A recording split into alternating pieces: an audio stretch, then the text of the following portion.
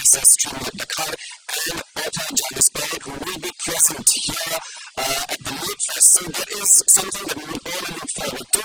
What's important is another highlight for this year's event is that there will be sessions dedicated exclusively for authors from the Garo and Khasi languages. So I don't think there's anything short for us to not be here. We have to be here. And if you miss it today, DD Meghalaya, like Amy just mentioned, will be covering it live today. We will be live tomorrow, and we will be live again on Saturday. And you can watch all of this from the comfort of your own homes. So without further ado, the Shillong Lake Fest 2025 will begin shortly. The formal inauguration will start. I'm sure like the dignitaries and the who's who from Meghalaya and obviously the world will be here to witness this formal inauguration taking place in a few minutes from now. So I want you guys to sit back and relax as we bring you all the action right here from Wards Lake.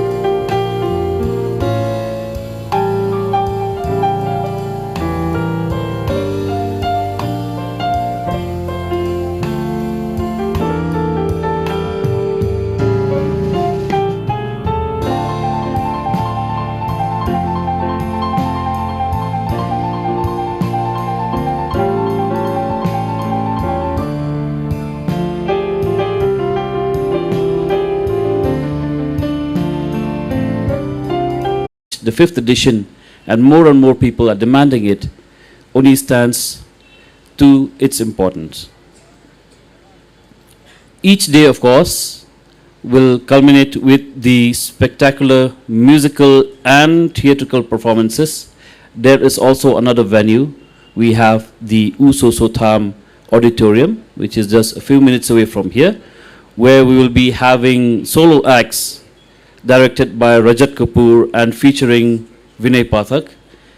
And of course, right at the entrance, there is also a stage where we will be having the celebrated Chief Minister's Meghalaya grassroots music program, ensuring that our literary exploration is also paired with an unforgettable cultural exchange. Let us celebrate the enduring power of the written word to challenge, to connect, and to change. It's now my distinct pleasure to welcome all of our guests who are on stage, and I invite our volunteers to kindly come up on stage and warmly welcome Dr. Vijay Kumar D, IAS and Commissioner, Secretary, Tourism Department. Let's give him a warm round of applause, please. We welcome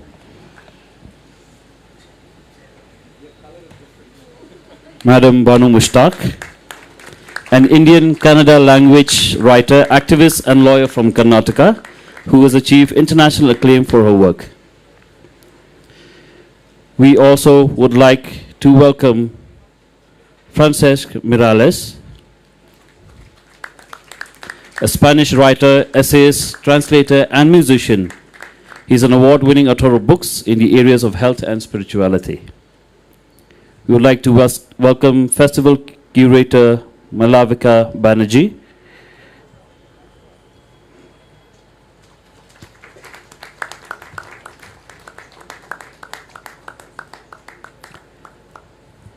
we welcome Dr. Vijay Kumar D, IAS Commissioner and Secretary, Tourism Department. A warm round of applause, please, ladies and gentlemen. And of course, we welcome Shri Cyril V.D. Dingdo, IAS Commissioner and Secretary to the Government of Meghalaya.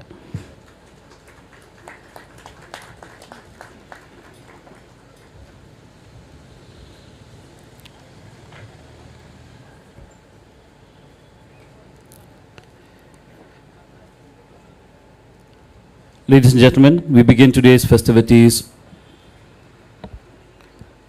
by inviting a distinguished public servant who is instrumental in weaving together culture and commerce in Meghalaya. We request Dr. Vijay Kumar D, IAS Commissioner and Secretary to the Government of Meghalaya, to kindly give us the welcome speech.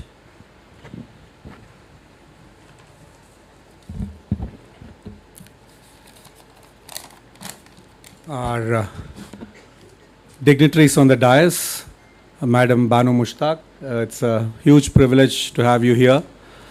Mr. Francesc Mirales, dignitaries, authors sitting here. I'm sorry I won't be able to take all the names, but Mr. Sanjay Hazarika,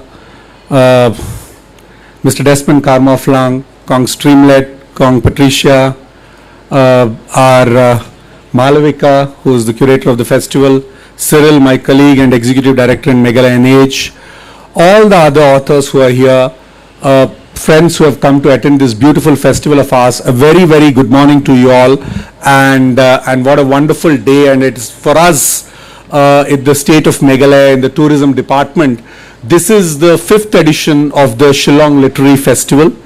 It's a matter of huge joy every year. I think it has now become a ritual every year, on one of these days when we set the date for the festival, come to this beautiful venue, look forward to sitting here, watching these beautiful cherry blossoms and looking at all the whole list that we have for the next 3 days, the names of the authors. Some we have read, some we would like to hear, some we are curious to interact with. So I think it has now become an annual ritual for me personally, as also a person interested in literature, as somebody who reads reasonably well.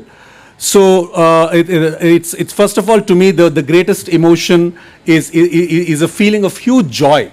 As we sit here in this beautiful setting, I'm reminded of what Mr. Vikram Seth, who was the speaker here last year, said. He said, why should we call Shillong, this beautiful place, why are we only calling it the Scotland of the East? It's the Kyoto of the West.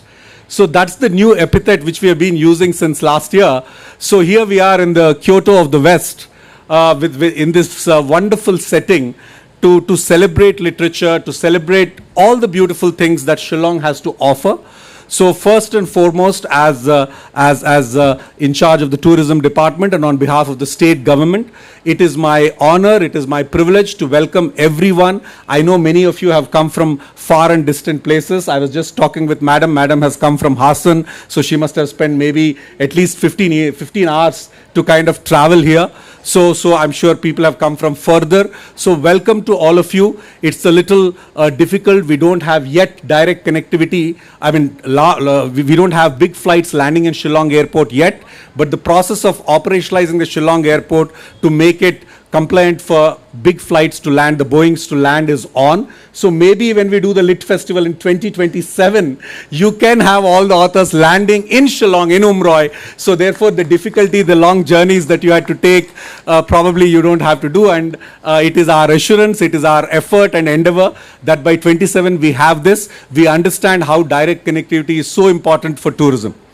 So just a little background. I know I'll not talk a lot about literature, but I'll talk about overall what is it that we are trying to do here in our beautiful state.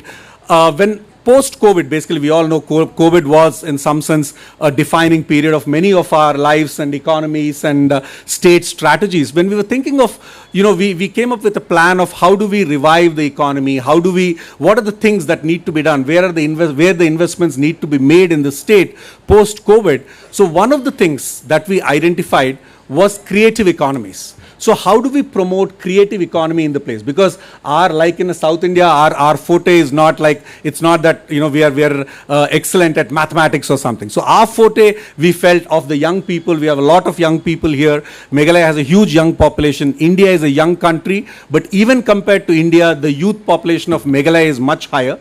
And one of the things that we identified as a huge potential area is creative economies, whether it is music, whether it is literature, whether it is art, whether it is design, whether it is food, and all that obviously connects to tourism, which is one of the biggest growth drivers for the state of Meghalaya.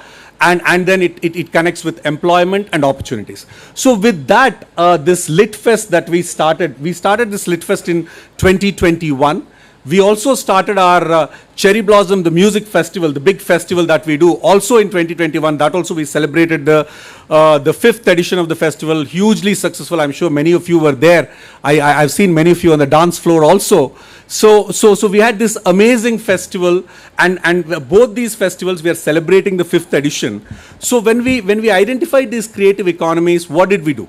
So we listed there are 5-6 things which we need to focus on. So first was music. So in music, whether it is festivals, whether it is big concerts, and very importantly, the MC just mentioned about what is called the grassroots music program. The Chief Minister's grassroots music program. Meghalaya is probably the only state where if you go around in the streets of Shillong and Kendailaad and other places, you'll find in the evening musicians playing. So there's a lot of busking going on, there are cafe gigs going on. But the interesting thing is all these gigs, all these are supported by the government. Because what we realized is that it takes a certain amount of time and certain amount of economic activity to pick up before cafes are ready to pay a musician and hire a musician. So we said in the interim, while we are investing in the large concerts which cost a lot of money, we also invest in day-to-day small events. 10,000 rupees we pay to an artist, we pay to an event manager 10,000 rupees and get the entire ecosystem going. So this was the idea of our Honorable Chief Minister when he is a musician himself. When he was tourism minister, back in 2021, he was tourism minister. Today he is not here. He will be here with us tomorrow because today he has gone for the swearing-in ceremony of the Bihar government.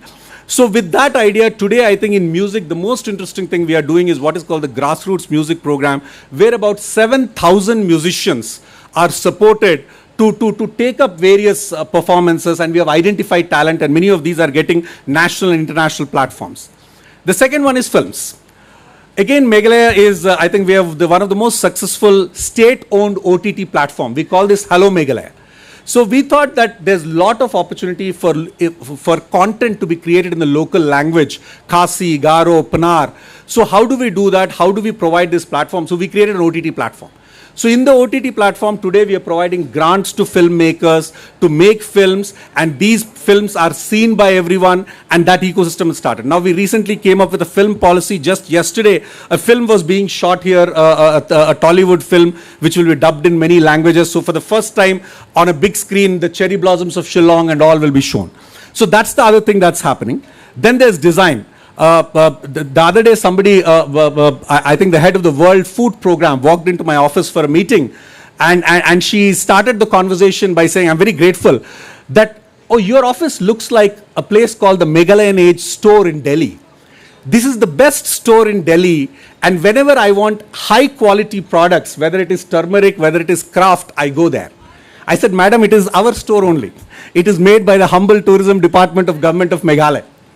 So in design, I think we are setting new benchmarks. If you look at any of the packaging of our products, of our craft, so we have been able to do this with the support of the entrepreneurs, supporting these entrepreneurs, and doing various. Our entrepreneurs have been to Osaka for the World Expo. The huge appreciation for the state. They brought in a lot of laurels. So in the field of design, a lot is happening.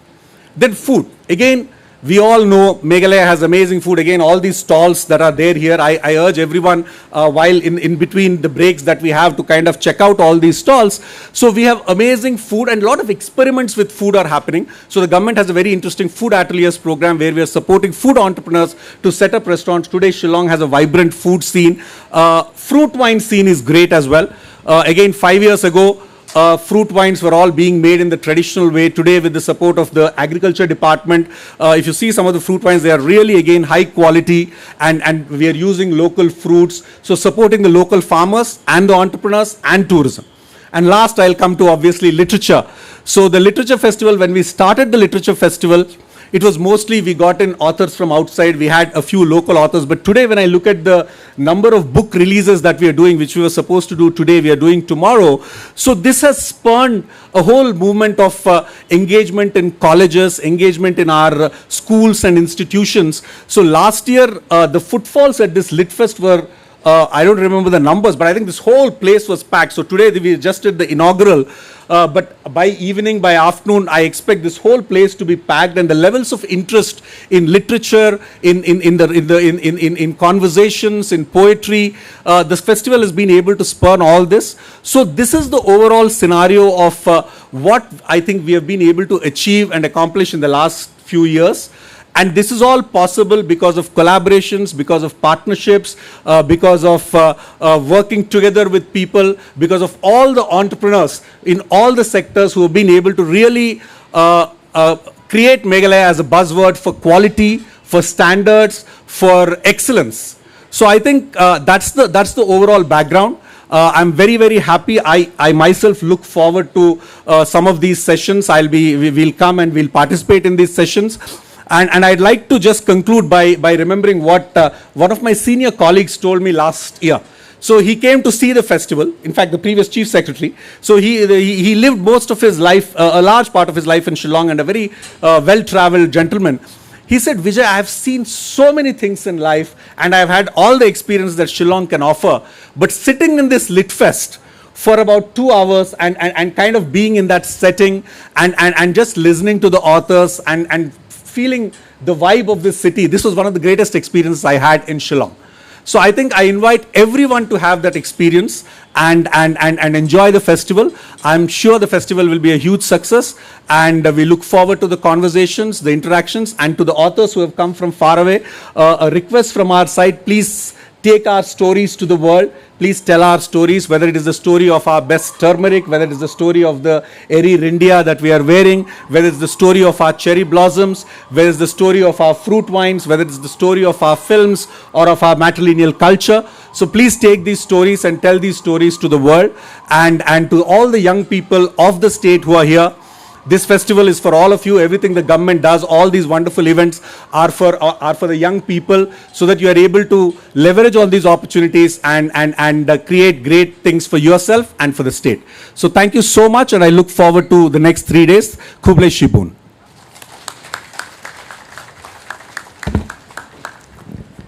Thank you very much, sir. As the Commissioner and Secretary to the Department of Tourism, Government of Meghalaya, Dr. Vijay has championed initiatives like this festival and many others, recognizing their vital role in boosting the state's creative economy and showcasing its unique cultural heritage to the world. Thank you, sir, for that welcome speech that has aspirations and dreams for the state. Ladies and gentlemen, may I also announce here that we are officially live at the DD Meghalaya official YouTube channel, in case you want to join us from the comfort of your home. Up next, we'd like to invite Banu Mushtaq. She is an Indian Kannada language writer, activist and lawyer from Karnataka, who's achieved international acclaim for her work, best known for her short story collection, Heart Lamp, translated from Kannada by Deepa Bhashti, which won the 2025 International Booker Prize. This made her the first Kannada language writer and the author of the first short story collection to receive the prestigious award. Ladies and gentlemen, let's hear from Banu Mushtaq.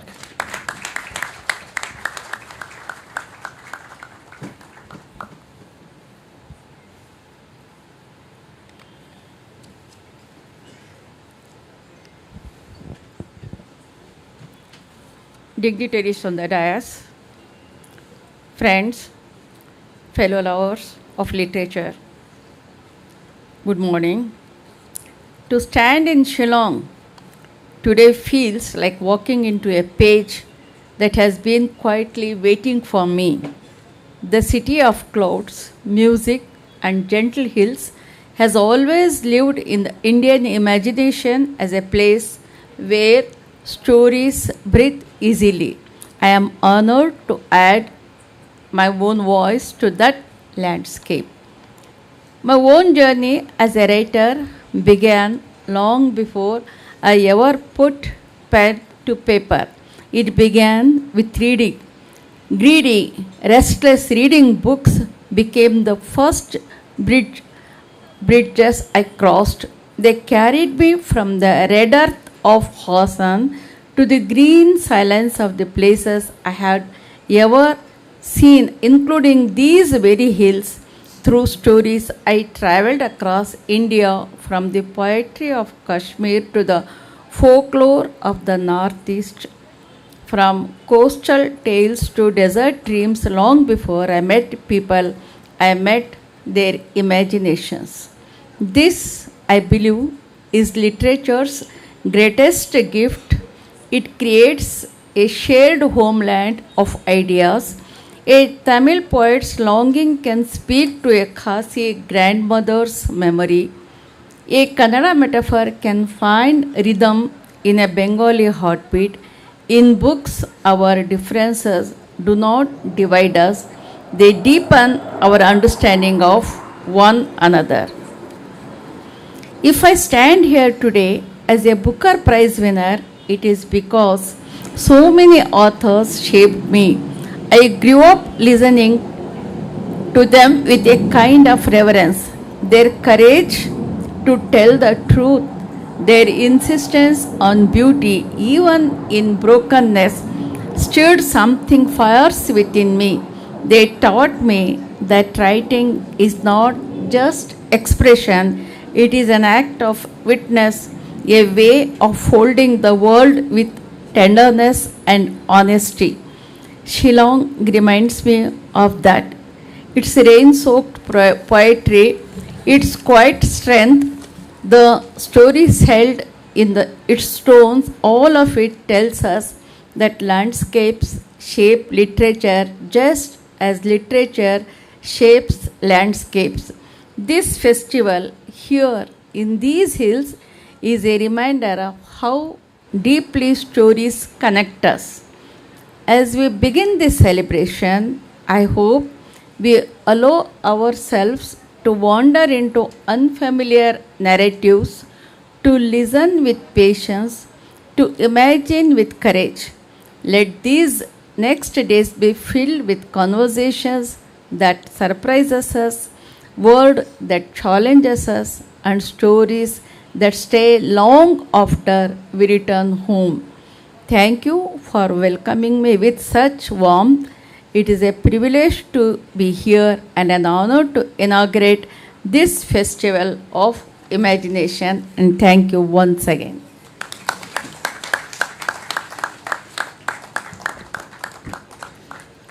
Thank you, madam, for such a wholesome and heartful speech from your side. We would like to welcome now and hear from Francesc Mirales, who is a Spanish writer, essayist, translator, and musician born in Barcelona. He is an award-winning author of books in the areas of health and spirituality, globally recognized as the co-author along with Hector Garcia of the international bestseller Ikigai, The Japanese Secret to a Long and Happy Life. Ladies and gentlemen, Francesc Mirales.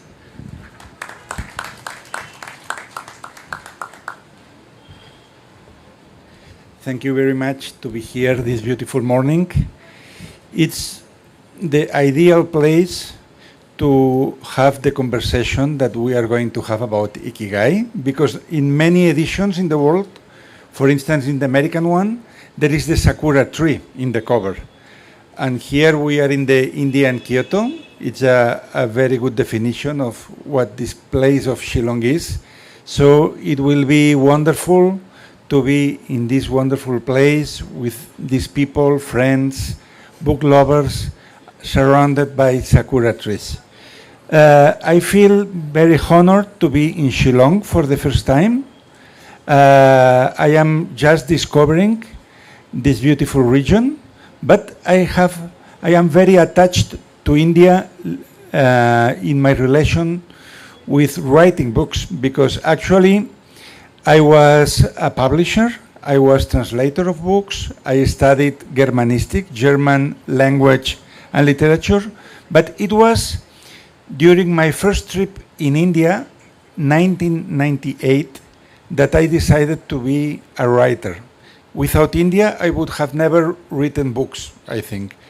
By that time, I was writing my first novel for children, and when I came back from India, I already felt a writer. So I am very happy to be in Shillong, to be in this festival for the first time. Today, we will have a nice conversation about the secrets of Ikigai, the purpose in life, with a professor about Meghalaya folklore. And tomorrow we'll speak about the four Purusharth, because I wrote a book together with Hector Garcia that in the rest of the world is called Namaste, because it's the most international Indian word. And we are going to discuss also about that. So thank you very much for having me here in this little paradise.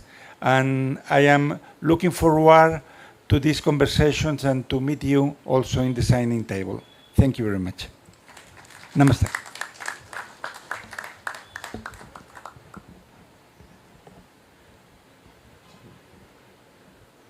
Muchas gracias, Señor Mirales. Thank you for being here today. Ladies and gentlemen, we are honored to have with us a true curator of literary excellence. She's a seasoned journalist, a successful entrepreneur in the field of sports and textiles, and above all, the visionary director of the Kolkata Literary Meet. She has dedicated herself to building platforms that celebrate stories and voices from across the globe. She is not only an observer of the literary world, but one of its most dynamic enablers. Please join me in giving a very warm welcome to Malavika Banerjee, who will now share her overview of this year's Shillong Lit Fest.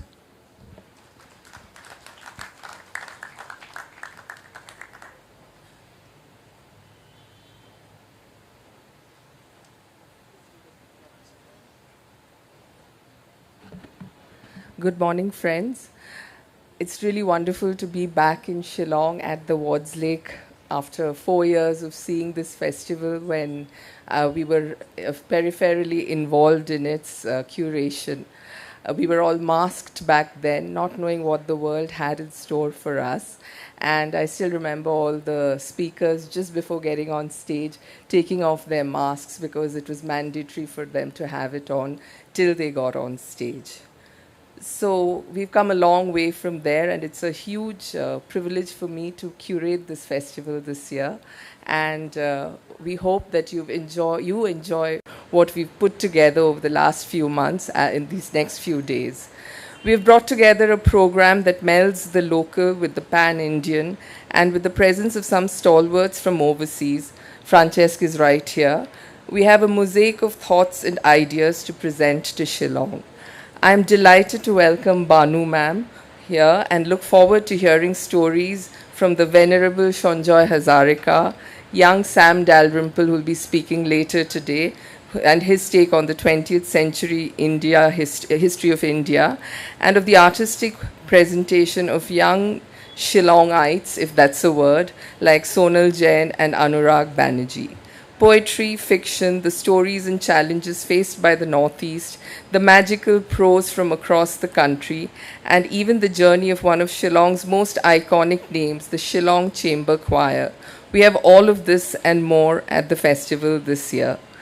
I have to say it was a unique pleasure for me to also curate the Khasi and Garo programs in this year's Literature Festival, and to be advised in that by people like Kong Streamlit, Kong Pat, of course Shonjoy, who I think I have given a lot of sleepless nights to, and we have worked very hard to make this a festival with heart and with the songs, stories, dreams and aspirations of this beautiful state and this absolutely magical city.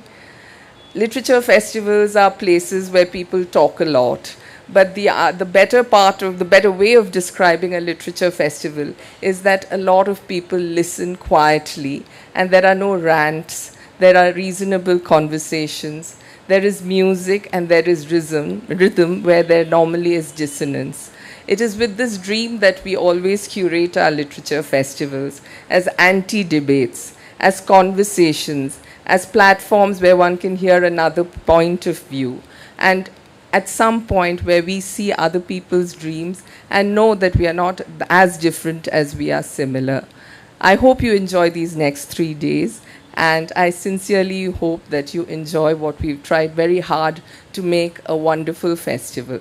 Enjoy the conversations, enjoy the performances. Thank you.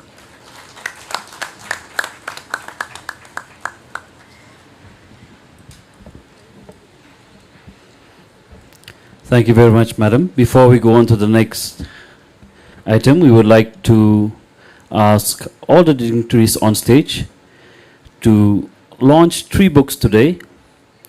We have Wachwa Lakatandrai, Wachwa Lakatandrai by Streamlit Dakar. The author is here. Launch of the Songs of Our People by Anurag Banerjee, and the launch of Is She Wise by Monica Thomas, Gladinia Perto, and Anthony Durpoy. We'd like to request the dignitaries on stage and also the authors who are present, the authors of the books, to kindly come up on stage. Firstly, ladies and gentlemen, we officially launched today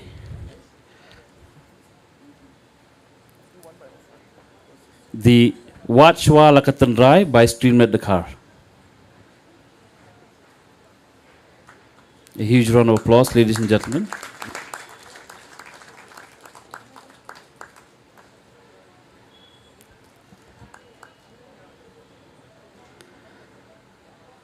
These books will be available at all the stores that are there today.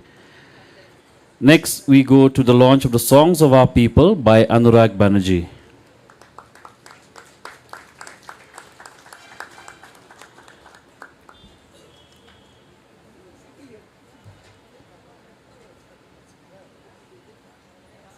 We request the author to kindly be here in the middle, along with the dignitaries.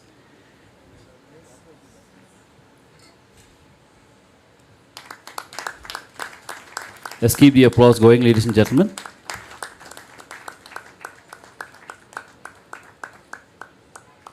And finally, we officially launch Is She Wise by Monica Thomas, Gladinia Perto, and Anthony Durpoy.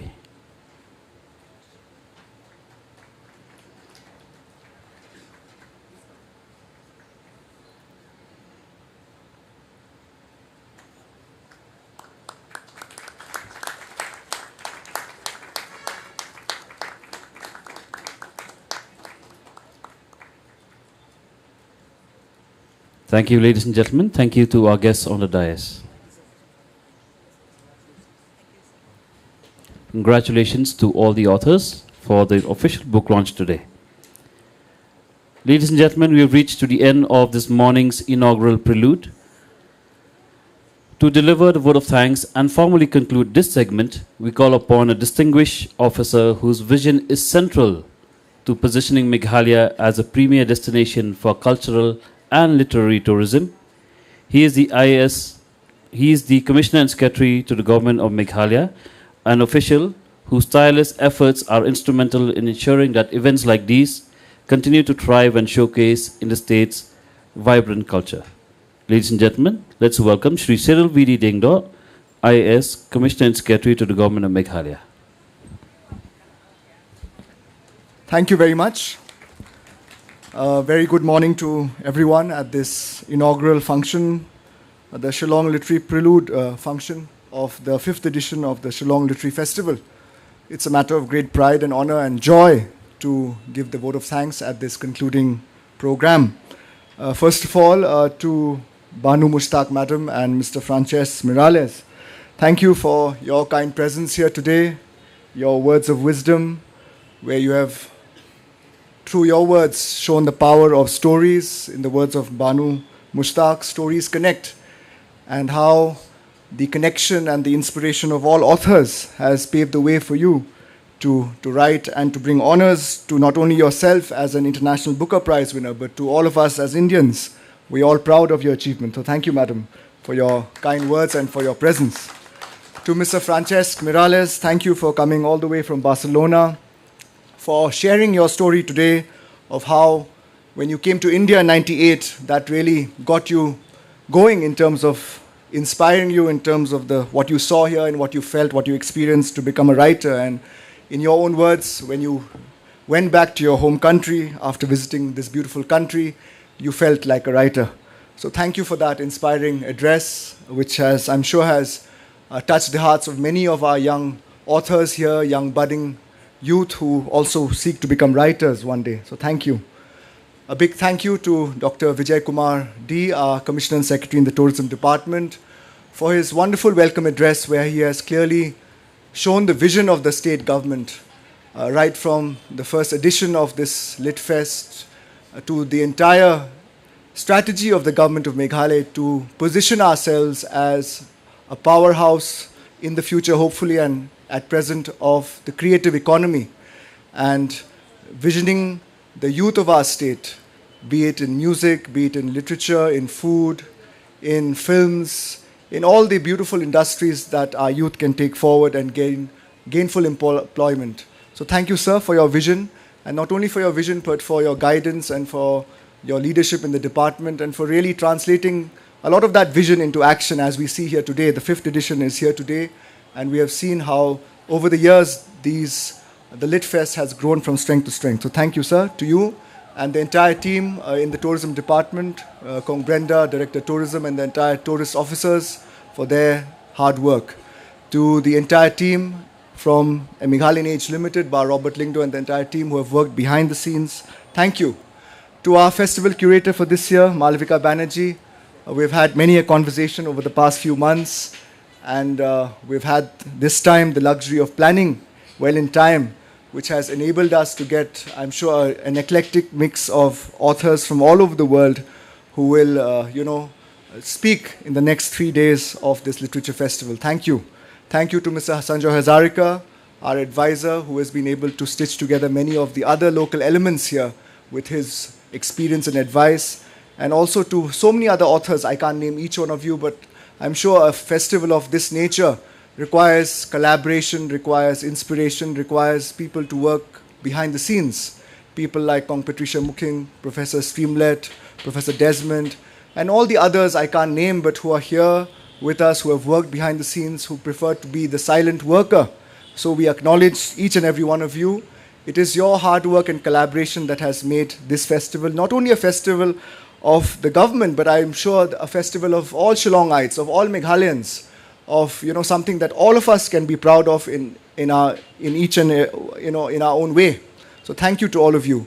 Thank you to all the authors who will be speaking in the next 3 days. Those who have come from far and wide. Malavika's mentioned some of you.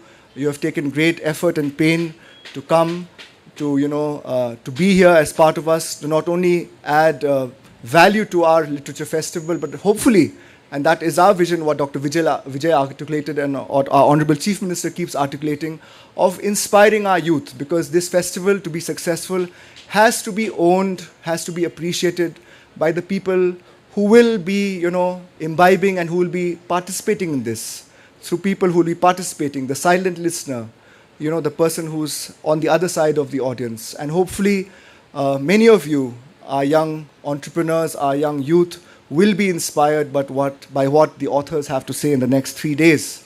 So thank you to also Kong Rosette Kurba and the entire team of the Deputy Commissioner's Office, East Khasi Hills District, for your efforts and coordination. We appreciate that. To the SP East Khasi Hills, SP Traffic, DIPR, our friends from Doordarshan and the media who are covering this event, and people from the media, friends from everywhere. So I can't name each and every one of you, but you know who you are. Heartfelt thanks on behalf of the government of Meghalaya to each and every one of you. May all of you enjoy this festival. May all of you enjoy this beautiful scenic venue that we have, the Wards Lake, with these beautiful cherry blossom trees. And may all of you take back these beautiful memories. And as Sir mentioned, we hope that all the authors who will participate and our young youth who will participate can take back our stories and write these stories so that the rest of the world will know of the beauty of this beautiful state of ours, aptly called now the Kyoto of the West. Kublai Shibon, Mithela, and Jai Hind. Thank you. Thank you very much, sir. And that concludes the inaugural prelude of the 5th edition of the Shillong Lit Fest. We invite you to check your programs for the next few sessions that are going to happen today. I want to give a final thank you once again to all of our guests who are on stage. as we go on to the next session. The literary journey begins now. Please consult your program guide, like I said, for all the exciting lineup of the sessions starting shortly.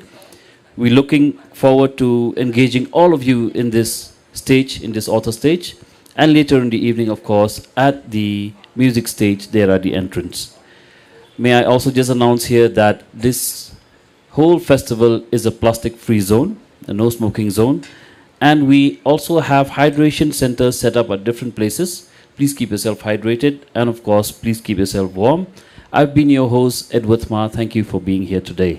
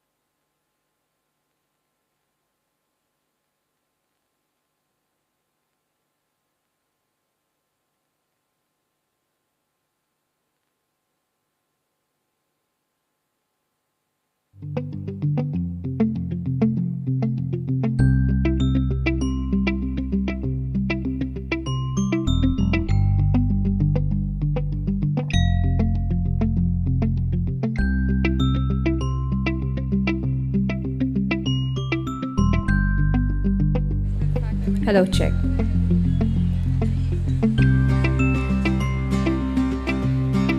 Now we shall begin with the session. We've had a very beautiful inaugural prelude setting the tone for this day.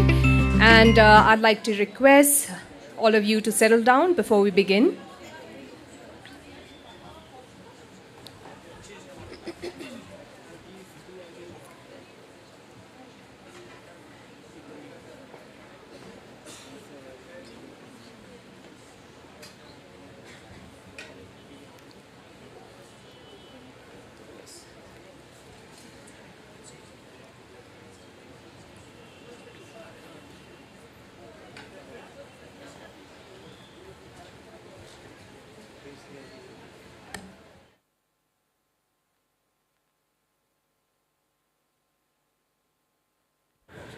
One, two.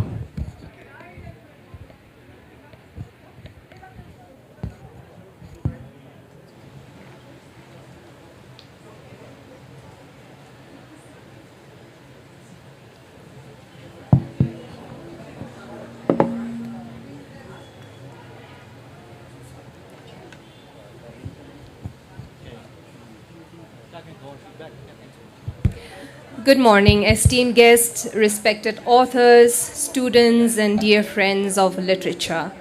On behalf of the organizing committee, the Meghalayan Age, Tourism Department, Government of Meghalaya, it is my great pleasure and honor to extend a warm and heartfelt welcome to each and every one of you to this Shillong Literary Festival 2025 Edition 5.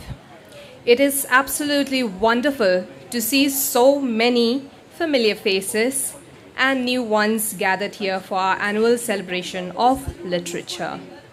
We gather today to celebrate the power of words and magic of storytelling and the boundless worlds that books opened for us. We are especially privileged to have in our midst our distinguished authors, poets, essayists, illustrators, journalists whose profound contributions to literature have inspired countless readers and aspiring writers alike. Your presence adds immense value to our gathering, and we look forward to our insights. We have with us our guests to kickstart this day one of the Shillong Lit Fest 2025. We have Francesc Mirales. We're very happy to have you with us, sir. Just a little highlight about our author, a Spanish author. He's an essayist and a translator best known for co-authoring the international bestseller Ikigai, the Japanese secret to a long and happy life. In conversation with Professor Desmond L. Carmoplang, he is a professor of cultural and creative studies. His contribution to folk literature is immense. He wrote numerous books and written scholarly articles published nationally and internationally. Ladies and gentlemen, presenting to you our first session of the day, Ikigai, Francesc Mirales discusses the Japanese way of life that inspired his iconic book, in conversation with Desmond Carmoplang.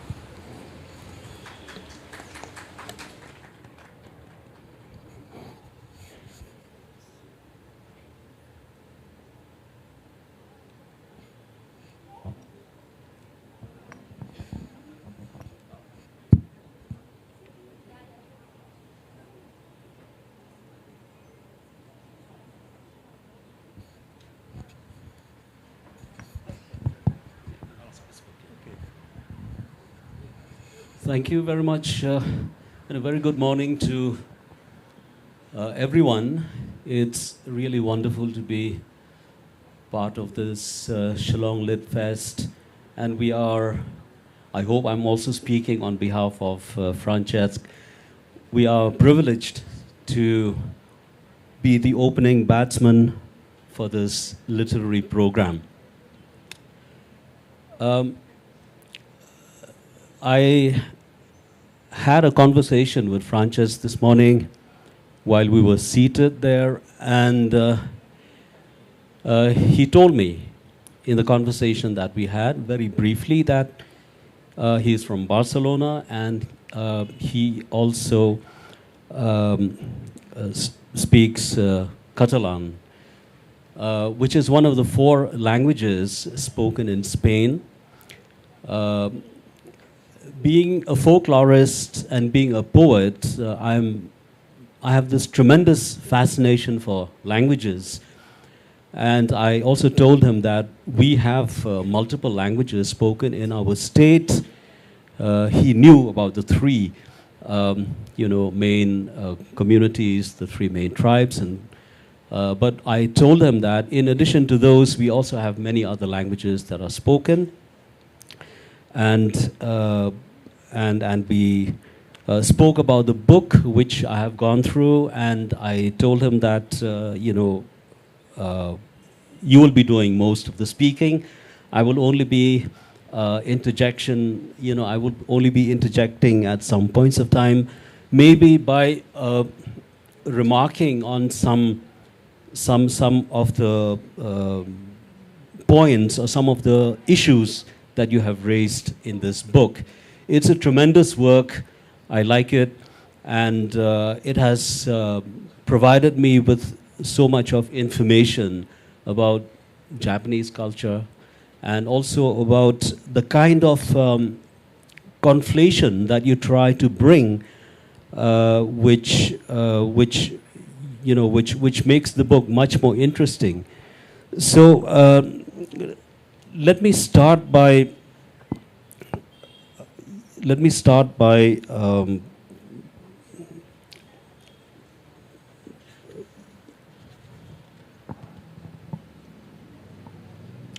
I find this phrase very interesting.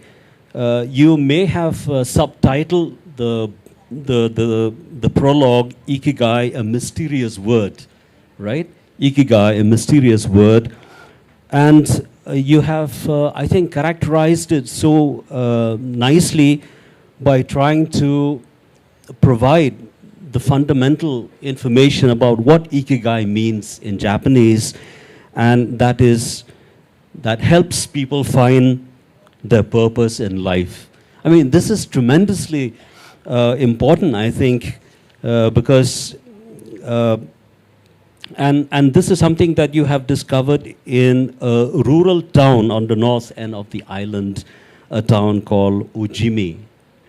And it's also interesting in the prologue that you describe how you went to Ujimi and how you interacted with mostly people who are old, people who have retired, but people who are still active, right?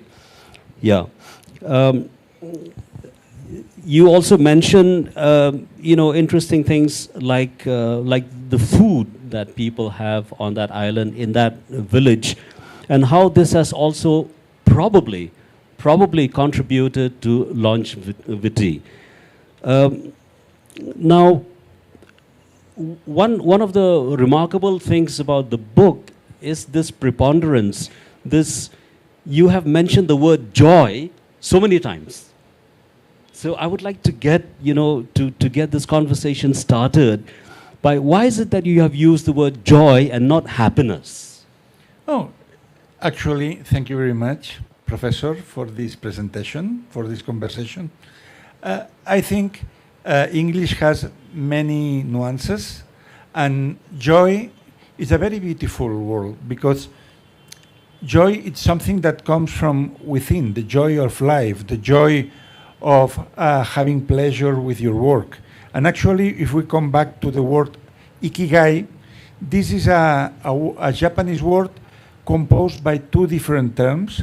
Iki means life. Gai is something worth being done. So literally, Ikigai would be a life worth being lived, a life with purpose, a life with a meaning. And you can only find joy when you love what you do. If you are a professor and you are teaching folklore and you have the joy of sharing all this knowledge, joy is contagious, and your students will love also this matter. So I think this is a very important concept in life, and it's something that you find constantly in India. If you live in Barcelona, Barcelona is very beautiful, but most faces are serious.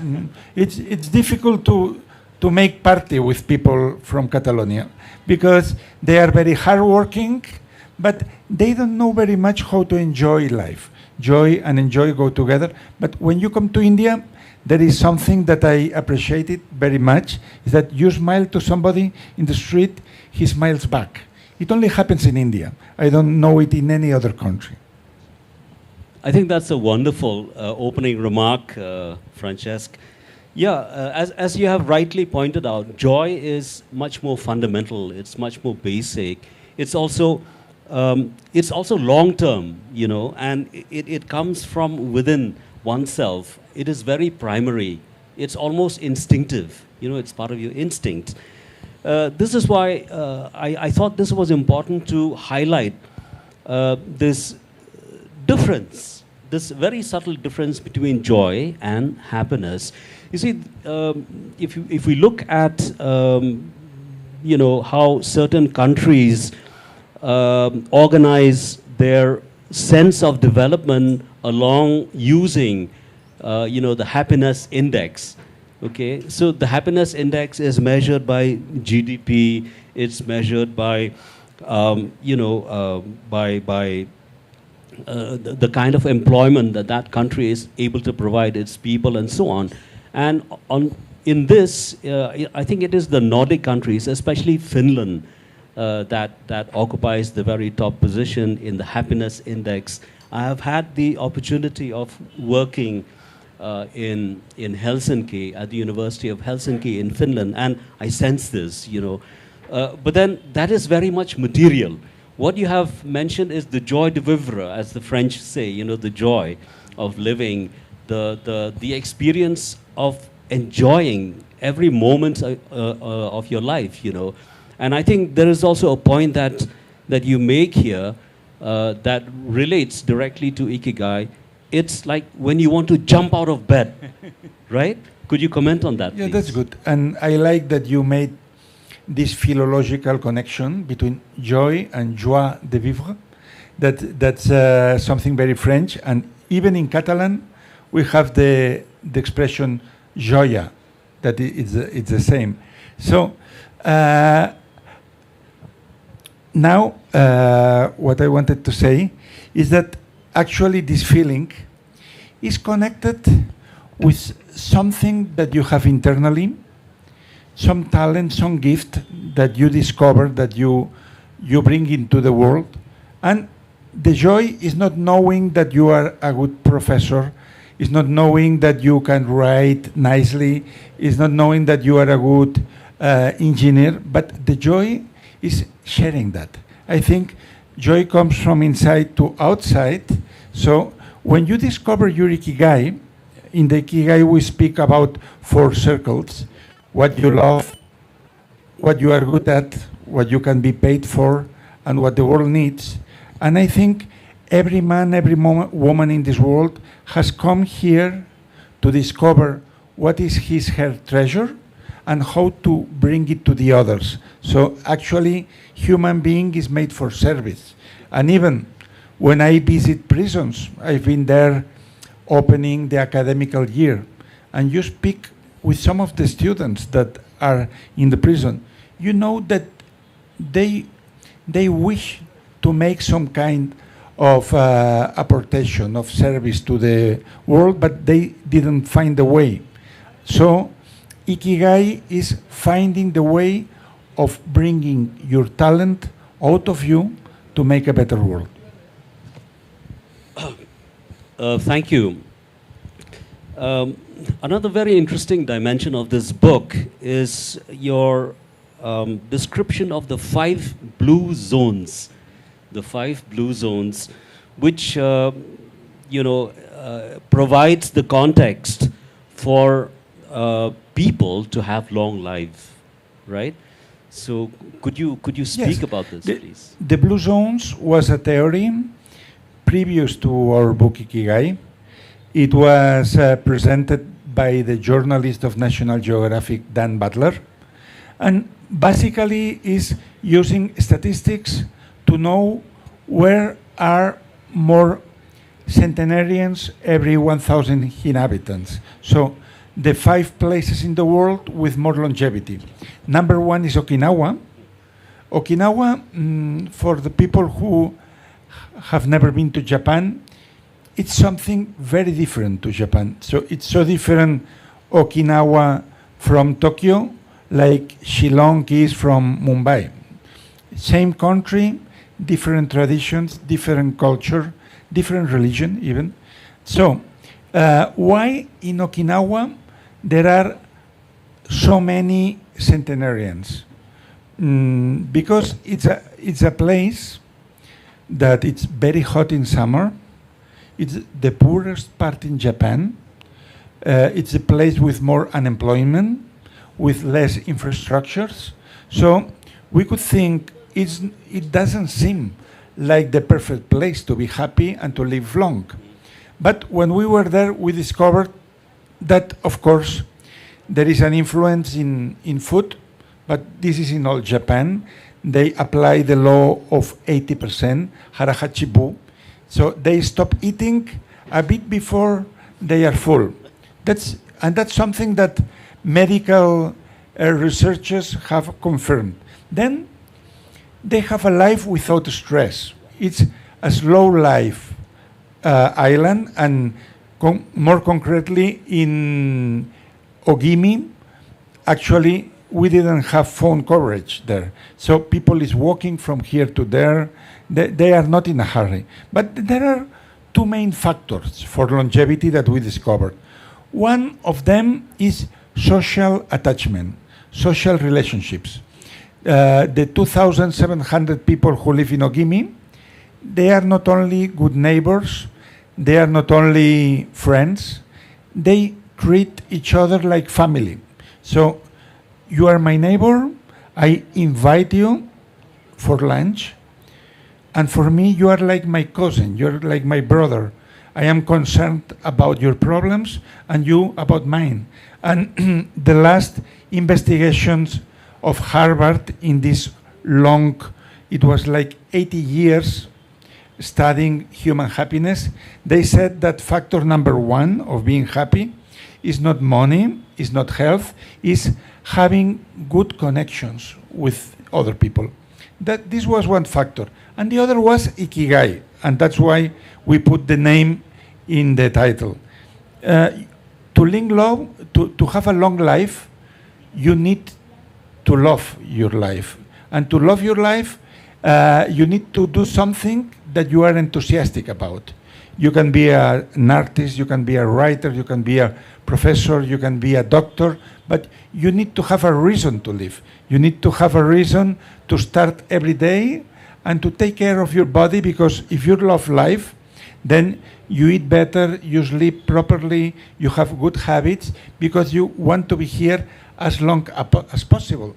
In the opposite side, if you find that life is horrible, that humanity is cruel, that if you are very pessimistic about everything, you don't have the motivation to take care of your body or your mind. So there is a very narrow relationship between happiness and longevity.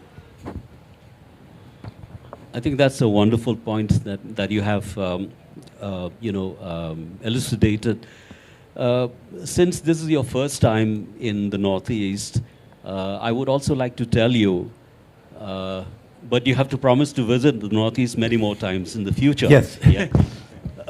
I have to tell you that here also, the ethnic communities that inhabit the Northeast part of India, we also have traditions and practices that foster, that promotes, this community sense.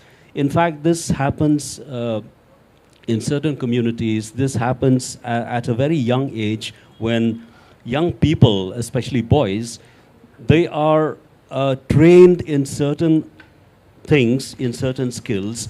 They are also taught and provided lessons in ethics, and they are supposed to live together.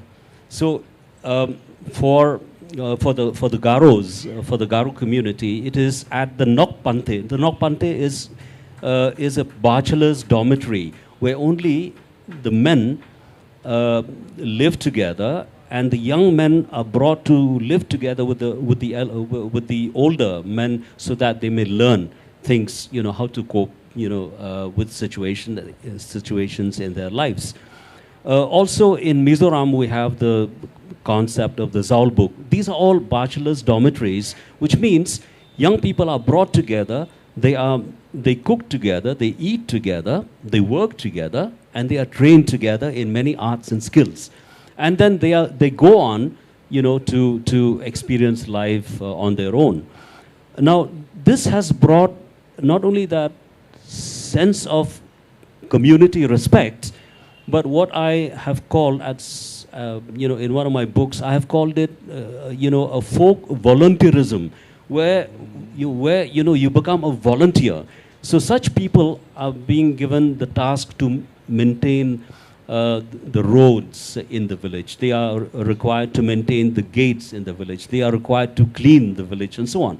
So this sense is being taught right from a very early age.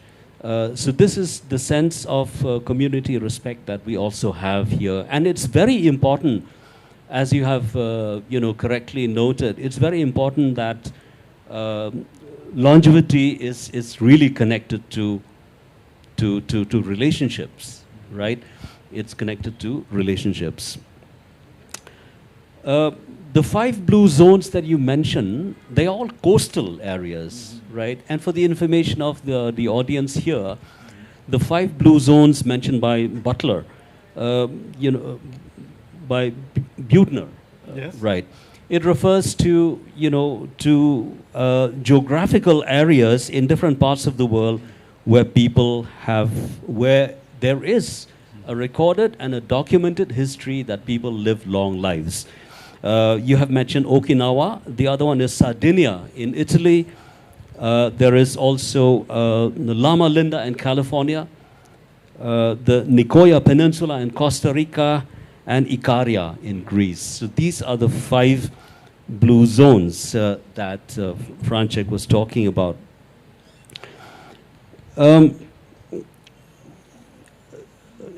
Next, I come to, you mentioned the word stress, you mentioned the word fatigue, you mentioned the word how sometimes there are things that we do in our lives as part of our, work and so on, that we invite stress, we invite, fatigue, we are constantly on the cell phone and so on and so forth.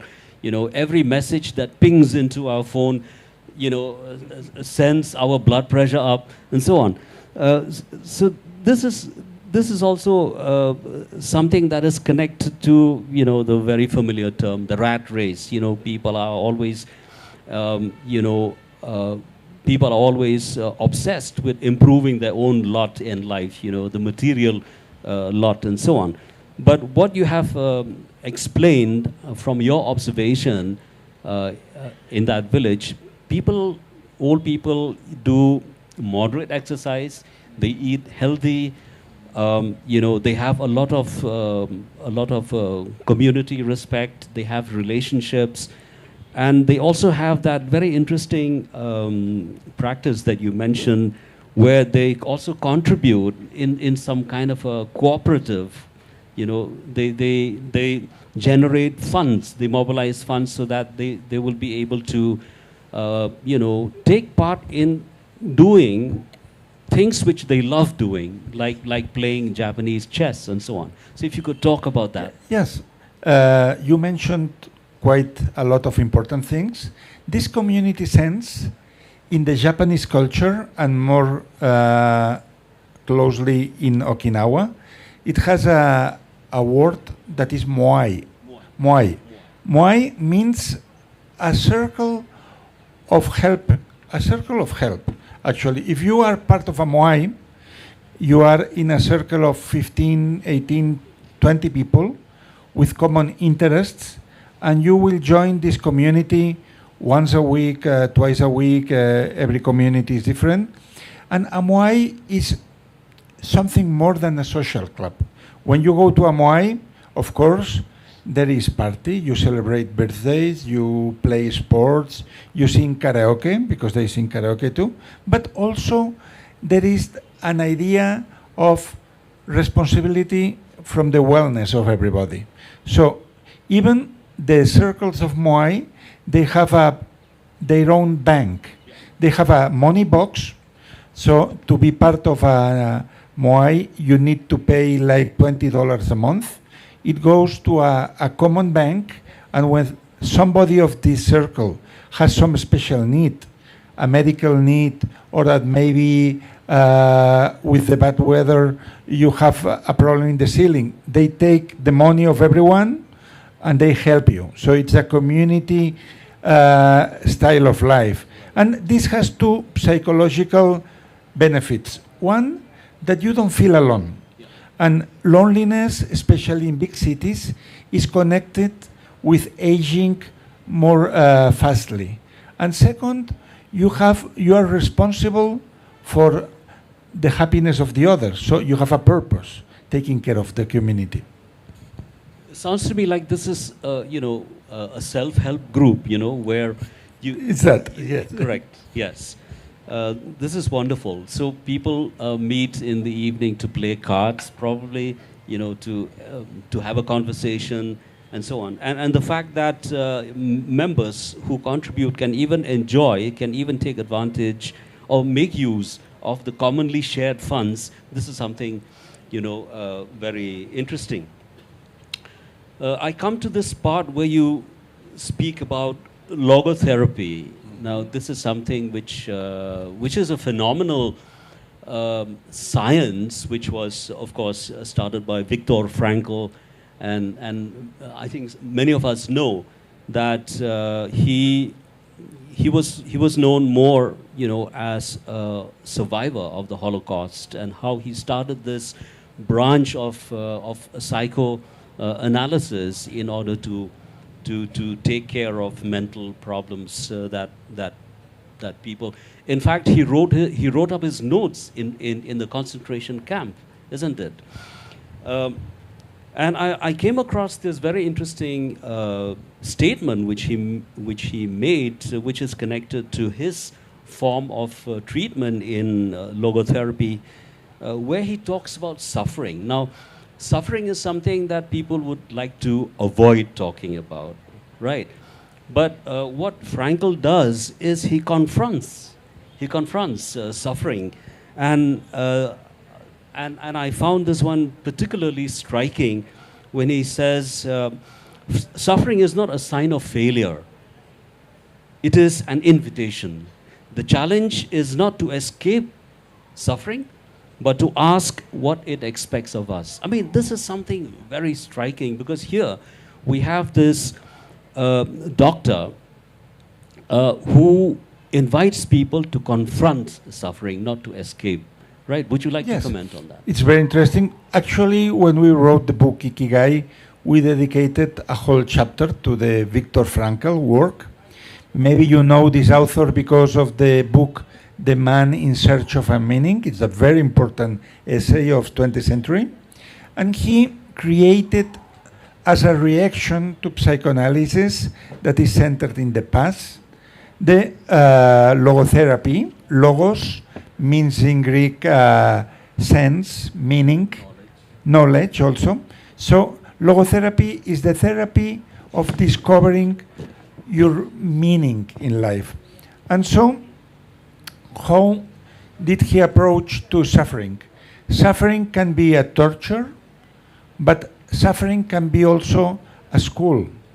In the way that if you suffer, for instance, if you have lost a very dear person of your life, then you are prepared to assist another person with the same suffering. So when you have suffered a lot, and Mr. Frankl suffered in the concentration camps, he had the sensibility to understand what other people were feeling. And because of that, when you are in pain, when you are in suffering, you can blame to the world, you can blame to God, or you can say, now I get the lessons of all this, and I think this suffering can be productive. This suffering can be useful because I feel prepared to help other people passing by the same situation. Yeah, it's it reminds me of course, many examples of classical literature when when there are very useful masterpieces that have been actually crafted by writers who engage suffering. One of my favorites is Victor Hugo's Les Miserables, because you see, this is a novel which has spawned, and it has reproduced numerous other works of art, numerous other works of literature. I mean, there is even a Hollywood movie that has been made, because it talks about this character, Lejeune, I think. It talks about Lejeune, who overcomes the suffering that somebody puts him through, by helping people. So it reminded me very strongly about that. Now, coming to long life and longevity, in your experience with your meetings with the islanders, in the village, how do they reckon, or how do they describe, how do they quantify long life? I think it's better to have a rich life than a long life. It's better quality than quantity. Correct. But both things can come together. Last time we were in Ogimi together with National Geographic to shoot a documentary. We got to know a man who was 108 years old. He was all day working in the garden. He was giving us oranges, and he was explaining a lot of funny things about his life, making many jokes. It was a man for whom humor was important, Yeah. and human connection was important. Right. And I think if you are expert in storytelling, in the folklore, if you have stories to tell if you can connect with the young people, you get part of this youth. Yeah. And in that, I would like to mention the theory of an American author called Arthur C. Brooks. And he says that purpose has two parts in life. In the first part of your life, purpose is shining. You need to shine. You need to show your talent, your abilities, your gifts. Second part of life, purpose is showing the light to the others, helping younger people to get where you are now. So in the first part of our lives, we are students. In the second part in our lives, we are teachers of the younger ones. And I think this is connected with this man who was 108, that he was focused in talking and explaining and teaching to the youngest ones how to live. And as you have rightly pointed out, storytelling is one of the best mechanisms for this, something which I've also experienced firsthand in my field work in the Bhoi areas. I'm referring to the northern part of Khasi Hills, where there is this very strong tradition of storytelling. And this is how I believe, storytellers not only pass on their knowledge, but they also imbibe, the youthfulness from the audience, the young audience that they have.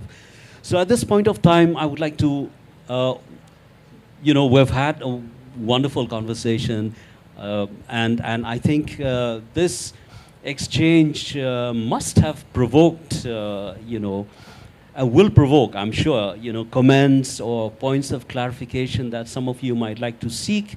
So Francesc is available, to respond to your queries. Can we have a microphone, please, there?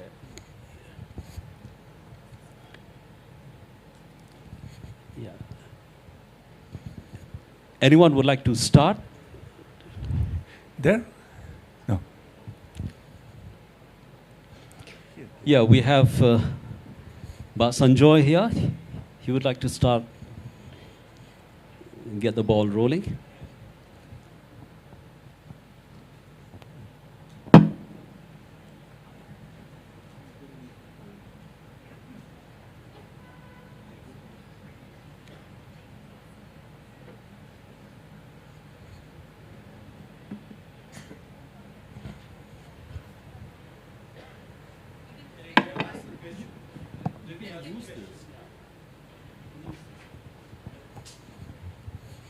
Thank you. Thank you. Thanks both of you for a really engaging and delightful and moving conversation. The first question is always the difficult one, so let me pitch it. What made you explore Japan? Because you've talked about everything except what took you to Okinawa. I mean, there must have been a research question or a philosophical issue that triggered this quest. Thank you very much. Actually, my first trip to the East, it was in India by the end of the last century. And then I started exploring other countries in Asia. And in Japan, I have been like 11, 12 times because of my work, because I wrote novels about Kyoto. I have a novel about Kyoto. And I got friend of Mr. Hector Garcia. He's an engineer. He's married to a woman of Okinawa. And because of this connection, when I was visiting him, he said, my father-in-law says that there is a tiny village called Ogimi that is in the Guinness World Book of Records as the village in the world with highest longevity.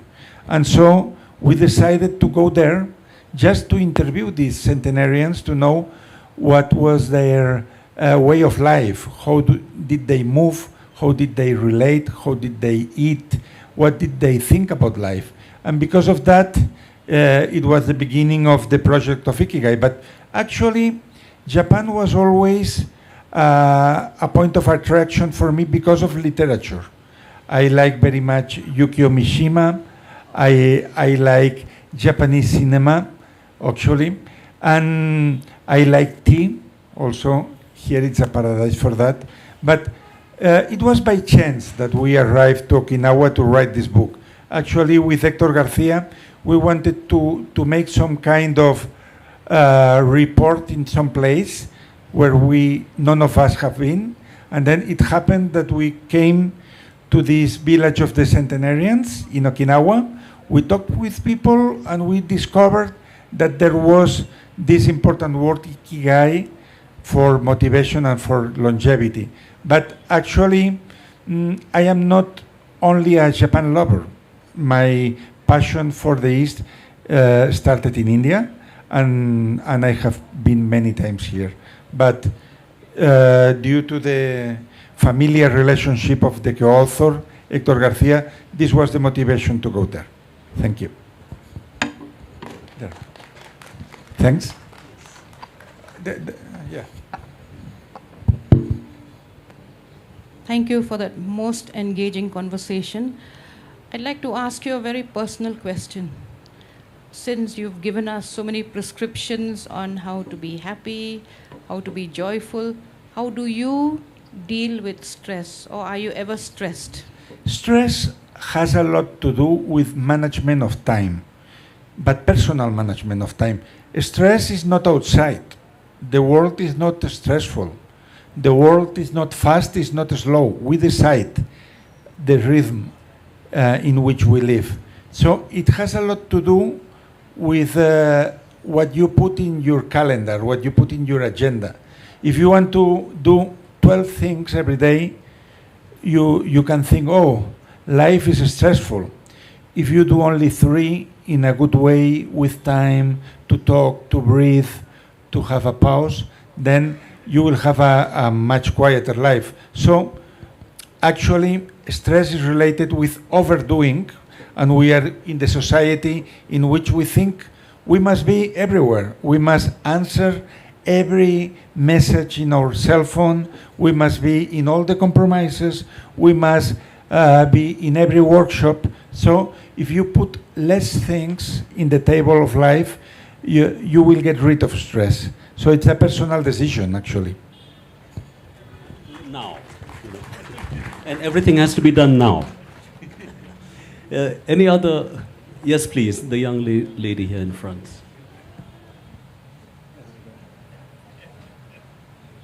May I do it first? Since you have the microphone. Yeah, since I have it in my hand. So the conversation was really engaging. And when Badismon started that he's interested in language, and I was expecting some things related with that. But then something that interests me is, Spanish language. I don't know. I speak 5 languages, Indian ones, but I don't know much of Spanish apart from hola and buenos dias and buenas noches, etc. So I was told that Spanish is a language which is more emotional, which many of Indian languages are. Is there any similarity when you worked? I'm sure you have gone into the depth of Japanese language as well. So Spanish, Japanese, is there anything that connects these two, please? Thank you. Actually, the common thing between Spanish and Japanese is the phonetics.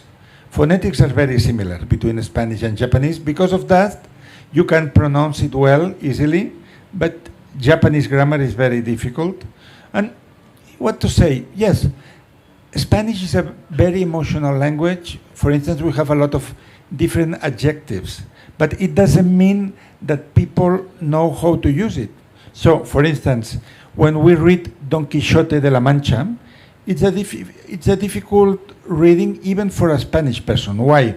Because normally we use 5,000 words in the common language, but Cervantes used 20,000 words in this book. So we need to go to the dictionary very often. So that's true that it's an emotional language, and that when we are talking very often about what we are feeling, how we are experiencing that. So, and there are other languages like German that are more rational, they are trying to classify information, to define things. So it was a very interesting question. Thank you. I would just like to add to that, since you brought up language, because in the conversation that we had when we met, the first time this morning, we also spoke about the poetry that's been written in the Spanish language, and I spoke about Octavio Paz, who wrote in Spanish, but then he is from Mexico. We also spoke about Federico Garcia Lorca, who's Spanish. And we also spoke about Pablo Neruda, who writes in Spanish, but he's from Peru. So, those are the nuances that are there, even in the Spanish language. Yes, you have a question? Thank you, Professor. Hello, sir. I feel very blessed to watch and listen to you today. I'm Nimisha. So, being a youngster, so I have read a book and I feel it's full of, apart from the literature, it's full of emotions. So, on behalf of youngster, I just wanted to, know, as we see nowadays, all the youngsters, we deal with, we broke down emotionally very quickly, right? And sometimes we feel that, oh, we lost the purpose of life. So what will be your suggestion, to find that starting point to rediscover the purpose of life if we lost in between, sir? Yeah, yes, I think nowadays we have thousands of contacts, but with very high emotional intensity. So we are sharing a lot of information, but we are sharing very little emotion with others, because it's difficult to be emotional in a telephone in which every 2 seconds you have something new there. Maybe you put a like, you put okay, or you put an emoticon or something. No? So I think to deal with emotions, we need to come back to analogical things, like this meeting in this wonderful garden, with real people and without the screens. Screens are very good to share information, but they are not so good for sharing emotions. And I will put an example. When you write a WhatsApp to somebody, if you don't put a lot of hearts and signs, some emojis, sometimes the other thinks that you are angry, because they cannot see your face. They cannot see the tone of your voice. So when we only see the words, there are a lot of information that is missing to know what the other is feeling. One last one. Thank you, sir. Time is running out. And one last one. Hello, thank you. Do you see a connection between Ikigai and Ikebana? Ikebana, yes. Actually, Ikebana, this Japanese art of composing with plants, has a lot to do with another concept that is called wabi-sabi. And wabi-sabi is the beauty of imperfection. So for the Japanese, it can only be beautiful what is like nature. And in nature, there are 3 conditions. Nothing is perfect, so there are no straight lines in nature, perfectly straight. And actually, Antoni Gaudí, the architect of Sagrada Familia, said, the straight line belongs to man, the curve belongs to God. So in wabi-sabi, nature is not perfect, thank you. Nothing is finished. When you see a tree, it's growing, it's dying, it's being reborn, and people are not finished. We are growing all the time, and nothing is forever. There is a time for everyone. So when you know that you are not perfect, when you know that you are not finished and you are not forever, you are in a wabi-sabi concept. And Ikebana is aesthetically this idea of something that is irregular, that is similar to nature, and that is beautiful. Thank you. Thank you, Francesc. And it's a wonderful, really, having this conversation with you. And I would like to thank each one of you. You've really been a fantastic audience. Thank you very much. Thank you. Thank you, Professor Kamarflang, for the conversation. And Francesc Mirales, that was a very interesting conversation and very thought-provoking. And I'm sure all of us have a lot of questions in our heads, but we also have to move on to our next conversation. Well, I'd like to mention that our author will be at the signature lounge. If you wish your book to be autographed by him, you may proceed to the signature lounge. In a short while, we'll move on to our second conversation on River Traveller by Sanjoy Hazarika. Traces a story of Sangpo Brahmaputra from Tibet to the Bay of Bengal in conversation with Priti Gill. Before we leave, we also would like to honor our guest with a bag. We have a little gift, a token of appreciation for your being here.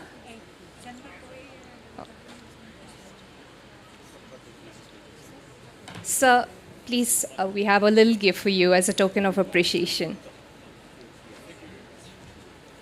Thank you, sir. Thank you so much. And we also have a gift for our Professor Karma Plank. Thank you so much. Thank you. Thank you, sir.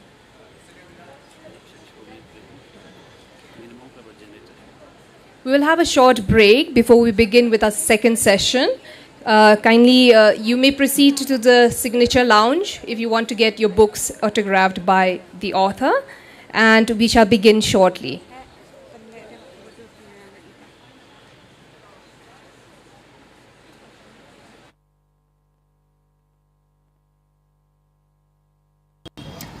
Malvika ma'am, let's begin first with your brief introduction and the team behind the Shillong Lit Fest 2025.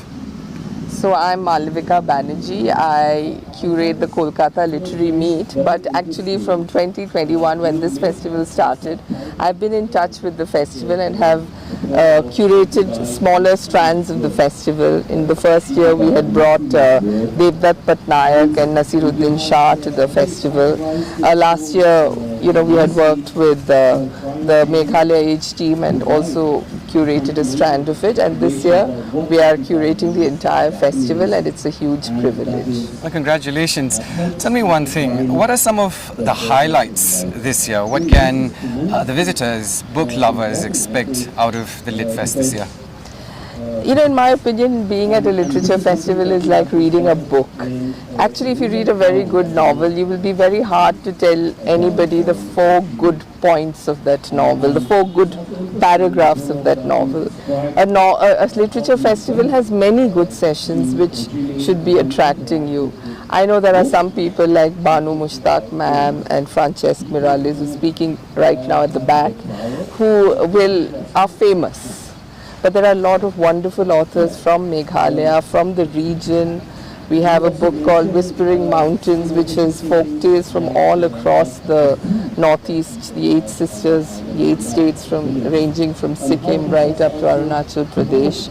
We have the wonderful Vinay Pathak talking with Dominic Sangma and Rajat Kapoor about OTT. We have these sessions with young local authors like Alfidari, who will be discussing their engagement with their own literature and the world at large. So literary festival is good when it is a conversation of the global, the national with the local. That's when it really works. So instead of pointing out a few sessions, I hope that is the theme that really attracts people. Brilliant. And ma'am, when we talk about some of the highlights this year, and one of the highlights would include sessions, exclusive sessions for authors in the Khasi and Garo languages. Yes. Would you like to stress on it a little bit? So I believe this festival didn't have that many sessions with Khasi and Garo language used in the session.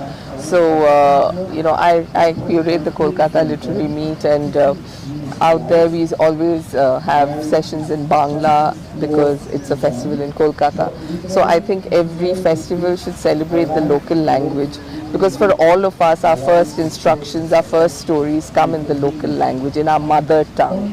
The term mother tongue actually says it all. So if we want to engage with the world, we should be first rooted in who we are, and language does that more than anything else. Ma'am, my last question to you. I'm sure you must have been to a lot of Lit Fest in India and abroad.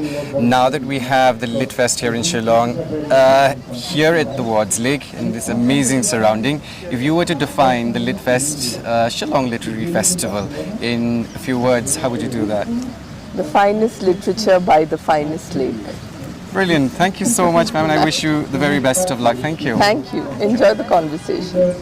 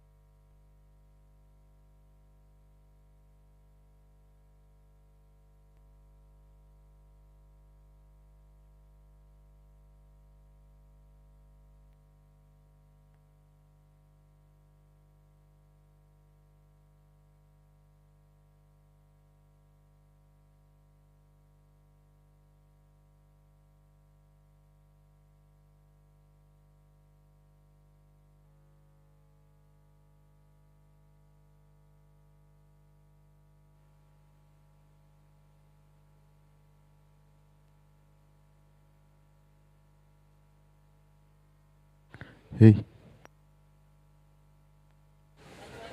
Hello, check.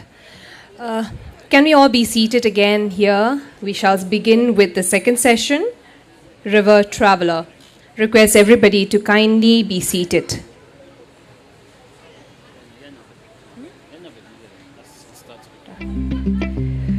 A perfect blend of history, reportage, and travel across Tibet, India, and Bangladesh, he crafts a magisterial portrait of the mighty Brahmaputra.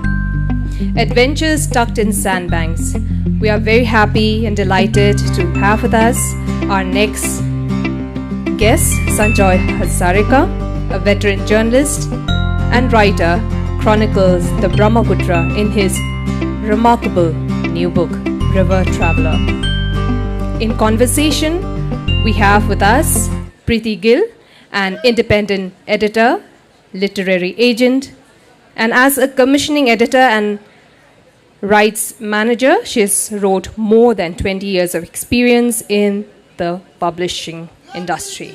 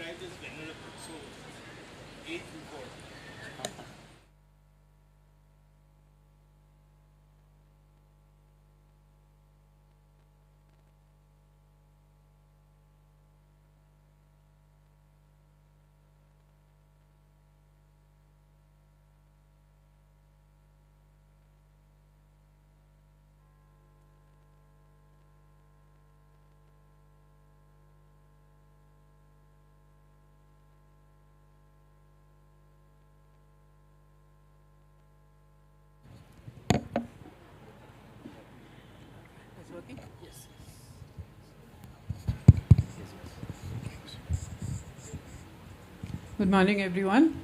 And since I'm sitting with the venerable Sanjoy Hazarika, I have to keep my notes in front of me in case I make a mistake.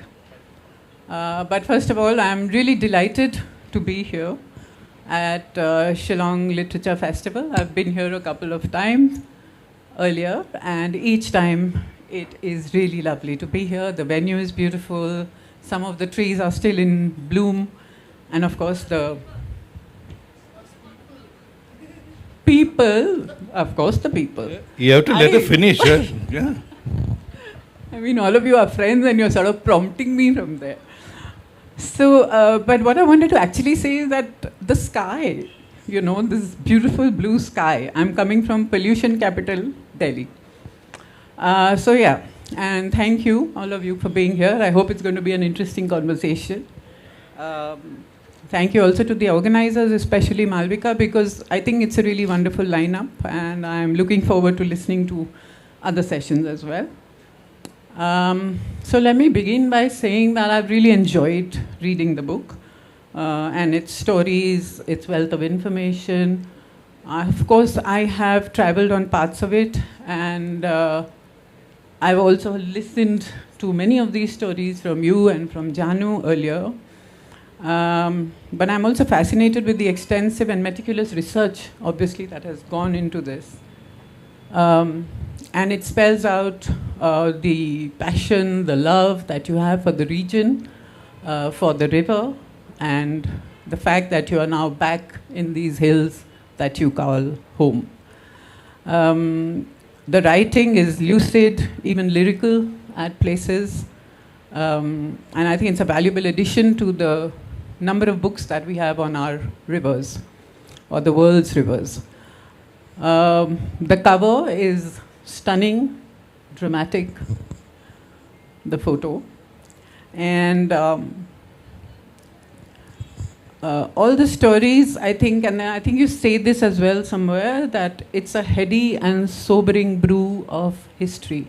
So what really holds you is all these stories, because they spell out the region, they spell out the three countries that the river travels through, its politics, its geography, the many myths and legends, the people that live along the river. So there's a lot to be gathered from the book.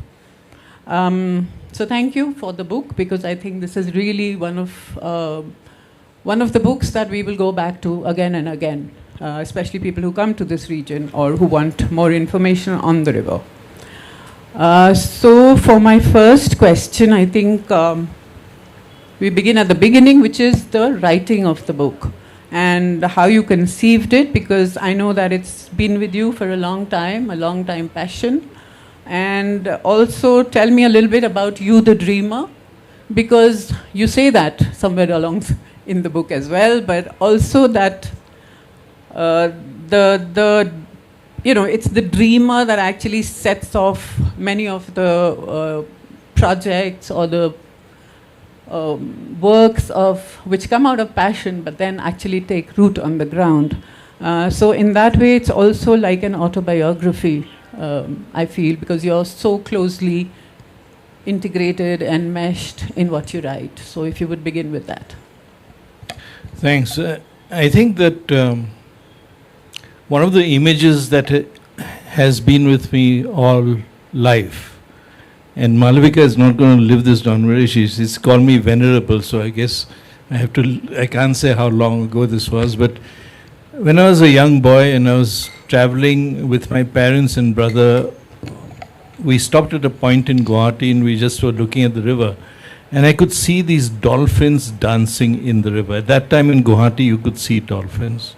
And that really captured my imagination. And there was another site. Again, as a young man, there's a place called Silghat, in Upper Assam, from where you used to have these large steamer paddle ships, which used to go from one part of the river across to the other. And that too always was in my mind. You always think that we see the journey of the ship and the people, but you don't know what's below. What is below? What creatures live there? And so as a young child, that always sparked my imagination. And of course, since I'm a bit of a follower of His Holiness the Dalai Lama, Tibet has always been an enchanting, in a way, a fascinating place for me to look at. So these were some of the things. And then the real spark for the book really came over a cup of coffee with Jahanu Borua. And Jahanu Borua, as all of you know, is this wonderful filmmaker who's based between Assam and Bombay. And I had this idea at that time that, not about the book, but I had this idea that we should make a film on the Brahmaputra. A film that would be made by people from Assam and from the Northeast and should reflect our ethos and our ideas. So I said to him, I think we should make a film. He said, let's do it. Then of course it took a little time, but then we finally got down to it, and that film, the journeys of that film are the backbone, or if not the backbone, at least the substantial part that gave me sustenance and ability to write this book, because many of the stories in the book are from that film, from other travels on the river, other encounters on the river, and encounters not in the sense that we read about, but encounters in extremely challenging and amazing, enchanting situations, which we can talk about later. Yeah. The three countries that the river traverses through, and the book is also divided like that, the structure of the book. But I think you mentioned Tibet, and I think Tibet is something that's unknown to most of us here. So if you'd like to talk about Tibet a little bit, and something about the politics, the changing face of things that you saw there, and then of course as the river moves along through the other two countries, right up to when it falls into the Bay of Bengal. Well, one thing about Tibet is nothing prepares you for the scale of Tibet. It is like you're this tiny mite on this vast landscape.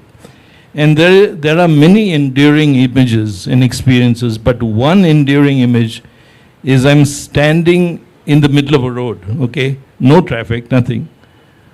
The road is going like an arrow straight into the horizon. There is no deviation. On the right side, just imagine it, on the right side there is buckwheat, there's mustard. This is at about 12,000 feet. And there's the river, the Sangpo. On the left side, more fields, and then the hills and mountains begin. There's hills of sand, rock, and snow. So that great saying, that great poet, to hold infinity in the palm of your hand and eternity in an hour. I mean, if anything sums it up, that does. But there are also things about Tibet. As I said, nothing prepares you. There's an experience I recount in the book. And we had gone to this place where Buddhism is supposed to have literally landed from the heavens, the texts in this ancient palace, fort palace in Tibet. And there are these spaces where you go, where various deities are kept, the statues. And there's one of the Tibetan king and his two queens. One was Chinese and another was Tibetan. And it's the Chinese queen who's supposed to help popularize Buddhism. But the experience is that I wanted to go across and just take photographs of these three great statues. I could not cross the threshold. It's like a physical force is like pushing you back. There are many things you can't explain in life. I mean, I'm not really a believer or anything, but that to me was like a physical experience of you're being told you can't enter. And other members of the crew who went had exactly the same experience.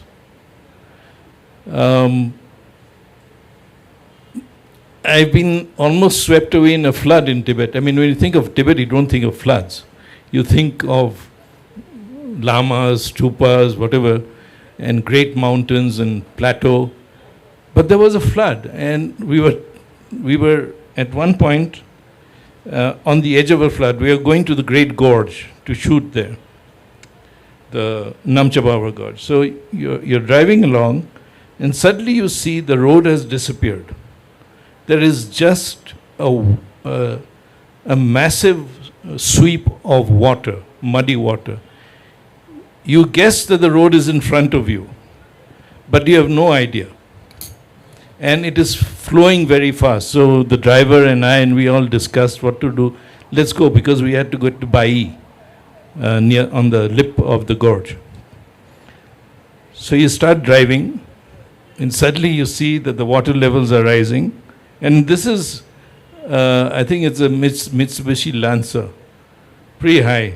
And the water is almost at the edge of the window.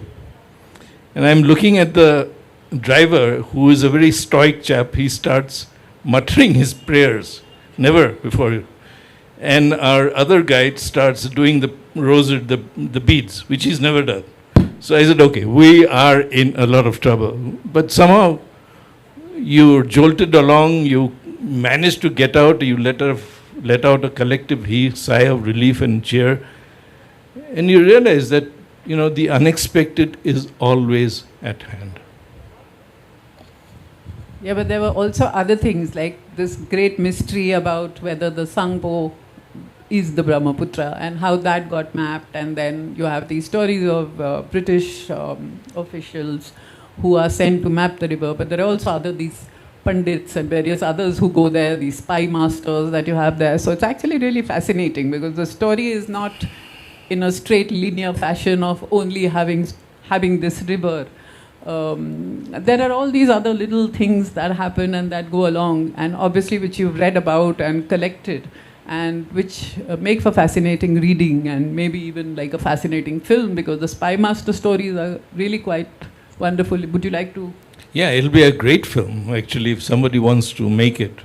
But the spy masters were actually pundits from Uttarakhand, and they were pundits. And the British had this system of taking in people for the survey of India, which maps all of India, this wonderful country of ours and South Asia.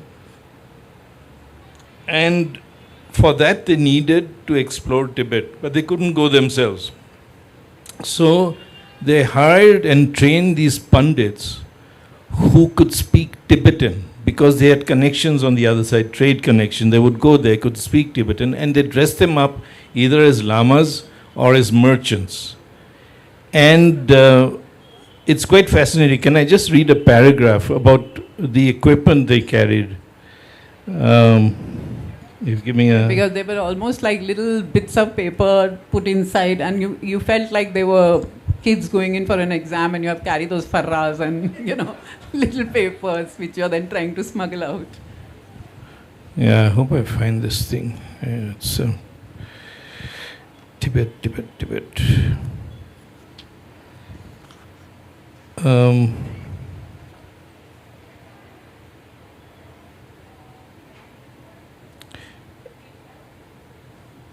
Okay, so there was a spy master called Frank Bailey.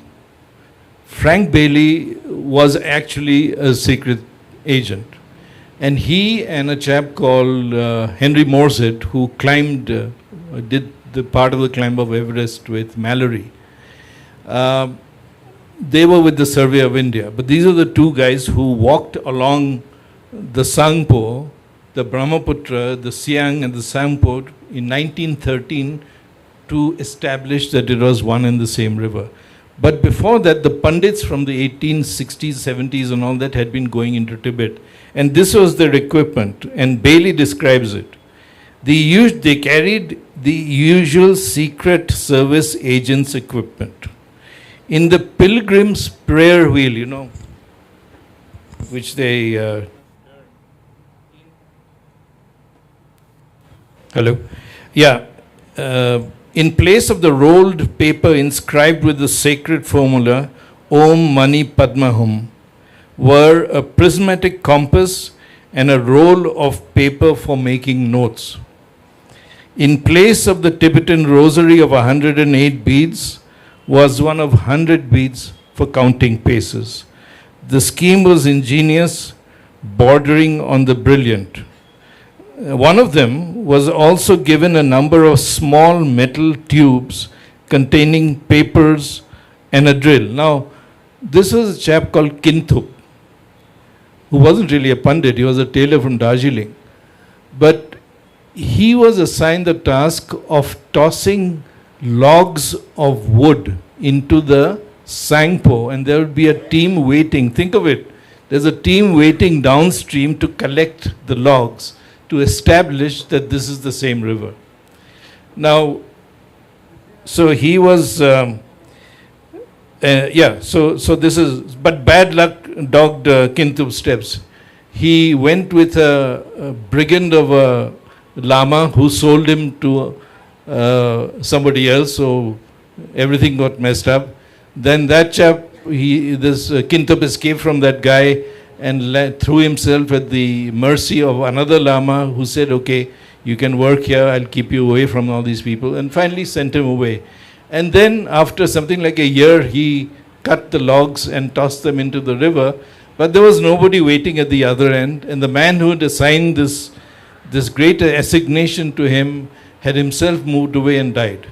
So his was a tale of great tragedy, great heroism, but great tragedy. So the book is full of these kind of stories. And then, of course, you talked about Janu, and we all know Janu as this really ace filmmaker. He also acted recently in this serial, which a lot of us saw, Patal Lok, I think it was called. But what I would like you to talk about a little bit is, because he's also really funny, he has a lot of humorous stories to tell.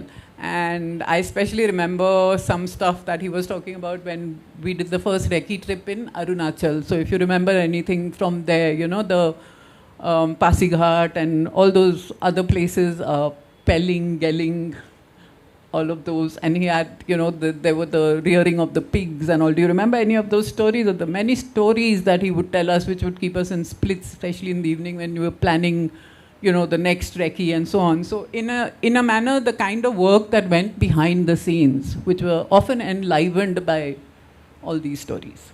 Well, I don't remember too many of those, but what I do remember is our conversations. I'm a writer I'm a journalist, I'm a hack basically. I strayed into book writing and I've stayed that way, make occasional films. So when I wrote the script the film is called a documentary called The Quest for the Brahmaputra, a river story, The Quest for the Brahmaputra. So I did this very detailed script, with descriptions and all this, and I gave it to him. He took one look at it and he said, "Sanjoy, people come to see a film, not to read it. So you need to put yourself in the eyes of the person seeing a film, because they will hear and they will see, they will not read." That was a great lesson to me. So I wrote the script 10 times. At the end of it, he said, "Yeah, okay, chalega, we'll manage with this." So that was also a good lesson in humility, because you have to bow to the expert, to the person who really knows, because we don't know anything about these skills. So as part of but if you remember some of those stories, you better tell I'm them. not the one being interviewed over here, so it's your book and your story.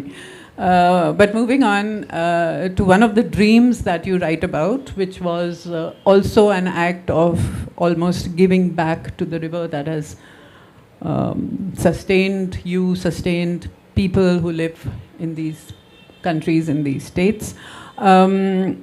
Is something that you started, which is the boat clinic project. Talk a little bit about that and where it is at present. Well, this also is connected in a way to Jahanu, because we were on this ferry on the Brahmaputra, traveling from, for those of you who know the Jorhat district, you go from Nimati Ghat, which is on the Jorhat side, the mainland, to Majuli, which is this great island in the heart of the river. There you get out at, I'm forgetting the name of the ghat now. Anyway, so, and on that journey we heard about a young woman who died in childbirth on that ferry while coming across. And both Janu and I were quite shaken by this. And I did some more research and sort of investigations, and I found that this is a young woman who was a teenager, who had a difficult pregnancy, was brought on a stretcher from a village to the sandbank which passed for a port in Majuli.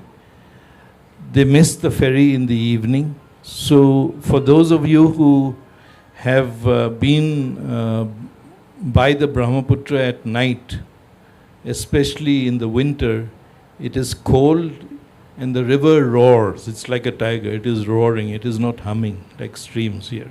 It roars. And it is quite overwhelming. So the next day they got the ferry, but it was too late for both the mother and the unborn child. So there were 2 deaths of the mother and the unborn child. And I said to myself, this is unacceptable. I mean, in Assam, we say to ourselves, women have a great status here, better than anywhere in India, northern India. We don't have dowry, this and the other. Then I looked at the facts. We had the worst maternal mortality ratio in the country. More women died in childbirth than in any other place in the country. 493 per lakh live births. And the other thing I found was that there were 2,500 islands on which 1/12 of Assam's population lived, of all communities, not one community. I didn't know. So how do you get health care to these people? Because that became a passion. And one of the women panchayat leaders I was talking to, she says, boat. In Assamese, she said, only you can go only by boat. She didn't say designed the boat clinic, she said, this is what can be done. There are no roads, there are no bridges, there's no helicopter service, there are no flying doctors. So design a boat that will take healthcare to the islands. So that's what we started in 2005. We won a small award. With that money, we built the first boat in Dibrugarh. And now there are 15 boats. We reach about 2.5 lakh people with healthcare every year. And we have 15 teams that have 250 people, including doctors, nurses, lab tech. Each boat has a lab. I've designed it in such a way that it has a lab and a pharmacy on board. So it's a complete unit by itself. There have been children born, infants born on boats. And there are many stories. You know, it was born out of a crisis, but now it has helped, I think, in the process of bringing Assam's MMR level to, is the best improvement of any state in the country. And it's still continuing in partnership with the government, because no NGO can do this on its own. I say this, we can do pilots, but we cannot have the reach that the principal stakeholder has. You have to partner. And as Patricia, you're also here, part of the same project. Now you recently have the big ship is ready now, the mothership sort of, with the operating theatre and all kinds of things, isn't it? Now that's ready finally as well. Yeah, we have built the first with funding, partly from the government, and then a hiatus, and then raised more private funds. We have built a hospital ship, which will be the only kind, one of its kind in India. Built in Guwahati by local people, and it has, we hope the trustees will go and see it next month. It's got an operating theatre, a recovery room, women's wards, children wards, accommodation for crew, and obviously for the medical team as well. So we hope it will be operational in a couple of months. Depends on the government. Everything doesn't work as easily as you want. Yeah, since we've come to the government, I would now like you to talk a little bit about the political short-sightedness, actually, of various governments in all of these countries, because the river should actually be uniting people, should be uniting you to see climate change, natural degradation, the kinds of floods and furies that nature has unleashed. Everything should actually be looked at as one problem which all of these places seem to face, and should be looked at as something that should unite you. But there is political short-sightedness, as I said, and everything seems to actually divide you. So talk a little bit about that, but begin first also because with the kind of syncretic, the region had this oneness, this kind of thing that unified people of different faiths and religions, and how that has broken down. So I think in a manner both of these things are connected. And if you would talk about that, because I know there are lots of other political things also in the book which I do not want to get into right now, but if we could just touch upon some of these. Yeah, I think with its syncretism or whatever, these things like nature are very fragile. They're very precious, but also very fragile. And if you don't pay attention to them and take care of them, they need nurturing. Otherwise, they fall apart. I mean, take something like the river itself. The river doesn't recognize boundaries, national borders. It flows from Tibet to the Bay of Bengal through 3 countries, changing names 5 times. It's actually not one river, but many rivers. There are 50 rivers that fall into the Brahmaputra, which accounts for its scale. Just to give you a sense of scale, if you're in Dibrugarh, yes, you can't see the other side. It can be 11 to 18 kilometers, depending on the scale of the flood. But I remember being in Bangladesh at what's called Meghna Mukh, where the Meghna River meets the Podda. The Podda is where the Ganga and the Brahmaputra meet and then flow down. But the largest stream is the Brahmaputra. although it's called the Padma. If you're in the middle of the river, it's 22 kilometers, wide. You can't see it. So the river is actually part of a huge river basin that accommodates people, that accommodates communities, that enables livelihoods to flourish or anyway to exist. And we need really to see it in that perspective. It can't be just seen as a river, because a river is a living entity. It has rights also. This is something that some of us believe. A river has rights. It has a right to a minimum measurable flow. You cannot deprive a river of its right to flow, because that's what's happening also with a lot of dams. The Chinese are building a mega dam up in the gorge. We have built something like 400. India and Nepal and so on, Bhutan have built something like 400 dams along the Himalayas, small, medium, and big. And I think that there is a need to understand that this is not sitting well with nature. I mean, a signal is the infrastructure that is built, for instance, whether it's the Char Dham thing in Uttarakhand, up in the Himalayas, or the highway between Dimapur and Kohima. The natural land does not allow those kind of structures to be built, but people don't listen. So I often say that in Uttarakhand and so on, the gods don't want to be disturbed, and they keep sending you signals. Here's a landslide. Okay, you don't get it. Here's another flash flood that takes away an entire dam, 2 dams. Get it? Tunnel collapses. But still, people want to rebuild with cement and all that. It's not going to work, because these rivers have existed for millions of years. They've shaped us. They've shaped our land. And there has to be an element of respect. I think it's apart from fragility and nurturing, this precious thing, we have to respect what exists, the strength that it exists.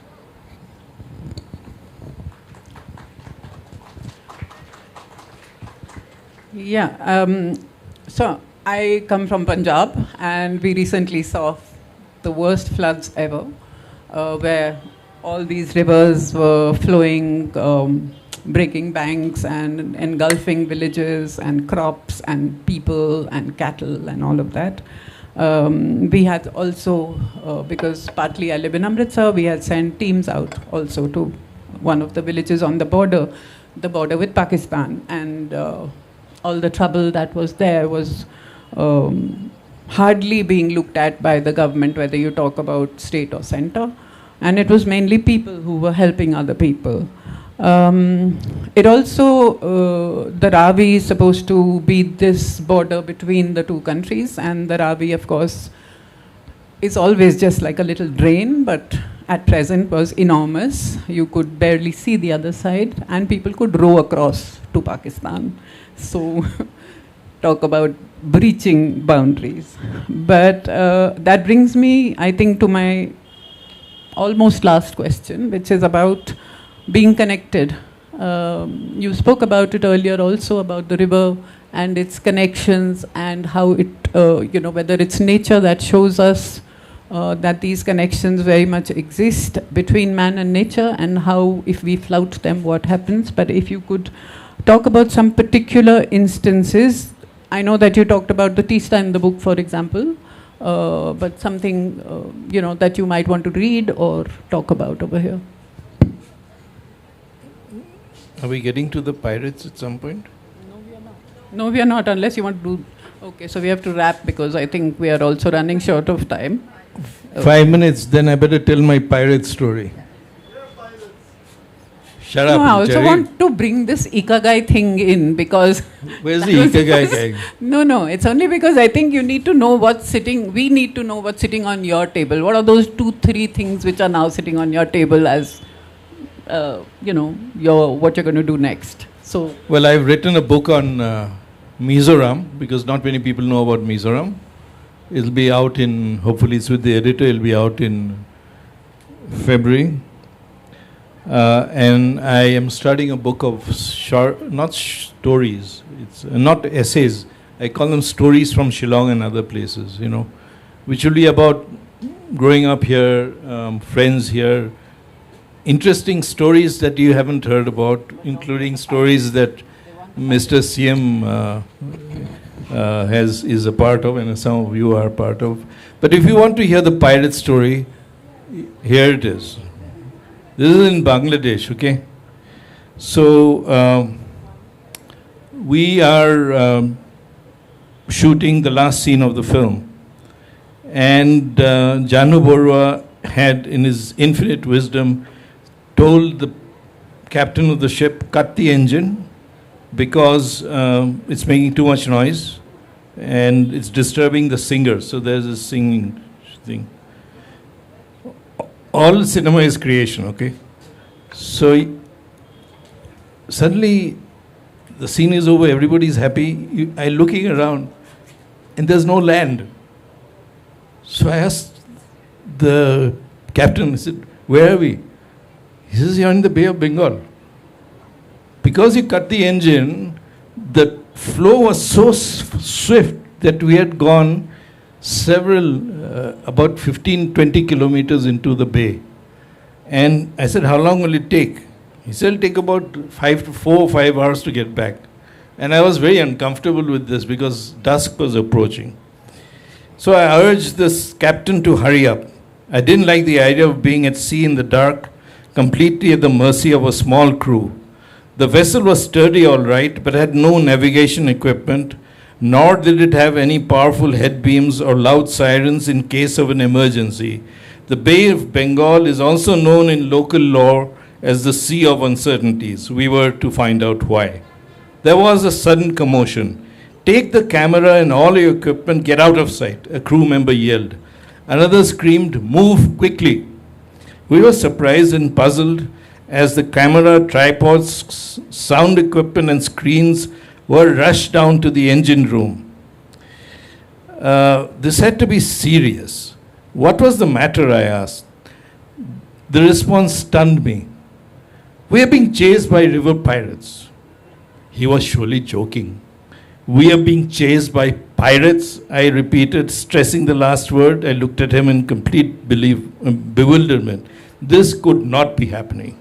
It was just unbelievable. One of the things that you don't expect to happen to you in real life is to be hunted by pirates on an open sea. This is the stuff of cinema and fiction. And if it did happen, what happens to other people? So I asked, there were 3 ships, each much bigger than ours. From time to time, lamps would flash on board the vessels. They were signaling to each other, one of the crew members said. Everybody spoke in hushed tones as if our pursuers could hear us. What happened when they attacked a boat, I asked. The captain cleared his throat and said that they would loot the ship, kill whoever was on board, or throw them overboard, and then scuttle the vessel. If you want to read the rest of the story, buy the book. I think we have time for one question. So who would like to ask that one question?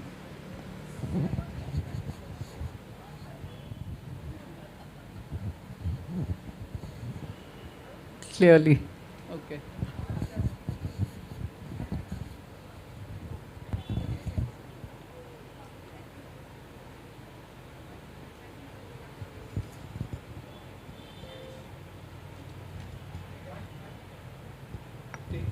Thank you for the wonderful narration, sir and ma'am.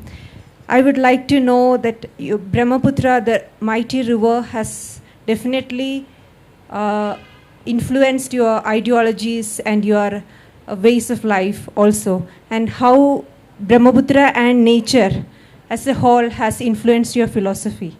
I would like to get few inputs on this, sir. One of the reasons I'm here today is because of how I've changed personally. I lived in Delhi for about nearly 35, 40 years.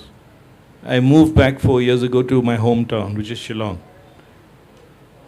And I'm much happier here. because some of my best writing has taken place here. I finished the book, 2 books here.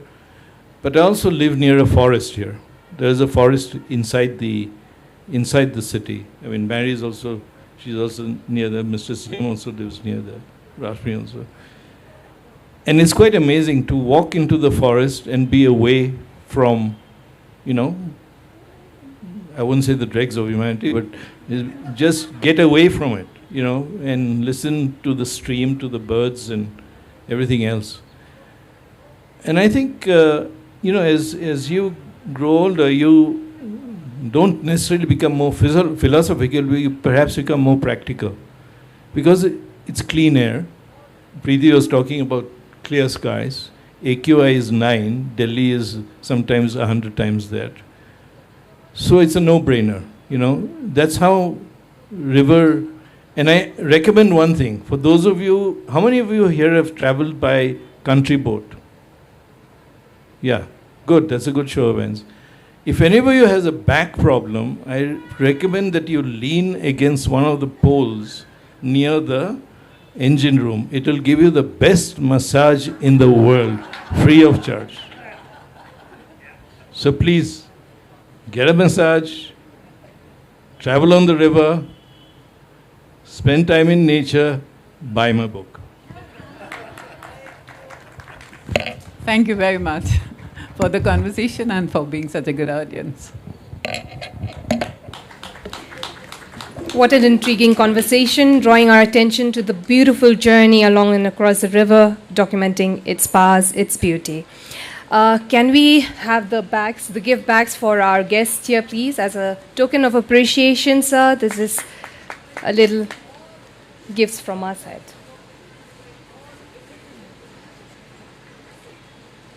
Thank you, sir. Thank you, ma'am.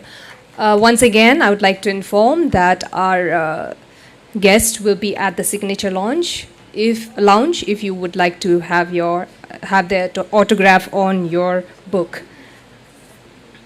We'll move on to our third session of the day.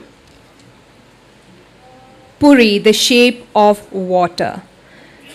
We have with us Sonal Jain, and once again, I would like to request Desmond L. Karmoplang to come up on stage to discuss the myths, folk traditions, nature, and cautionary tales hidden in local legends, in conversation with Ellerine Dingdo.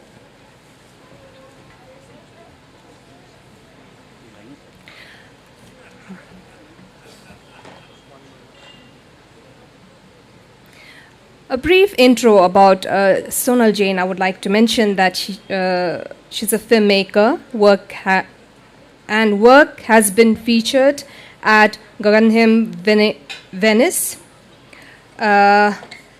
She has recognition and accolades around the world for her work that has been featured at prestigious museums across the globe.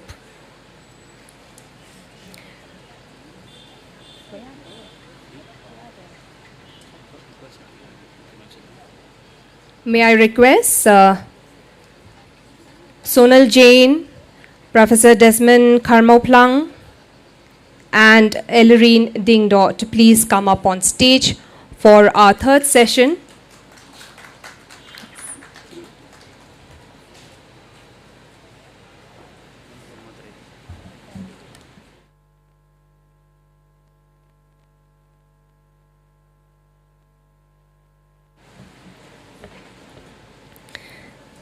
Presenting to you Puri, the Shape of Water by Sonal Jain and Desmond Karmoplang discuss myths, folk traditions, nature, and cautionary tales hidden in local legends, in conversation with Ellerine Dingdo.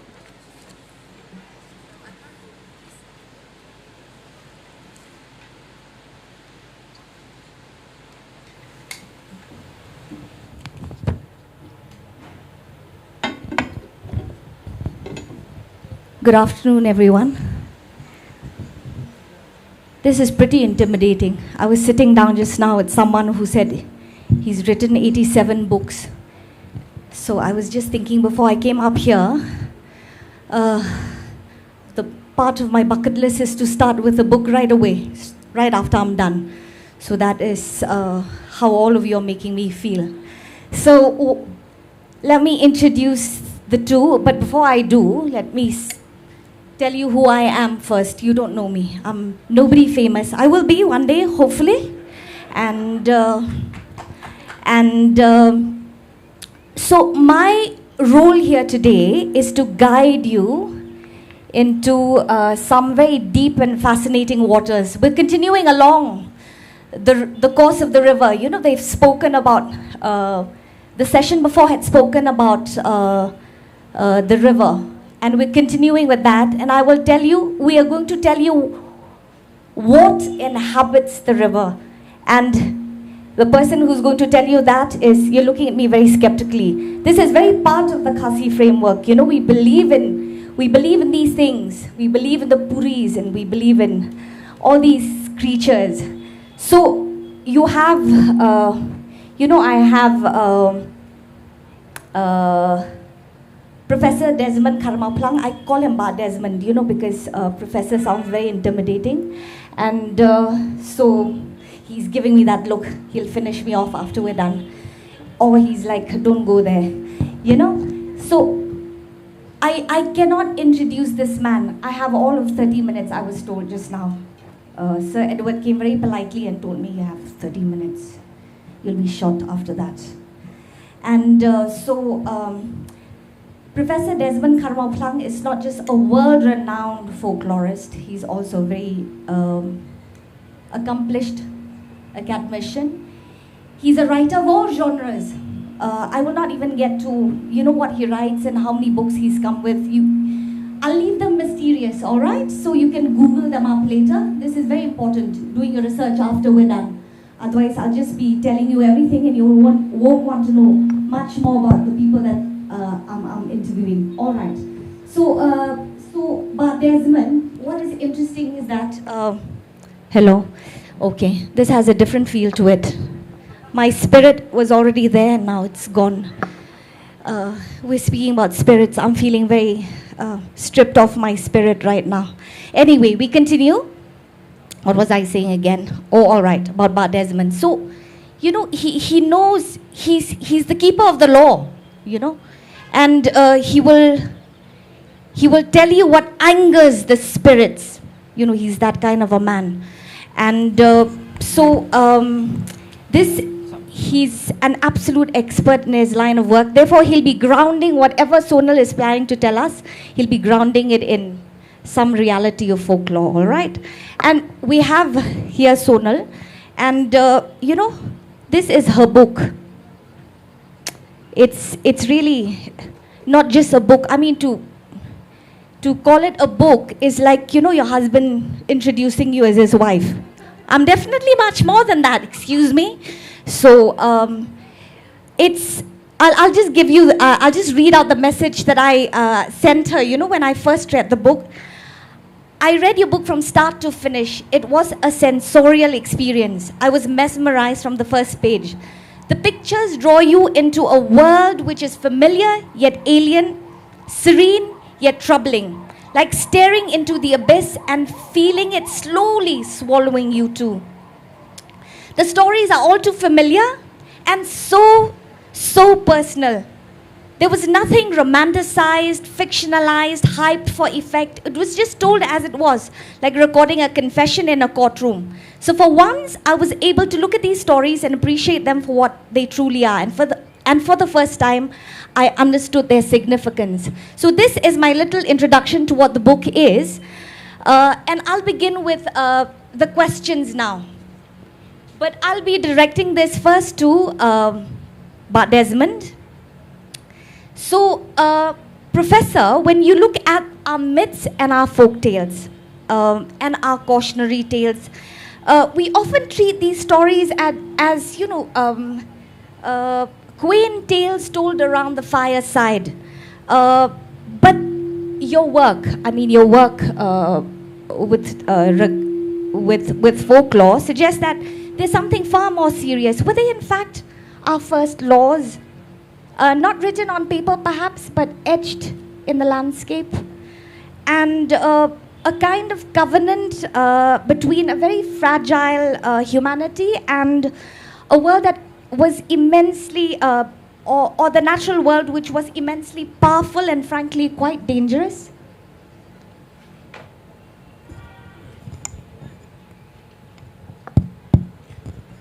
Thank you, Ellerine, for your very generous introduction.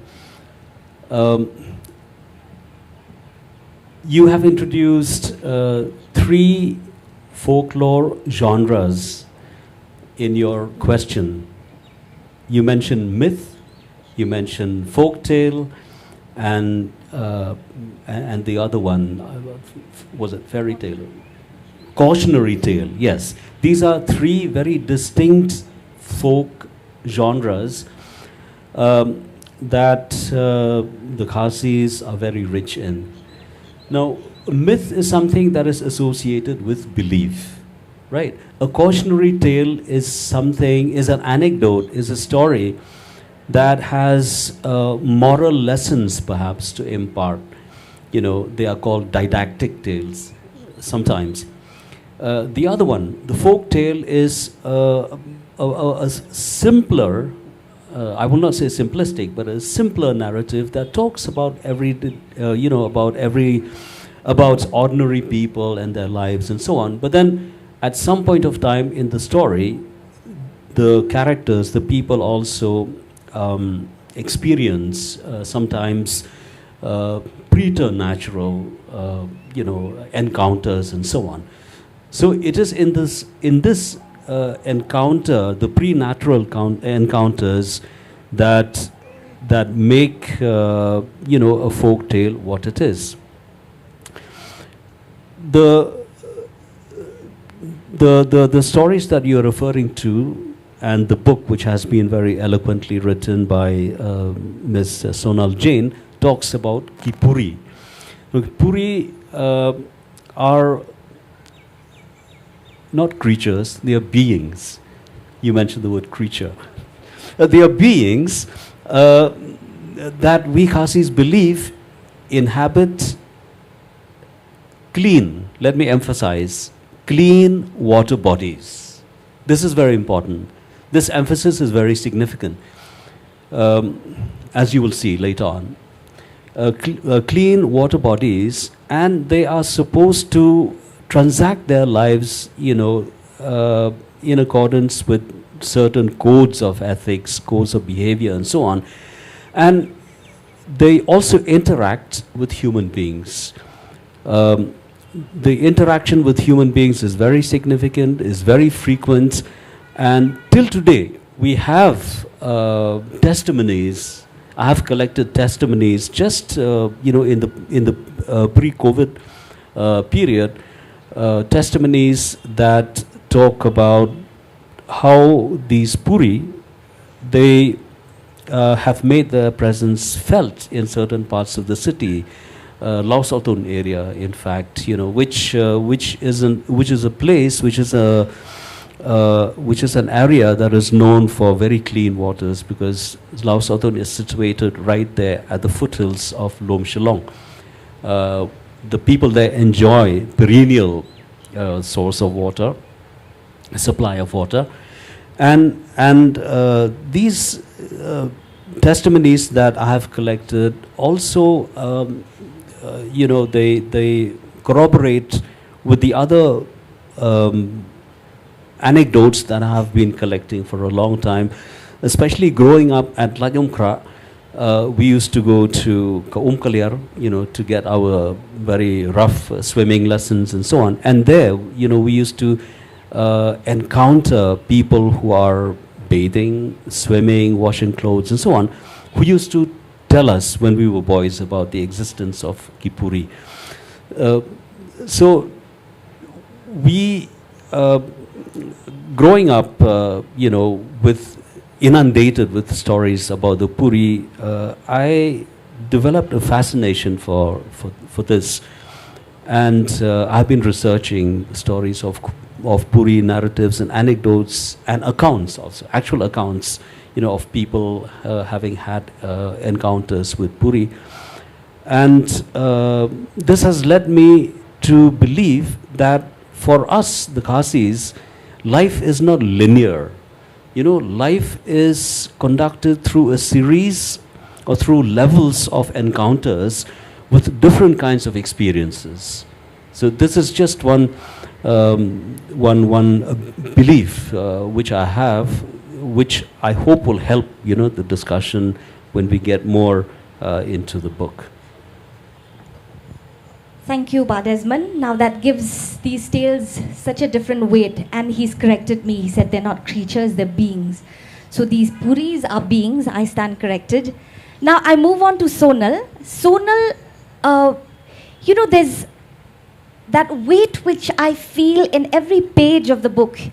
Your book feels like a warning somehow. And, but one that's steeped in grief. And it's breathtakingly beautiful, and yet there's a melancholy that clings to it like mist. Did you set out to create a sort of warning, or did the sadness emerge on its own from the stories that you were hearing?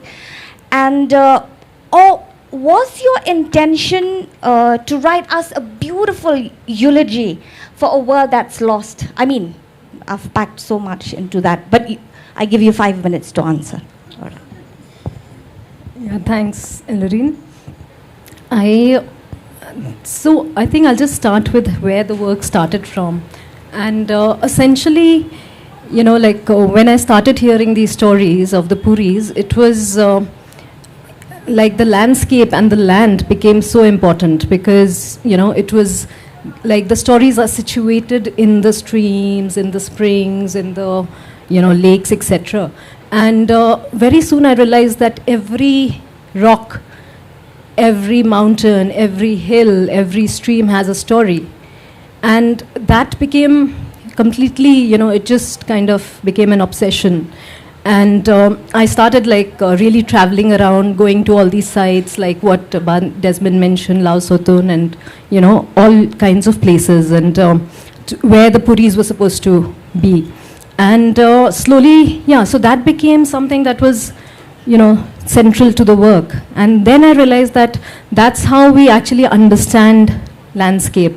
You know, that's our relation to landscape. And that gives us a sense of self-identity and selfhood, which I think is so important. You know, I think that's something we're losing as well. And therefore, we're losing our landscape and our natural inhabitant. Yeah, so it's definitely that. And the second part was, of course, to kind of deepen my own interconnection with nature, the natural world, more than human world, because I think somewhere that's also something that, you know, is the cause of, we are actually living through the 6th mass extinction. And if we even understand what that means, you know, we wouldn't be able to like do a lot of things that we're doing. So in the name of progress and development, the kind of things we are destroying, I think, stems from the fact that we have lost connection with the natural world and with ourselves. So, you know, it's a deepening of connection with the natural world. And how do you communicate with the natural world? It is through these tales, it is through these myths. And the Puris are actually, like Badesman said, they can live only in clean water.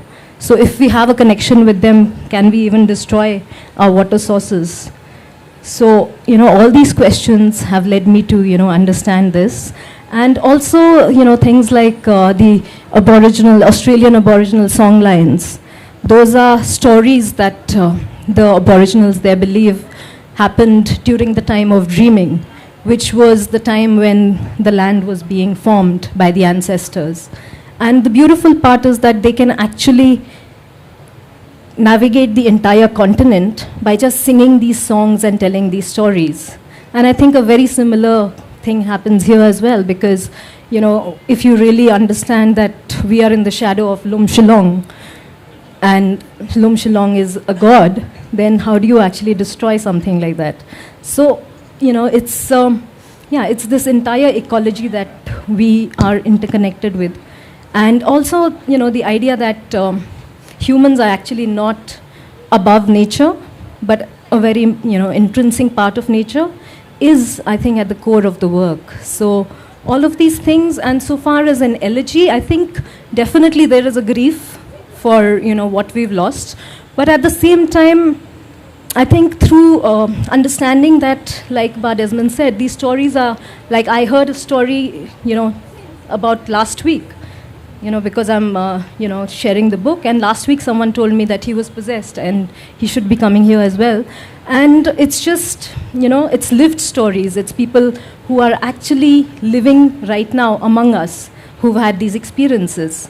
So in a way, it's also my way of giving back to my, hometown, to the place I inhabit, and celebrating these people because, Ba Raphael Wadjri's great-grand uncle, who I talk about in the book, when I started reading about him, he's like a hero to me, Such a beautiful story he had, and, he helped a lot of people because the Puris also give a blessing of healing and foretelling the future. So it's just a way of, celebrating these people. And also, in a way, what happens is that the book can become, in future, if there is a point where the rights of more than human beings, the rivers, the mountains can be recognized as legal citizens, as intrinsic right to exist and to thrive, and not for the value that they give humans, then this becomes a document. Because I've also mapped the 9 springs, which emanate from Shillong. So you need documents, to go to the court. And this can serve as that. So that is, essentially what the book is about. I think Sonal made a very, very significant remark by talking about lived stories. Lived stories. You see, there is this tendency to look at stories as examples of non-material phenomenon. But then stories also have a physicality, which is actually the abode of knowledge, information, and wisdom. So I have this I'm working with this idea of how actually wisdom sits in places. Wisdom do sit in places, and the connecting link perhaps that is there in existence between the stories and the physicality of a place, the landscape, are these Puris, because they are the ones, these beings, they are the ones that actually make you realize the cultural, religious, and philosophical importance of places, which are actually characterized in stories. Now that's a very, I think about all this and I wonder how much stupider we've become because we've dug up all those stories, we've choked the rivers, we've flattened the mountains, and that's what we've done. And,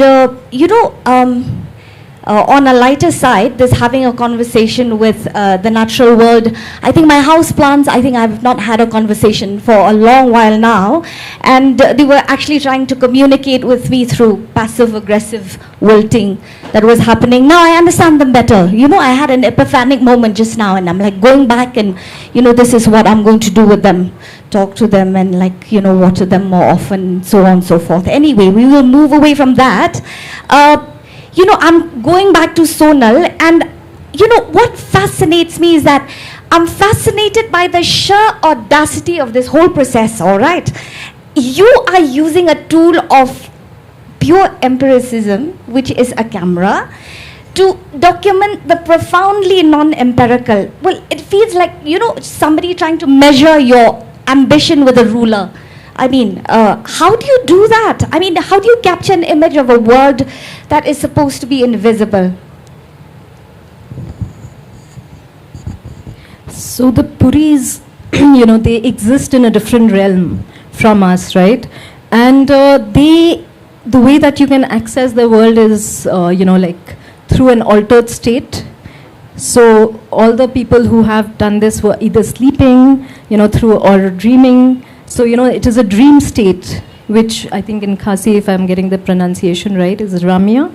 Yeah, it's, yeah. And also I think here, so in a way, it's also giving up your, you know, the idea of just having this kind of a gaze, which is also related to, again, the idea of humans being at the center, and therefore you're looking at it. So there is a lot of politics to the camera.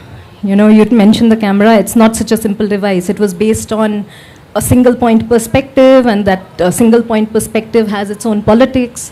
So I won't get into that, but the idea is that it depends on your gaze.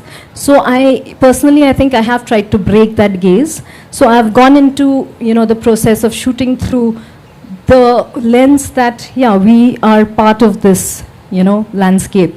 And it's definitely a difficult process because, you know, I've worked with a camera person as well, and to also get him to, you know, like, okay, we need to take maybe very low angles and get close to the ground and things like that. Those are the practical aspects. But of course, the idea is that, you know, once you understand that you're trying to communicate with the other realm, then you are already probably in an altered state yourself. And yeah, also the idea of Ringyu is very interesting because, you know, as that's the metaphysical existence that, you know, we talk about.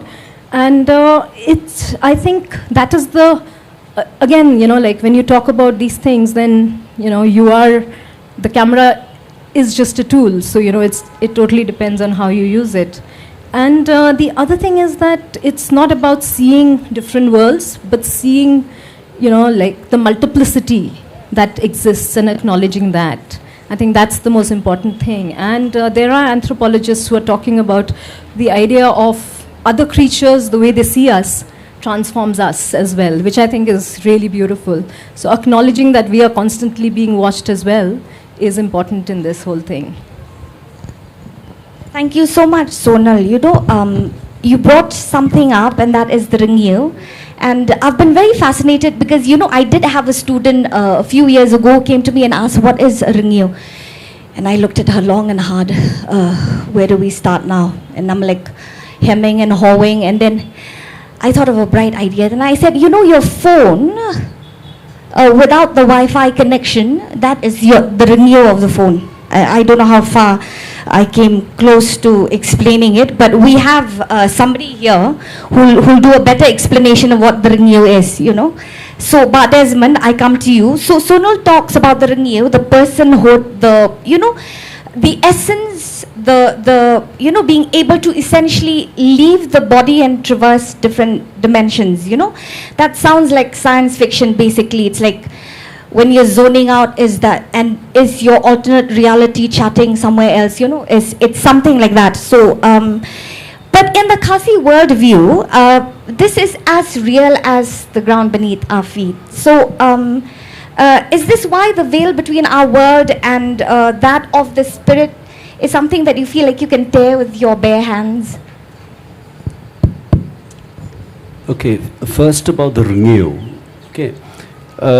In my long years of research as a folklorist, working in different places, especially in the Bhoi area, I have come to realize that the perception of the complete human embodiment that a Khasi believes in is of three dimensions. One is Kamet, which is physical, Kaminsem, which can roughly be translated into soul, and the other is Karngyu.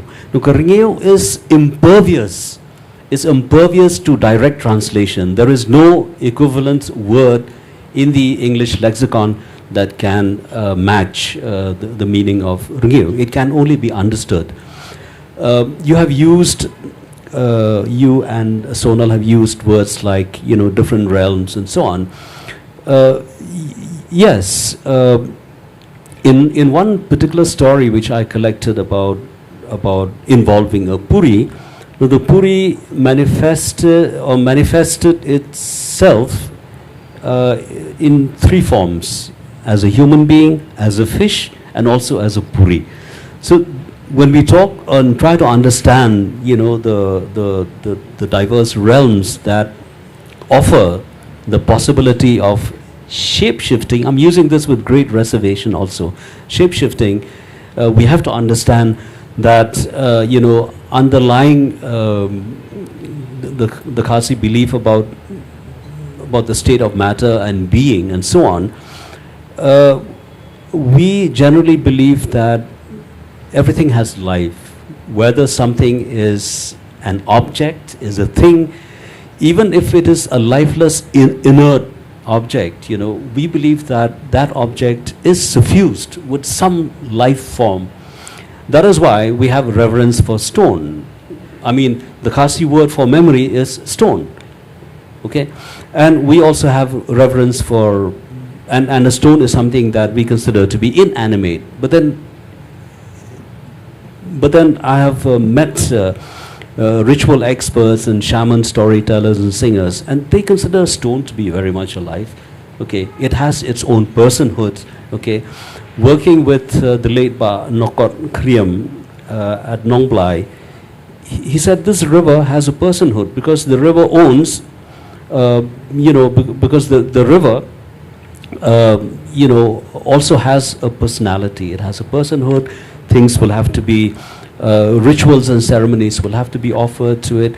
And what is even more interesting is that the so-called living root bridge, which spans that particular river, he pointed out to me, even this bridge has a personhood because it owns the middle part of the river. Now this is something like a complex combination of synapses, which is very much there, but something that we do not adequately comprehend. Yeah. I'm thinking about this, and wondering about our poor living root bridges and the kind of footfall that's happening there every day. They must be groaning under the weight of these ignorant people who are walking up and down, who have no idea about their personhood at all, who just, takes them for granted. But anyway, what is interesting is that he speaks about, we look around and we think all the trees, all the stones are inanimate and we're the only ones who have a sort of consciousness, but it's not true, as they're saying. You see? So I will move on to Sonal now. In most art, even in books for that matter, the landscape is always the passive backdrop for human drama. But in your work, it feels like the landscape is the protagonist. And with just the fleeting, rather very problematic subplot. So your photographs make us feel watched. Your trees seem to have an agenda. The rivers seem to have moods. So how do you do that? Yeah, again, I think just to add to what Bart Desmond said, I'll start from there. And what he talks about, every object having, life. I think a lot of other philosophies talk about it, Eastern philosophies, Indian philosophy, about, matter having life and being sentient. But I think the problem, started with the Western Enlightenment, where they broke this. So they kind of divided matter and mind.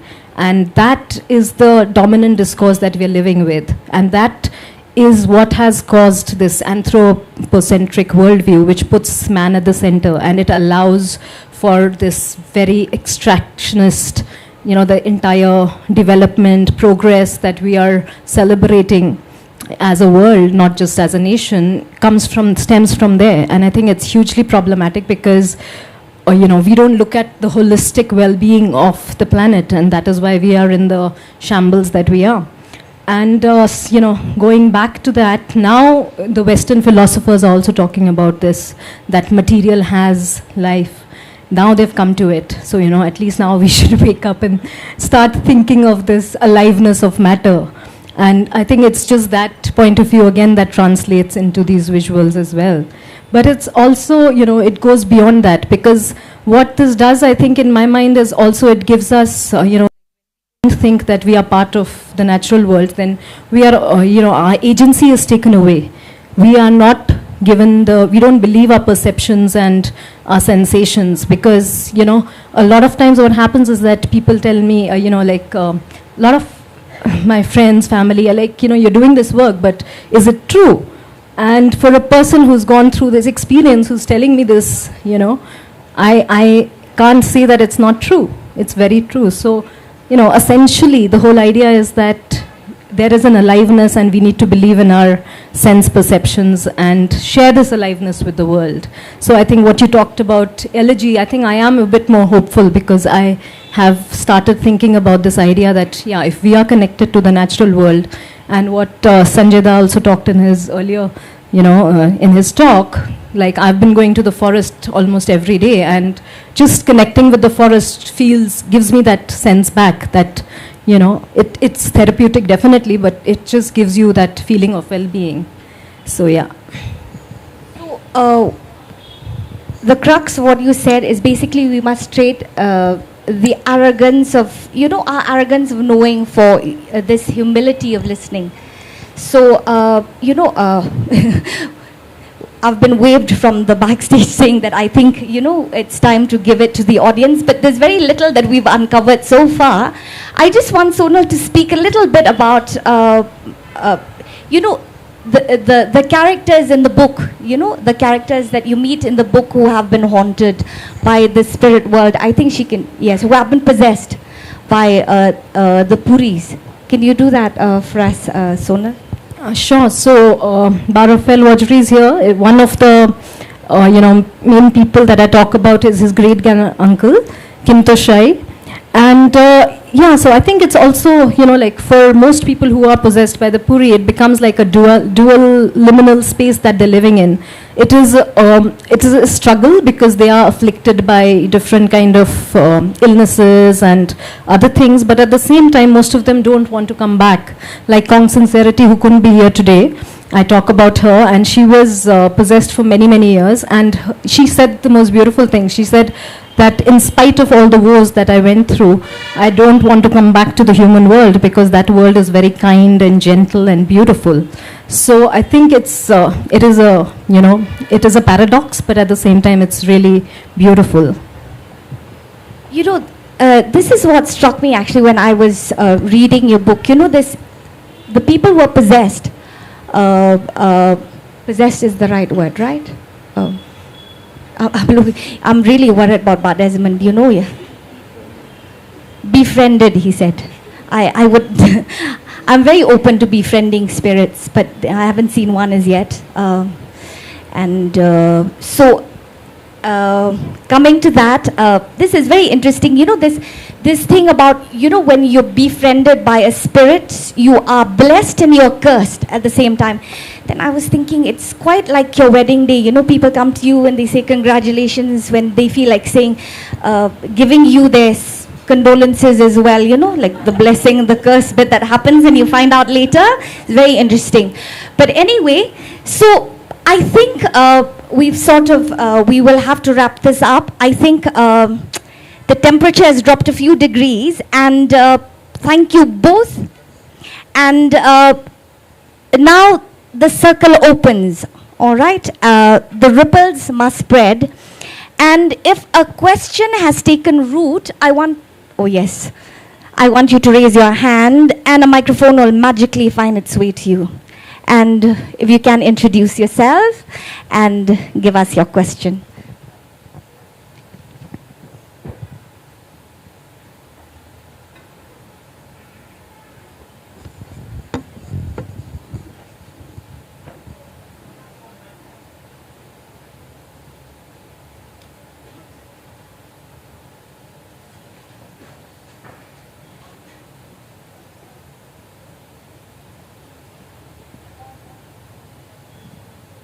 Hello. Am I audible? So I was very intrigued because I also I've worked with multiplicity, and I was very intrigued when you used that phrase. So I had a question for you, Sonalji. The camera has a political eye, and it does not believe in multiplicity. Before we embrace the mountains and trees as one of us, having an entity, we would need to listen to them with deep empathy. But what if they also speak of pain and violence? Are we then prepared to listen to them? Thank you. Yes, absolutely. And I think, what Ellerine started off in the beginning, where she talks about the grief that she reads in the book, even in the visual treatment, I think is definitely there, because I don't know how anybody with just very basic sensitivity can not see that. So definitely, that's definitely a part of what the camera is looking at, for sure. Just that's the short answer.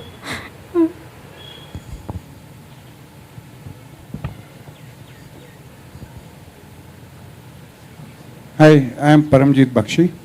The question I want to ask is that there is a connection which has been lost with nature, isn't it? Is there any hope of bridging it? Or how do we go about bridging it again? The second question is, I've just lost a son, you must be aware. And is there any way to get connected to him again? Sorry?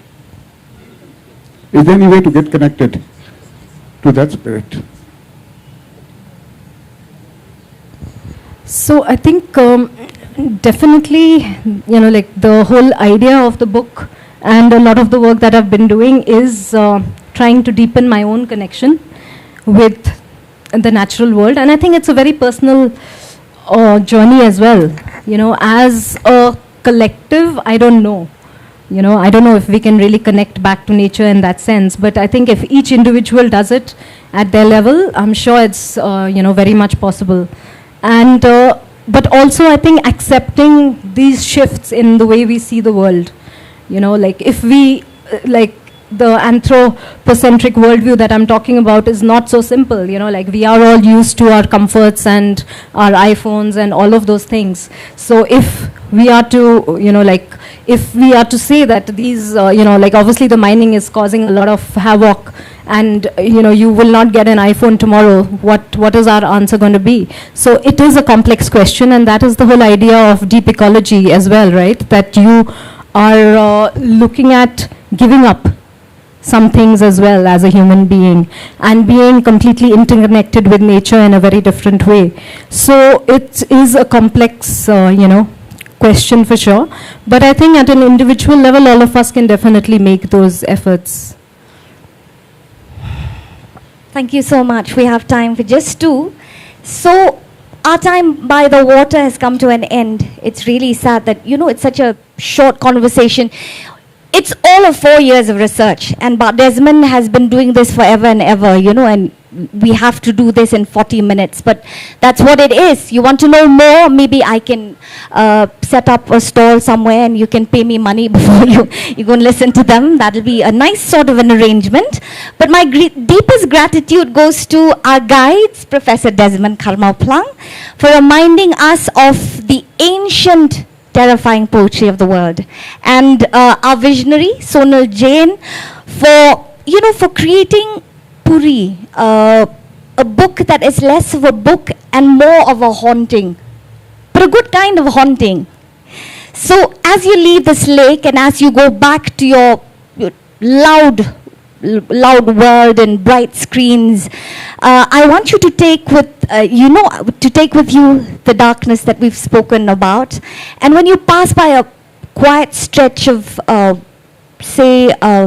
dark patch of woods and quiet stretch of water, I want you to remember what you heard this afternoon, that you are never truly alone. The water is watching. So listen well. Thank you one and all. Thank you for being here with us today. Thank you. Thank you so much for that very beautiful narrative and stories that emphasize on the water being the Puri. And as a token of appreciation, we'd like to present you with a gift. This is a take back from Shillong Literary Festival. Another one for Ellerine Dingdo, please. Thank you so much.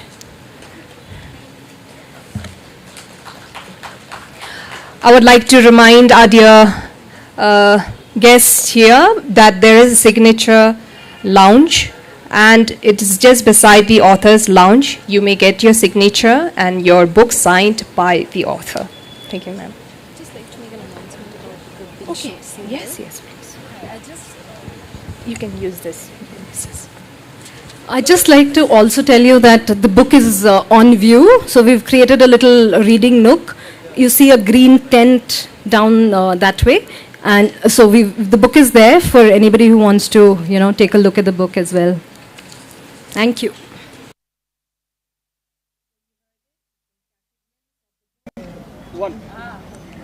Hello, we're here with Iba Malai. She is a fashion designer. Hello, ma'am. And it seems you've just got your book signed. Yes. Kong Iba Malai ila layo kani ka signature na away din kinong tho upapong nam kariu baladon hang ni ha ka Shillong ha kani ka festival mata kasi Francesc Mirales. Ma'am, were you here last year? Yes, I was there last year too. Yes. So you had a stall? Yes, I had a stall. I put up a stall here. This year I don't have it, but I came here for the first session, and the only reason I came is also because of this author, because of this book, because this is something that really relates to what I'm doing, and I feel that I have really found my Ikigai from the work that I do, and I'm in that journey of finding a purpose in life and trying to find that joy from within. So I came here for this, and I'm so happy that I got my book signed. So it's a very happy morning for me. I had a very hectic week, and I feel this is already there to rejuvenate me, and I feel so happy. All right, just happy to be here. It's so nice to hear that, and you found your own Ikigai, and lovely to meet you, ma'am. And I wish you the best with your, with your purpose, with your journey, with your dreams in life. Thank you so much. Have a beautiful day ahead. Thank you. Yeah.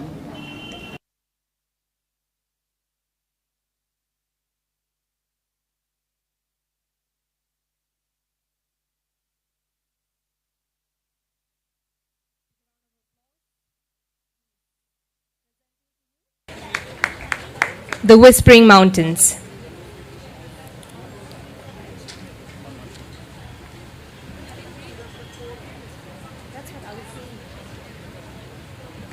Walden, if...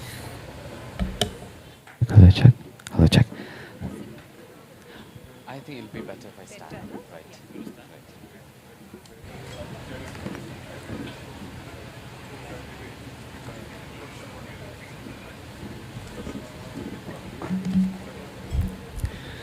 Thank you so much, ma'am.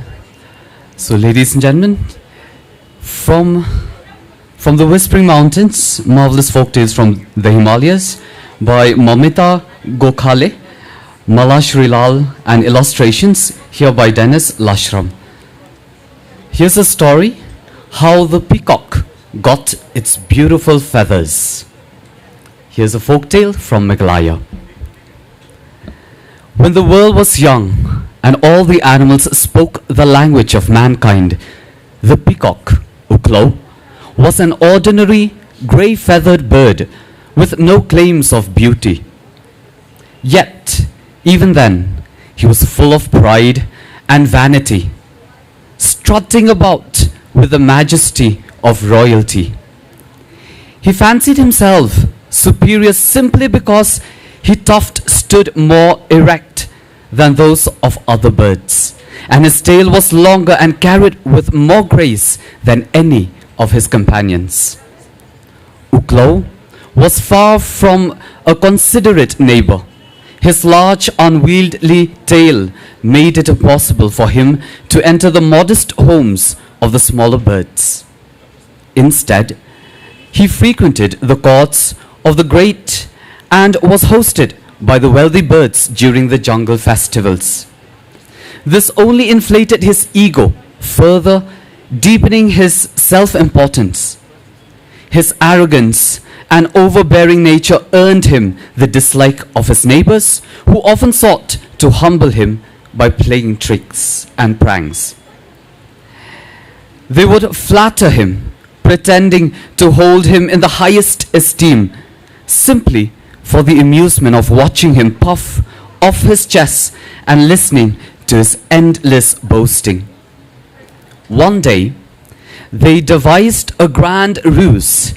They claimed that a great darbar of the birds had convened to select an ambassador to carrying the greetings of the jungle birds to Kasni, the beautiful maiden who ruled the blue realm and showered her radiant light generously upon their world. They told Uklo that he had been chosen for his exceptional honor. The peacock was elated. He began strutting more grandly than ever, boasting about his upcoming journey.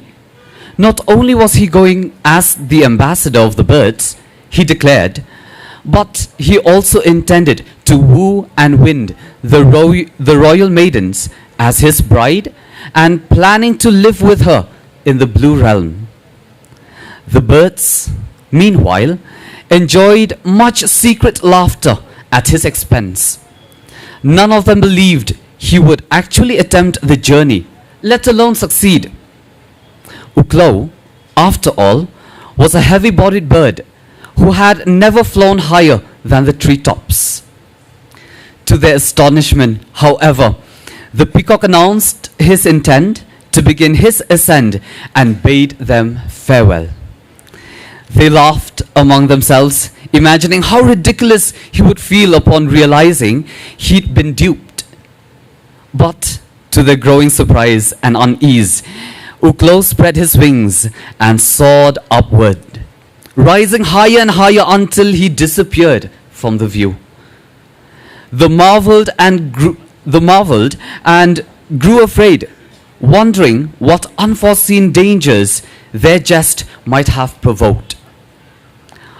Undeterred, Uklo flew tirelessly, his strong wings carrying him higher and higher until he reached the sky.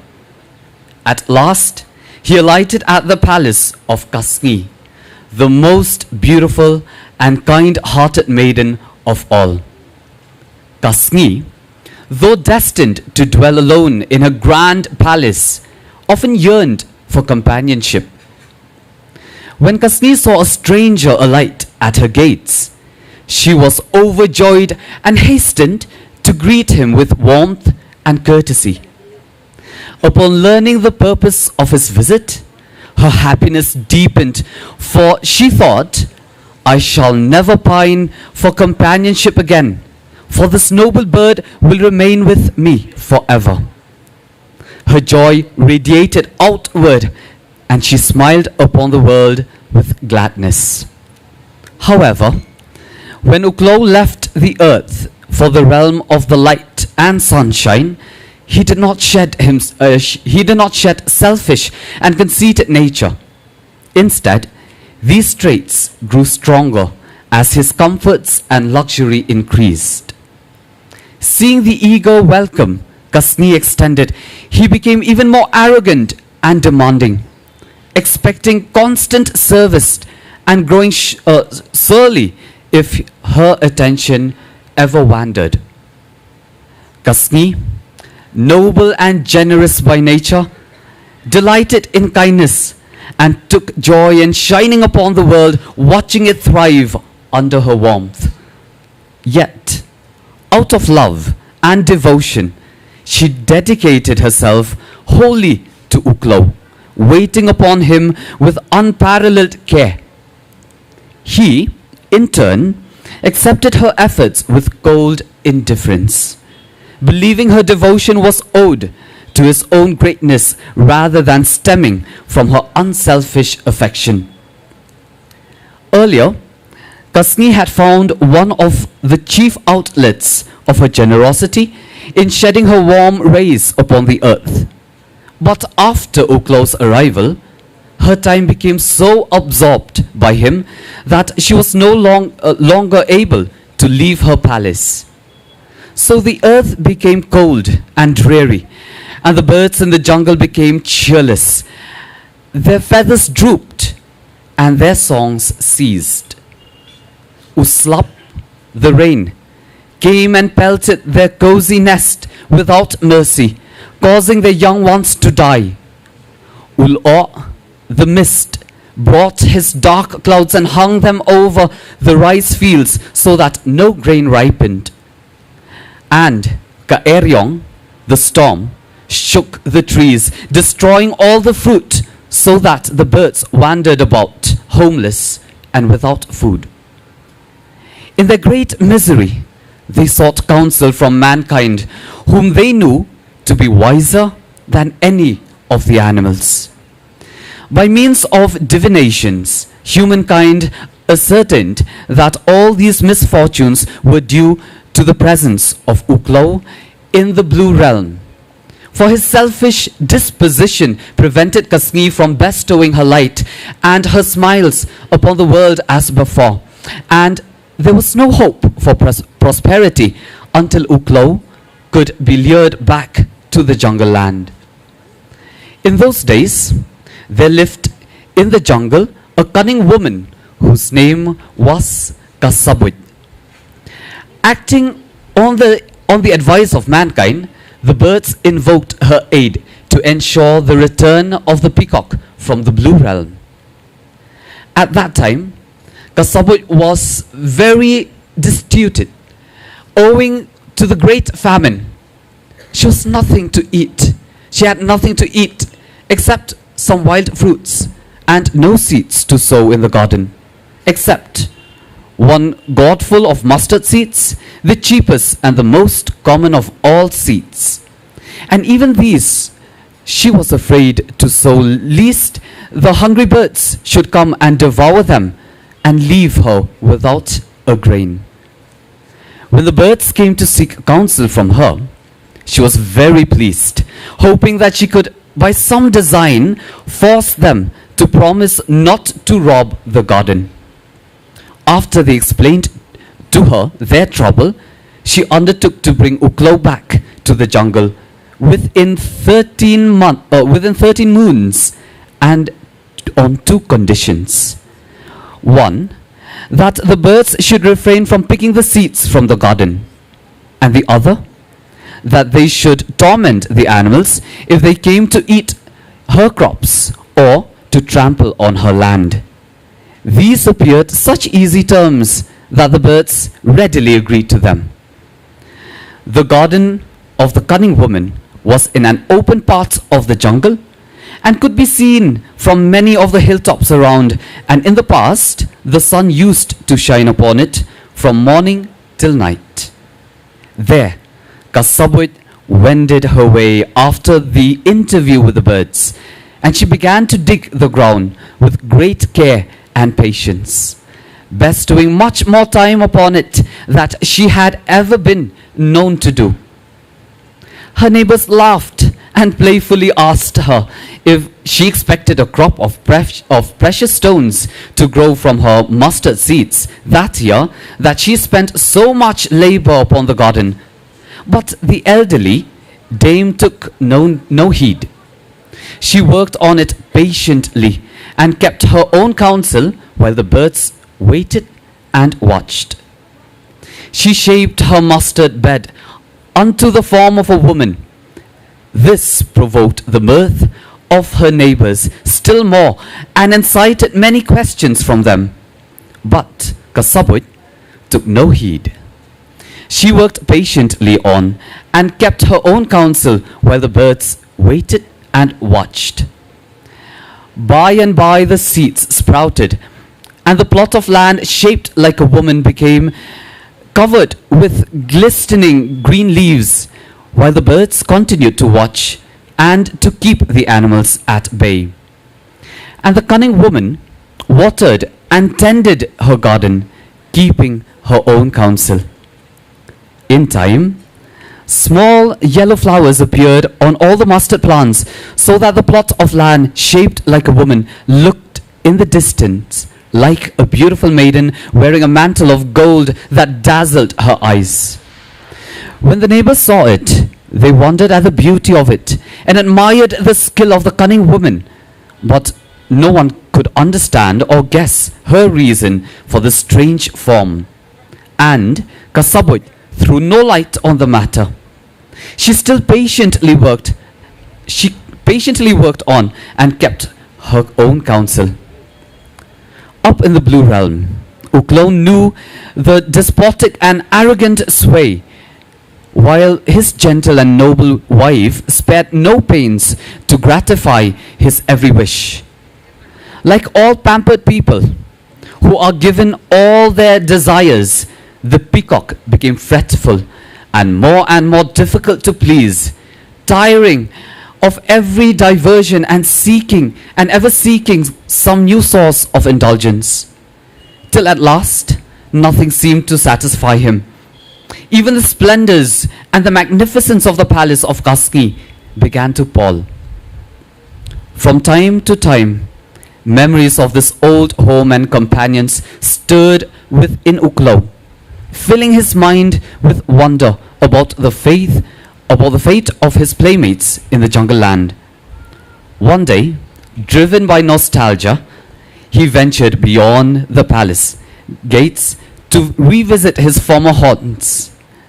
As he wandered, recognizing one familiar landmark after another, his eye was suddenly drawn to a startling sight. A maiden, radiant and dressed entirely in gold, lying asleep in a garden nestled in the heart of the forest where he had once lived. At the sight of her, Uklo's heart softened, melting the water in the heat of his newfound love. Thoughts of his noble wife Kasni and the allegiance he owed her faded from his mind.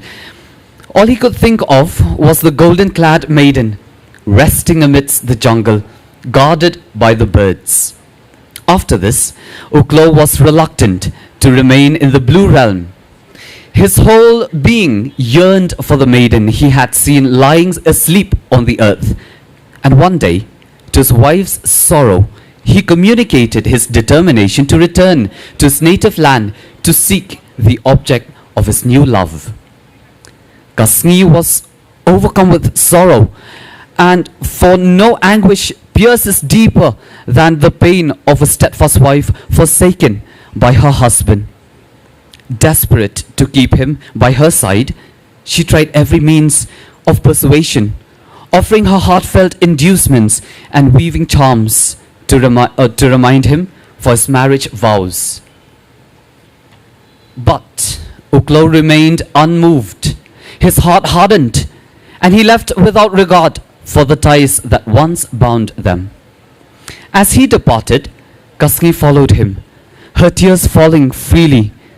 Her sorrowful weeping touched his feathers, transforming them into a dazzling array of rainbow colors. Some of the larger tears landed on his long tail as he flew, became brilliant spots of light, which the Khasis still call Ummat Kasni, the sun's tears.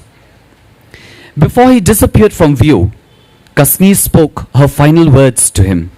She told him that these radiant marks would serve as a sign, no matter where he went or on whom he bestowed his affections.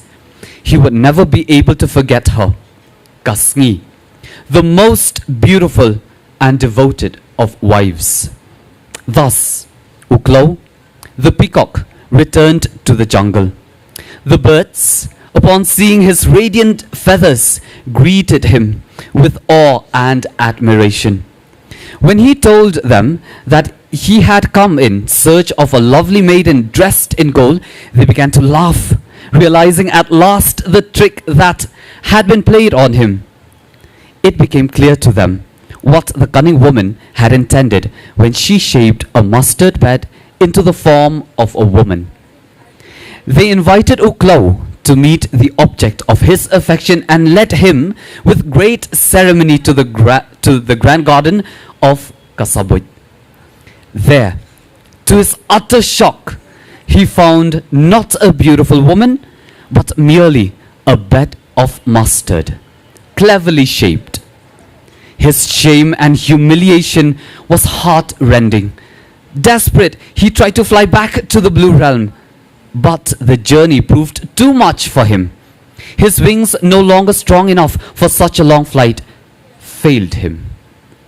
with sad, plaintive cries, he resigned himself to life in the jungle forever.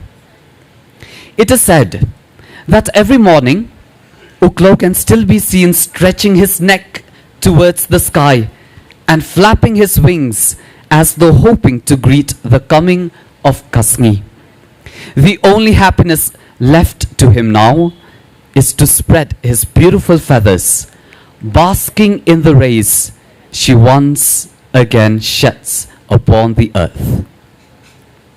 Ladies and gentlemen, that is the story of how the peacock got its beautiful feathers, a folktale from Meghalaya, and a book, The Whispering Mountains, The Marvelous Folk Tales from the Himalayas, from Namita Gokhale, Mala Srilal, and here the illustrations by Dennis Laishram.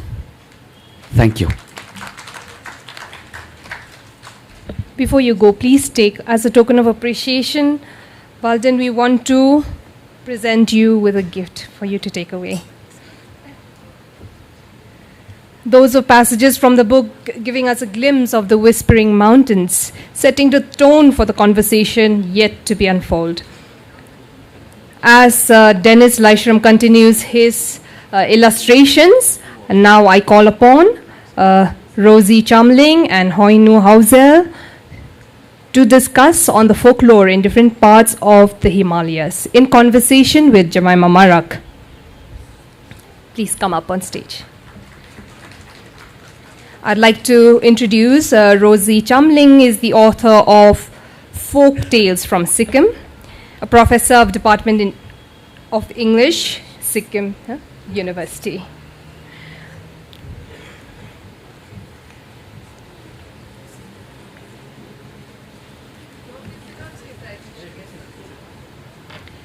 I would also like to introduce Hoinu Hausel, the founder of Northeast Odyssey.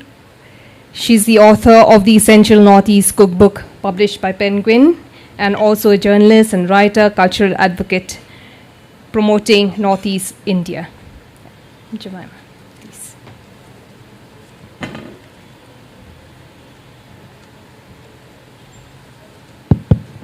Thank you, Banda.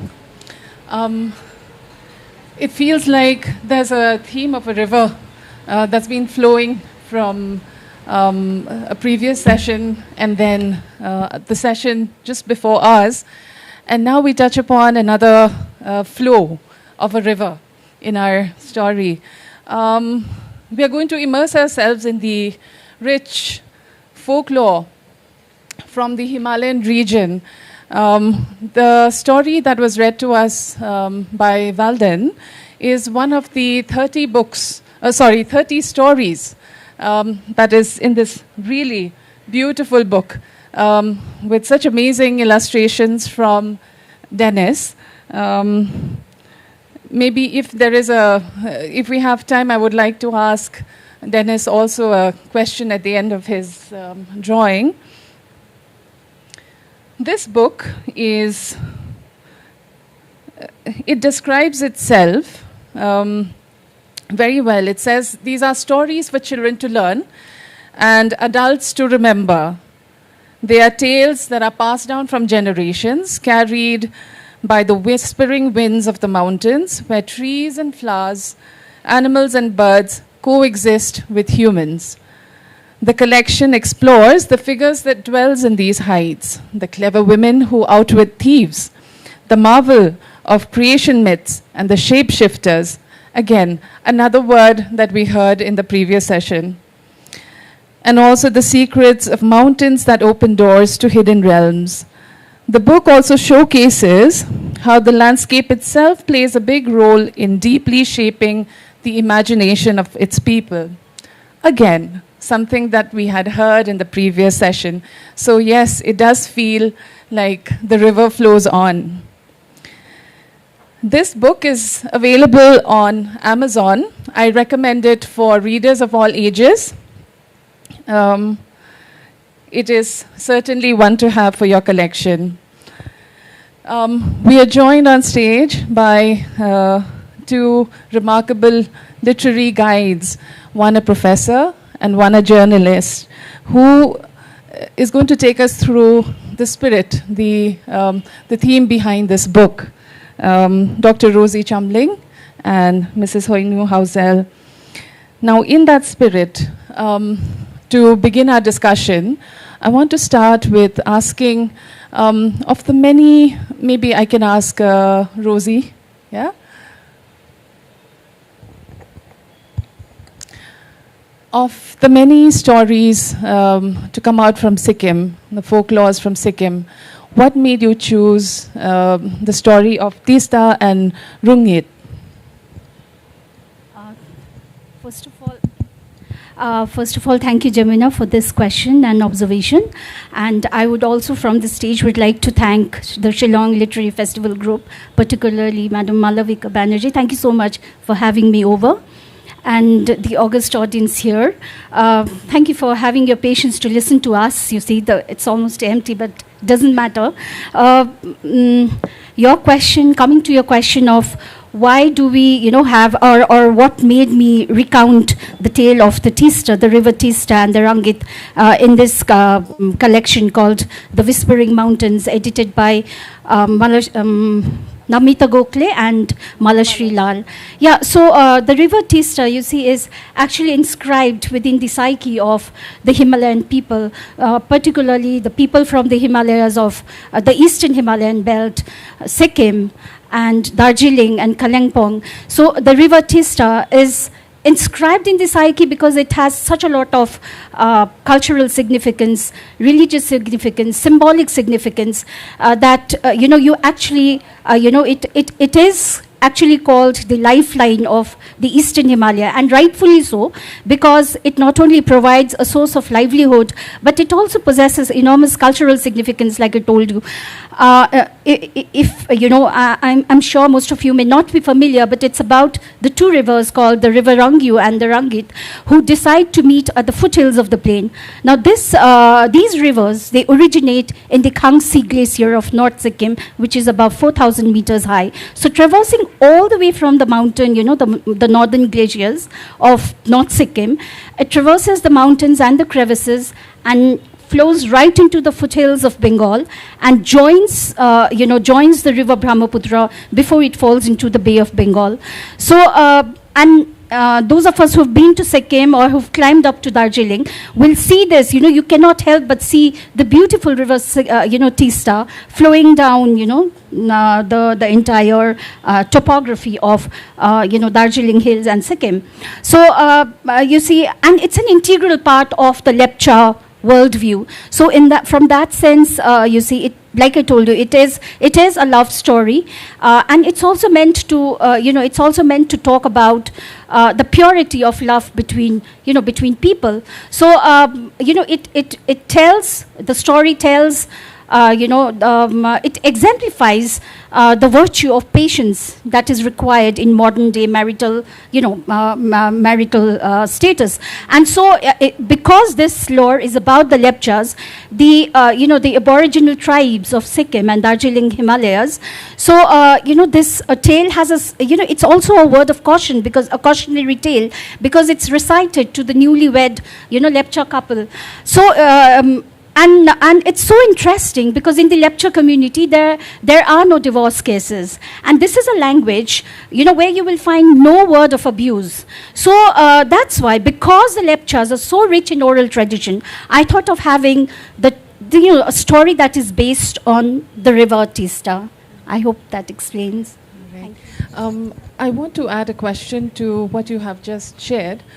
See, in the story, the male river, Rangit, right?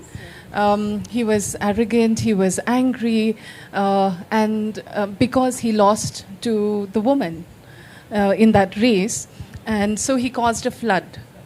And of course, she had to appease him by offering him certain, gifts and food, right? If I'm not mistaken. Not exactly so, because she does not offer him gifts and food. It is about, it is about a woman kind of, assuaging of male ego kind of a thing. So so maybe it's it speaks about mother cultures.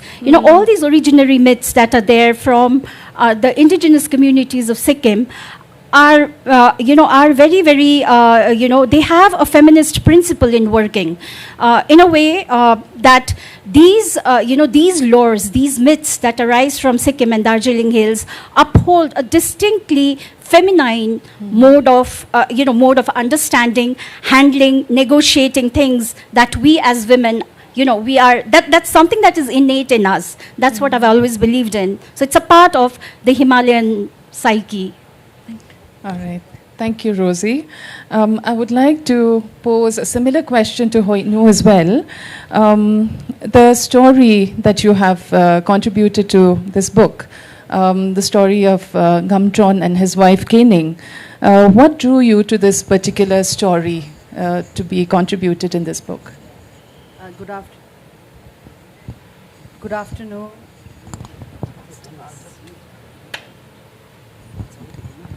Good afternoon, everybody. Thank you so much for having me here. It feels like coming back home because more than a decade I was here as a schoolgirl walking around the Watts Lake. So it's wonderful to be back in another form and format.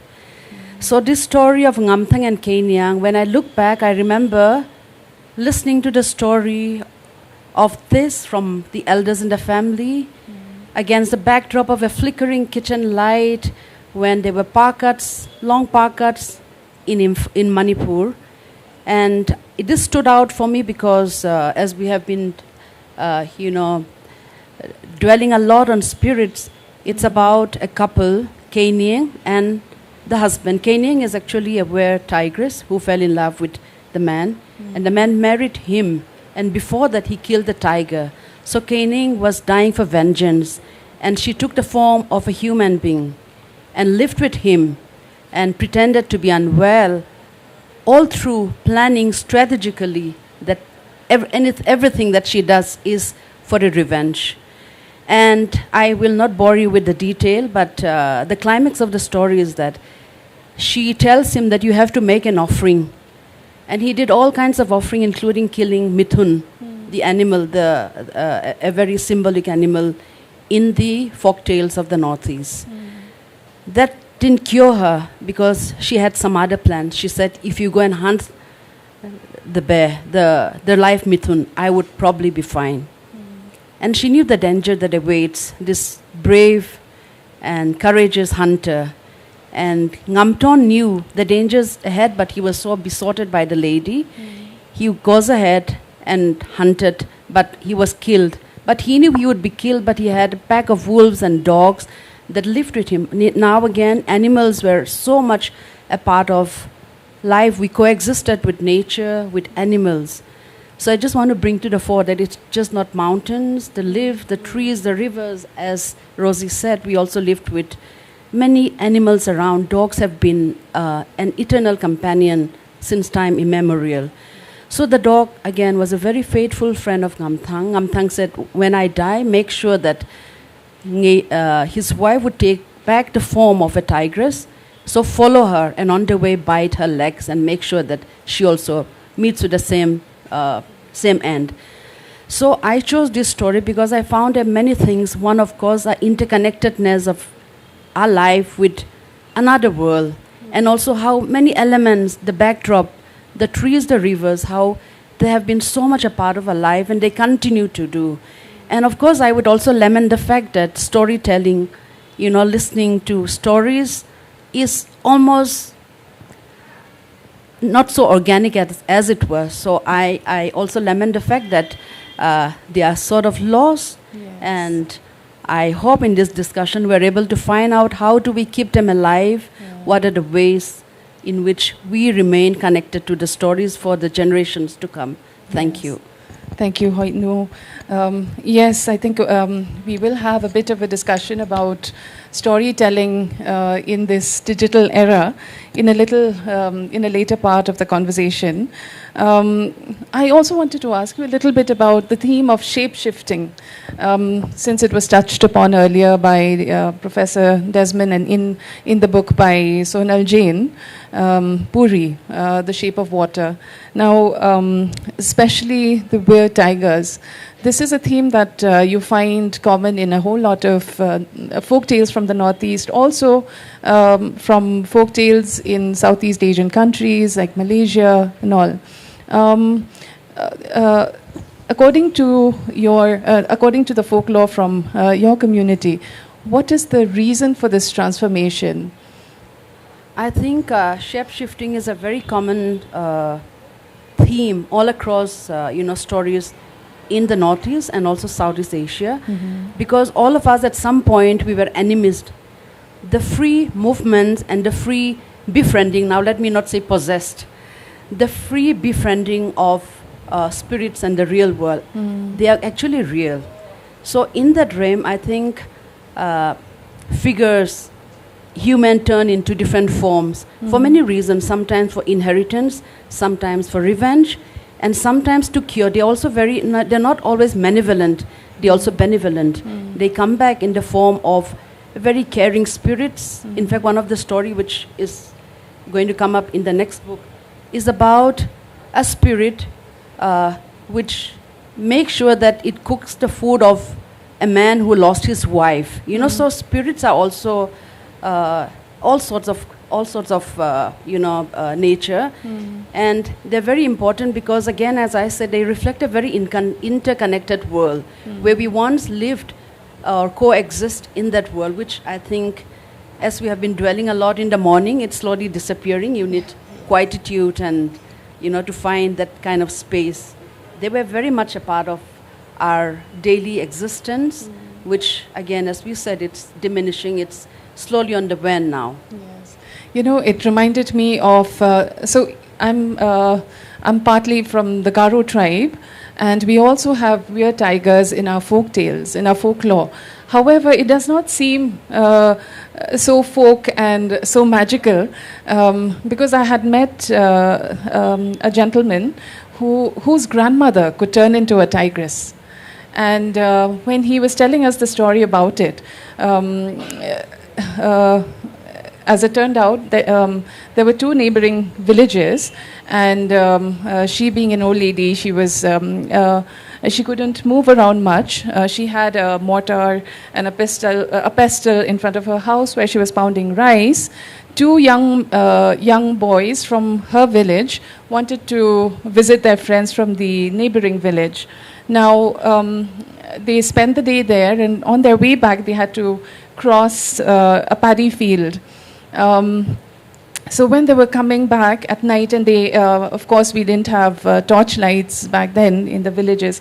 So it used to be, a bunch of bamboo sticks that were split, and you lit one end of it, and that became the torch. So they had just that with them. As they were crossing the paddy field, they came across a tigress, or a tiger at that time, they didn't know. And of course, in fear for their life, they ran. They ran back to the village of their friends. Early the next morning at daybreak, when they were coming back to their village, they found this old lady outside her house, and she was pounding rice for the day. And as these two young boys passed by her, she chuckled and she said, "Oh, you're a bunch of scaredy cats. Why did you run away?" And they were shocked. They said, "What are you talking about, Grandma?" So she said, "I saw you in the fields yesterday." So, yeah. So we do have stories like that still come from even today. This story I heard, I think 5 or 6 years ago. So I think there is a bridge between the past and the present and the in-betweens. Moving forward, I wanted to ask Rosie a little bit about your work, the collaborative translation workshops. What is it about, and why did you choose this particular mode of translation? Okay, so I'm basically an academic. I teach for my bread and butter. This collaborative translation is a project that has been sewn into our academic curriculum framework. So what we do is, we have collaboration based on mutual consent and agreement. In a sense, it's a technique whereby we call, source collaborators, meaning to say these are people who are inside and from the community. And then there are target collaborators. These are young scholars or young enthusiasts or young translators who would want to make a career in translation. And they are again facilitated by the so-called facilitators. So actually the three of them are regrouped. So the whole idea is actually to have not word-to-word translation per se, but to actually go into the very essence of translation, so that the emotive and the cultural context of translation, of translating an oral story is not missed by way of getting in the final product of of coming into the print form. So we ensure that there are people from the community, because that's very important, because these indigenous communities, I work primarily with the 3 indigenous communities of Sikkim, the Lepcha, the Bhutia, and the Limbu communities of Sikkim. And there is very little written work, scripted work on these on these communities. No, but that does not mean to say that I'm giving primacy to the written culture, because the whole idea of giving primacy to literature, to literature or to literature in print form or to print medium of writing. So this is only very, very recent. It's actually only around 6,000 years ago. But then the oral culture is, it's from time immemorial. We actually started with the whole idea of conversing with people. So the oral mode has always been primary. But down the ages, we've always been, whatever is oral, whatever is folk, has always been associated with with the periphery, with the margins, with the not so elite.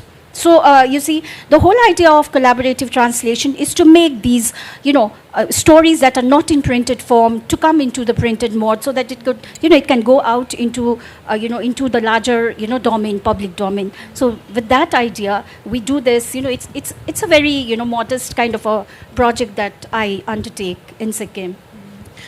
That is so interesting. Thank you so much for sharing it. Thank you also for spearheading this.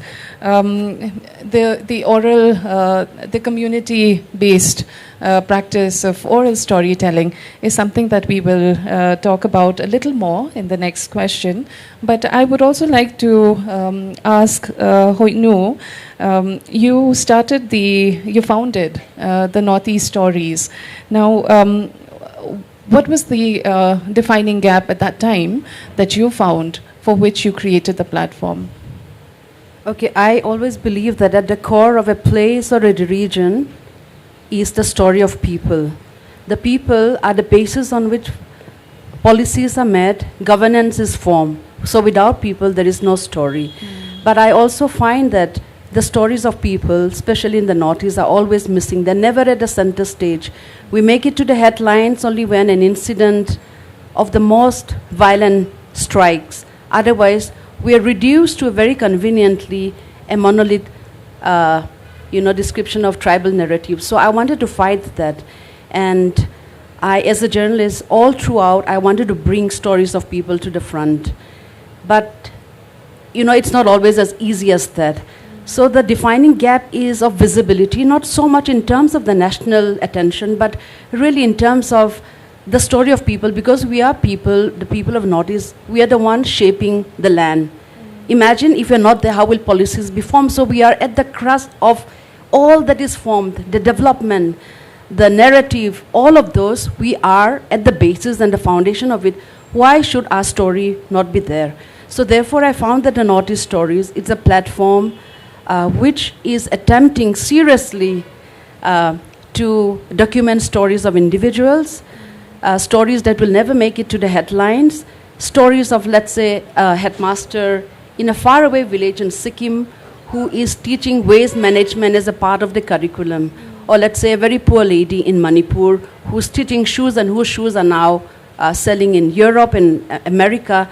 They're not going to really, make it in the headlines. So therefore, this is also really about documenting them. And I am also deeply concerned about the fact that I recognize that as an oral tradition, our culture, our practice, they get diluted with every passing generation. How are we going to understand how was Jado made a few years ago or by ancestors? It gets diluted. Ingredients are diluted, the practice, the methods are diluted. Even the custodians of the cultures themselves, they are not interested. If you look at, you spoke about Lepcha now, that's a subject, that's a community that I am really looking at the moment.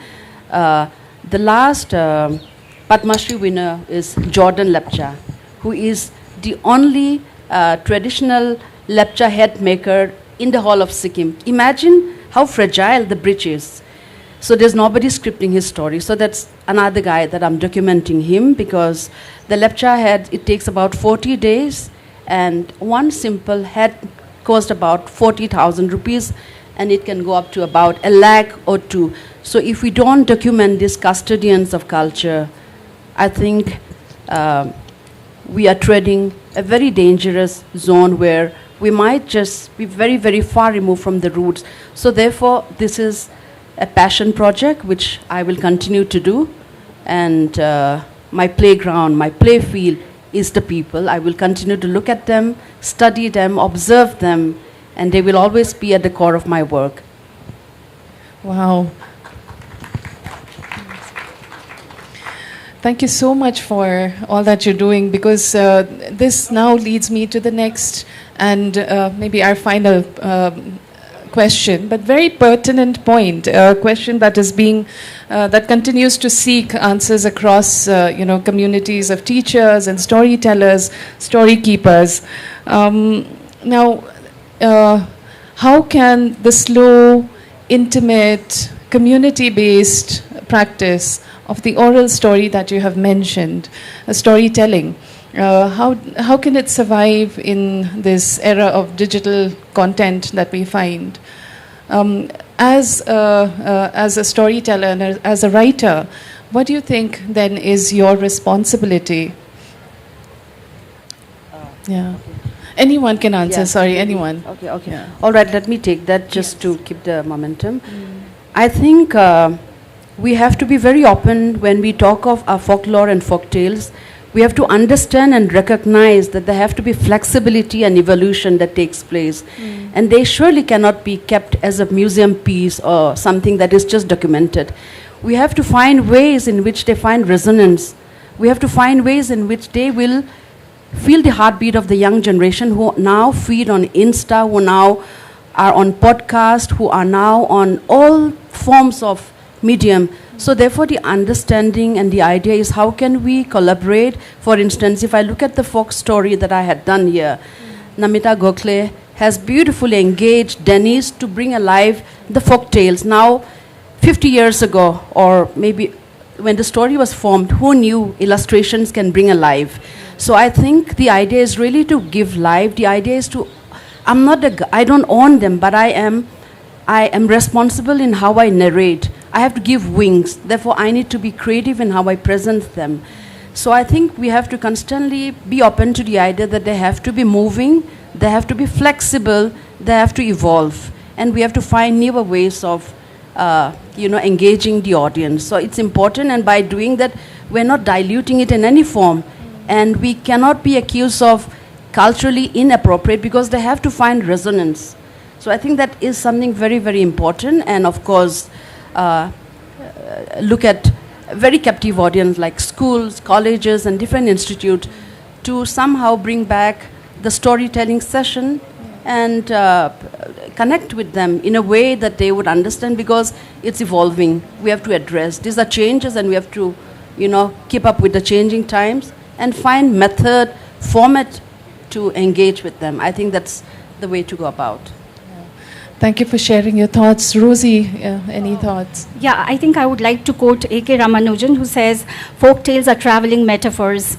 So you see, it travels because it transfers by way of mouth, you see. So it goes generation and generation, comes down through generations. So it's very find, as Hoinu says, quote unquote, resonance. So how do we how do we create that resonance among young people? Perhaps giving a space to discuss folklore in a space like Shillong Literary Festival itself is a way in which you could create curiosity, you can create interest among young people. I can see many young people here. So you see, that's also one way of actually creating resonance, because I'm sure when you go back, you'll not have this idea of the folklore being something that is that can be considered as belonging to the plebeian, to the common, to the people on the margins. It is an intrinsic part of our cultural heritage. So yeah, I think. Thank you, Rosie. To add to one of the efforts that I'm involved in, a passion project of sorts, is hosting a storytelling, weekly storytelling circle called Kind Conversations, where we have about, a growing number of about 50 members across the country. We meet every Wednesday, 9 to 10. It's like our gentle pause in the middle of a busy week. Here we encourage anyone, the participants, to bring a story, and we have conversations around it. So it could be a folklore, it could be even a ghost story, it could be a personal story, a poem, or even a quote that they had come across.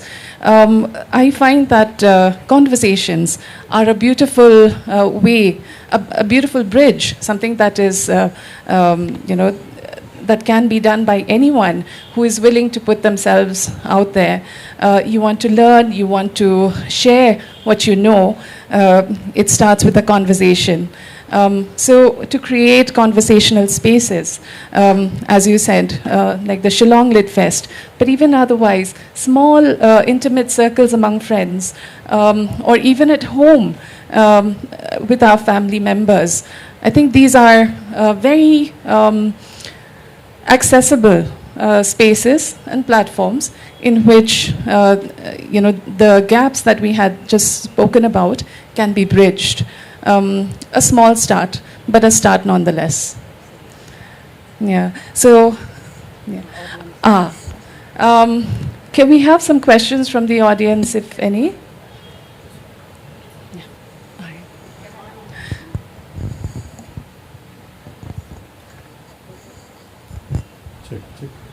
Check. Hello. I've got a question for Hoinu. Thank you so much. Really wonderful talk. Such good work that you're doing as well, all three of you up there. So kudos to you all. My question is to Hoinu, when you said that our culture keeps getting diluted, right, with every generation. But at the same time, too, what you suggest is we have to capture the new audiences in newer forms. Perhaps podcasts, perhaps reels, right? So my question is, how do we balance the dilution that inevitably happens when we condense our complexities into 30-second reels, into content that is more accessible and engaging for younger audiences? Thank you. Thank you for that question. I know.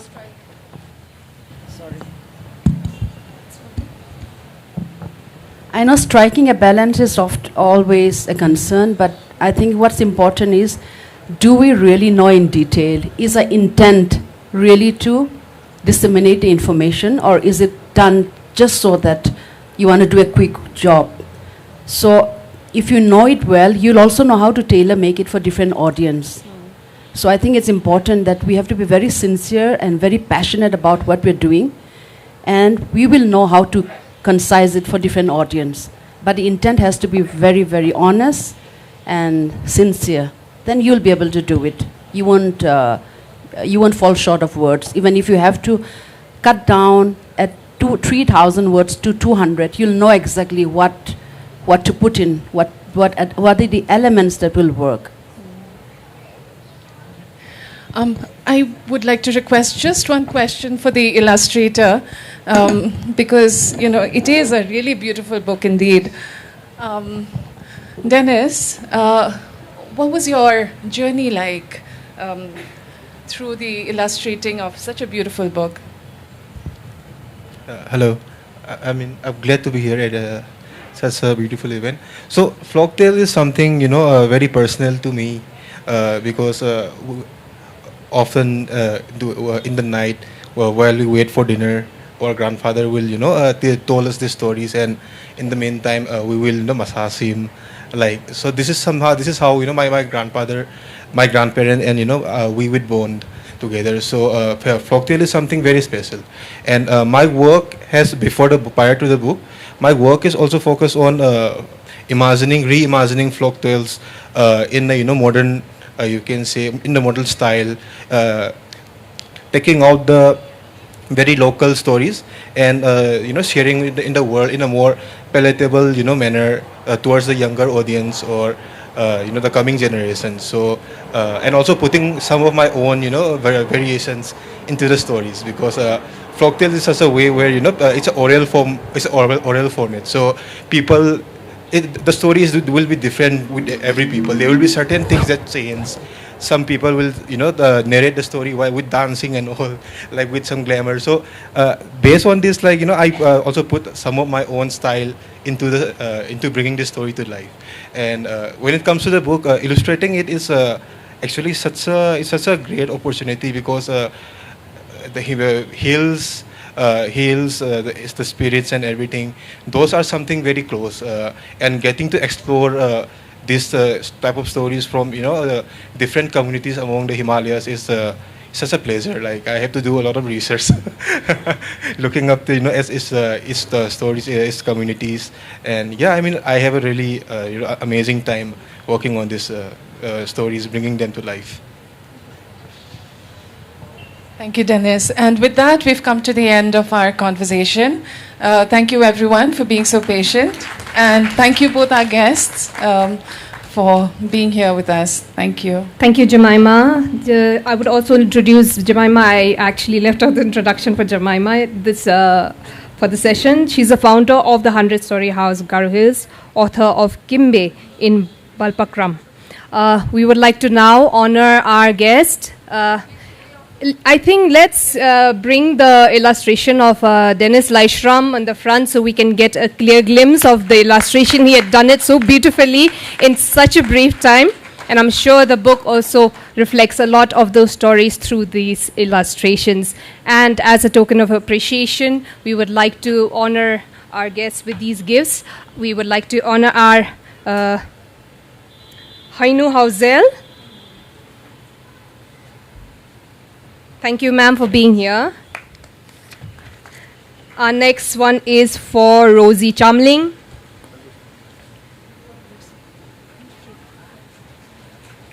We would also like to present the gift to Jemima Marak, also a friend and an ex-colleague. Thank you. Thank you. So moving into the realm, yes? Oh. Sorry, yes, Dennis Leishram. Thank you so much. Thank you, Dennis. Thank you. Moving into the realm of children's books now.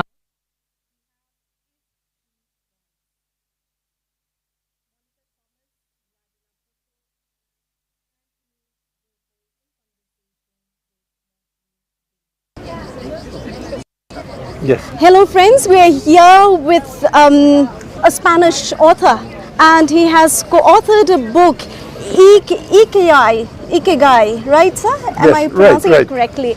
Okay, and this is the best global selling book, and we are really glad to have sir here with us. And sir, could you please tell us for our viewers, in a very simple word, a very simple term for our viewers to understand, what is the meaning of Ikigai? Ikigai means purpose in life, reason to live, and this the motivation you have in the morning to live one day more because you are doing something that you are passionate about. All right, thank you so much. I think we are clear with that. And sir, a little bit about the youth. We are going to talk about the youth. See, we see that youth today, they are unsure about the decision, about the purpose, and we see a lot of them are getting stuck. Yes. And they really don't know what to do. So, what is your, what is your suggestion? How will they find their Ikigai? Yes, they need to focus because we have too many options nowadays, so many distractions with the mobile phone, with the computer, with the tablet, that if they want to discover their purpose in life, they must do less things and focus in one and flow with that. All right. Okay. I think we are clear with that. Thank you so much, sir, for your time. I know you're very busy. Thank you very much. Thank you so much, and it's very nice meeting you. Thank you very much. Thank you. God bless you, sir. God bless you. Ti perlok metan ko baki I layok bani keren bat I wena I nong tho iba pau jong kani ka perthai bat ila don bat ni hang ni ha words league ha kani ka lit fest hang ni ha ka nong ba Shillong ka jong ni but ini ide I Spanish author la ni tai Spanish I bela tho yang kot ba kata kot ka ba menta ka dei ka kot ka balala dia tama ka perthai bar ho ngala pila kumba player so ngakali I ken kamut ayu kani ka Ikigai But ilay thu ba kadai kata ka ba banwat ya ka jing thu ka jing im ka jong pi ban tip kham ba ya la ka jing im ya kita ka ya ka lat ka lenti ya la di but ngala kali I bali mentai ki kun samlai ki jong ni ki klumar jing mut ting ting kim tip shanu bikin le banwat ya kata ki lat lenti la batai ni ba ki bun pala ki jing pendik kita ki distraction ti ho ang lai so no nong tho ba start ngangit ki samlai ki pa ni ka program ka ni ka si wala phim la ban don hi dala dia ki ni ka jaka kumbo la ong ni unong tho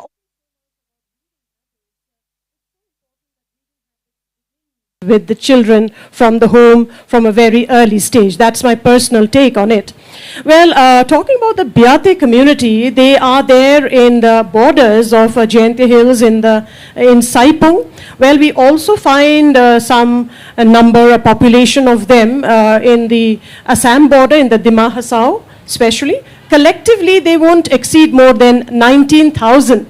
That's how small this community is. And well, this book, Is She Wise? Actually, it talks about the relationship of the Biate community and their environment. Well, I will not go too much into it because we have the experts here, really, the panel members here to tell us all about this book. And we don't have the author here with us. I wish she was also here. It would have been wonderful, but then she's engaged, she's been traveling, and that's why she couldn't be here. Talking about the author, she's Anna Notsu. She's the author of this book, and it is part of her doctoral research, and it is also part of a project, this whole collaboration that is happening with the Saura Mandala Foundation. I'm aware of this foundation doing such lovely work. In fact, partnering with the Forgotten Folklore Project, TFFP, and the Saura Mandala Foundation. I know quite a number of them, very dedicated, lot of youngsters. As you can see in our panel also, we have these young people,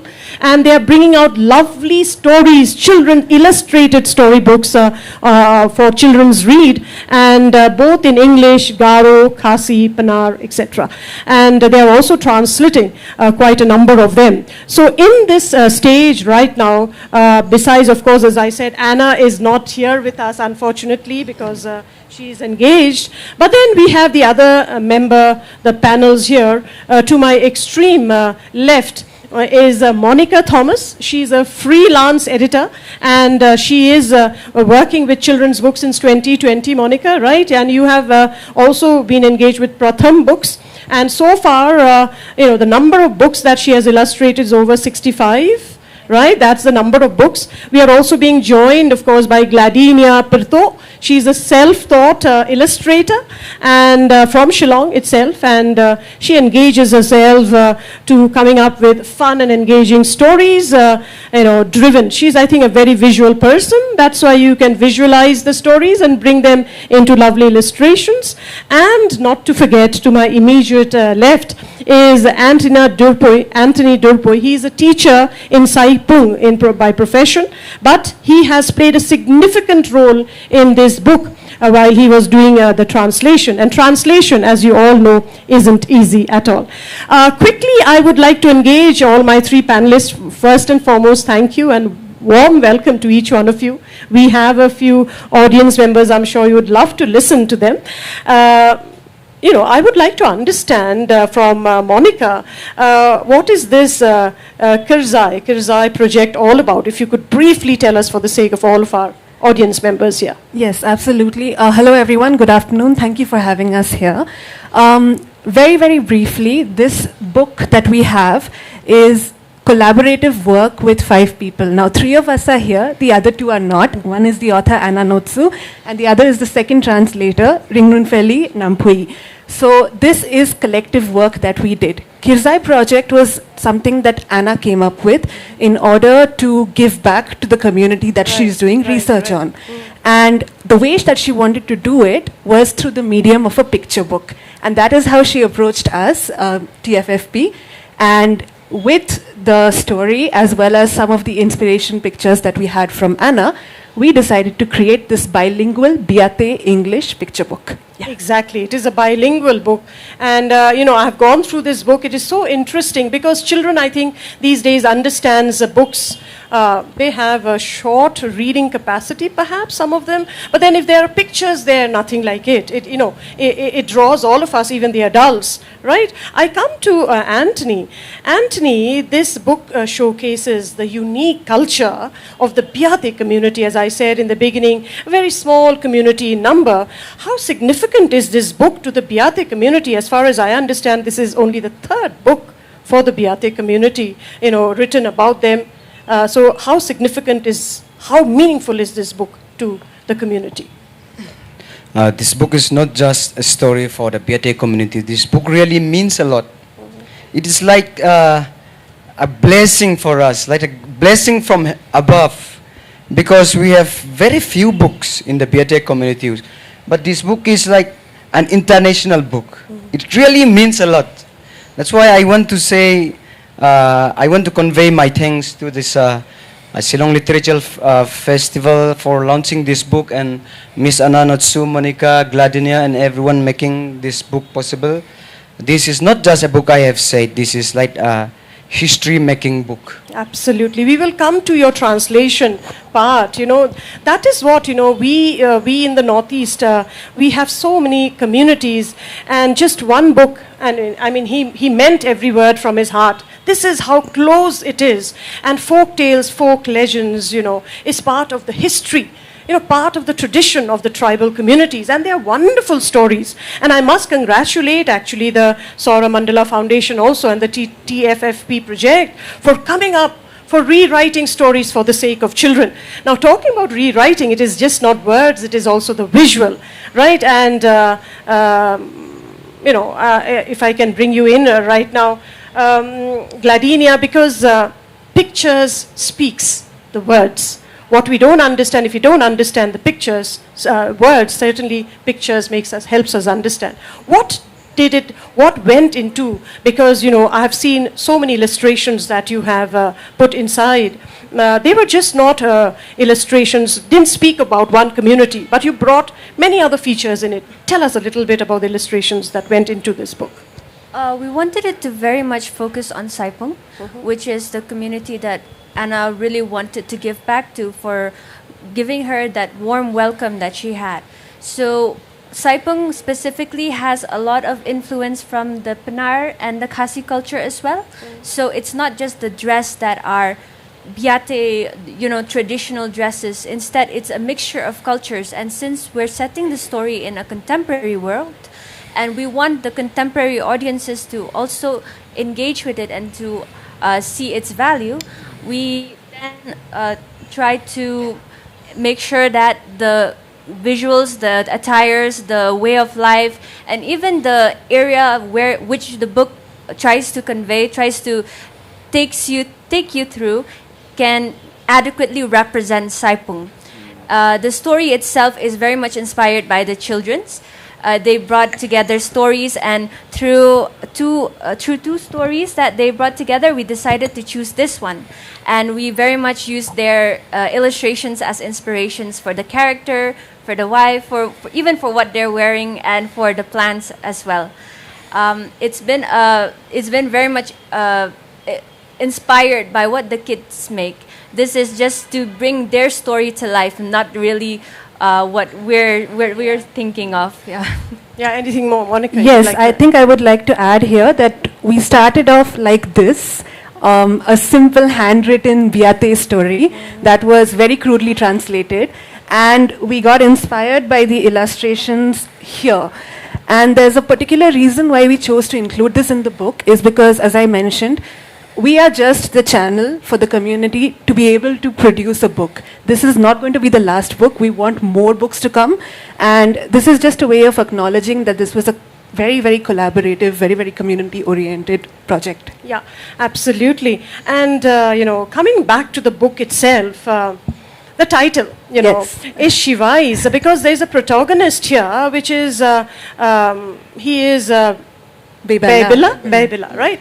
And there he goes to the forest looking for a particular leaf, which is a very, very place. I mean, Northeast itself, most of the tribals here still prefer to use, original form of leaf. Even in Meghalaya, in fact, they pack their food. If you go to the rural areas, you'll not find so much of plastic, really. And this is a leaf that they use for packaging their food. It is called the Nathial leaves, also known as the moi moi leaves, right? And there he goes to the forest, and there's a talking Nathial, which is very, very interesting. There's a talking plant. I mean, which plant would really talk, really? But then there is also significant, because the plant is asking the husband who goes to help gather those leaves, is your wife wise? Is she wise? And that actually, when I was reading the book, it really sounded interesting to me, thinking that there he goes to help his wife, and there the leaf is asking, is she wise? And now let's come to the wise part, because though he is the protagonist, I think it is not he really. The main character is the wife, because in any community, in tribal community, otherwise too, a woman plays such a significant role, which is not really appreciated, acknowledged most of the time. Tell us about this, because I think you all wanted to bring it in with a little twist. Yes. Yeah. So the main theme that motivated us when we wrote this, when we worked on this book, was hidden in plain sight. The Nathial plant is abundantly present in Saipung, so much so that you would actually not notice it. Similarly, unpaid labor by, I would say, mostly women, but also caregivers, right? It exists in the world and it's not noticed. So we wanted to have a play on these two things, and that's the reason, even though our mouthpiece is Bebela, the illustrations and everything else that you see subtly conveys that the wisdom that is hidden in plain sight is the wisdom that is even recognized by the Nathial plant, which is the wisdom of the women. So we wanted it to resonate with the original folktale, but at the same time, we also wanted people to be able to recognize that this is something I live with every day. Right. Yeah, so that was the reason. Yeah, because, just in the earlier session also, we were talking about how do we connect the past to the present, right? I mean, the past there is a connection, definitely. And Gladinia, you would like to add on this, because while you're illustrating also, you have to keep that in mind, because she does play an important role.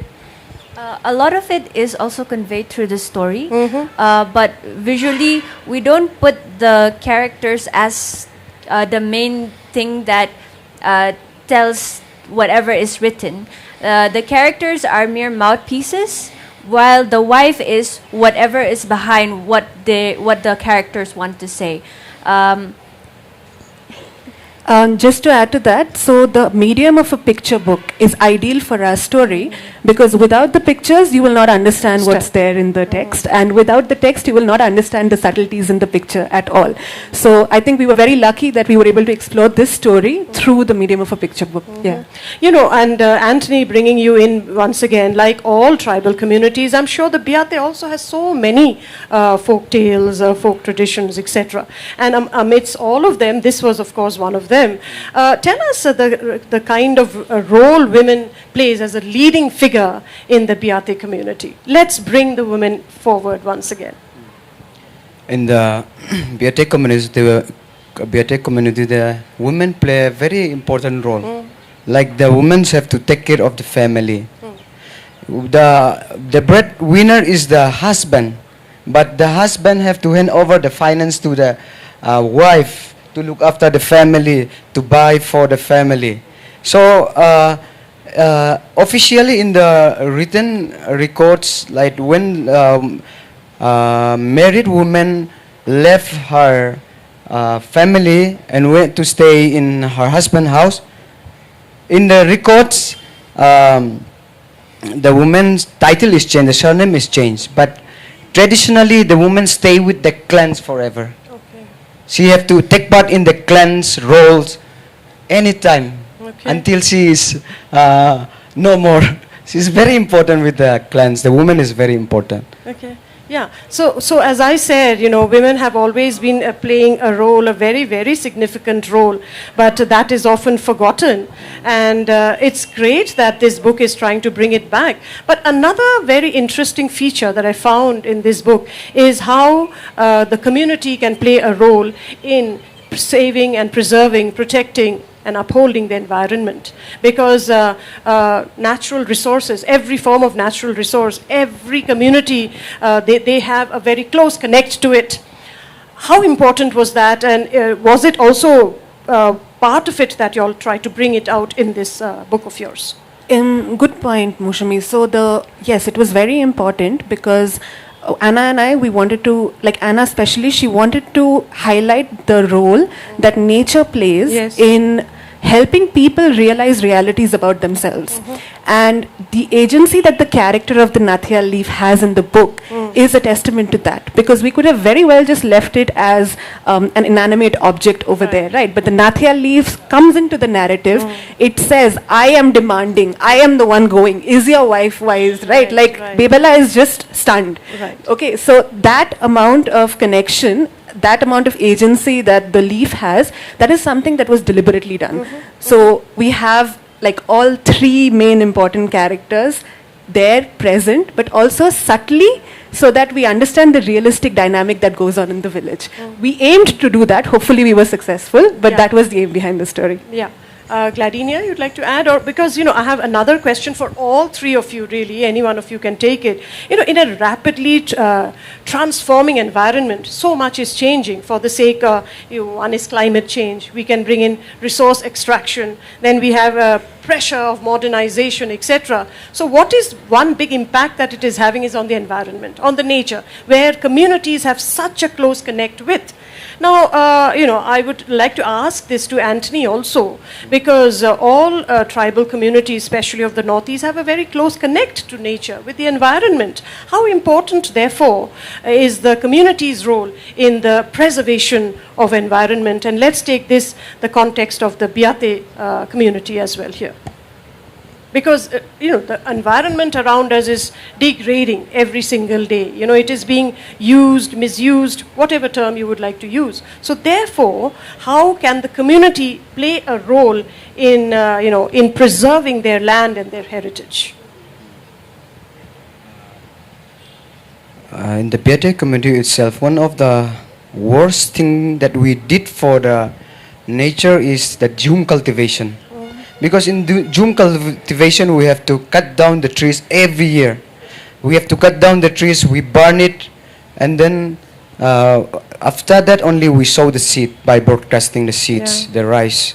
So every year we have to move from place to place, that is downgrading the environment. So now we are talking about how to abolish this practice to safeguard the environment. Because of that, I probably believe that it's getting warmer in our area also, because of the rainfall also is lesser now. Exactly. And that is just not in your area, it is everywhere. right? And therefore, I guess the community can really, and we need to bring this to the focus. I have just been shown that I have just 5 more minutes to wrap up, unfortunately, really. And but then, one way of teaching children the need for conservation is to bring out such books. And it is also said that a story is only good if it is shared and reshared. And the fact that, you know, it is a translated work. But before I ask this, Anthony, how much of a, you know, difficulty you faced while translating? Because it was from English to Biate. So what was it that you faced that you thought it was a little tough for you? I was translating in Biate, so I tried to translate it because this is based on the Biate's community. So I tried to translate in the Biate's way, not in the English way. All right. I want when the Biate community read it, let them read it through their heart. Let them feel it, the beauty of the story. So I translated in a Biate's way. Absolutely. I think that we need to applaud for this. You know, this is what is needed. And from the community level, it comes nothing like it. So quickly, as we are wrapping up, you know, I'm being very mindful of the time. How important it is to document, to share and reshare such stories, because we cannot allow these folk tales, folk legends to really go away, because I think it's time we do away with the Snow Whites and the Black Beauties and bring these kind of folk tales and folk legends in the form of these lovely books. You know, so how important is documenting? Personally, you all feel as you take ahead this project to even more larger proportions. Monica. As a person who really likes stories, I feel like it's only because we have the medium of fiction and story, right, that such diverse themes could be explored in a simple manner. And that's one way in which it resonates with the audience, and that's one way in which the story can be carried forward. I read the story, I get something, she reads it, she gets something else, the child sees a picture and they get something else, right? So that collective sort of ownership that they have towards the story is something that fascinates me. So documentation is very important, yes, but I think a special mention to documentation through what we do is also very important, because it ignites imagination, it allows people to engage with the story more, and it opens up. Like, I think in the previous session we had an amazing point made that it should be adaptable, right? Like folktale should be adaptable, and this is our attempt just to ensure that the folktale carries on. Absolutely, and you know, folktales from the region are very relatable also. Gladinia, quick thoughts before we wrap up. Very relatable to our people, the environment we live, right? Yeah, so what kind of encouragement and what are the future things that you're looking forward to? I feel like, especially with the Biates that we're talking about, there is this, everyone has to move to cities, they have to come to Shillong, they have to go to other states to pursue further education. And as is, pursuing further education is the way forward. And through that, we kind of forget all of the other stories that are shared within the community. And there's less engagement between people of the community to keep these stories. The story that the book itself, the story was very short, but we were able to expand on it and contextualize it. So even a story that you might think is minor might actually be something that can inspire someone else. You can't just look down on a five-liner story or anything. There is always something that can help someone, that can maybe help them with what they're working on, what they're thinking, and maybe even give us some innovation with what we're currently facing with climate change or things as such. Yeah, it can definitely move our conscience, yes. One quick thought and message before we wrap up, Anthony. Regarding this book, we tried to launch this book on the Noldingkut festival, that is a Biate festival, that is the annual festival which will be I'm trying to say the hand over to the community, to the children. On the Noldingkut, that is 11th of January every year. I hope Noldingkut festival, I hope Kong Patricia Mukim will know about the festival, the Noldingkut festival, she's there. So on that festival, we will hand over the book to the community, to the children. And let me talk about this festival also. With the Biate community, Biate tribe is like an endangered tribe. For that festival, we never get any sponsor for any funding from any other source. With that with the community's contribution, we used to celebrate the festival with the amounts of just 1,50,000 maximum, like that. We used to celebrate. So next year we want to make it more grand because we are going to hand over the book to the community. So we're looking for funds from peoples. Yeah, this is a point I would like to make also, because this book is up for sale, and every penny that is being earned is actually going to be given to the community, to the Biate community. Like all good things, this thing also has to end. This discussion, I wish we had another half an hour to continue, but I will be literally thrown out of this stage.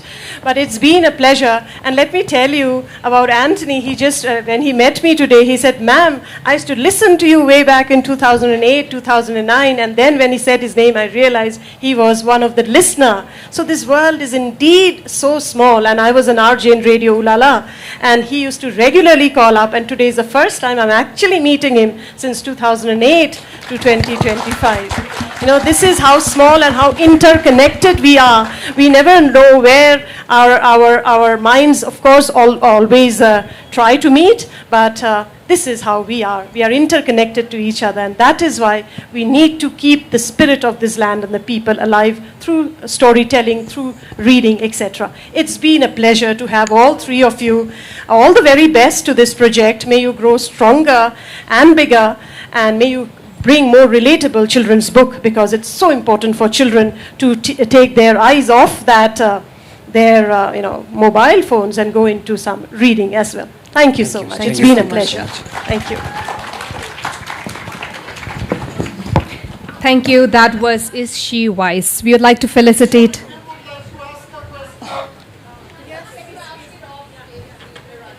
We have a signature lounge. You may proceed to that place. Maybe you can have a talk with the authors there. Yes. As we would like to honor our guests seated on the dais with a takeaway gift from Shillong Literature Fest.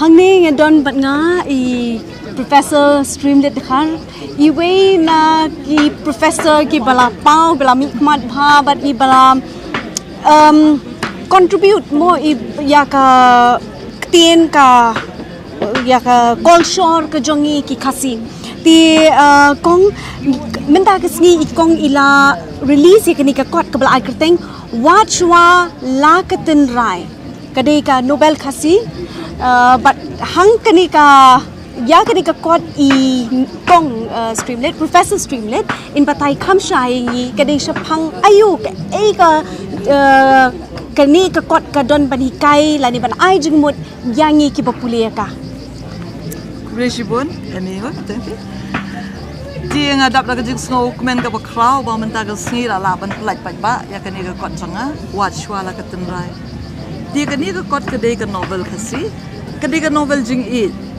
but kajing it agani ka novel ngidon laingut lai jur ki samla ki be it iwe iwe laingut ki shinlang but laingut ki binte ti beling awan ra ado laingut ti kadai kadon ga jing thmu go janga namar kani ka novel kadai ka bala penshong nong rim halor janga culture ti kabaning kong kalong ba kini ki samla ka novel ka sedang suaru na ka autumn festival Shillong autumn festival hang ni ha kalong ha umyam ha usdam arhazar apuar ti ka story sedang nangta ha ka ba kini ki laingut ki parlokshin rang ki ba ya puli ha St. Edmunds College ki puli ya ka BA honors ha ka English u baning kong u kurteng u kunsai board u baar u kurteng u medon u balai u kurteng u daman kini ki dei ki parlok ki be jadu kata-kata bi tep se madu kata-kata but ngaju khotru at the base of that is us and our feelings, our thoughts, and what we go through as we go through this wonderful, sometimes punishing, sometimes uplifting thing called life. The session is called Heal the World, and I have two amazing authors here who have written about those most difficult moments of our lives, when we lose someone, or when we are told the darkest truths about our health. And these moments are not easy. They will never be easy, no matter how much palliative care and how much counseling there is. And yet, there are moments that have to be faced. Both books were not easy to read. I will admit to that. But when I was discussing it with people yesterday, one of the authors featured in this festival was sitting with Neena ji, and she spoke about her tragedy. And I realized what the Buddha said, and it's been quoted in Neena's book, that you go from house to house and you will not find a house that hasn't been touched by the dark hand of death and the crippling sense of loss. So thank you, Jerry, thank you, Neena, for writing these books. And if reading them was difficult, I cannot imagine how difficult writing them would have been. So I will start with that first difficult question. Your book, the first one which we will discuss, Grief, Growth, Grace, A Sacred Pilgrimage. What brought it to, publishing? Because grief can be encountered in various ways. What made you want to write a book? First of all, thank you so much, Malvika and Shillong Literary Festival, for this opportunity, for the gracious invitation. And also for the fact that you chose to talk about my last book, which is Grief, Growth, Grace, which is a topic that normally, we all in life find it very hard to bring ourselves face to face with. Now, what brought me to write this book? I have been in grief and trauma space for over 20 years now. I'd been practicing as a therapist, counselor, and post-traumatic growth and resilience coach, and also a trainer. So I can say that I had, by the grace of God, sufficient professional background in this until September 2014 came. On the 24th of September 2014, I had my own shattering loss. And it's with all my professional background, it's never easy to talk about this. But over the next 2 years, I realized that A, it's so hard to be your own therapist. B, not that in a country of 140 crore people, there wouldn't be more grief therapists around, but with my limited social reach, I just couldn't find one for myself. And it broke my heart that I needed help, but I couldn't find the psychologist who would have the right background in grief and post-traumatic growth to help myself. While I was helping my family, but I was myself within breaking completely. And third was also the fact that my own tragedy in a way reintroduced me to my own subject. And all these things put together, a year or so down the line, I realized that I needed to make this help more widely available. And I was going to write an academic book, an academic reference, a practitioner reference book on grief and post-traumatic growth. That's when my mentor, he insisted. He said, you have to write for the end griever like you. And so that's what motivated me to write this book. It was very difficult because conversational style writing was not my forte. And I was going to ask about the role of Robert Niemeyer. Yeah. So, how did he? What was his role in your life, and how did he mentor you for this book? So he's my grief psychology teacher, mentor, and now a colleague and friend as well. I work at his institution also. Now we have co-edited, co-written everything. So. he's an international grief pioneer. He's particularly created a stream of grief therapy which is entirely meaning focused. So he calls it grief therapy as meaning reconstruction.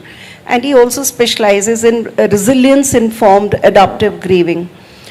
But I was not finding any help for myself in India. That's when I insisted with him that let's do Skype, let's do Zoom, whatever, email. But you have to help me from drowning in my own grief. And so I can say that in a way, it's like, I was almost feeling like I was slipping into a black hole. And he was the hand that pulled me out. So his role in my life is significant in many ways, but two ways particularly. One is much of what I understand about the subject and much of what I practice and teach now.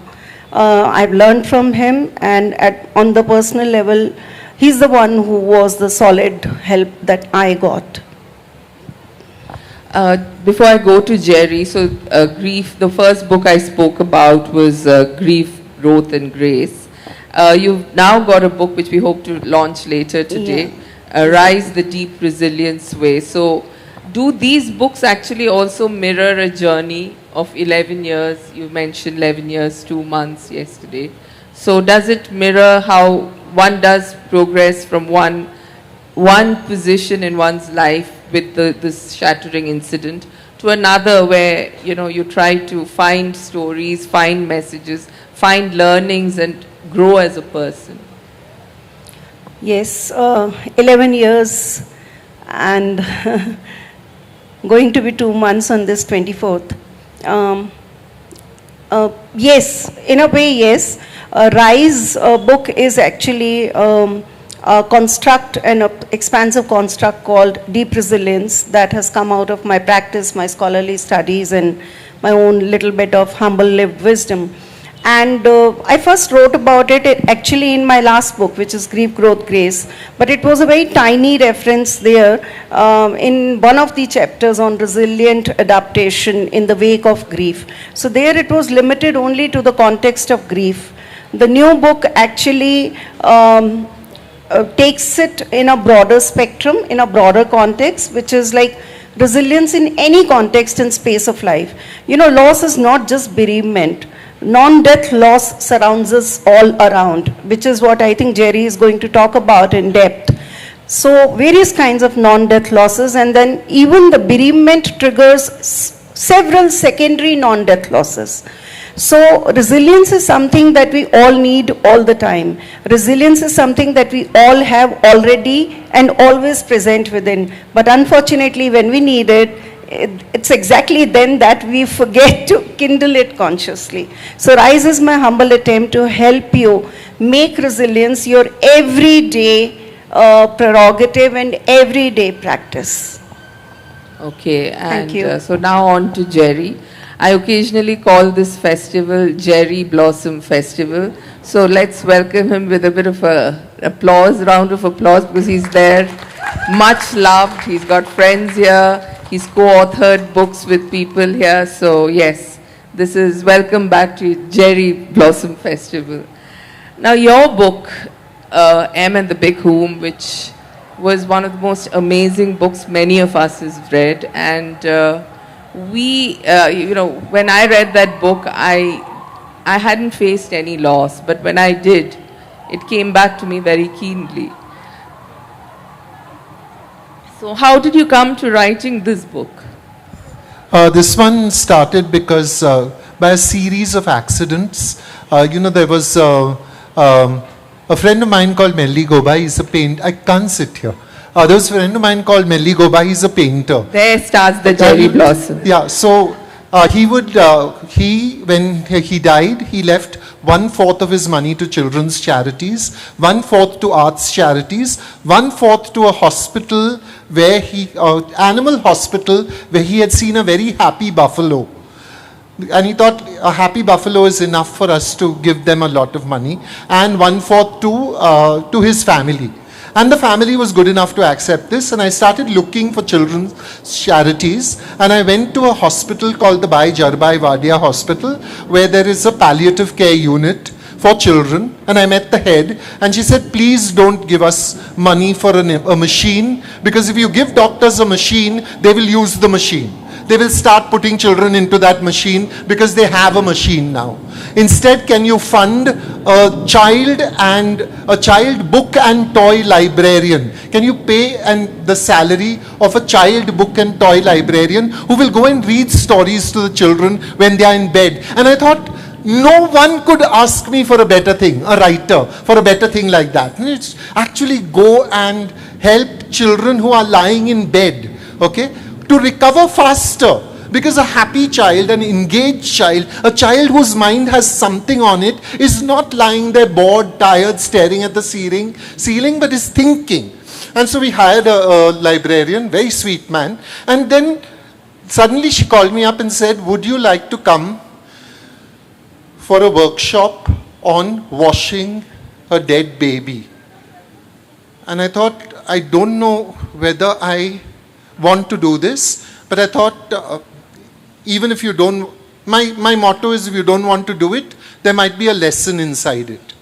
So I went for one of the most heartbreaking moments of my life. Because that nun who came to teach all the ayahs and award boys how to wash a dead baby, I thought she was going to do it with a doll, but she had a dead baby in her hands. And she was washing it with such beautiful and tender care. And as we were going out, one of the ayahs said to me, you know what we used to do? We used to have a bucket with Dettol and water, and we used to take the baby and put it in and shake it. And then it was pulled out and given. And I see how much I have done that is wrong. And I thought, suddenly, the world will shift just a little on its axis if we can all remember that everyone is due kindness. At some fundamental level, kindness. And this must have been where medicine started, right? That you saw as a healer someone in pain and you said, I want to help you conquer that pain. I want to bring you out of that pain. And suddenly, in the 20th century, medicine became mediated through machines. You go to a doctor with any illness and the first thing he says is, go get tests. Now the tests are a paper. Now you are a series of numbers. Now you are just your blood count, your cholesterol count, your sugar levels, all these things are just numbers, and he is dealing with those numbers, moving them up and down, suggesting things that has to be done. He has not asked you about yourself. He has not asked you whether you are a writer or a dancer or a singer or a poet. He doesn't care. He just wants your numbers right. The change, this fundamental change, is what has happened to medicine in the last 100 years or so. And palliative care is suddenly saying, how about we recognize that there is a living person here, a full person with a pre-morbid personality. Can you imagine? That's what they call it. The person who was not ill, who is that person? Okay? And my assumption when I started writing this book was that palliative care was about people who were dying. Like, you're in hospital, you've got 4th stage cancer, nothing can be done for you, into inverted commas, and therefore you're going there. It is not. I have attended palliative... This story that began the whole process. Once upon a time, there was a woman called Nagamma. Nagamma lived somewhere in Kerala. She had a son. Son got married, had 4 sons. Each of these 4 sons had some neurological deficit that left them jerking and spasming all the time. And Nagamma was looking after everybody. She was getting up in the morning at 4 o'clock, going out, buying vegetables, selling them, feeding them, cleaning all the boys, looking after them. And she got tired one day and she came home and said, I think it is time for all of us to die. But I have bought poison in the market, but I want you each one to vote. Yes, we live. No, we die. She started with her daughter-in-law who said die. She went on to her son who said die.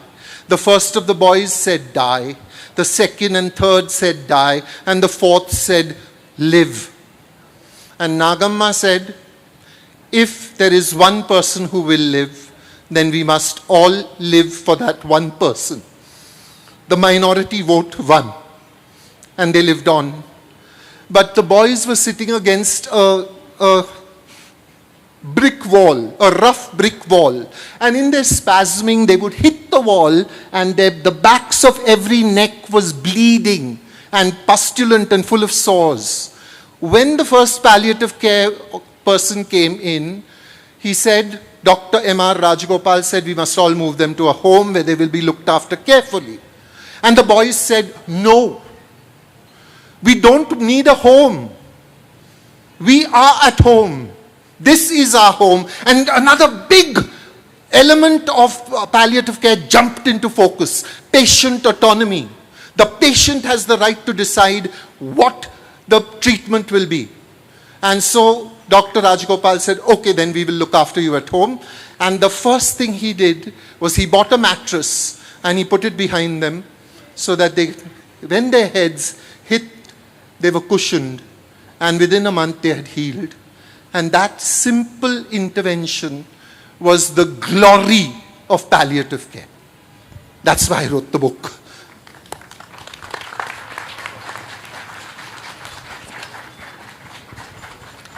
Thank you, Jerry. That's why you wrote the book. But before I go back to Nina, there are some amazing stories. One is of Dr. Rajagopal himself, why he started palliative care.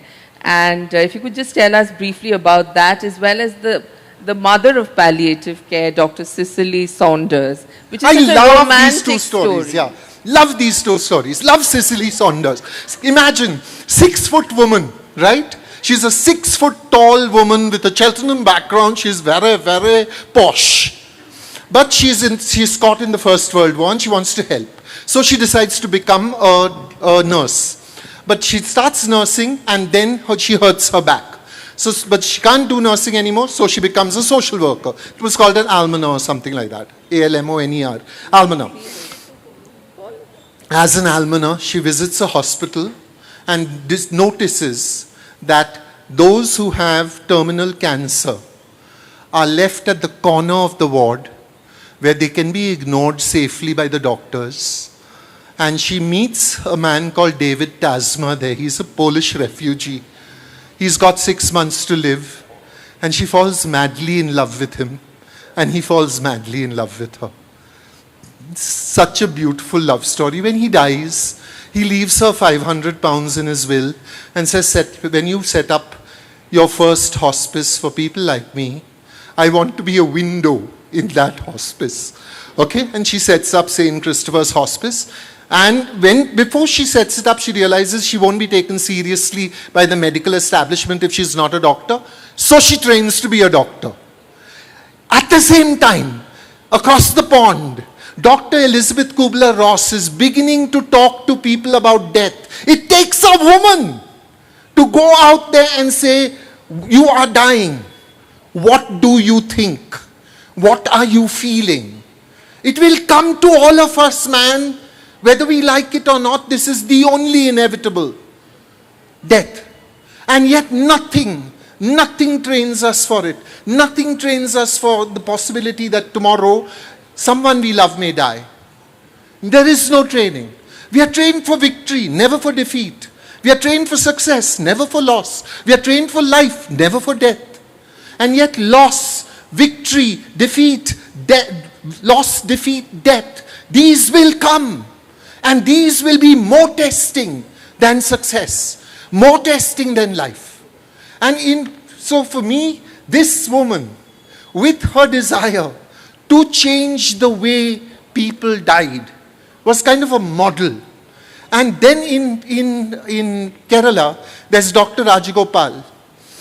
When he is a young medical student, there is a cousin of his who lives not very far from him, who has terminal cancer and is screaming through the day and night. And the whole family ignores the screams. They're used to it. There's nothing that anyone can do for him. And he realizes in his medical training no one talks about pain. No one talks about suffering. And now there is a difference between pain and suffering. Pain is inevitable. Pain is biological. Pain is actually your body talking to you. Your body saying, please do something about this. Your hand is in the fire, take it out. If you do not feel pain, patients who are afflicted with leprosy, for instance, often die of burns because they have accidentally burnt themselves and not withdrawn their foot from the fire. So your nerves, your pain is your friend. But the suffering that comes with your pain is a human thing. And it is to all of us to stop anyone who is in pain from suffering. It is up to us to say, yes, you may be in pain. Yes, it is inevitable. But I and we are here for you in your suffering. Because pain, as Cicely Saunders, bless her heart, said, is not just physical. There's emotional pain in disease. There's psychological pain in disease. There's monetary and fiscal pain in disease. There's bureaucratic pain facing forms and filling out documents. Those are the pains. And all of us need to stand with the guy who is suffering. And this is actually, you think, oh yeah, sure, in those white people places where they have 10 people in a village, they can do it. No! It has happened in Kerala. Kerala has palliative care down to the village. Meghalaya, you can do this. You have strong community bonds. You have a strong matriarchal system. You have empowered women. You have the beginnings of a healthcare system. You can make palliative care your own and make sure that even if someone is in pain, they do not need to be suffering.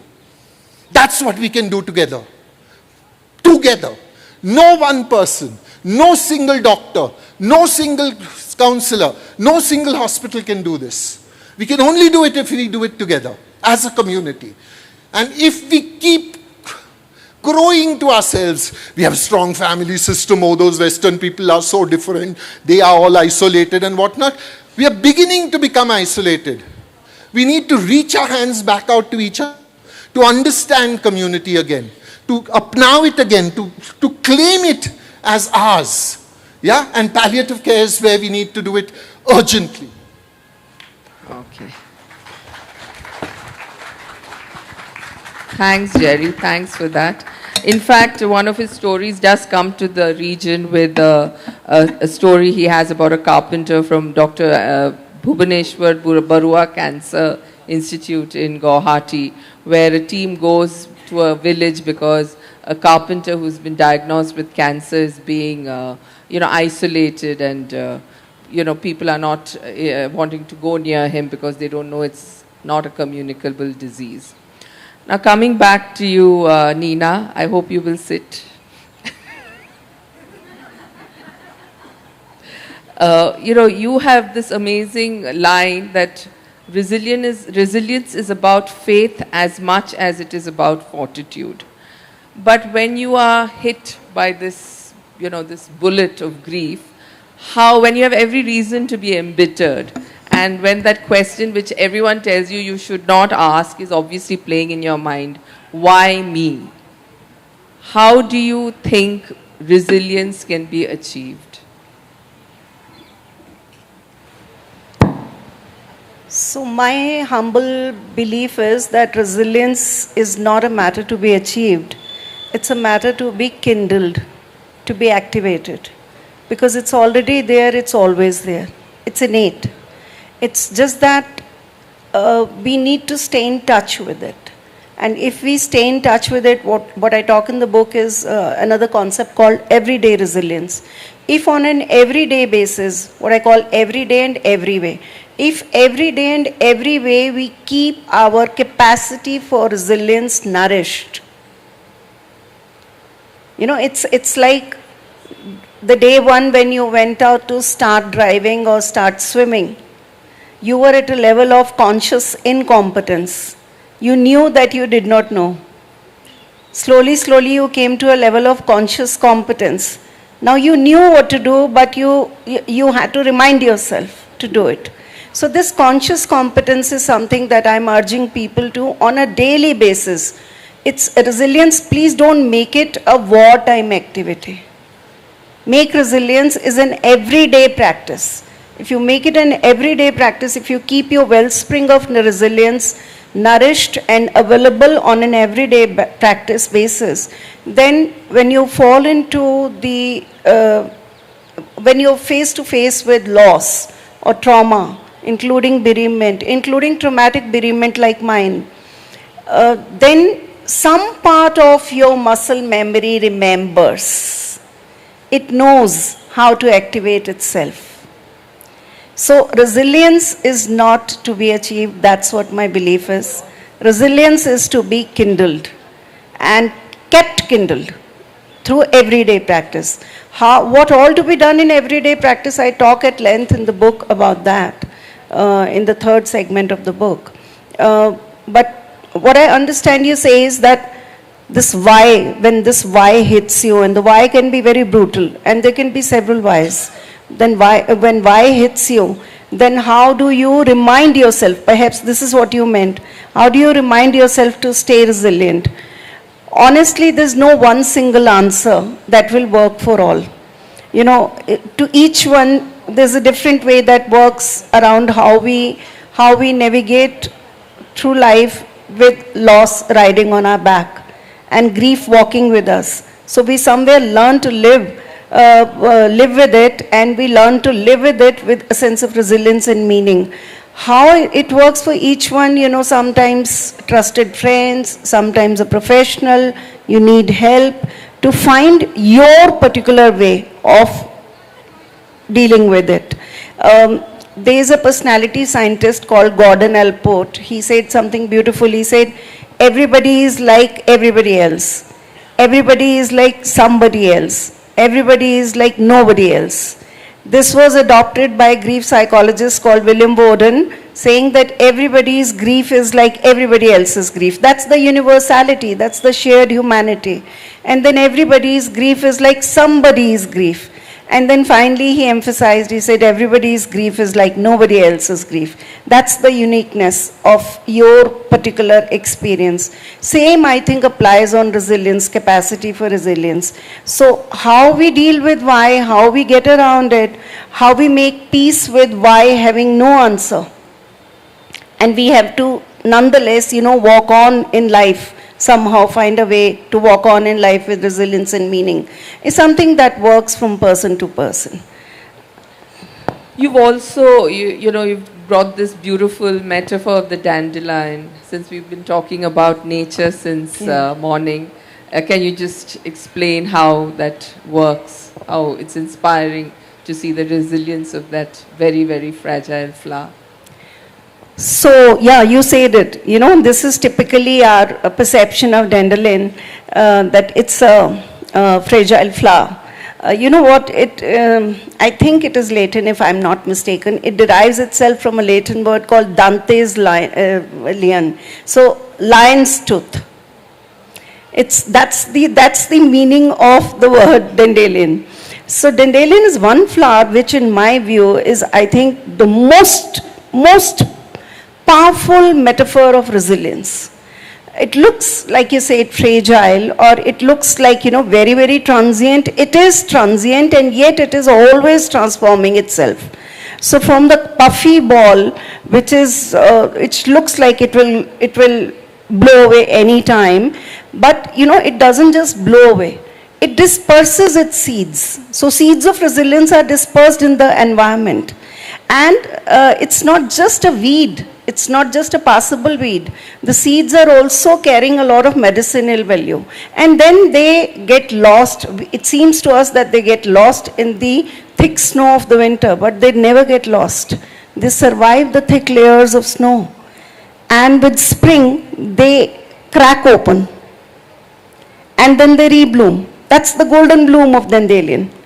So, and that's called the sun form manifestation. So from puffy ball, which is called the moon manifestation, to sun manifestation, and the seeds which are called the star manifestation. Dandelion, to me, it seems that never dies. It keeps its resilience alive at all times and in all forms and manifestations.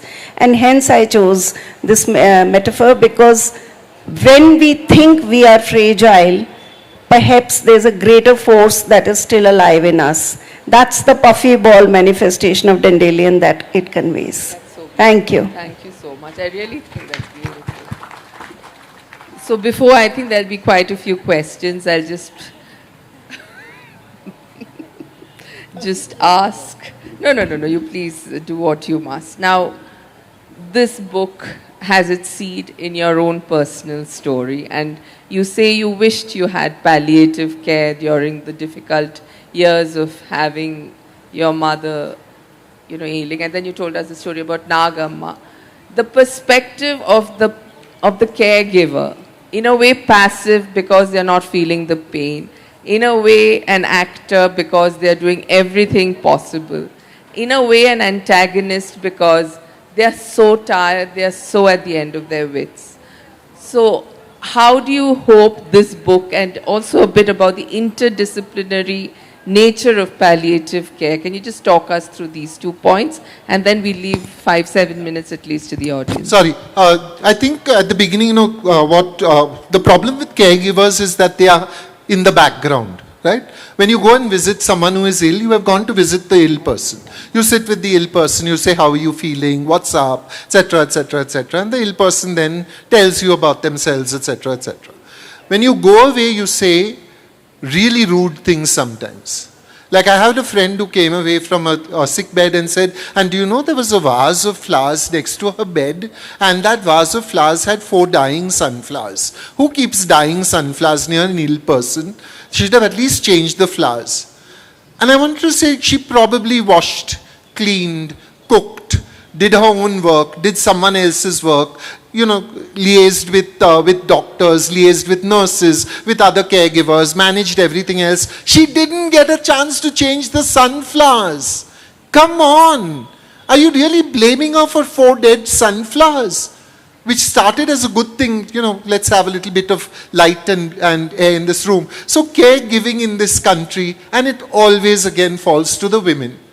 It always falls to the women without thinking about it. I've sat in rooms where diabetes diagnosis has been given, and you would think, diabetes diagnosis, Jerry, we are talking about cancer and things like that.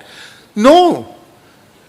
It's a life-changing if you're a 7-year-old kid and you are told you have diabetes, and now you will not be able to take that sweet that is given to you when everyone has a birthday.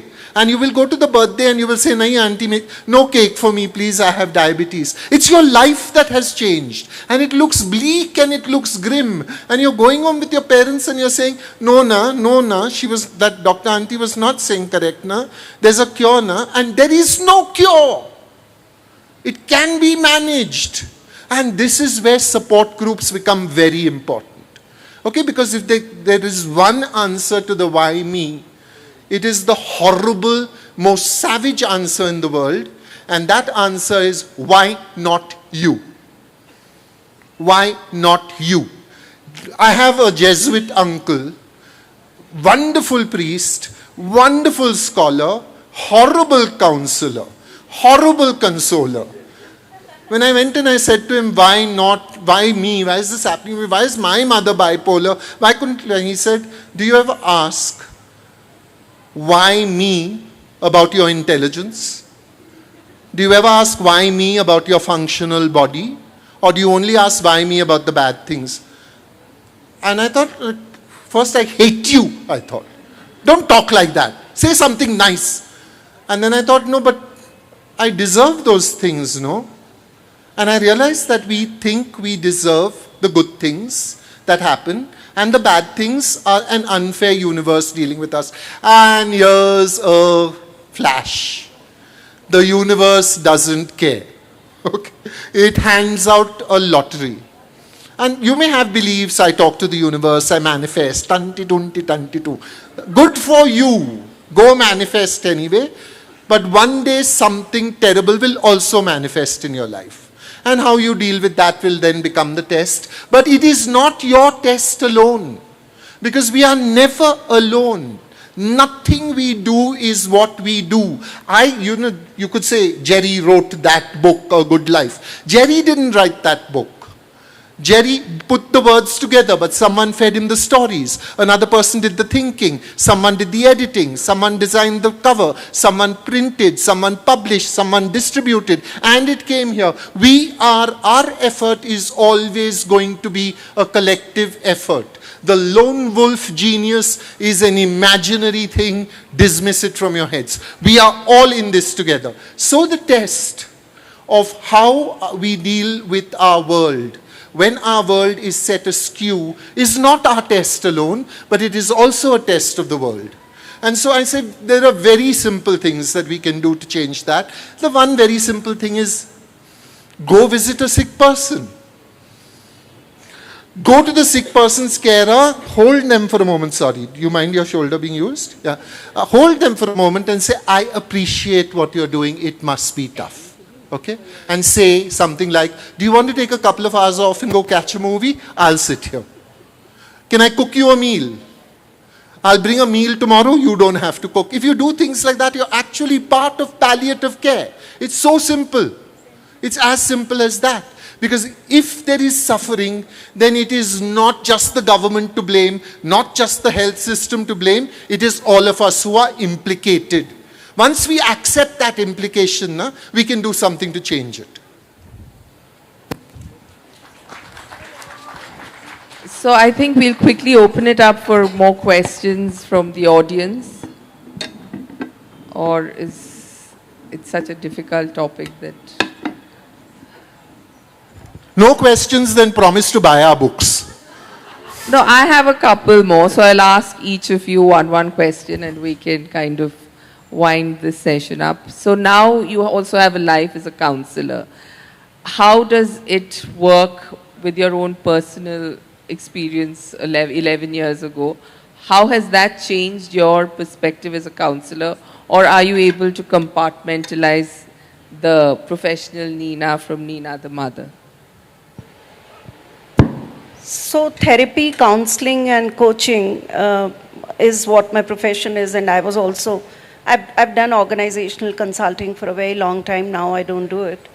So even before my loss, I was clear about it that I was not going to schedule grief sessions or trauma sessions back to back.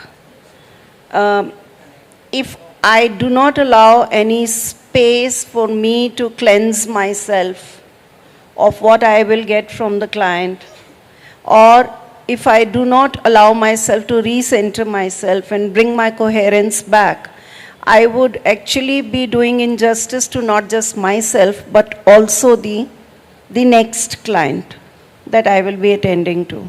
So this is one practice that I do, that I always keep sufficient space so that I give myself opportunity to recenter myself. But after my own loss, another thing that I became very conscious of is, and now a lot more work I do with bereaved parents, is that what if I unwittingly, unconsciously end up doing transference? And since I'm trained in depth psychology, so I understand all this very well here as well as in my professional practice. But when it comes to you being involved yourself at your gut level or at experience level, you can have your own human failings. So I'm very conscious of the fact that when I work with a bereaved parent, I have to remind myself and I have to remember that it's their space and it's their work. My experience, my lived wisdom can sometimes be a tool, but it is not meant to be projected onto the space and the client work. Do I always succeed? No. I do not always succeed. Sometimes I do fail. By the grace of God, the practice has been so much that I quickly catch myself. And when I quickly catch myself, or I start with this understanding, this agreement with the client, that at some point in time, if you notice that I'm straying away from your work, please feel free to confront me and correct me. So I'm always open to being pointed as well as corrected that at this moment I'm not attending to the client. but I'm straying with my own pain. So that helps me come back. And yes, in my own private space, sometimes, I think quite often, I am the grieving mother. And, but over time, I'm learning to hold myself and be my own caregiver. I'm the only caregiver I have for myself. So I think on that note, we should conclude this session. We are running a little late. I know it's not an easy session for the audience, and less so for Jerry and Nina, but it's an important one, and I hope it makes us all look a little kinder at another person's suffering, and also more welcoming when someone tries to hold a hand out to ours. Thank you very much.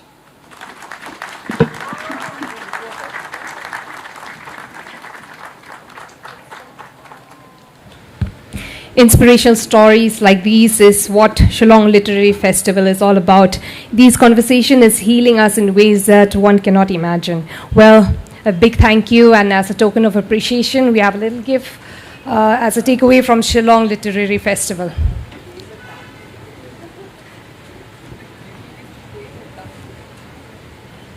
Ladies and gentlemen, Jerry Pinto, Nina Verma, and Malivika Banerjee. Big round of applause, please.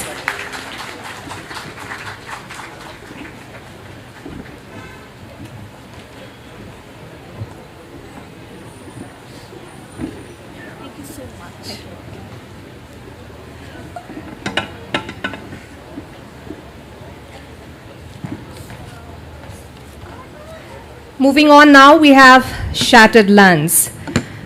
Sam Dalrymple discusses his debut with Cyril Vidi Ding Do.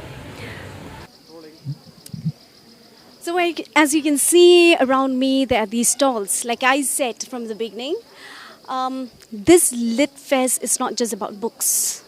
It's about culture, it's about society, it's about people coming together.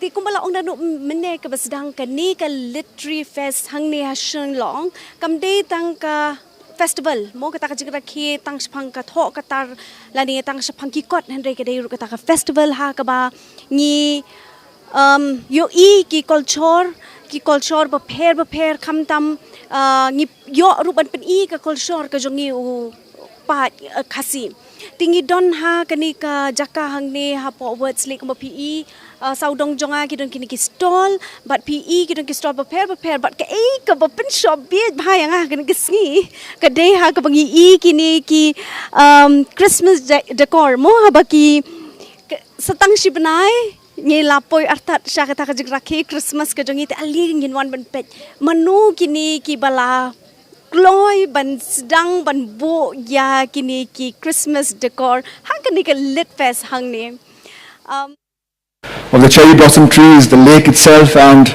I'm sure he's looking forward to this conversation as much as all of us are looking forward to this conversation. So Sam Dalrymple, as the presenter mentioned, is a young historian.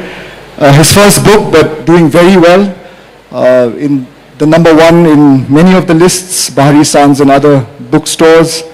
It's topping the charts in a lot of locations, and he's been busy traveling last few months, speaking about his book, and we are eager to hear from him about the book because it's a fascinating history of the entire British Indian Empire as we know it, much more bigger in size than the Indian subcontinent, as we have come to learn in our history books. So let's start with that. I don't want to come between you and Sam and say a lot. So let us start with Sam. Sam, how would you like to start? I think it would be nice if you can tell us about your book first, in terms of what it looks at so that our audience has an idea about the book, and then we can then take it from there. Wonderful. Thank you all so much for coming, first and foremost. I don't think I've ever spoken in such a beautiful location, and it's also quite kind of an emotional place to be because this is where so much of the early research for the book took place. There's Raymond in the audience, there's also David Siemlier and so many others from this city upon whose shoulders this book is essentially built. So thank you to everyone in Shillong.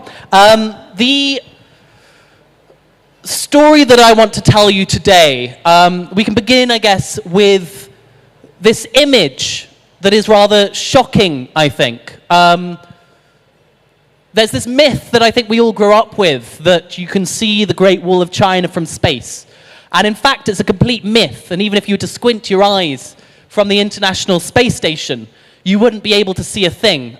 In fact, there's only one wall on planet Earth that you can see from space, and that is the India-Pakistan border, the most militarized wall on planet Earth, a line of 3,000 fog lights, satellite command systems, one of the most highly militarized walls on planet Earth, a visible scar that was built to divide Hindus from Muslims that now you can see from the International Space Station when you pass over the subcontinent at night. You move a bit further east and you reach India-Bangladesh's border, the longest border wall on planet Earth because of how much it snakes and wiggles its way across the Bengal Delta. And then, of course, a bit further east again, and you reach the India-Myanmar border, which is the largest, or one of the largest border wall projects currently being built on planet Earth, alongside the US-Mexico border that Trump is currently trying to fence up.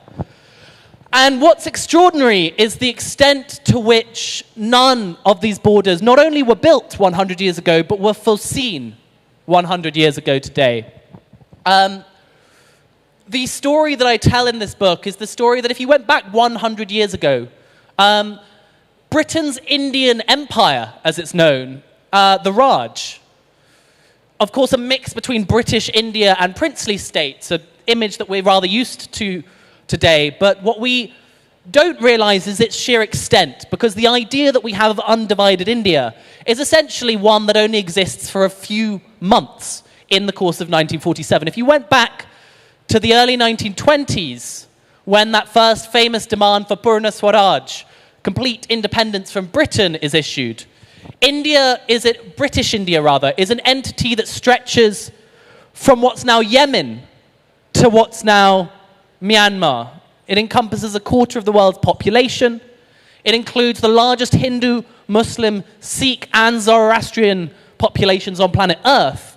And it's this kind of enormous empire within an empire that, uses the Indian rupee. Most of it is issued Indian passports. They have a variety of currencies. So, the British Indian sections will all use the rupee, but several princely states will have their own currencies, or, Hyderabad state had its own airline, Deccan Airways. But these were all tied together in rather fundamental ways. And in the course of just 5 decades, between 1920s and the 1970s, 5 partitions tears this world apart. It begins with the first partition, which is the partition of Burma from the Raj. It's one that is very rarely talked about, and yet here in the northeast has defined half of the great conflicts that this region has seen. The earliest visions of Naga nationalism and Naga separatism are based on the idea that Nagas should be reunited with the Nagas of Burma, who were separated by this early partition. And so, half of all Mizos live on the Burmese side of the border.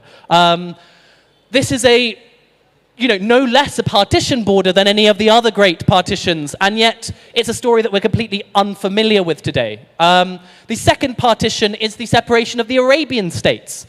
If you go to the appendix of the book, you'll see the standard list of princely states, Jaipur, Jodhpur, Hyderabad, Kashmir, etc. What we often forget is that alphabetically that list opens with Abu Dhabi and goes on to list states such as Dubai as being princely states. They are all separated off and made into a kind of separate colonial units, literally just about 7 months before Indian independence. So, when the list of Indian princely states is handed over to Sardar Patel, Abu Dhabi and Dubai aren't there, but a year earlier they had been.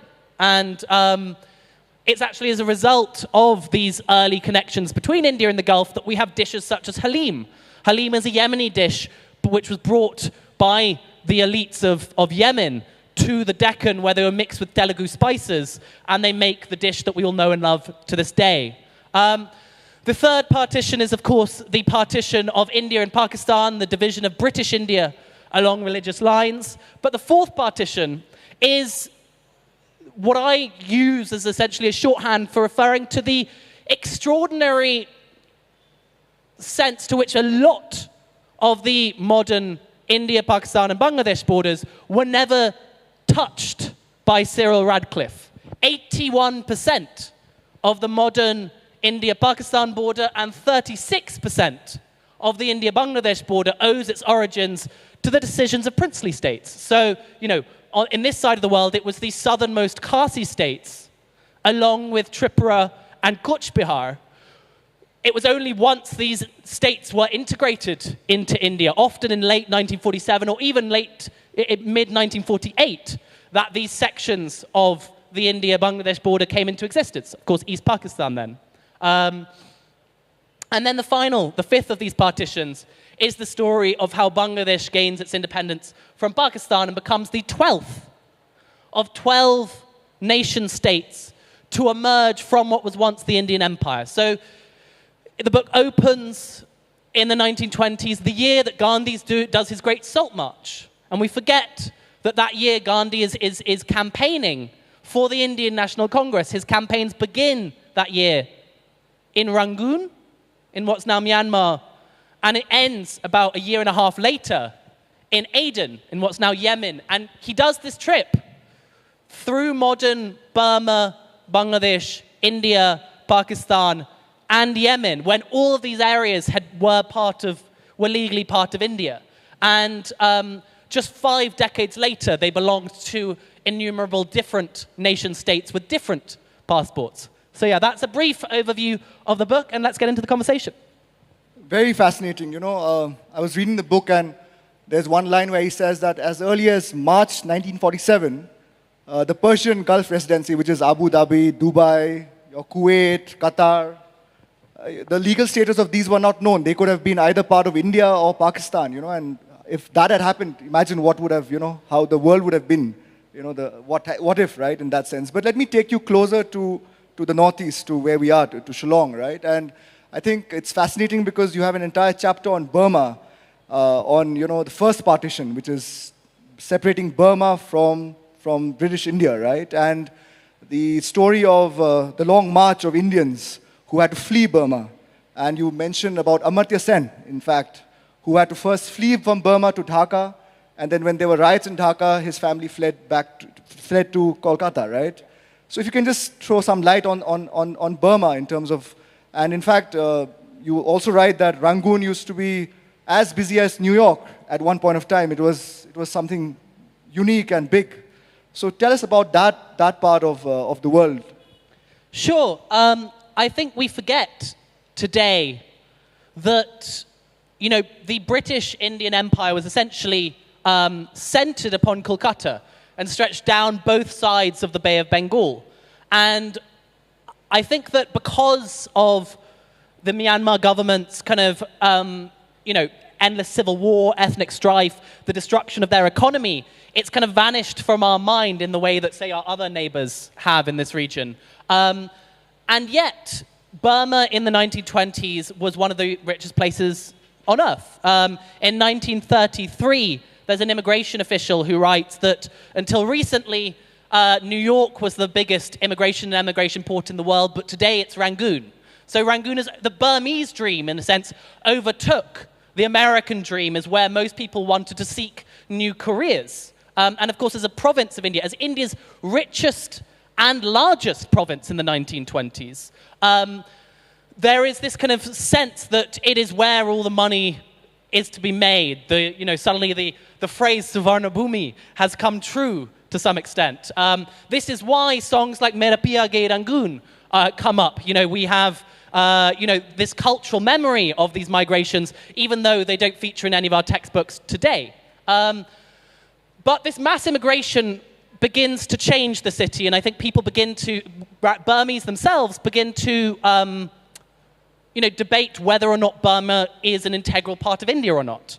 They follow a different religion. Obviously, Buddhism is connected, comes from Bihar ultimately, but it splits down the middle with actually this guy, Mahatma Uttama, the biggest politician of Burma, saying it's an integral part of India. Gandhi, on the other hand, says, no, the future Indian state should resemble Bharatvarsh, the land of the Mahabharata, and Burma's not part of the Mahabharata. Neither's Arabia. We should separate off those regions and create a kind of Mahabharata state, essentially, is what he's arguing for. But what really changes is two events. Because it could have gone either way. There's no obvious cultural boundary. You know, we have Tibeto-Burman speakers on this side of the border, obviously Nagos and Mizos. Khasi language is closely related to the languages of Cambodia. So, you know, there was no obvious moment that South Asia turned into Southeast Asia. But two events happened between 1930 and 1934. The first is there's a rebellion in Burma, and the Indian army is sent in, mainly Punjabis and Kashmiris and Pashto speakers, and suddenly the Burmese, you know, rural farmers begin to feel that maybe the Indians are as much the enemy as the Brits. Suddenly there's, you know, Indians going and shooting up villages in order to hunt down kind of, you know, rebels. And the next thing that happens is the economy crashes, the Great Depression, and the bankers in the region are all the Chettiars. If you've ever been to Chettinad in South India, you'll know there's a lot of lovely, amazing teak mansions in the region. And these were built because these were the main bankers in the region. But when everyone defaults on their debts, these bankers buy up 1/4 of Burmese agricultural land in 4 years. And so suddenly this kind of vague questions about are we Indian, are we not, suddenly begin to get much more violent. And there begins to be a big anti-Indian lobby.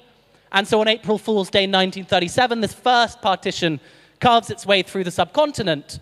And the post-separation government is led by this guy, U So. He later assassinates Aung San Suu Kyi's father, Aung San, and he creates a list of ethnicities that need to be forced out of Burma. This notably includes all of the Bengalis, all of the Tamils, but most importantly, perhaps, it includes a group called the Rohingya, who've been indigenous to the region for over 1,000 years, but they speak a language, a dialect related to Bengali, and as a result, they enter the list.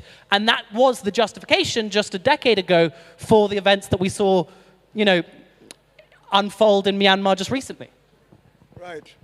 In fact, a lot of, you know, the history was drawn on that border, which is the Indo-Myanmar border today, where one of the great battles of the World War II, which a lot of historians today, you know, look at, the Battle of Kohima and the Battle of Imphal. In fact, where, you know, General Slim fought alongside with Sam Manekshaw, who later commanded, obviously, the Indian Army, and Niazi, who became the Pakistani commander. They were all fighting together at one point of time, right? Because they were all fighting in Nagaland, yeah. So imagine, and then they all went on to lead their own armies and become war heroes in their own way. So tell us about that a bit, you know, in terms of the Battle of Kohima and how at one point of time there was an imminent threat of Japan taking over the entire, coming on till the northeast, and what was happening, and the role of the INA, right, in terms of Subhash Bose also was with the Japanese at that point of time. He landed in Andaman, Nicobar Islands, and they gave him part of that island. A very fascinating time of history in terms of, it could have gone either way, right, in terms of history. Absolutely. You know, today I think that to some extent, World War II history is largely neglected in this country, and the only bit that we hear is the daring do of Subhash Chandra Bose. And the extraordinary fact that one of the 4 great turning points of World War II took place in Nagaland, I don't think is emphasized enough. That the Indian Army, the British Indian Army, was the largest volunteer army in world history at the time. Of course, you know, colonial system, how much can you call it a volunteer army? A lot of people were searching essentially for basic income because under British rule, a lot of regions had become so poor. But this extraordinary fact that when the Japanese are swooping through Southeast Asia, the great clash happens in Kohima and Imphal. And I think we forget the extent to which it became a crossroads of the world at that time. You had members of the Chinese army fighting alongside the Indian army, fighting alongside the West African army, fighting alongside troops from Britain, from Scotland, troops from across the Allied forces. You had, you know, Polish Jews who joined the army, wanted to fight the Nazis, and thus ended up fighting in Imphal and Kohima.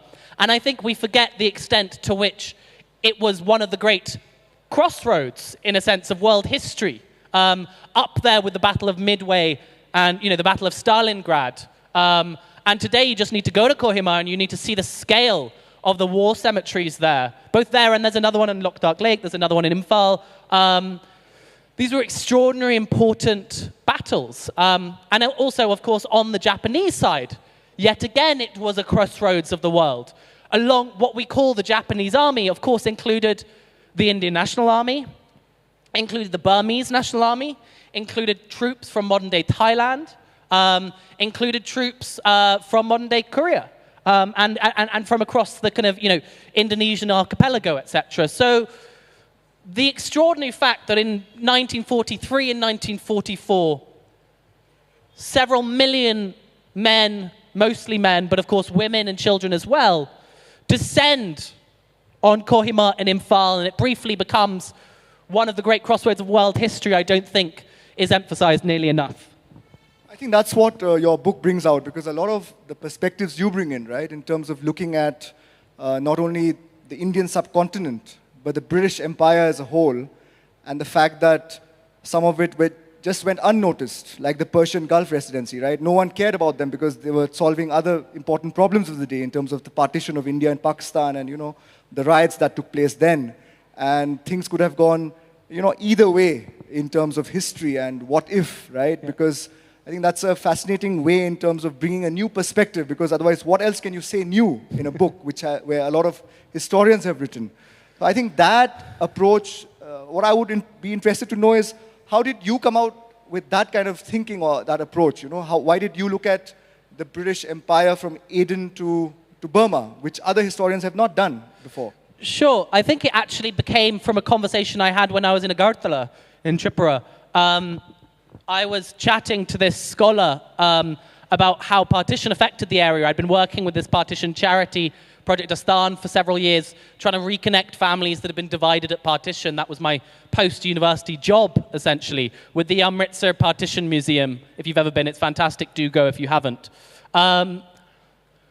It was in the aftermath of this that I was having this conversation about how partition affected Tripura. And the response was, which one? Because, of course, 47, also 71, also, 37 separating it off from Burma, but also, the earlier partitions of 1905, Bengal being partitioned in two. Now, this talk at the time of Burma being separated off really confused me, because I'd been working in partition studies essentially for 3 years at this point, and Burma basically never featured in the story. And so I began doing some reading and trying to figure out what the Raj actually looked like at the time, and to what extent did Burma ever really feel Indian. And the response shocked me, because the more that I actually got into the Burmese literature, the more that it's a completely different story altogether. And Burma, in Yangon, people are very aware of this, but somehow it's fallen off the conversation here. And I think it's hugely, once you begin to see the impact of Burma and Burma's separation, this first partition, you can't unsee it everywhere. It's kind of crucial. Firstly, is the fact that Ramachandra Chaudhary, the man who creates the name Pakistan, he's a Cambridge student. In 1933, he writes this pamphlet, and he bases the idea off of Burma's separation. He says, it makes no, I'm going to paraphrase, but he says something along the lines of, it makes no sense to me why, if Burma is to be separated from the Indian Empire, then the Muslims of the northwestern India must be forced into an all-Indian federation. So the very first justification for the creation of Pakistan explicitly bases the idea off of this separation of Burma. Another justification that I found fascinating was, as I mentioned earlier, Angami Zapufizo, the founder of the Naga independence movement, is living in Rangoon through the separation debates. His entire political ethos, and the ethos which later shapes generations of Naga politics, begins in Yangon, begins in Rangoon, and his writings all reference these politicians of 1930s Rangoon that are largely forgotten here. And his justification for Naga independence closely resembles the debates that are happening in 1930s Rangoon, and that's because of the fact that he's there. That's where his political coming of age is happening. And he's not the only one. There's a whole part of Rangoon that was majority Naga and Mizo. Again, the connections that went east from India have largely been forgotten after partition, again, because of the way that, Myanmar turned inwards, the northeast became the northeast. I think we forget the extent to which it wasn't an appendage sticking out to the northeast of India before partition, because it was closely economically linked to, Agartala was the closest city to Chittagong, the largest port in the Bengal Delta, now in Bangladesh, and their economies were very closely tied.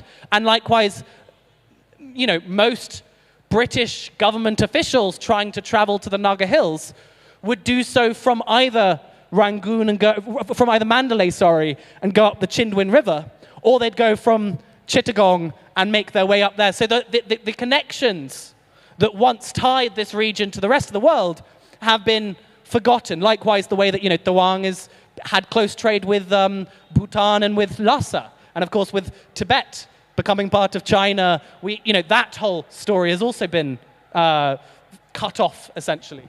True, even when the British came to these part of the hills, they came from Rangpur, right? David Scott came from Bengal. And obviously we know that the Jaintia kingdom extended till Jaintiapur, which is today in Sylhet in Bangladesh. So those ties are there. But let me bring you to the other perspective that you bring in, the fresh perspective of the princely states, right? In terms of how we look at it in terms of integrating of the princely states, but you also talk about how they were also responsible in a way for the borders being defined, right? They had a role in that. Can you just throw some light perhaps on Hyderabad? You have an entire chapter on Hyderabad and some of the other lesser-known princely states, even in the east of our country? No, I mean, in some sense, we over-focus on the story of Cyril Radcliffe drawing 80% of the kind of Indo-Pakistani border, but the 20%, there is 20% of the border which is created through essentially, Indian or Pakistani agency. And this is the princely states. And there is largely a choice given to states initially. Later, Sardar Patel gets involved and starts kind of trying to push states to join India rather than Pakistan. But in the early months, there's very much a sense that states have a complete choice as to which country they joined. And particularly in states like the Khasi states were neither Hindu nor Muslim. And there was a big sense within which they were going to choose whichever country gave them the best economic opportunities. And there was a few years ago, there's a Pakistani scholar called Yaqub Bangash who discovered this document, basically from one of the Khasi states, saying, we tried to join you guys. We sent a letter saying, tell us what you can offer us. And then we didn't hear back from you in 2.5 months, and so we've decided to join India instead. And the Pakistani government was in such disarray because of partition that they only discovered this letter about 2.5 years after independence. And so there were several states which were, particularly the ones that bordered modern-day Bangladesh. They were kind of asking, we have no obvious cultural affinity with either side, so, what can you offer us? Jaintiapur is there, etc. Likewise, we forget that there is at least one reference in the Hindu newspaper I found of the Maharaja of Manipur, in negotiations with Burma just to see what they could potentially get if they joined Burma instead of India. And crucially, Manipuri Brahmins had been central to the coronation rituals of the Burmese Empire for 4 centuries at that point. When Thant Min U, the great Burmese writer, came to Manipur the first time, he writes in his book, Where India Meets China, that it was very odd because, when he was off to Delhi, no one seemed to know anything about Manipuri history, whereas everyone in Burma learns about the Manipuri kingdom as quite central to their history books. And so, each of these princely states could have gone very different. And to some extent, I think that most of the stories that we tell ourselves about the integration of the princely states only rely on a single source, which is the memoir of V.P. Menon, which is brilliant. It's like one of the best books. He's Sardar Patel's right-hand man. He's the guy who's sent in to kind of help integrate a lot of these states. Brilliant, brilliant, brilliant historical resource. But he doesn't talk about the states which he wasn't personally involved with the integration of. And as a result, there are so many more stories that are yet to be discovered, I think, in the Indian archives. They're only recently being discovered to do with states that basically Menon and Patel didn't personally get involved with, that what they wrote in their memoirs are the ones that they were personally involved with fighting for. So Kashmir, Junagadh, Hyderabad, I think several ones like Bhopal, they all feature Jodhpur. These are princely states that feature in Menon's memoirs, whereas Tripura, Manipur, and the Khasi states, he wasn't involved with, and so they don't get mentioned, and thus the standard text that we receive doesn't involve these regions. Very fascinating. In fact, your book has a lot of different type of sources, I would say. You're giving a lot of voice to even unknown people, you know. You refer to a Richard Harlow, I think, whose first language was Khasi, but he was in the Foreign Service, and he was asked to, you know, he wanted to decide where to go after India was given independence.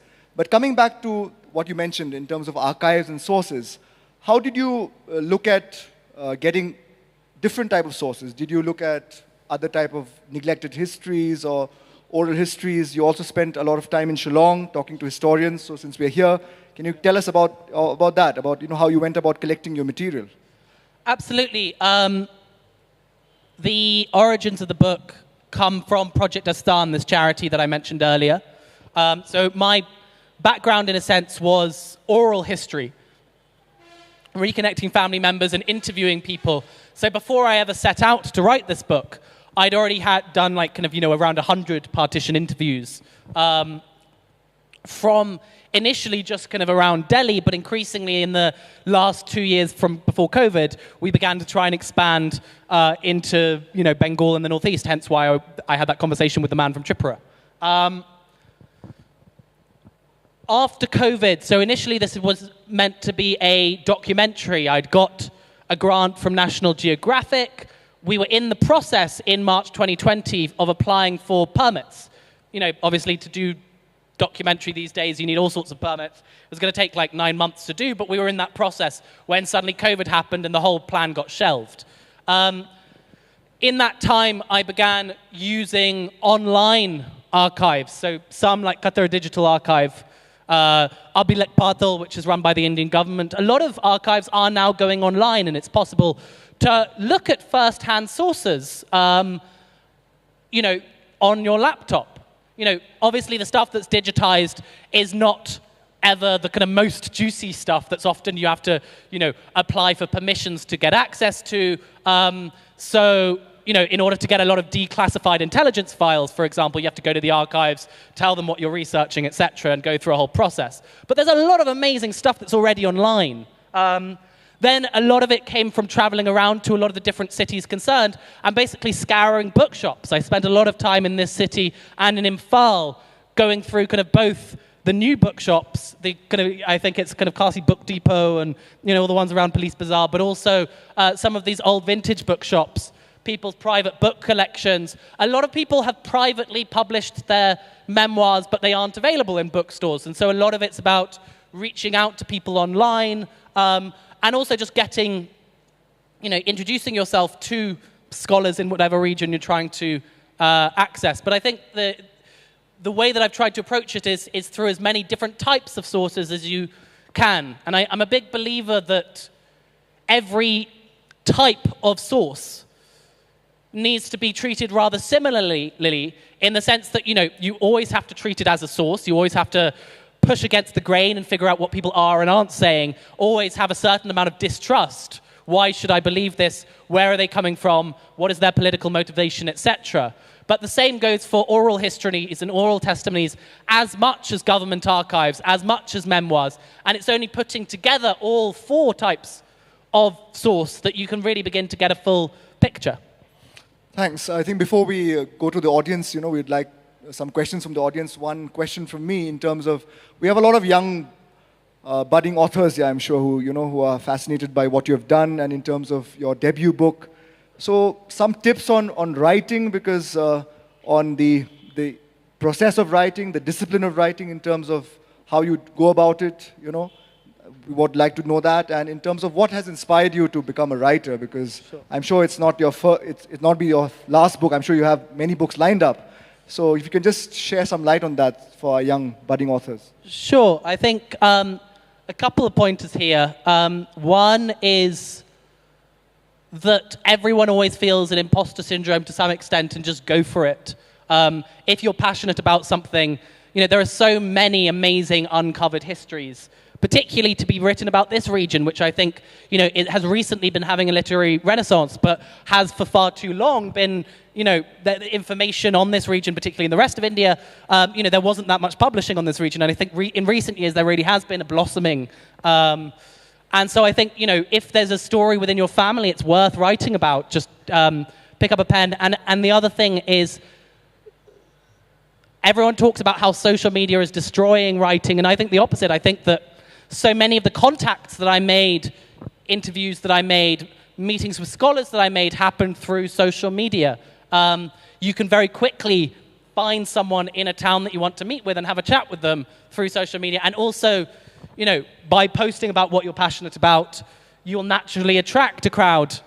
So you know, a lot of my early stuff happened through my Instagram and Substack Travels of Samwise, which began to basically attract other scholars who were interested in similar stuff, some PhD students, some, you know, random punters, but were all united by a love of history. And that really helped to some extent. Major influences, the biggest one is Anshul Malhotra, my Partition mentor. She wrote an amazing book called Remnants of a Separation. When I was in college, she sat me down and basically, you know, we'd started this organization, Project Asthan. She said, we reached out to her saying, hey, we'd love to do this partition project. Can you help? And she said, this is a great idea, but if you do it wrong, you're going to traumatize everyone. And then basically walked us through how to go about it in a kind of trauma-sensitive way that, you know, gave weight to the seriousness of this topic and the amount of trauma attached to it. The other one, of course, my father's a historian, massive influence of me, and without having been dragged across rural Bengal or kind of, you know, the forts of Rajasthan or the Tayam of Kerala as a kid, would not have grown up in India. I'm ethnically Scottish. And then also, I think, just quickly, a shout out to my Project Asthan co-founders, Sparsha Ahuja and Saadia Gurdesi. Saadia is a Pakistani national and tragically will probably never be able to come to this country. Sparsha is my Indian friend from Delhi. And together, they formed the bedrock of Project Asthan.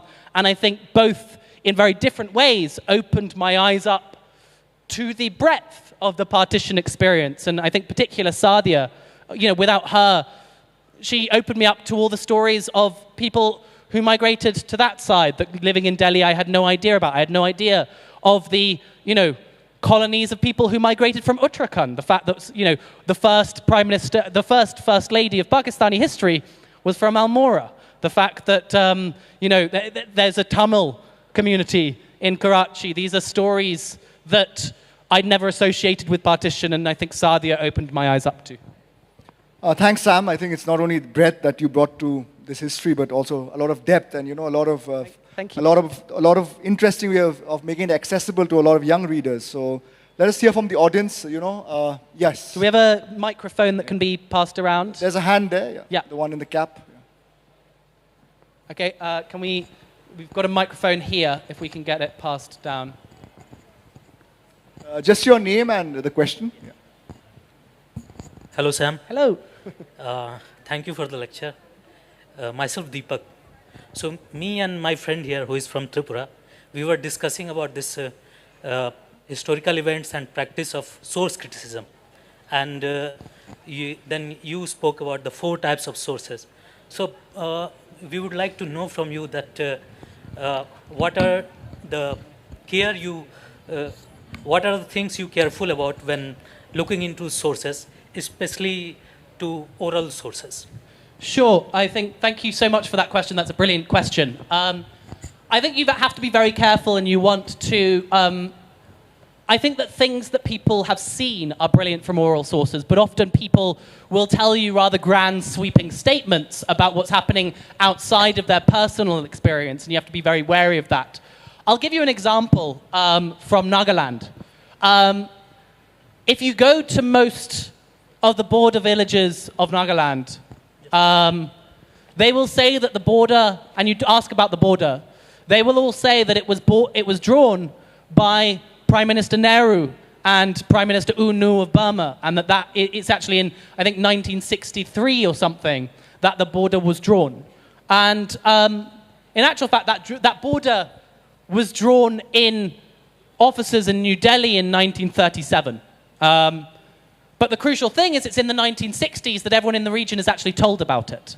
And in some sense, both the archival testimony of people in Rashtrapati Bhavan drawing that line, and the local experience from the 1960s of suddenly all of these IAS officers and BAS officers arriving in the region and building a bunch of checkposts there, both can tell you something different. And so, in all cognac sources, I spent a while in the northern areas of Nagaland with the wonderful Fijian cognac. All of the interviews that we did, everyone always said that it was drawn in the 1960s. And so, there's these stories that are repeated because that's when people first experienced them. But if you only told the story of the border being drawn in 1937, you also miss out on the local experience, which was it was largely unvisited region by the actual bureaucrats and politicians sitting within Rangoon and Delhi until that year. Does that make sense? So, both stories tell you things, but different things, and you have to compare them and understand why you're hearing the stories that you are together. And so I think that's the answer that I'd give. Thank you so much. Could you please put some light on the 4 types of sources you were discussing? I mean, 4 isn't it's not a fixed type of a fixed number. There's a million different types of sources. But the ones that I was referring to are oral history, archival history, memoirs, like first-hand testimony, and then, of course, later academic critical scholarship. The critical academic scholarship is a very important source, but it's not a first-hand source. But it's condensing the different sources that we had. But thank you for that question. I think we've got time for one more question. I think one more question. Dr. Vijay. He put up his hand first. Thank you so much, and wonderful talk, and I really enjoyed reading. I'm halfway through the book. Thank you. So one of the interesting aspects of the book was also all the stories of these great characters that you put up, whether it's Jinnah, whether it is Nehru, whether it is Mountbatten, whether it's Aung San. Do you want to share one of your favorite stories, or Subhash Chandra Bose? So I thought the audience should know that these anecdotes that you create about their life stories and how they impacted the overall historical events, I found that very interesting. Thanks. Sure, thank you for that. I'll try to keep it brief because I think we're running out of time.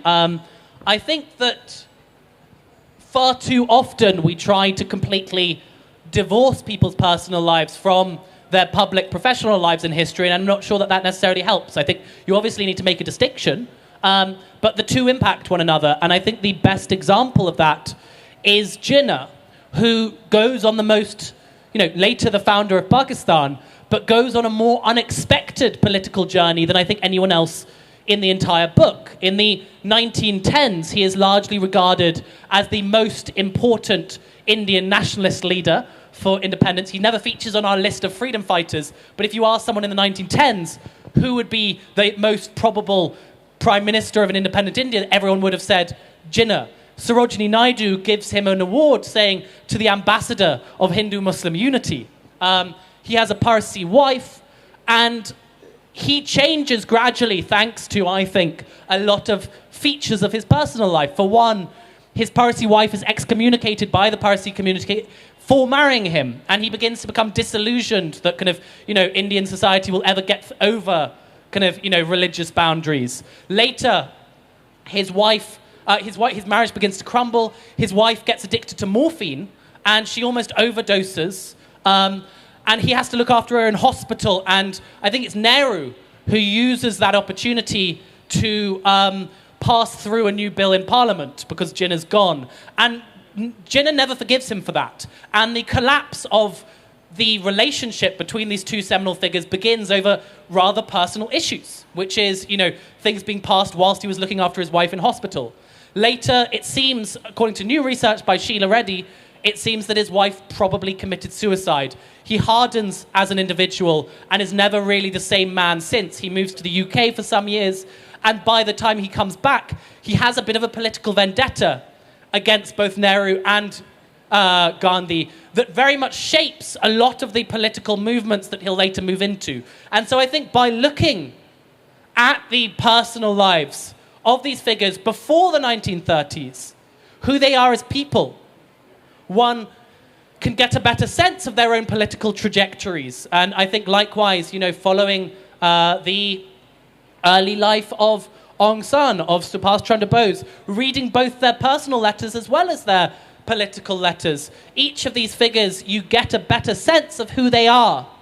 And, I know that everyone I've met ever in politics will always have a bit of a political face and then a personal life, and it's only through understanding both that you understand who they are as a person.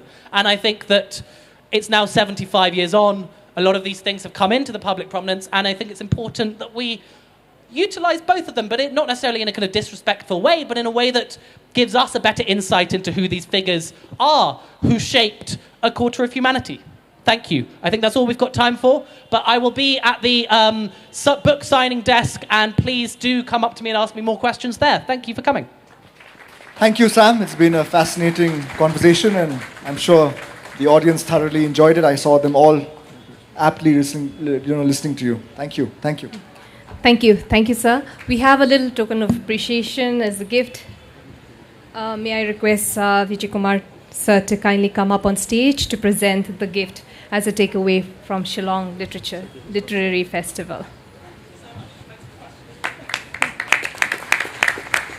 Another one is for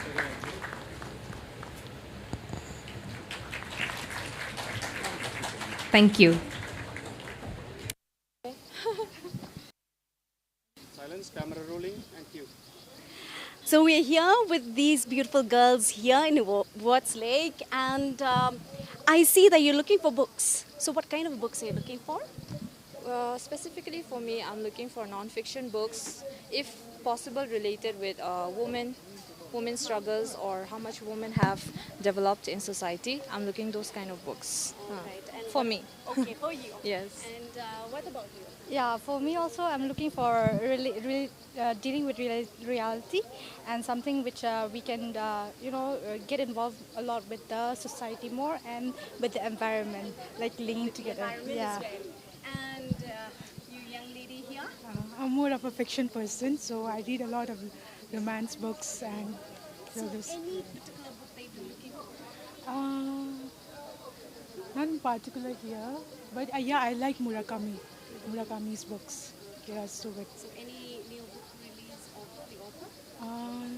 I don't think so. So any plans for today here? Yeah, we're just sitting around and enjoying the moment right now.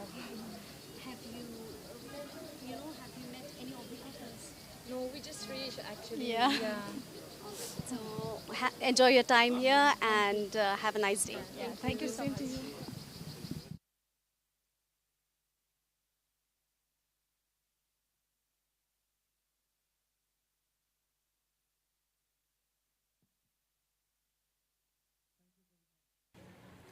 I was just listening very intently to the session just ahead of us, and that was very high intensity conversation. And I was thinking that Shillong, we need to slow it down. It's more of a romantic place. Even the title of the book is so much more romantic, from Shillong to Saigon. It brings about feelings and memories of a time long gone, and maybe not too long gone, really. This is a collection of essays, and the essays were curated and edited by the three people who are here on stage with me. and we are going to have a delightful conversation about life, culture, and the journey. While we're in the Northeast, we are always aware of the fact that the roots and probably the branches of society extends to a number of places. And just like the British Raj of earlier days, which I learned today extended from Dubai and all the Gulf nations to the rest of Asia and Burma, the cultural connections that Northeast has with the rest of Asia is something that people here know about, talk about, but it's something that is not really, really very well documented or shown to the world outside. So as far as the Khasis are concerned, they are supposed to be a part of the Mont Khmer group of people, and their cousins can be found right up to Cambodia. So this journey from Shillong to Saigon is a fascinating book of essays written by different people with different perspectives. I read through the book and my wife was telling me, do you have an exam or something? I mean, I needed to read it before I came for the Lit Fest. I said, no, it's part of my reading for the Lit Fest. And one thing that I realized as I was reading the book was that first author was a lady, second author was a lady, third author lady, fourth author lady, fifth author lady. I said, wow, this is a book written only by ladies.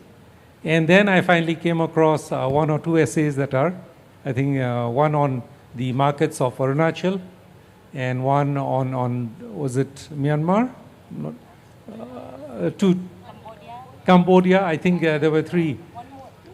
Yes. So there were 4 essays by men. I said, okay, I'm not too lonely out there. So what we will do is we will first, we will just pick up conversations. One of the first things that I realized was when I was reading the book, and thankfully the book started with our largest market, Yodo, which is also known as Bara Bazaar. And I was reading the book, I realized that completely different takeaway of Yodo, because it was looking at the porters who are majority Nepalese in origin. So any particular reason you think that it happened that way? Anybody could answer. That we started with, it's a beautiful example of cross-cultural kind of look at a subject. But any particular reason, I was intrigued myself.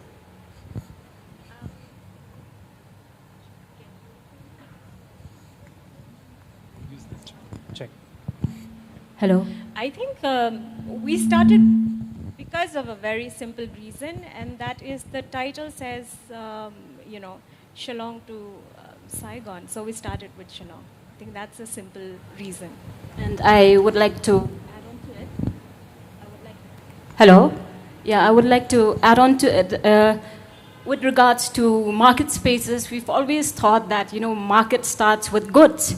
But you should realize that without people bringing the goods to the market, there has to be somebody. So it has to be right from, you know, somebody there who has to be accredited to that. And that are the porters. And without the porters, we will not have commodities. We will not even have a market. And this is also similar what I found out in one of the papers in Vietnam. So in Hanoi, the same thing, the same space, porters are used there, you know, to move, to carry on the goods from one place to another place. So that is just a short take. Actually, what amazed me was the essential humanism in the approach, that you looked at the people who moved it. I mean, we use their services, but we are often very unaware of who they are or what they are doing. So that was very nice. Another thing that struck me, and we were just having a brief conversation about this. I mean, Shillong is a matrilineal society, and we are supposed to have, shall I say, women at the top. They are supposed to be the dominant. But when you look at the traditions that goes around markets, the next market that was looked at was the large market at Yao Musyang, near Joy. And there at some point there was a conversation which talks about the rituals that are performed on an annual basis to ensure the prosperity and the welfare of the community. And there what very poignantly came out was that the women do not actually actively participate in the ceremonies that are there. And one woman writes that, yes, I am involved and I help with distributing the kwai and stuff like that.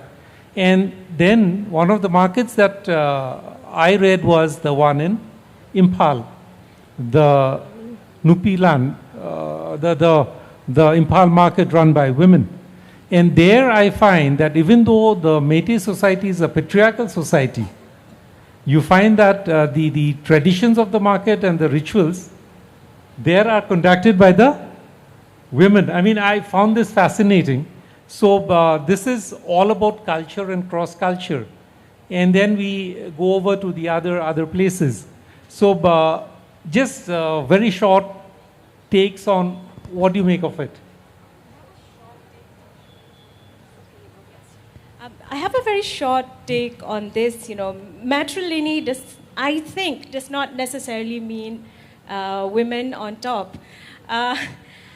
We are a society with with our own cultural logic.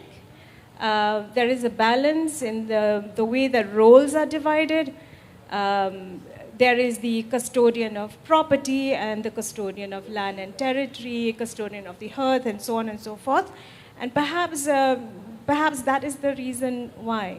Yeah, Mami. One more thing, when we look at the history of Manipur, if it's a place which is steep in history, and it's more than 500 years of kings ruling over the place. And according to the history, I'm not really I'm not a historian. So by the way, whatever, but sir is. So what has been I found out was that during those days, in ancient days, the men were always engaged in warfare, and they always have to travel. So one aspect is that they left all the space, they left all the lands and the belongings and everything, and they probably like what we did in the Kasi, like during the olden times where men transferred, the properties, because they know that there's somebody has to take care of them. So that was also the same case in Manipur. The women not only were empowered just in terms of property, but they were empowered with trade and commerce. That gave them a sense of identity, a sense of belonging. And also, when we look at the history again, there had been wars which are fought in Manipur, and the women were at the center. They were, strong. There were two riots that happened, one in 1904 and one in 1934. And so these two revolt, the women were at the mainstream, and they were the one who actually, revolted against the Britishers, because they were taking much of the, the food supply which was there in Imphal, which is also, producing plenty of rice. And also the men were being used as the laborers. So women stood up for the men. And so that's why that was also one main recognition was given to the women till now, that, they stand as a space, and even rituals also were allowed for the women to be conducted there. But we should not forget that also they have female deities, they also have male deities, in every market space that we see, whether it's in Imphal, whether it's in Cambodia, whether it's in Thailand. So everywhere, and of course rituals, whether it's in Akasi as well, we know that without, marketplace cannot start without a ritual. So I think I could speak more, but I think we need... I will just come to you. What, you have something to add on to this? Yeah, I have something to add to this. I think what the writer was saying in the chapter on Yo Mosyang was Clarissa was trying to say that it is the rituals where the women are not involved, but actually in the market spaces, women are like part and parcel of the market. So that's what I'd like to add. Right. One of the reasons I raise this is because we, both writers and historians, we are struggling with concepts that are essentially Eurocentric or Western.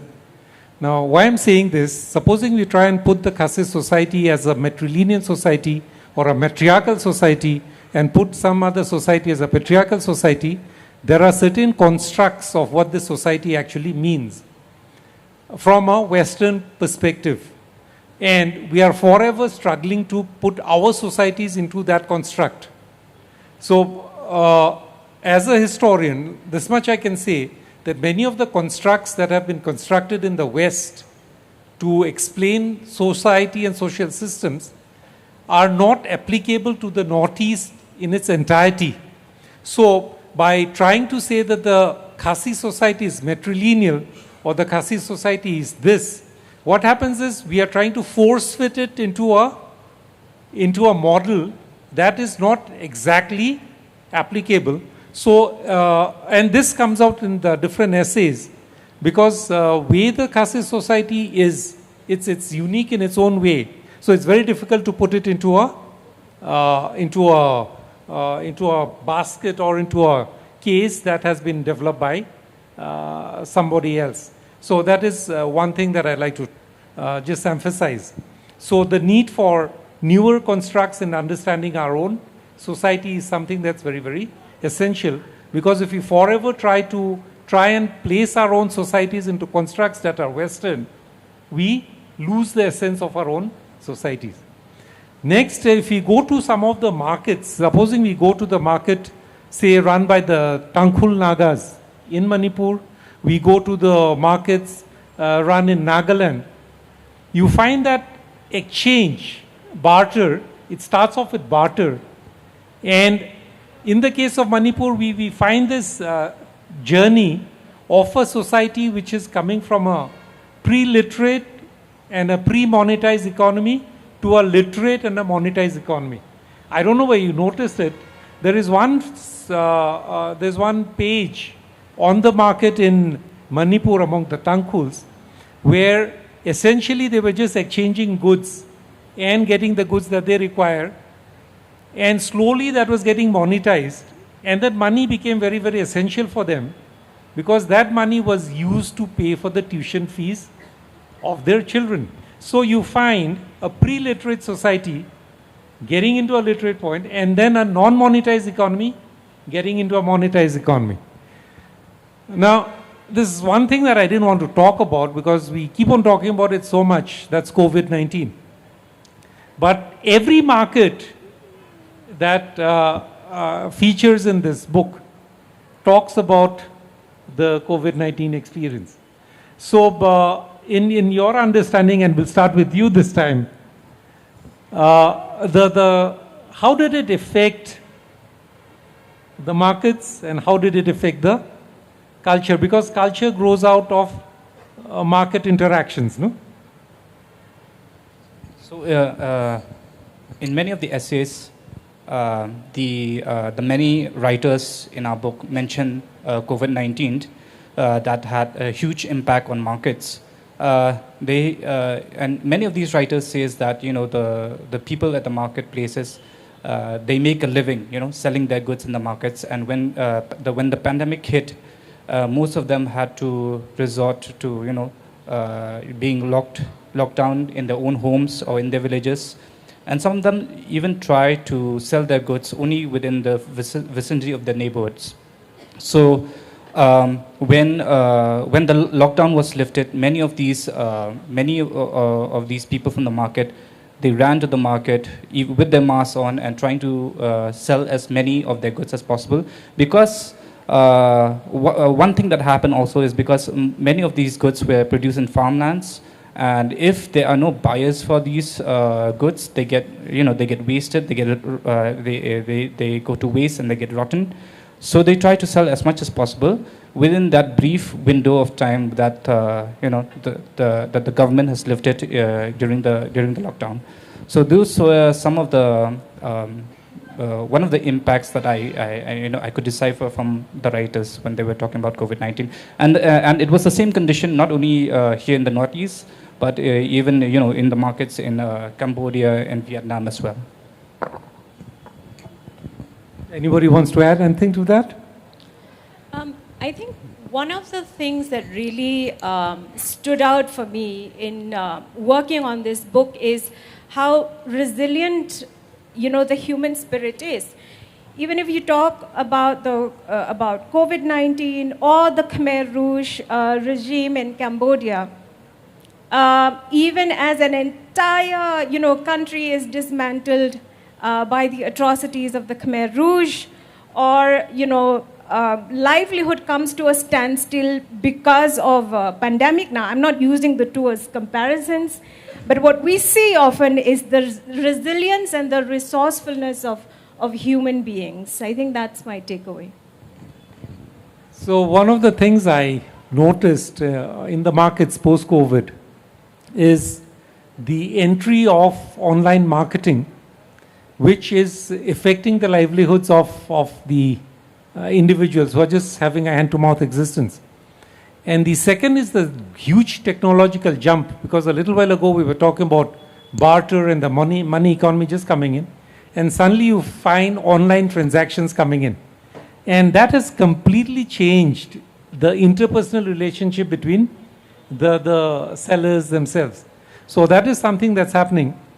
And the other thing which I noticed was that be the markets in the northeast of India, be the markets in the rest of Asia, they all seem to be finding it extremely pressurizing because of the change in the way business is conducted, A. B, the goods that are in demand because of globalization. So goods are coming in from outside. So they're so long, what was produced in the garden was brought out to the market. What was woven in the hand looms was brought out to the market. And suddenly you find that it's no longer so. So a market has essentially, from being a place for interaction and relationship, community relationship, has changed into a marketplace merely for exchange of goods and services for a price. So where the human quotient of that interaction seems to be greatly affected. Did you feel that at some point of time?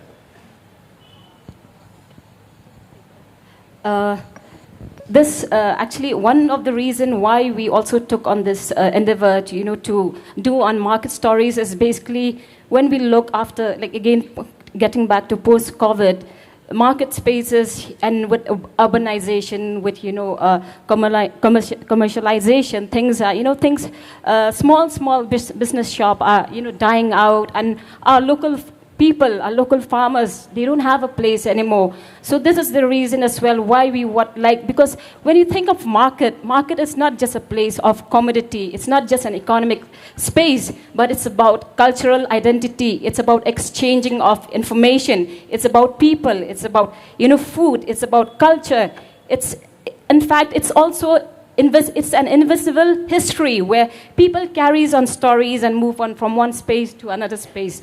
So when we look at the market, I feel, of course, and when we had traveled a lot, we find that more and more markets are trying, to be urbanized, to be complex rather than, normal on the street, and things have changed. And so this is something which we need to think about it, because everything in the long run will not sustain us, especially when we look at globalization and another pandemic happened, things shut down. Where do we get our food? Where do we get our products? We have to resort back to local produce. We have to resort back to that. And also remember, because markets is a life beat of a community. If markets die, if traditional markets die, then where is our identity as well? That's a lovely thing that you've just said, that markets are a life beat of the community. They are the repositories of culture. And one of the things that we saw in the markets of Nagaland and Manipur, where that at post-COVID, you find an increase in, there was a rush in amongst the Tangkuls to go to the airport in Impal so that they could pack off their goods to the metros. So wherever a Northeasterner is, he or she would like to eat home food. So there is a flourishing market that has emerged that ensures that fresh vegetables and other kinds of food are taken to the metros and people actually go and buy them. So there is a way in which the food culture is being kept alive.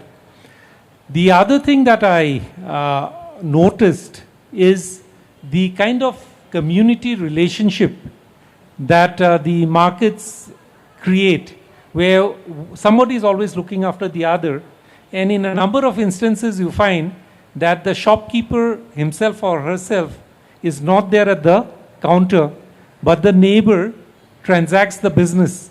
And this is something very, very common. So that is the community feeling that we all have.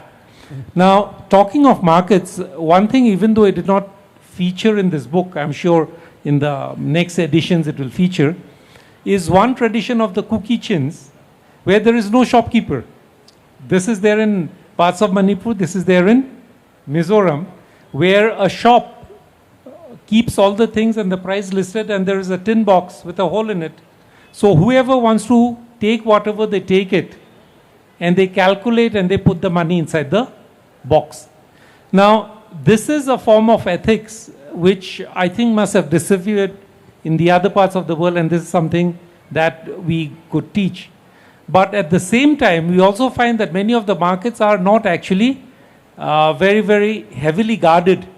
It's the belief systems of the people that keeps the markets safe. And there was one instance, very interesting, of a young lady losing a phone, a mobile phone, in the market in Imphal.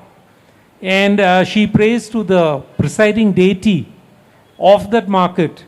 And the next day, she meets an old lady who says that, I found this phone, and gives it. So it kind of increases the faith one has.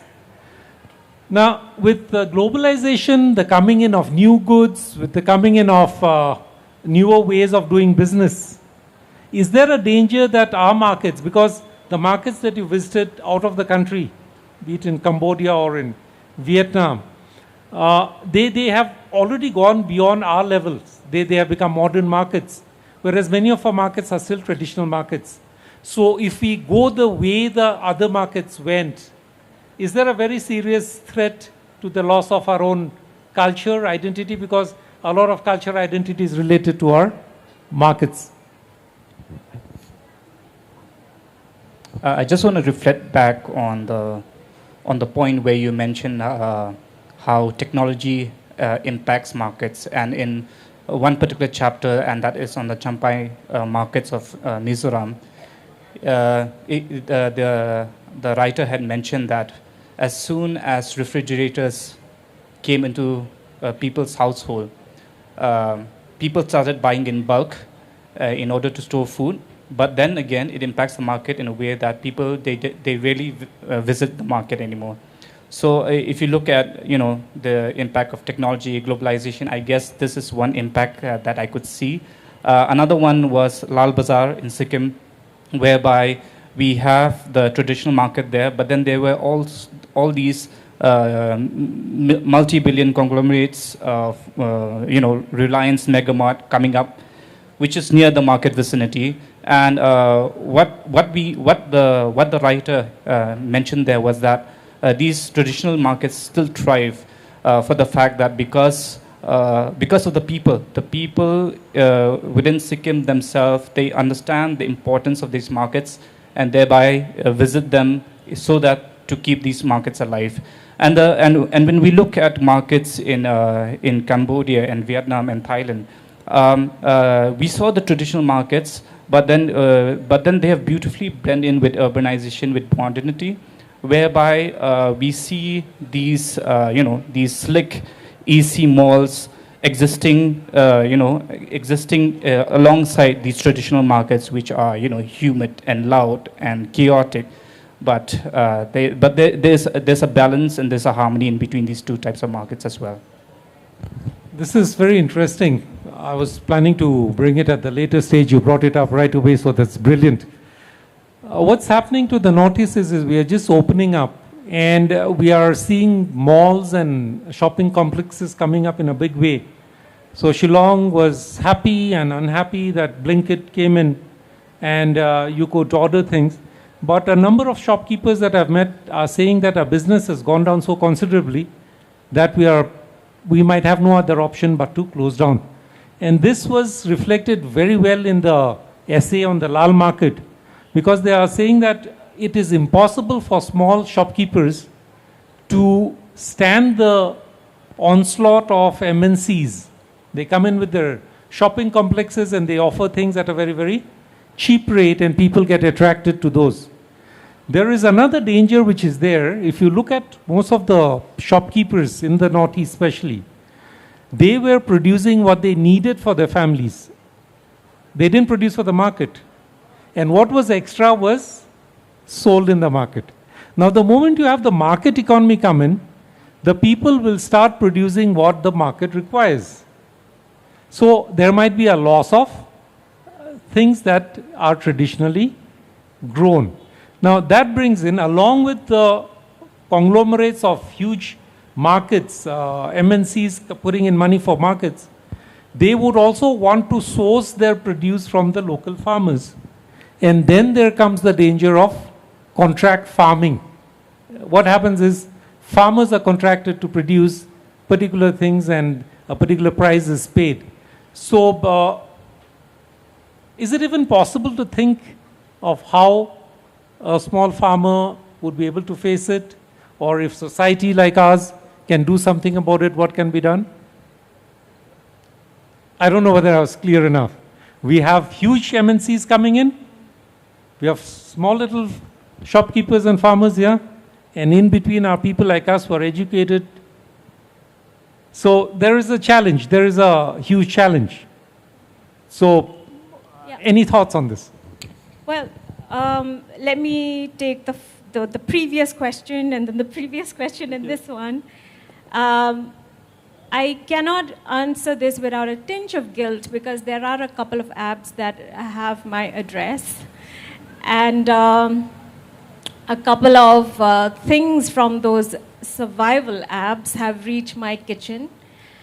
And I remember, may I use an anecdote? My beautiful parents are here, my dad, my mom are here. And I remember when I ordered carrots, and I swear, my heart and my vegetables come from the local market. But just this one time, I thought, let me try and get carrots from this app that you've already mentioned. And when the carrots came, my dad took one look at it, and he described these carrots as the ugliest carrots he has ever seen in his life. They are so dirty and dry and so on and so forth that I swore I would never get carrots from this particular app ever again. Speaking of how do we sustain markets, I don't know if we can fight this Goliath. However, there are people such as my father who has gone to the OT more times than I would have loved for him to, has a pacemaker now. His heart does not function on its own. However, he insists on going to the market. Not just any cute, safe market, small one, no. Kyoto, right? And he insists on going there because I mean, it's poignant to say this, the rhythm of life. He feels a sense of connection and community. He sits with the shopkeepers and talks to them and sure, comes back home with a loaf of bread and beautiful carrots, but it is that sense of community that no, survival app can buy. So yeah, that's my response. I've been indicated that we are fast running out of time. So probably I end with an anecdote again. So I have a friend in Guwahati, and his father is an aged person, and every once in a while it's quite difficult for him to go to the bank to withdraw money. He doesn't have an ATM card. Every month he has to go to the bank for his pension. So I wanted to make life easier for him. So I told his son, why don't you enable the online banking for him? Even a life certificate can be given online. So the father wanted to meet the bright young man who had made that suggestion. And I was feeling very happy that he's going to compliment me. So I went to him. He said, that's the dumbest thing that you could have suggested. I said, I'm sorry, but I thought it will save you the trouble. He said, I'm at home, I do nothing, I'm retired. I hardly have friends. So when I go to the bank, I meet people, I chat, I shop, I come back, it makes my day. Once a month, all of us, all my pensioner friends who are still alive, we meet at the bank, we talk, and we have a good time. So please don't suggest online banking for me, because the only reason I live is my trip to the bank where I'll meet my friends. So taking cue from that, one thing that's going to sustain us, our culture and our markets, is the need for physical interaction between the community and friends. And as long as we can cherish and champion the need for conversations and banter in the shopping experiences that we have in the markets, I think our small little shops will stand up and be the David that defeats Goliath. So with that, we'd like to bring it to a close. Thank you very much. It was wonderful talking to all of you. Rightly said, sir. From Shillong to Saigon, interesting narrative on culture and cross-culture, drawing inspiration from marketplaces. We'd like to honor our guest today for this lovely conversation that you've all had. We would like to give you a little parting gift, something to take away from Shillong Literary Festival. Dr. Itawanda Saibon, Mr. Freddy M. Majau, Dr. Amanda C. Tongpe, Dr. Sanjeev Kankuti. Thank you so much for being here. If you have any questions, you may proceed to the author's lounge or the signature lounge. You may ask your questions there. Since we are running out of time, we'll move on to our next section. Ladies and gentlemen, the Shillong Literary Festival 2025 wouldn't be complete without live performances, pop-up stalls, and of course food and brewery to showcase the prowess of our local entrepreneurs. And right now I'm here at one of the pop-ups where it's called the Children's and Youth Corner. Now this pop-up is not anything different. We've seen it last year as well. I've got somebody who can explain to us what this pop-up is all about, what these guys have been up to, what activities can one find when they come here. Please welcome my guest, Priyanka. Why don't you introduce yourself first and then walk us through what do we have here? Hello, I am Priyanka from Sir Mandela Foundation. So TFFP is a project from a Sir Mandela Foundation. So this is a youth and a children's corner which we have every year. We had a storytelling session this morning as well as a doodle activity. Now we are having a clay session, and in the evening we'll be having an open mic and a poetry poem sharing and reading session.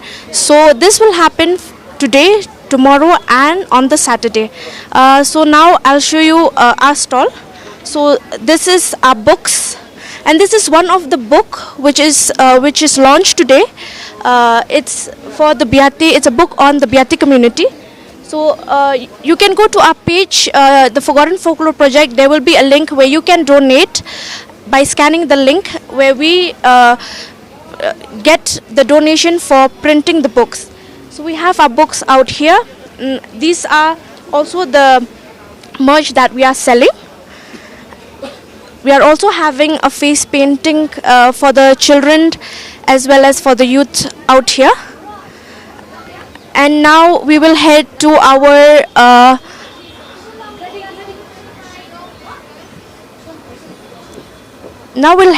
pottery session done by the kids of Reach Ministry. You can check on the products that they make.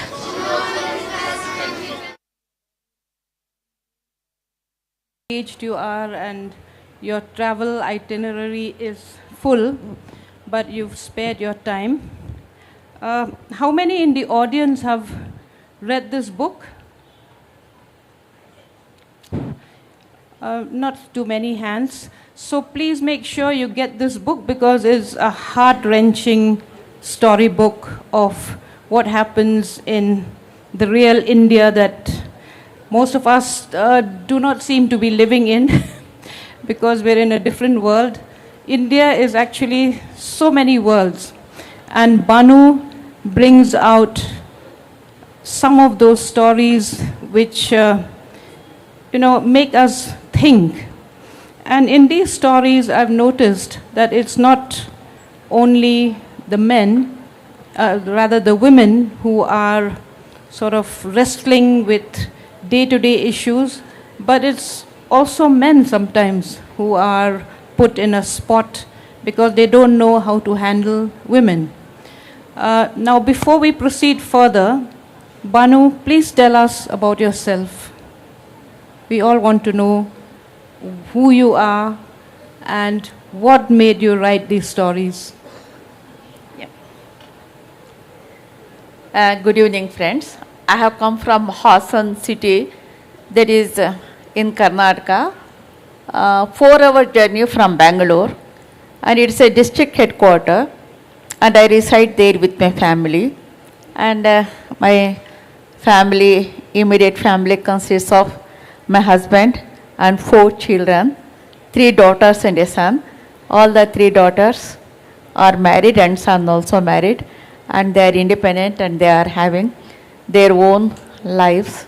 And all the 3 daughters are advocates, and one of them, all the 3 of them are gold medalists in the university, toppers in the Mysore University.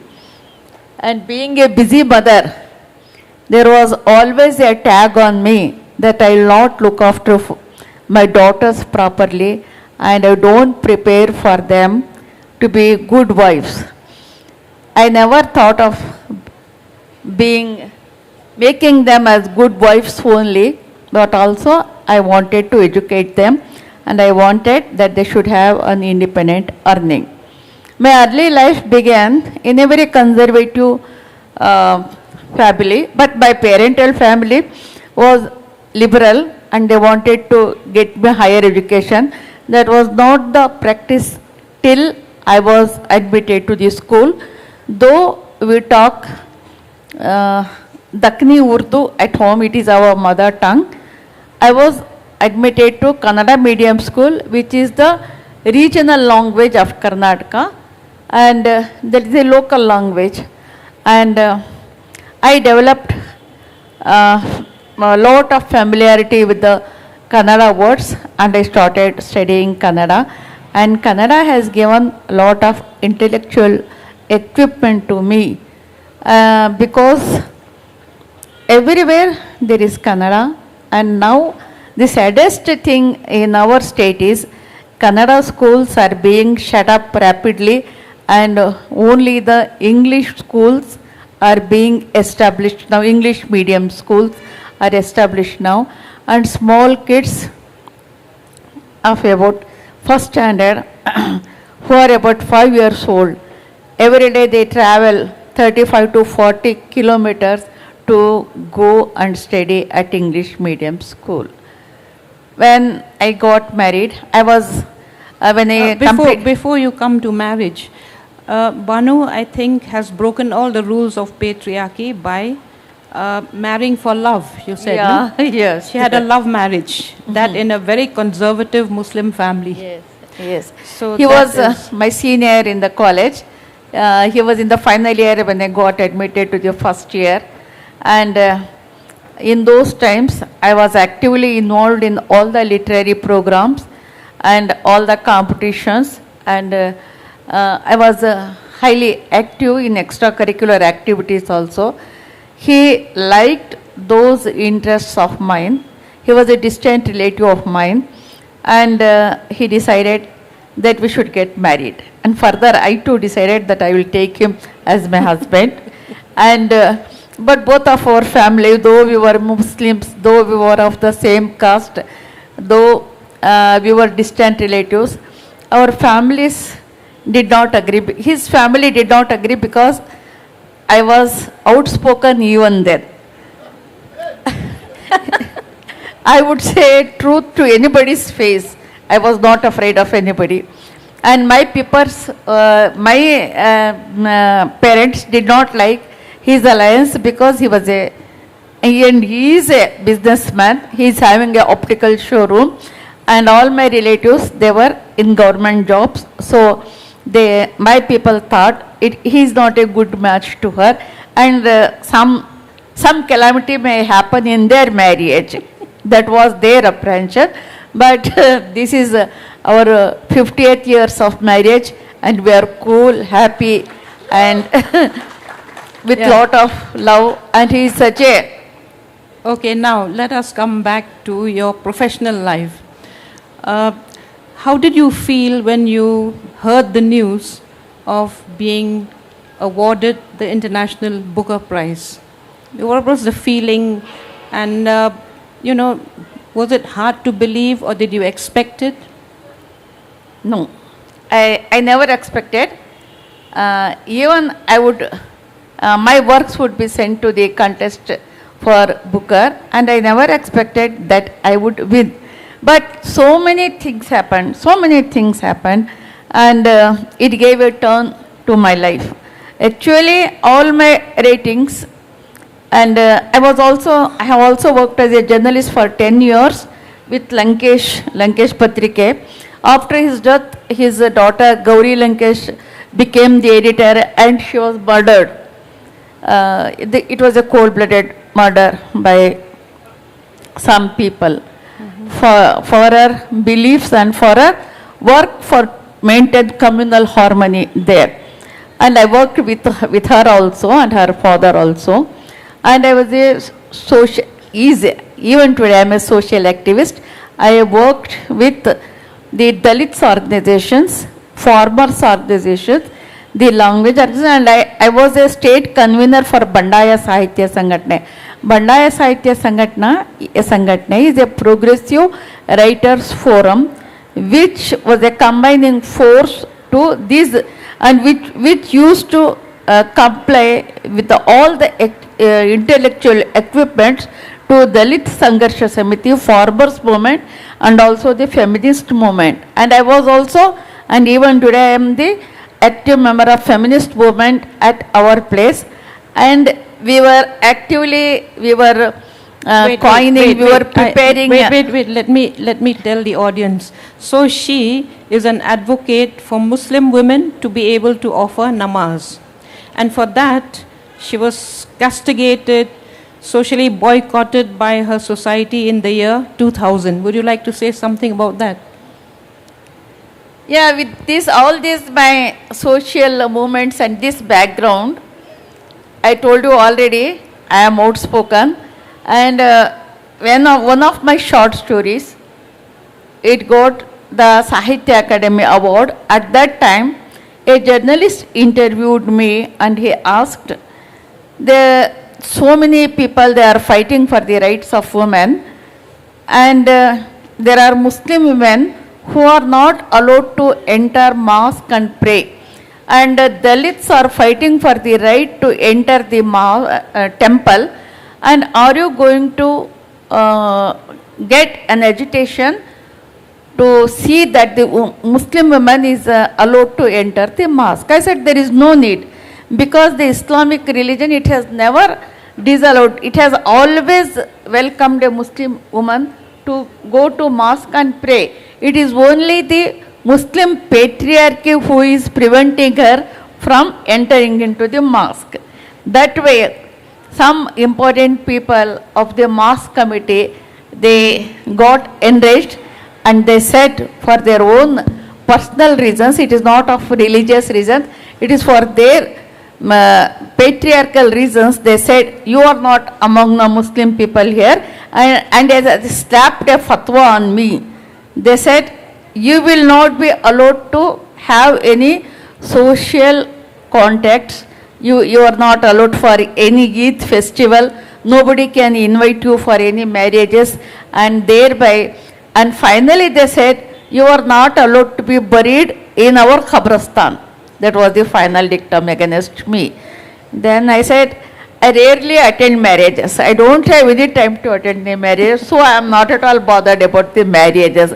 And Eid also, on Eid day also, I will attending somebody who is a aggrieved woman and who has been tortured, who is subjected to violence. So that is also not a great issue for me.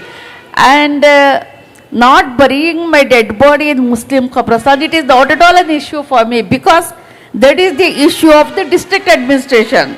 When my body gets rotten, they will come up running and they will say I am properly cremated. So none of your, dictums, your orders, they hurt me or they make me to keep away from my writing. Even then, some of them, they came up with the affidavit, and in that affidavit it was stated, I, Banu Mushtak, aged so, wife of such and such a person, residing at such and such a place, I do hereby take oath and solemnly affirm as follows, that from today onwards, I will not write a single literary word. I will not write a short story, a novel, a essay or a poem, anything I don't write, and hereby I abide by my rules. When they gave it to me to be signed, I tore it properly and placed it in their hands. Even if you drag me to the circle of Fasan city and hang me there, I will not sign this. Very good. That's the way to go. And for that, I think you were also given private security, government security, right? You provided government security. That is recent okay. During August and September of this year. That is a different issue, because when this Booker Award was announced for my work, Hot Lamp, the government of Karnataka decided to honor me. And of course, they invited to the banquet hall of Vidhan Sauda, and there was a huge celebration when I returned from London in the month of June. Government held a huge function. Further, the Chief Minister of Karnataka, he decided he has to honor me more, and he announced, I was away in, Bahrain or somewhere, I was attending the DIT festival.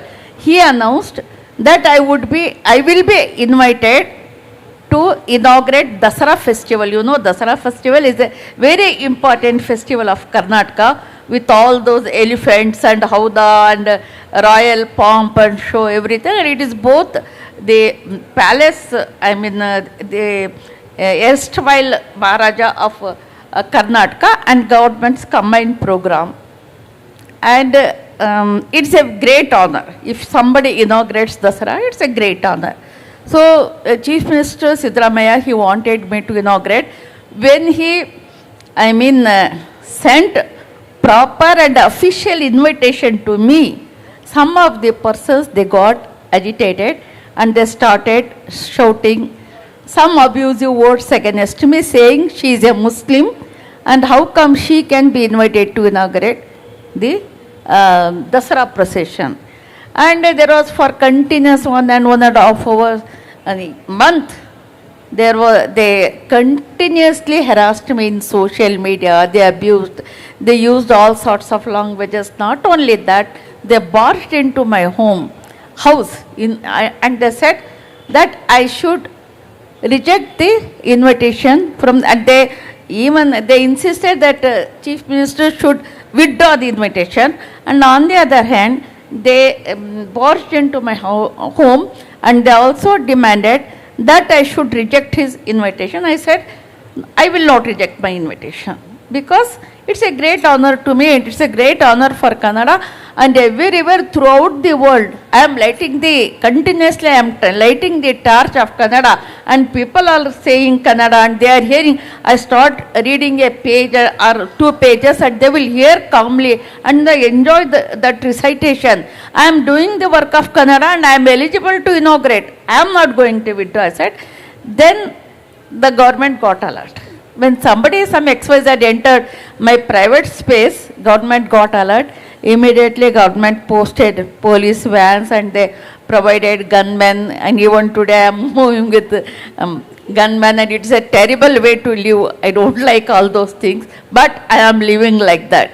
When I return in the airport, already there will be gunmen will be waiting, and It is something which I don't like. But things afterwards, those people, they went to Karnataka High Court and they filed a petition asking me to instruct me not to appear in that celebration. And Karnataka High Court rightly dismissed their petition. Further, they went to Supreme Court of India, and there they filed the petition, and Supreme Court also said dismissed, dismissed, dismissed. And finally, I went to the Dasara procession during September. September 22nd. It is a 10 days celebration. Today, this year, it was 11 days celebration, and I attended it. I inaugurated. It was peaceful, and all the people of Karnataka, they overjoyed it. Very brave lady. Yes. Very brave. Okay. Now let's come to a more personal something personal. You're not wearing the hijab. No. You never wore the hijab. No. So why are you supporting those students to wear the hijab? Yeah, I support it because it would hamper their education. All those girls particularly 6 girls who were very, very highly brilliant, those girls, they were not allowed to go to college and have higher studies. In our coastal belt, some of the Muslim girls are so studious, so intelligent and hardworking. They get about 8 gold medals, 10 gold medals in the university level examination, and those girls were denied further studies. So I requested them, I wrote a detailed open letter to them in Facebook and various other media, and I requested them, if you want to wear, you wear hijab. You go to the college, there a room will be provided for you. You remove your hijab and keep there and attend your classes. It is a women's college. It's not a college of combined studies. It's a women's college. There you can attend the college, and whenever after your completion of the classes, you can come to that room. Once again, if you want to take up religious duty, you wear your hijab and go, but don't discontinue your studies. That was my plea to them. Okay. Due to that politics of patriarchy, they should not discontinue their studies. That's why I requested them, if you want, you go, wear the hijab and go to the room and remove it. And afterwards, if you want, you wear and you go to your homes. Okay, now let's come to your stories. There are 12 stories that you have selected to put in this book, Heart Lamp.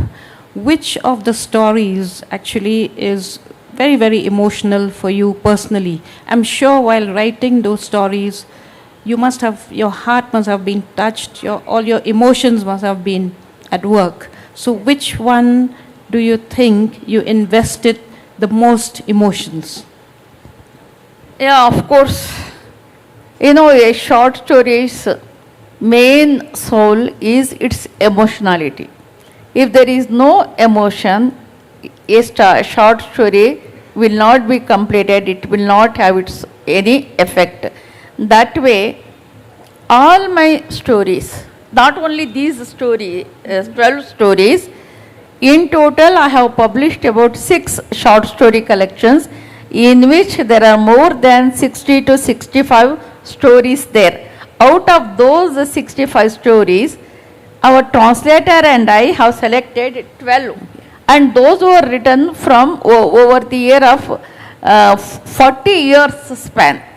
I started dating during 1990, and my 6th collection was published during 2023, and during that period, whatever got published, out of those collections, 12 stories are selected, and I cannot say in which story I have invested my most emotional energy. All the stories are relevant to me and resonate because of the time, the situation, the importance, and whatever I want to say to the entire society at particular time.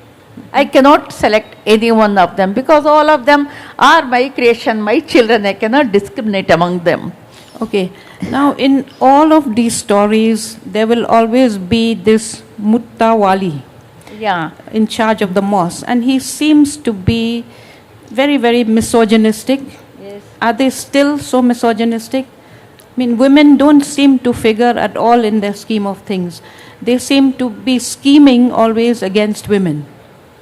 Yeah, in the almost all the stories, there are no Mutwalis. In only 2 stories, Mutwalis are there. One is Black Cobra and another is Fire Rain. In only those 2 stories. Mutwali is nothing but the administrator of a mosque. And quite normally, the mosque administrative committee is full of male only, no women's representation is there. And there is another committee which is called as Naujawan committee, means youth committee, that is also full of male persons and no representation of women is there. It is highly misogynic. Okay. It's quite natural and there is no voice. But I voice it from the outside and got punished. That is the thing. So, in one of the stories, there is this lady, Amina, and she is better placed in that household, and she has a domestic helper who is, who's no, not Amina, I think. Amina is Mutwali's wife. Mutwali, okay. Who's that lady, that highly placed lady? Zeenat. Zulekha. Yeah, sorry.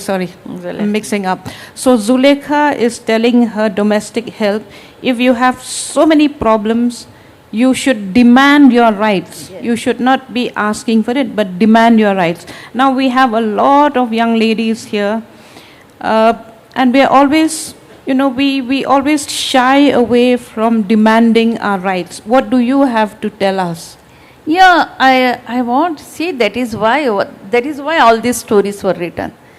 When I witness that some woman is oppressed, she has been subjected to violence not because of her any wrongs, because she is a woman. She is punished because she is a woman. I cannot tolerate it. I become so angry. I start shouting slogans in the road. I start shouting through pen, I start shouting at the top of my voice. And now I am happy that my voice, the voice of all these marginalized women, is heard by the entire world. This particular situation, I want all the women to be courageous. And I have gone through so much in every phase of my life. I was not allowed to take a handbag on my shoulder because they would call so many names to me. And I was not allowed to wear whatever I wanted. And I was never allowed to return to home after 5 o'clock. Within 5 o'clock I should have been returned to the home, otherwise it would be a great sin, not by my parents but all the neighbors and all my extended family would immediately hold an inquiry committee against me. I have faced so many things, and all these things, they are coming in my autobiography. Even at one time, I am the eldest daughter of the family, followed by 5 sisters and 2 brothers. My next sister, who is no more, one day my uncle hid a belt behind his back and started thrashing my younger sister, who was about 12 years old at that time, for no fault of hers. One day she had skipped to go to school, and that was the greatest sin. I was so enraged. I got so enraged, I could not control my temper. Straight away I went to fight with him. I snatched the belt from his hand and I started beating him like a filmy Sita or Gita. sequence, but so many things really happened in my life. Yeah, and all these things I'm bringing in my autobiography. Yes, that was what I wanted to say. We are really waiting to read your autobiography because I'm sure it's going to be very interesting. Now, in writing these stories, what did you think you could do? Were you trying to influence other readers, other young Muslim women? And I also want to ask you, is it still the case that young Muslim girls are not allowed to pursue their higher studies? Yes, that is there, but not all of them. But most of 90% of the parents are now allowing their daughters to highly educated, go to higher education. But I want to tell one thing. I have written all these stories in the context of and in the environment of and with the Muslim names because I am familiar with that situation. But all these stories and the issues I have discussed in those stories are the issues of other women also. Yes. That is, yeah, that is what the head of the jury committee of Booker, he announced on that day that though there is it says about the South Indian Muslim community's plight, it crosses all the borders and it has got universality and it reaches all the women of the world who are being persecuted because patriarchy is even here in Meghalaya. Patriarchy is in China. Patriarchy is prevailing even today in Turkey, in US, in UK, wherever you go, patriarchy is there. And all these issues that I have discussed, they apply to the women residing there.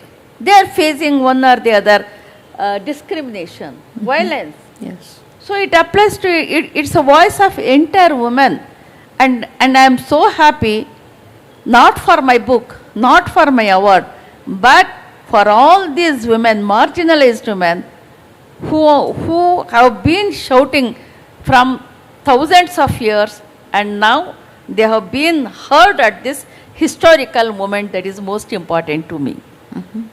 Okay. In all of the sessions, we didn't have enough time for questioning, and I think that's very unfair. So let's open up the house, because I'm sure you'd like to address Banu personally. So please raise your hands, those with burning questions.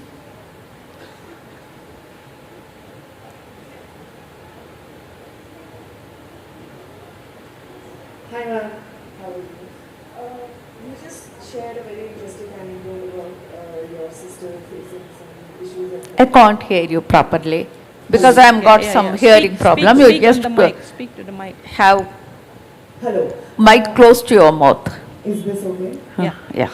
You just shared an anecdote about your younger sister getting beaten at home and you finding the courage to sort of avenge her. How do you suggest or, guide us women of our age, my peers, to find such courage?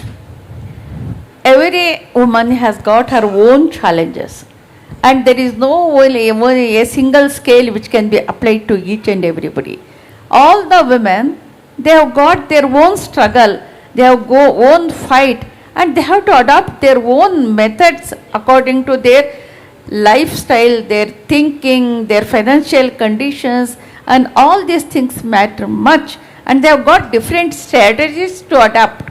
That way, they need not tolerate the injustices meted out against them, and they can fight for their rights in any way they like.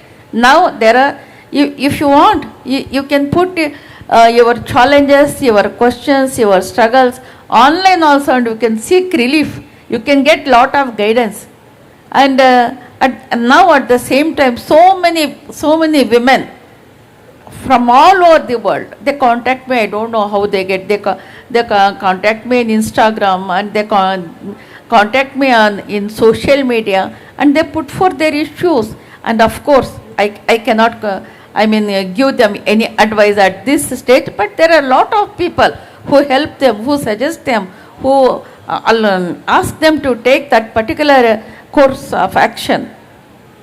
There are ample chances now, opportunities are there for any woman, that too an educated woman, to get awareness and fight for her cause. Because I said we used to coin so many slogans for our women during the feminist movement.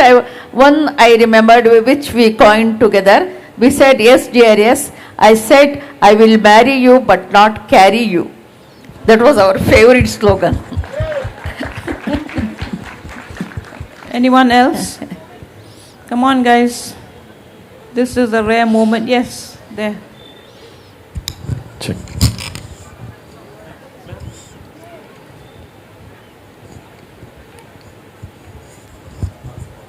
Hello, ma'am. Heartland was our book club of the month. That was in July. And we have discussed a lot of things. And there are some questions I'd like to ask you. Many stories in Heartland shows the resilience of women in constrained circumstances. So what role do you think does literature plays in public empathy and policy?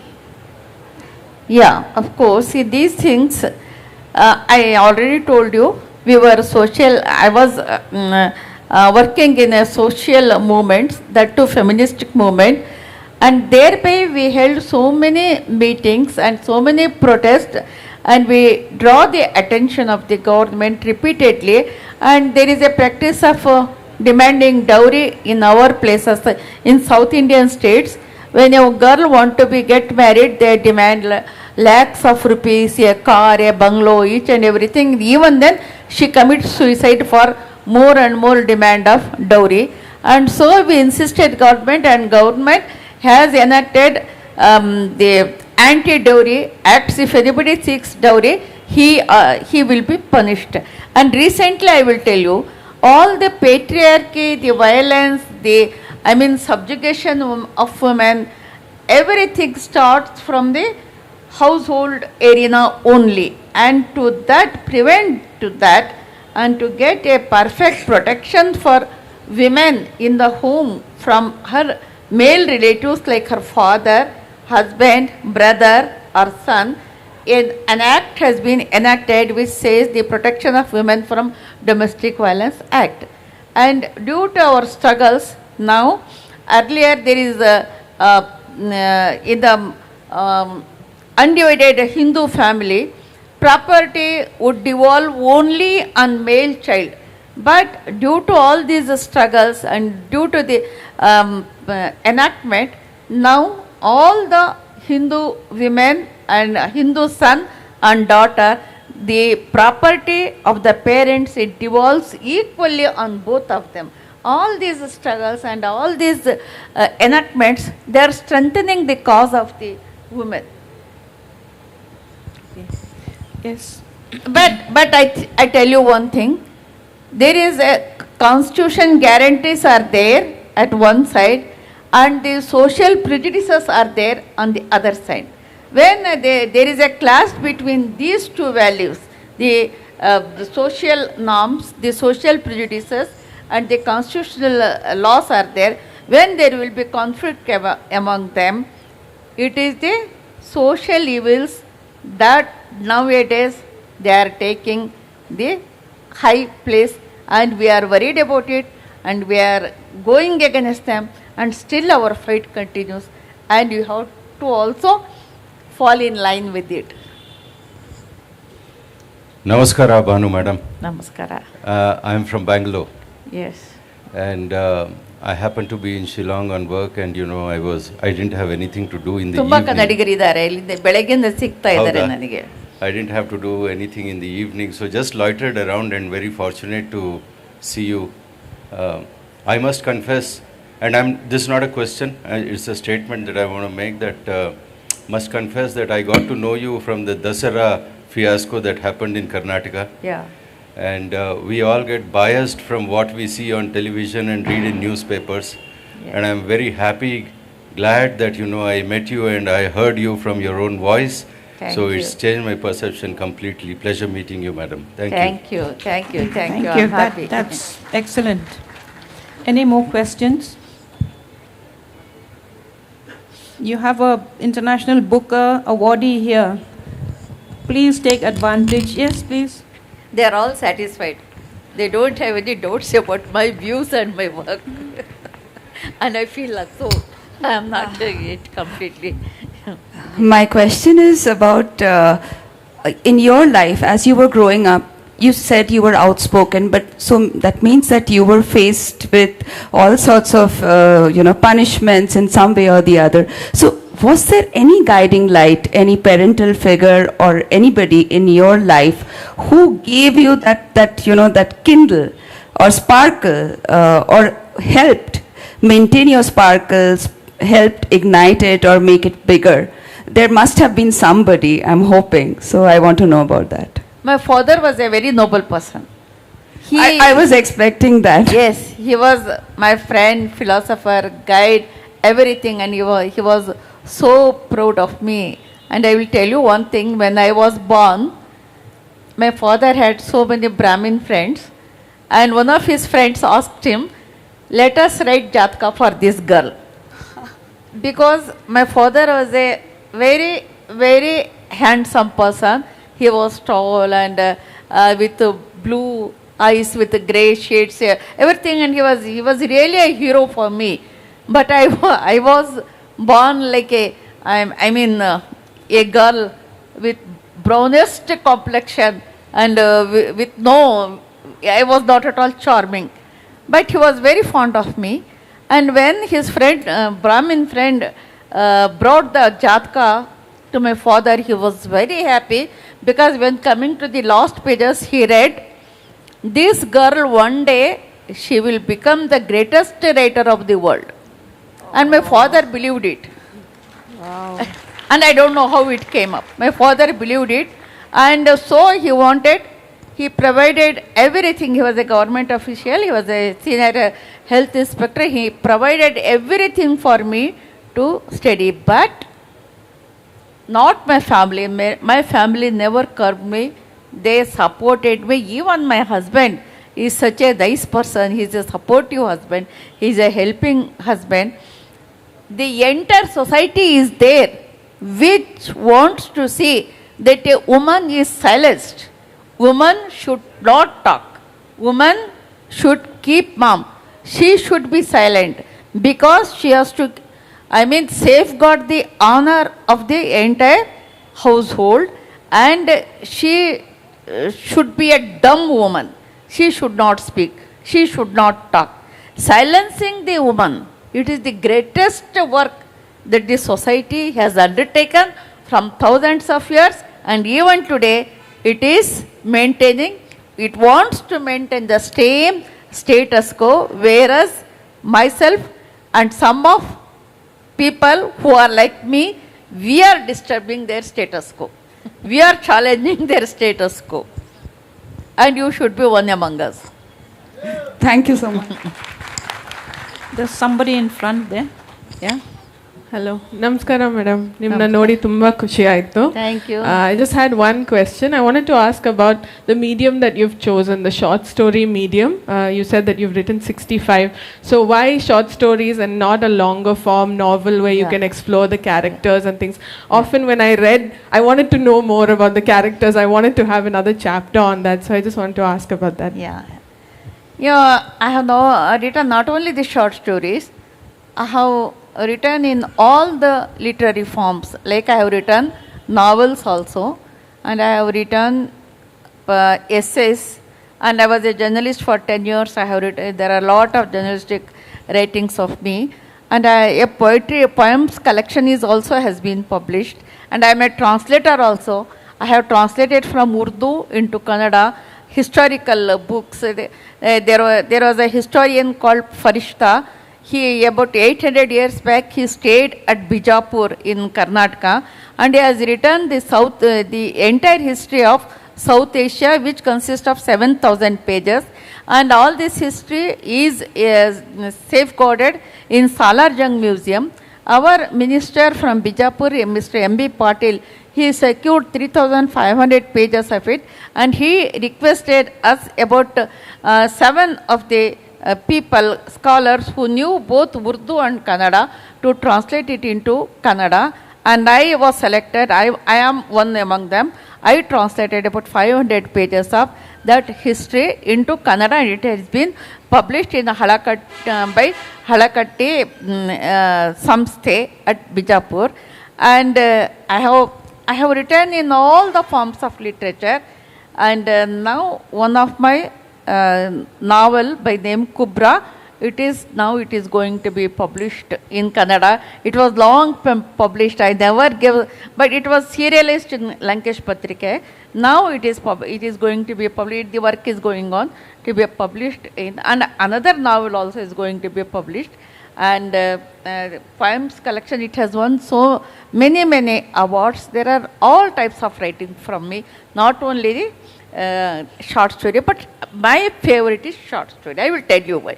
Short story is one thing where there should be emotion is the most prominent part of a short story, and there will be characters, and that is a very small canvas. Short story consists of a small canvas where you have to show all the skills of a short story. You have to introduce characters, you have to introduce conflict, and you have to be in the anticlimax, climax, and the end.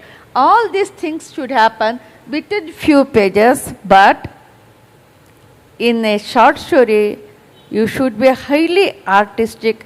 You should say whatever you want to say in a precise manner. You should use very few words and give greatest effect to it. You should be economical, or let me say you should be stingy in using words. You cannot use lot of words. In novel, you can go to Shillong, you can there remain there throughout their literary function. She's going to come to Shillong again because she's very interested in the matrilineal culture. Yes, I am interested. It's my interest. So you can go to Shillong, you can stay there for 3 days in a literary function, you can loiter, you can talk, everything, and come back after a few months. But you cannot do it in a short story. You have to be very particular, very precise, and you should give lot of information. When you have to use one word, it should reflect so many ideas. That capacity should be there. And it is a highly challenging work. To write a short story is not an easy thing. It's a highly challenging work. That's why I like it very much. Mm-hmm. Hello, ma'am. Apologies in advance if my question appears scattered, because my thoughts are. There has been literature where, female-centric literature, where stories are told that something happened to a person and that story is being told. Maybe it's a lack on my part that I haven't come across many literature where there is a suggestion to tackle the problem. For example,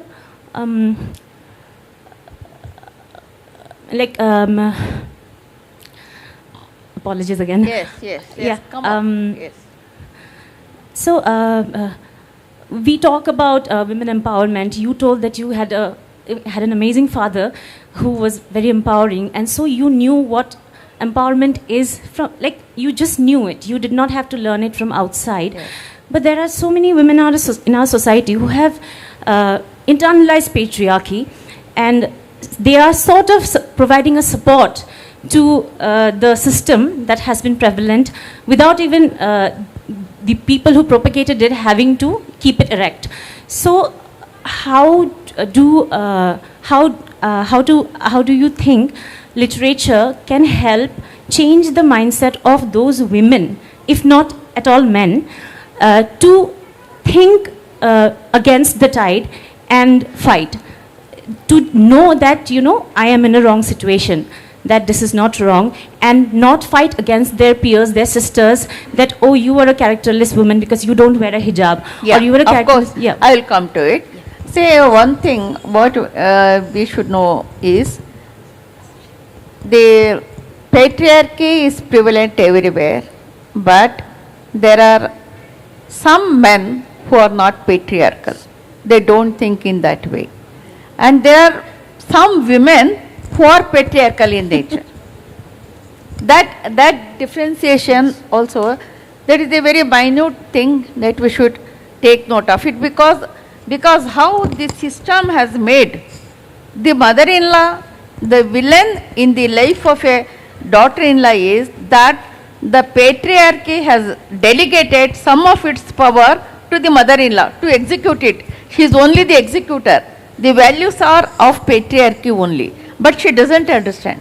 She, with the power they have delegated, she is so happy that she starts to execute her power against the woman.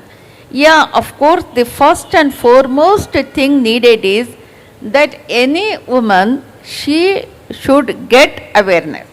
She should get awareness as to where she is standing and what are her requirements and what should be her strategy.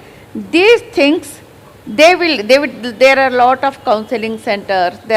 In our place, there are a lot of Spandana centers at the police station, and lot of women organizations are there who handhold any woman, aggrieved woman, who have got no other place to go. And there are government which has, has got the rescue homes where a deserted woman can be placed there for 1 month, 2 months or 3 months, and her children would be placed there. And government is also taking lot of interest to help these deserted and aggrieved women. Society is also somewhat considerate towards them. And more than that, women's organizations are actively working in our area so that they should give awareness to all these women. And in total, all the women and the men who sympathize and who has got lot of empathy, you told, no? Lot of empathy.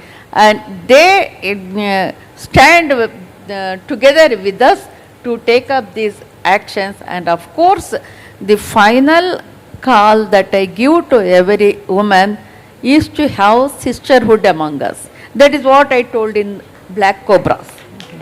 Yes, yes. In Black, yes, that is what the sister, because in the morning, when I got up in the morning, I just browsed the social media and I got very upset. A poor woman entered a hospital. She was having labor pains and she could not get a bed. And while she was searching for a bed, a baby boy was born to her and there was nobody to care for her. The baby boy fell on the ground and it has head injury and it died on the spot. Such a sad news, And now I heard that the women's organizations have joined hand together and they are suing those hospitals and those concerned persons and they are taking care of that. But what has happened is happened.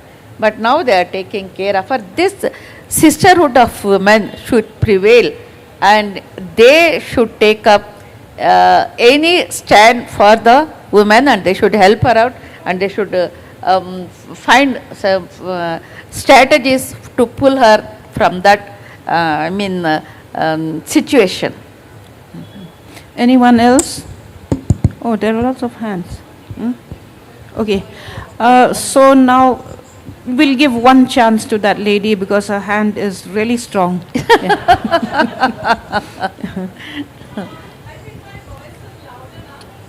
No, take the mic. There. So I don't know if my question is worth it actually, but every question is worth it. Do you have the hope that the more such stories are told and more of us tell it, that we can bring the patriarchal men that you are talking about over onto our side, bridge this gap of communication that we have? Because some of them don't even understand what we go through. So do you have that optimism, do you have that hope that this will go somewhere, that we can understand I will each ask you other one question in return. Yes. Have you read Arabian Nights? Yes. How it has traveled from so many hundreds of years from Saudi Arabia to here. No, stories travel. Stories have got power. Stories has got orientation. Stories have wings. Story can fly, and it doesn't have any time constraint to them. No, but does it touch the hearts of men? Yes, and stories, they pose so many questions to the patriarchy, because that is why patriarchy is afraid of stories.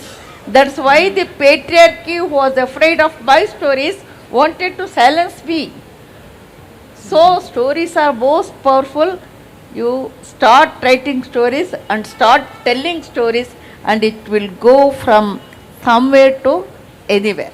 Okay. Thank you, ma'am. So, thank you very much. Oh my goodness. No, sorry. Ma'am, You can one meet. last question, please. No. You can meet her at the author's lounge there, please. And I think that will be much better. Thank you very much, the mic Banu, here. for this very, very quite intriguing actually interface that we had. And may you come up with many more stories and challenge all of us, not just the men, because I think a lot of us also act out patriarchy, maybe unwittingly. So on this note, thank you very much to a very receptive audience, and good night. Thank you. Thank you, ma'am. Your stories is truly inspirational. Your bravery is worth praise and worth emulating. Before we move on to our, kindly remain seated. We'll have a book launch. We'd like you to be part of the book launch. We'd like to felicitate our guests today.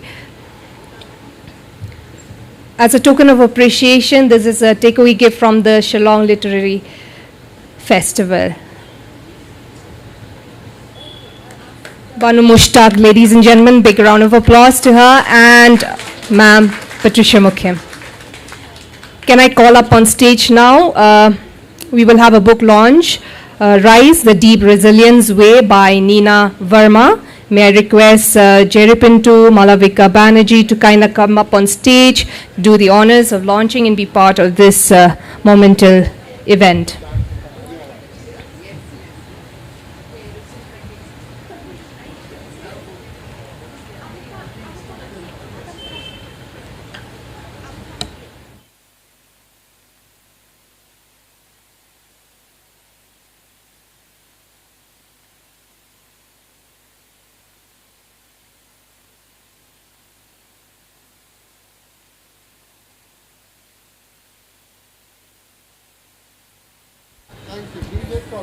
Thank you. Like I mentioned earlier, if you have any more question for our Dapat kilat penbernia guests, ka Shillong you may Literary proceed to Festival the ka wanlam sya kinong wan kai bekinong wan jengok kai perthei kata kadai ben pen I ka sap ka phong jong ki local entrepreneurs la kadai hakabam la ni hakita ki local brews kumi ong haktin phareng timintangi dan bat ngi ikong Lilia Marbanyang hakani ka stall ka jong I ka bai ai kerteng ka Kevel Wines ti shop ini thu ngi khindiat halor kini ki products ki jong I nga kwai I be in pini thu shwai le de hading in sekran kublai pi baro kerteng jong ngade Lilia Marbanyang ngade ro I founder jong kani ka brand Kevel Wine te ngi don bunjat ba ki jai wine bangishna nama ngi penmi kini ki wine na ki sok ki bayo na ka jala ka jongi te ya te haba piong ki so na jala jongi kong Eli katno flavors ki don yamentahi yamenta ngi don hado khandai flavors mo te ki don ki ro ki bangi dang try da experiment kan ki jai so kum ya ka bam ngi don so pi wild apple ngi don plum strawberry nata u so kan toys u so turun so yong u balong bangi shna khambun mo namar ba u so yong kum bangi so yong wine kham yaj bha ya ka bam te nakini ki flavors bro khang I do so pi kum pi plum strawberry we ta we flavor ba kham banchna le se namar teng ki so ki long seasonal ndai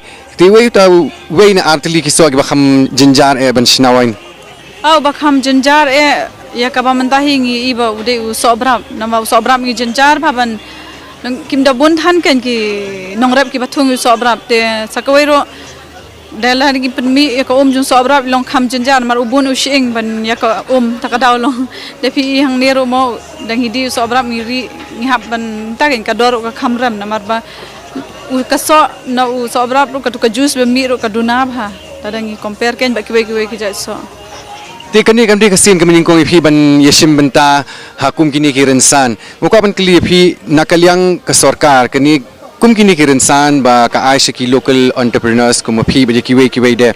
Hadu kat no try kanyarap ya ka business ke jongpi.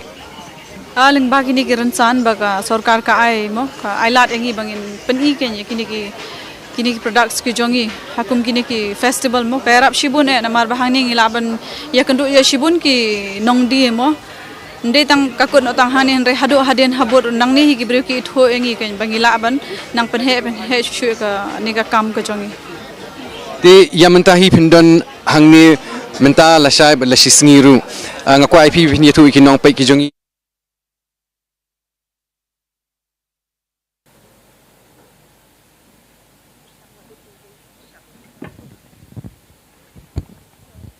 Check. Hello. Check. Hello. Check.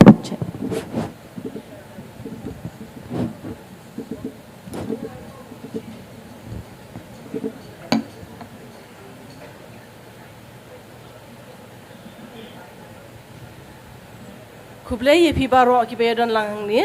Ka janmiet ka ba kemen ka ba sngotanan bat ka ba la man permento ye pi ki bedalang ni hakani ka sinshong jong kani ka lempung kani ka jingalang ka bangi la ban ong ba ka dei ka jingkhawai jong ka tho katar ti ringkat ban nga hang ni nge don ngim don kam shu peni thu namar ba I bandai la de ban peni thu lupa ini professor streamland dakhar I alfi dari kharsentiu bar I dr bandarilin bairo Kajinya lenti jong ke literature khasi nado ba ngila yo ya ka written literature ka bangina man ong henrei banya sotu lang ka literature khasi ka don ru haka ya ka oral literature kata kalong da ngimla banyo ki snem kat no henrei kala don lupa ka ni ka banginya keren nginya kata kindian ya ka tho katar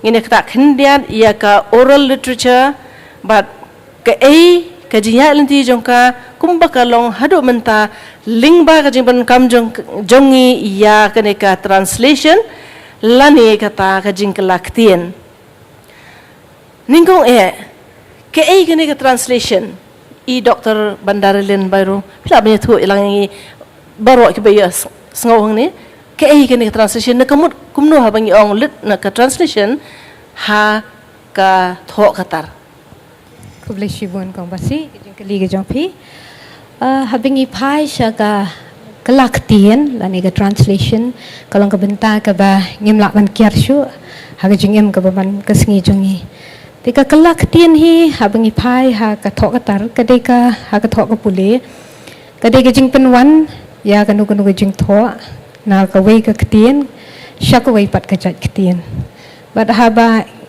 ngi penwan ya ka nu ka jing tho na ka wei ka ktien sha ka wei pat ka jat ktien kamut ka jing trekam jong ka kalaktien ka don kam ya atali ki ktien don ka pot ngi dan kam ru lai don kam atali ki jat ktien ka wei ka bangi ong ka source language lani ka ktien bat ka wei pat ka bangi ong ka target language lani ka ktien tmu ngi dan ka ktien tanrai lani ka source language ngi dan ru ka ktien tmu lani ka target language bat ki don pat ki por ki bangi hab ban ba ngi hab ban pendan kam ru ikani ka ktien jar mo ka ba ngi ong ka filter language kamut hang ta ka trikam kumbalai tli shubula dadan ki kalak ka ba kalaktien na ka Greek sha ka khasi utu nong kalaktien kum ka sawang kama ujung be elsewhere ka sawang ka us im Oedipus ai hang tu im shimlapan kala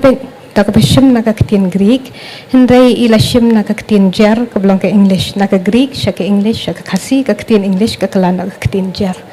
Dia bengi pai shaka kelak ketian, kani lani ke translation ke bengi ong haga ketian English, kawan na naki atli ki ketian naga ketian Latin translation, but kiwan naki atli pak kini ki ketian trans ban Peru. Dia bengi haba pet ya kata kamumut ban ra Shillong. Dia ra Shillong kini ki jing tho mo nakawai ke ketian shakawai ketian. But haba ngile ya kata kadan kam bangin pat pha bangin dan kam ra ke jing mut. Jongka ketian kemudian ketian tenrai shaka ketian pedeng shaka ketian temu.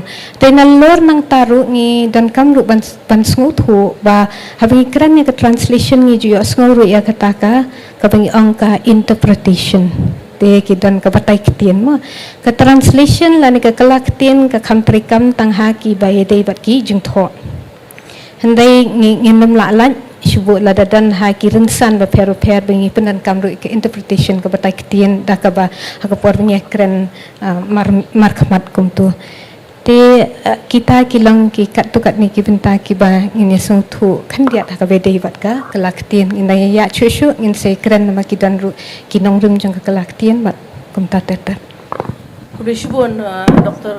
Bandar Bairo Habaya pai pat kendiat ya kan ka banta jong ka kelaktian la ni ka translation haka written literature mi ong dei haka tho katar ka badon da ke jing tho ini pai preshi professor streamlet khar hatu kong la bandon ka literature ka ba khlem ka translation na khlem ka kelaktian Kubishubun basi yang kata jengkeli, risau bangan jubat, yang kata jengkeli, ngakwa syo bang, ini tip lang hang ni baro, namang ia keren menta ya ka kelaktian ha ka thok katar, ngin ken mau ba ka thok katar jongi lakha ya ka literature khasi, hapne jong ka translation, klem ka translation ka thok katar kasi kanum kiu ka literature kasi jungi kanum kiu nomar radingi pe hi nado bangi yo ya ki dak tho ngine phai nado ka por jong ka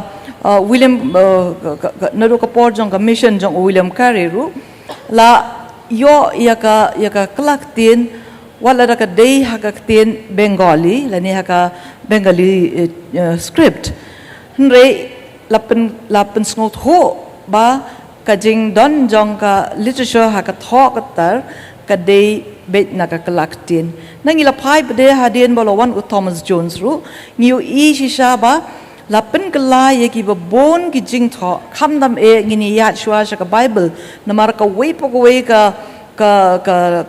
kelaktin ka ba lapen roi lapen san yengi ha ka thok tar ka si jungi ka dei na ka jing pen kala ya ka Bible ho ngila bangin shim kendiat nama nado kapor jong u Krishna Chandra Paul ru ladap sedang ban pen kelai katu kani kibenta jong ka New Testament tin re haba phi batai phi kli pade nga ka to ki jing kli bong la ne em bandon ka literature ka klem ka kalaktin ti ka jing kli jong phi ka la ro ban long da ku moiro la ne bandon ka translation klem ka literature the gijingkili belong very tricky la nang ong haktin English namarba ki don bon jat ki rukom translation la ni ki kelaktin lada ngi ong ba ngi kelaktin be ya kita ki bangi ong ki ka literary translation la ni ka kelaktin ka be dei bat ka thok tar ti ngi don kam shisha ya ka literature but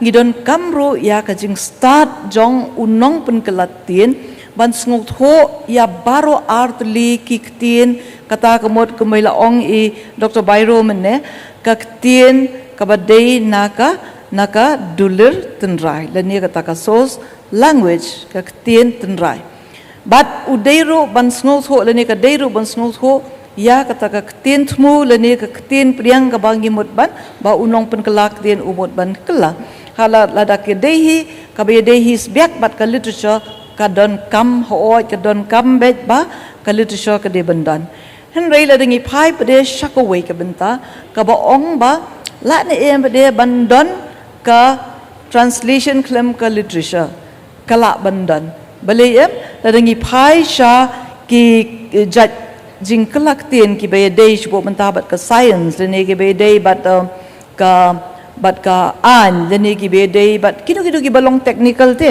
lada ka long hakata ka dor lesi ngim da don kam ya kitu ki kentien ki bangi jupun don kam habangi kelak tien syak ya ka literature namar ba ngi haban penlet jengbot bet biak tek ya ka jengbot ka badon hakatu ka dulir tenrai ka badon hakatu ka tin tenrai ka ka jingkwa ka jing tmu ka ka phang jong ka to bat ngimla mangin kelatam Tamut kini ke bangi ong ke English ke accuracy kini ke badon kam hado kata-kata bar kini bandon ro kata ke baong ke clarity ke jing shy ke baladang ngi kelak tien kamu kanu ke kentien ke bangi lak kela hang tu ha ke jing snotho jong kamot baong kelak tien ngi sukela betang ya ka kentien kanu ke kentien hendrai kamot ro ba ngi snotho ya ke jing mot ngi snotho ya ka jing tmu ngi snotho ya ka phang de hangta ba ngi sa pendon kam ya ka kelak tien tina kata kadau ki don ki khap ki ba klem ka literature ngimla ban kelak tien de ki don ru ki khap ki ba klem ka kelak tien ya kum ta ngi don kam ya ka literature ti kini ki long ki badon kam hai ngi bangin snotho to ka ni kadai kong kuma pi ong ba ka don ka khap ba ka kelak tien kam don kam ya ka literature kuma pi ong ka bomut ya kini ki dokumen bangi ong ni ki jing tho ki ba ni don kam ban yo tang ya ka jing tip ha ka ktien la jong dei te nginya ya biang shei dr bandarlin bairo ha ka bede ba kani ka be pat ka man kan dei namal ban kelak tien nama kum ila kdo do professor stream nantan kendian ba ke ki ba pi so tho ya ka dolar tenrai ba pin kelak tien te pila ban pansha shushu ki kita ki ba kongsan ki ba don kam ha ka ban le ya ka kelaktin lane ba pin so thu ya ka kam ka ba pitre ha ka translation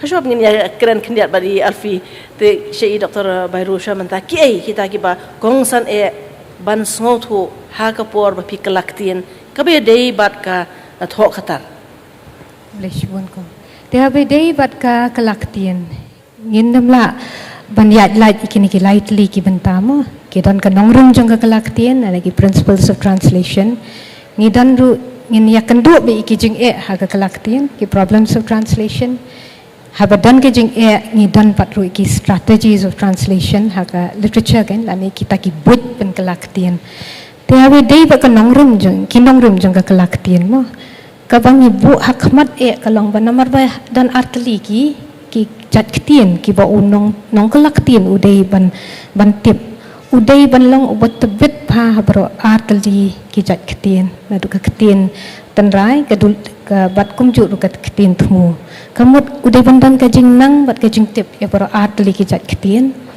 dai tu ba unang bat utip udai ban long ubat tebet ya bro ar ki jat ktien nama ka don kam ya ka jing biang perla ha ga por ba kelaktien bat ka badan kam kalong ba udai ban neka nong kelaktian kidi ban bu haga jingmut ba kidi ban kiar na ka bakala kentien pa kentien word for word translation literal translation bangi ong namar kala ban lam bakalai ki jingmut na lor nang ta hab ban bu jingmut ru ba kidan kini ki kentien ki ba namala dangi kala kentien pa kentien kawai pakoi kentien yang iya laj ki jingmut kindan ki kentien ki badan mo ki bangi ong ki kamlong metaphorical lani ki kit jingmut da syakawai pat kasertap jingmut ma te ban kalai gitu ban subu bat text biak da babu kentien bekentien kan yo ke jingmut ke babakla kuma syu ong no subun ong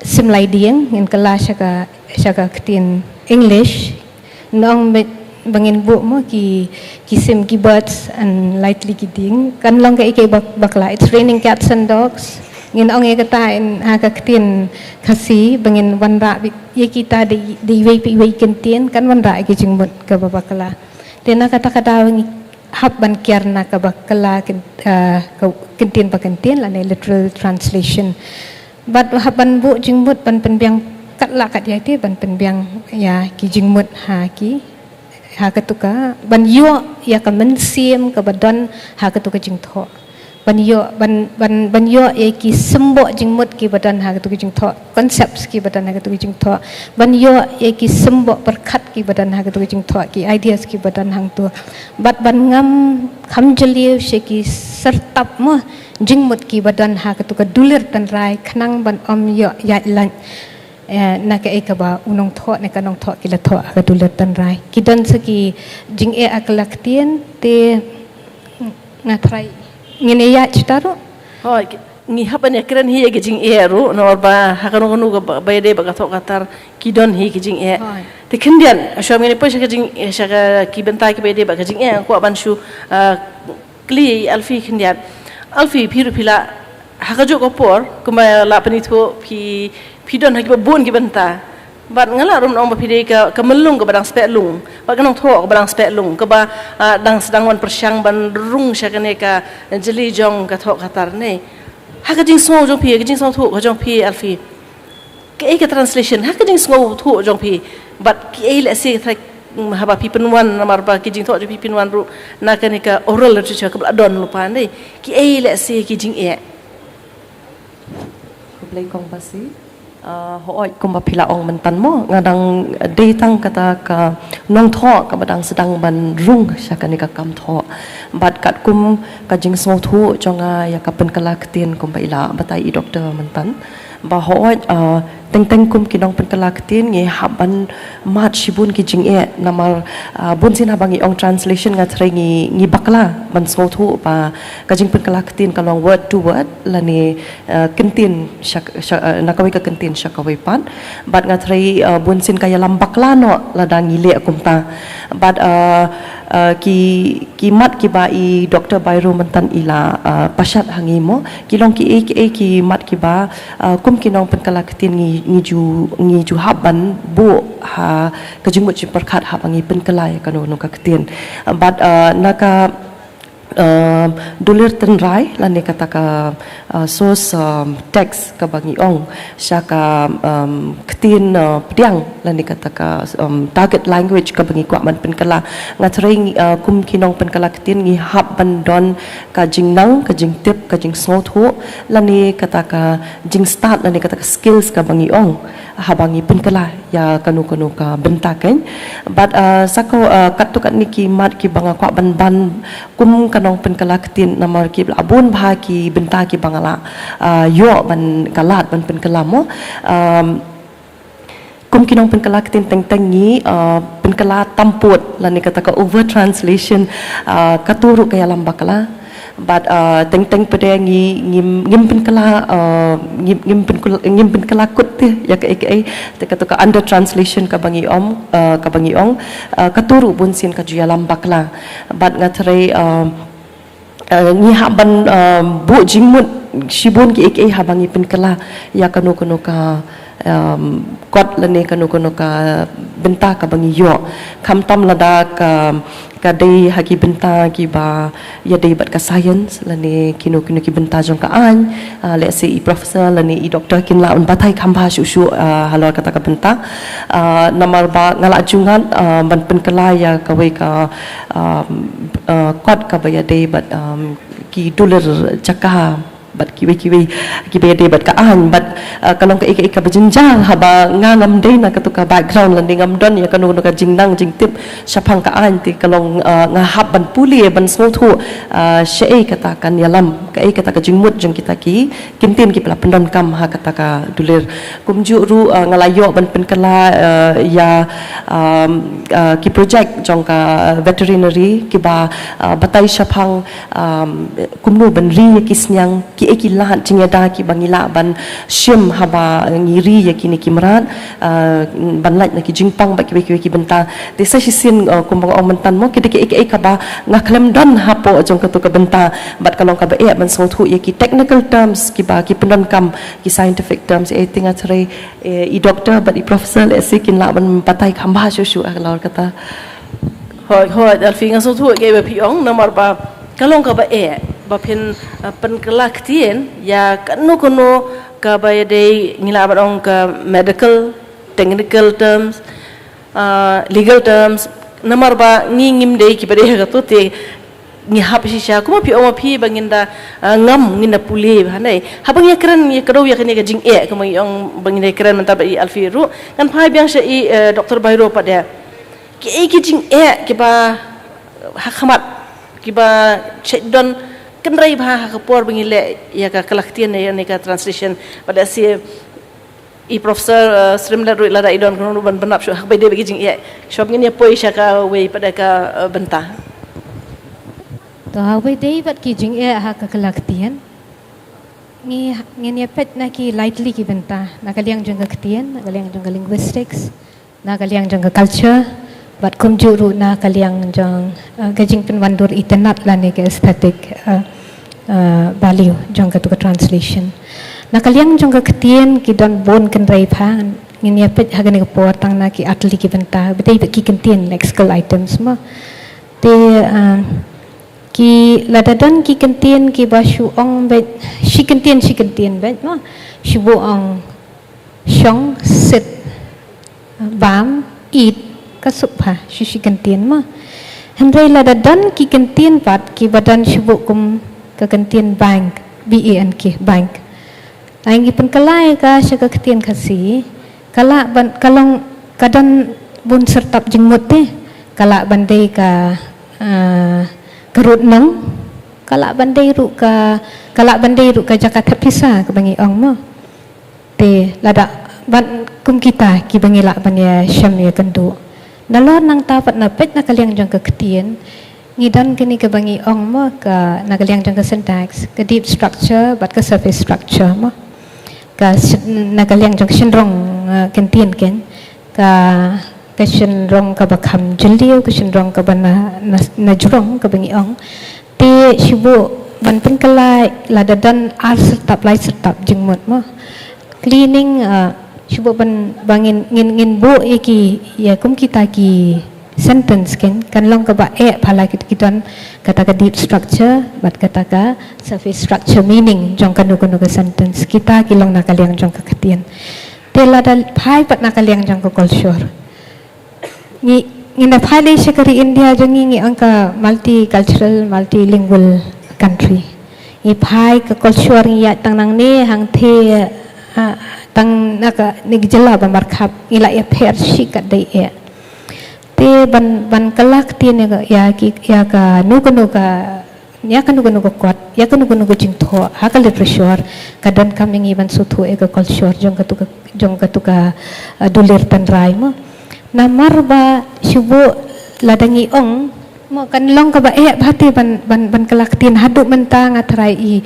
i mam professor askar ini kubur bat nga ban wanra ka kentin ka bai biang perlas biak ha ka kentin english ya ka kentin rengiu ha ka khasi pangmangi ki balong ki try ki basnguthu ya kata ka jingmut jeng kata kentin rengiu kamut spirit kamut soul kamut kedai ke kidan ku biakum kita mo lani lada kelaktian shubu ya kanu ka jing tho baong ka briu ka basyong harut nong ka basarili mo te ka kadang ka syong harut nong ka ba phong da ka sarili te kala bandi ka briu ka ba mo ka badang shidap khalat ukurim jongka ladang im tip ba ka syong tu badang shidap thang yu ukurim jongka shubu mo dang da pendap iki nyam kirukom ladam suthu ya ka tu balai ngila ban ong ban ba ka syong pengat bat mo ba ka syong sngotenat daki jan ki bali bat kum ta teter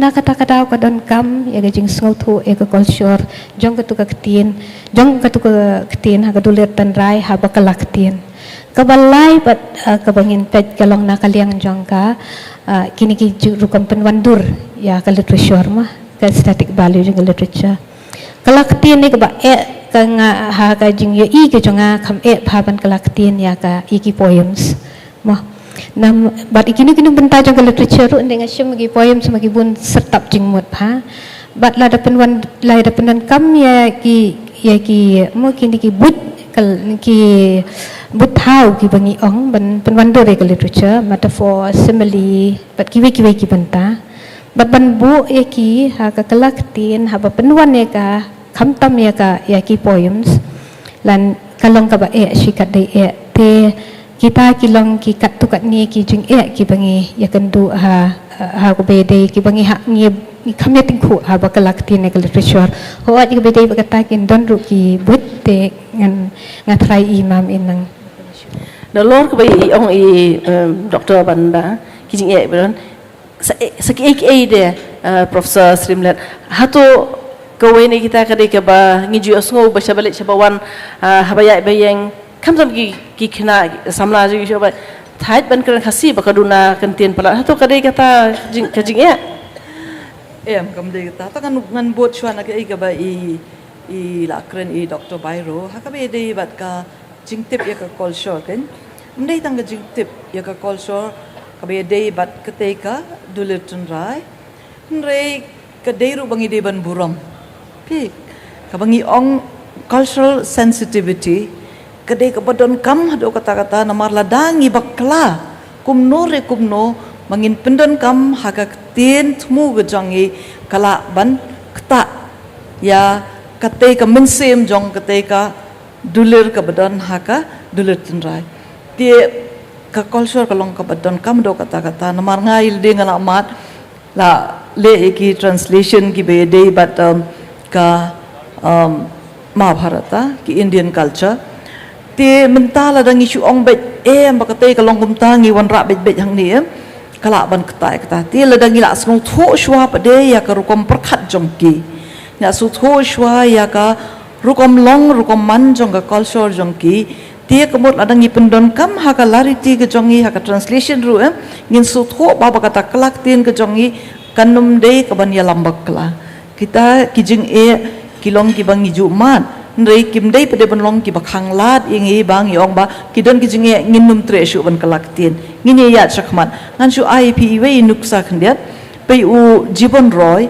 haba u klaya ka ramayan u klaya ka buddhadev charitra nangta u laklabon ha kini ki benta be dei bat kini ki Indian classics kan umshimla shamshitam do kata namar ba ula suthu bhai ketika culture jangki jo ka culture ka bala pensyong ngrem ha ka tin Sanskrit ha ka jingit jangki Hindu te undawan ra kana shni ruem ngi la suthu ba kadai jong ketika culture rei la pen suthu yengi dia haba Ukraine sapang ka hok kasat ruem nisno thik kumba Ukraine ya ka hok kasat jangi ki khasiru wala da ushim na kateka ktien tenrai ka ba ula pen kala te ban ong pade ya kata ktien ban ong ba ki don ki jing namar bangi kerdu ktien tie nga try ka long ko bobak kala namar ba tong ini phai menta sha John Roberts saba pen kala ya ki babon ki jing tho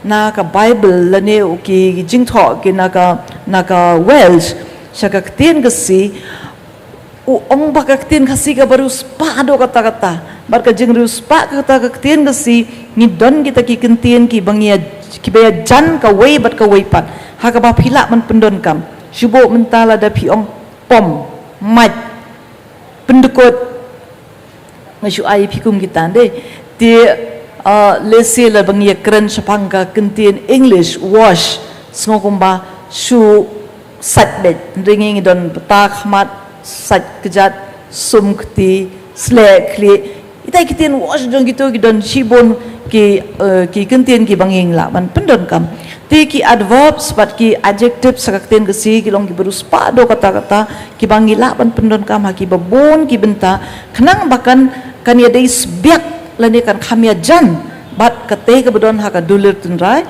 habangi ngi kelak tin sakak tin khasi ke jongi tin rei ku ong pade i Dr. Bairo menne ki don pade ka to ka nei ki kentien ki bangi ong ki tin parsi ti lani ki phrases ki ba myahap satya ba ladangi ong nakaktin English but ladangi shu translate bet ladangi shu shim bet yaka kumbakalong lese kanilang bakla kata ngila ya stop ha nrei ki don pade ki kentin ki jongiru ki ba ha ka English mla ban translate ban long accurate shubo mentan ong kleng na thang jot labam de la de phim batai ya gajing mot ti la balanang pareng kadu kan no ngibon ki khasi jongi ki bala master ya ke English literature ki bala master ya ka ten pareng mo hnrei ben ong ba topen kelai ke te bakan long bit sbiak ka ba do kata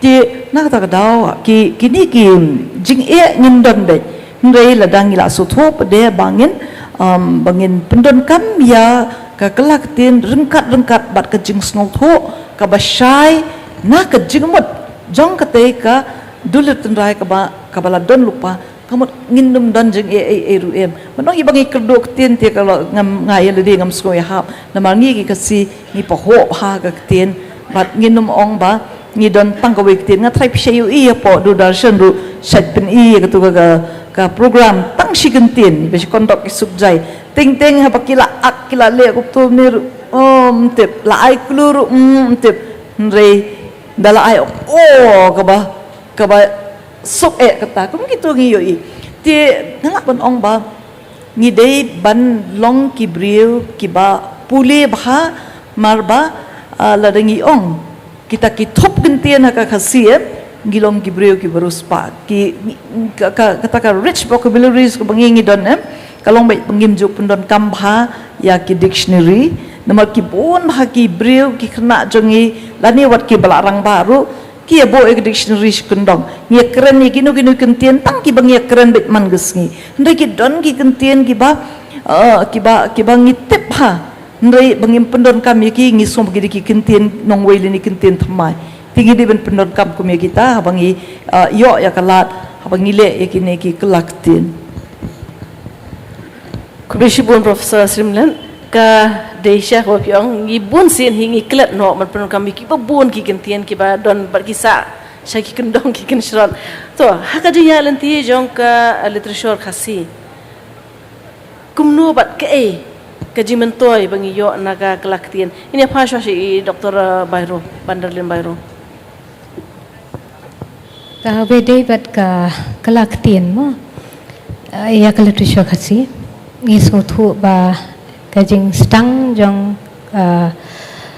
ka literature khasi ngi stang da ka kelaktian gijing mentoy ke bangi yo al bangi phai ka kelaktian ka wai ka long bangi ngau thu lani ngi yo kajing tip mo ka baning kong ngalong gi yo ya kajing tip ya ka literature jong ki wai pat ban kumbangin chu ban chu ya thu hang ni abangi phai ka kelaktian shakaktian khasi ngiyo ka ki kelaktian na ka ktian Greek ngiyo kelaktian na ka Bengali ya ka Gitanjali ngiyo kelaktian na ka ktian Hebrew ya ka Bible ngiyo ka kelaktian na ki ktian ki bapher ki bapenruspa ya ka literature khasi ki ba ai ke jing tip yangi shapang ka literature jong ka tu ko wei pat ka ktian ha ka tu dulit tan rai ka ba ai yangi ya ka jing tip ya ka culture ka badan ha ka tu ka dulit tan rai ka ba kinong tho barbor kin ngam be ka culture lo jong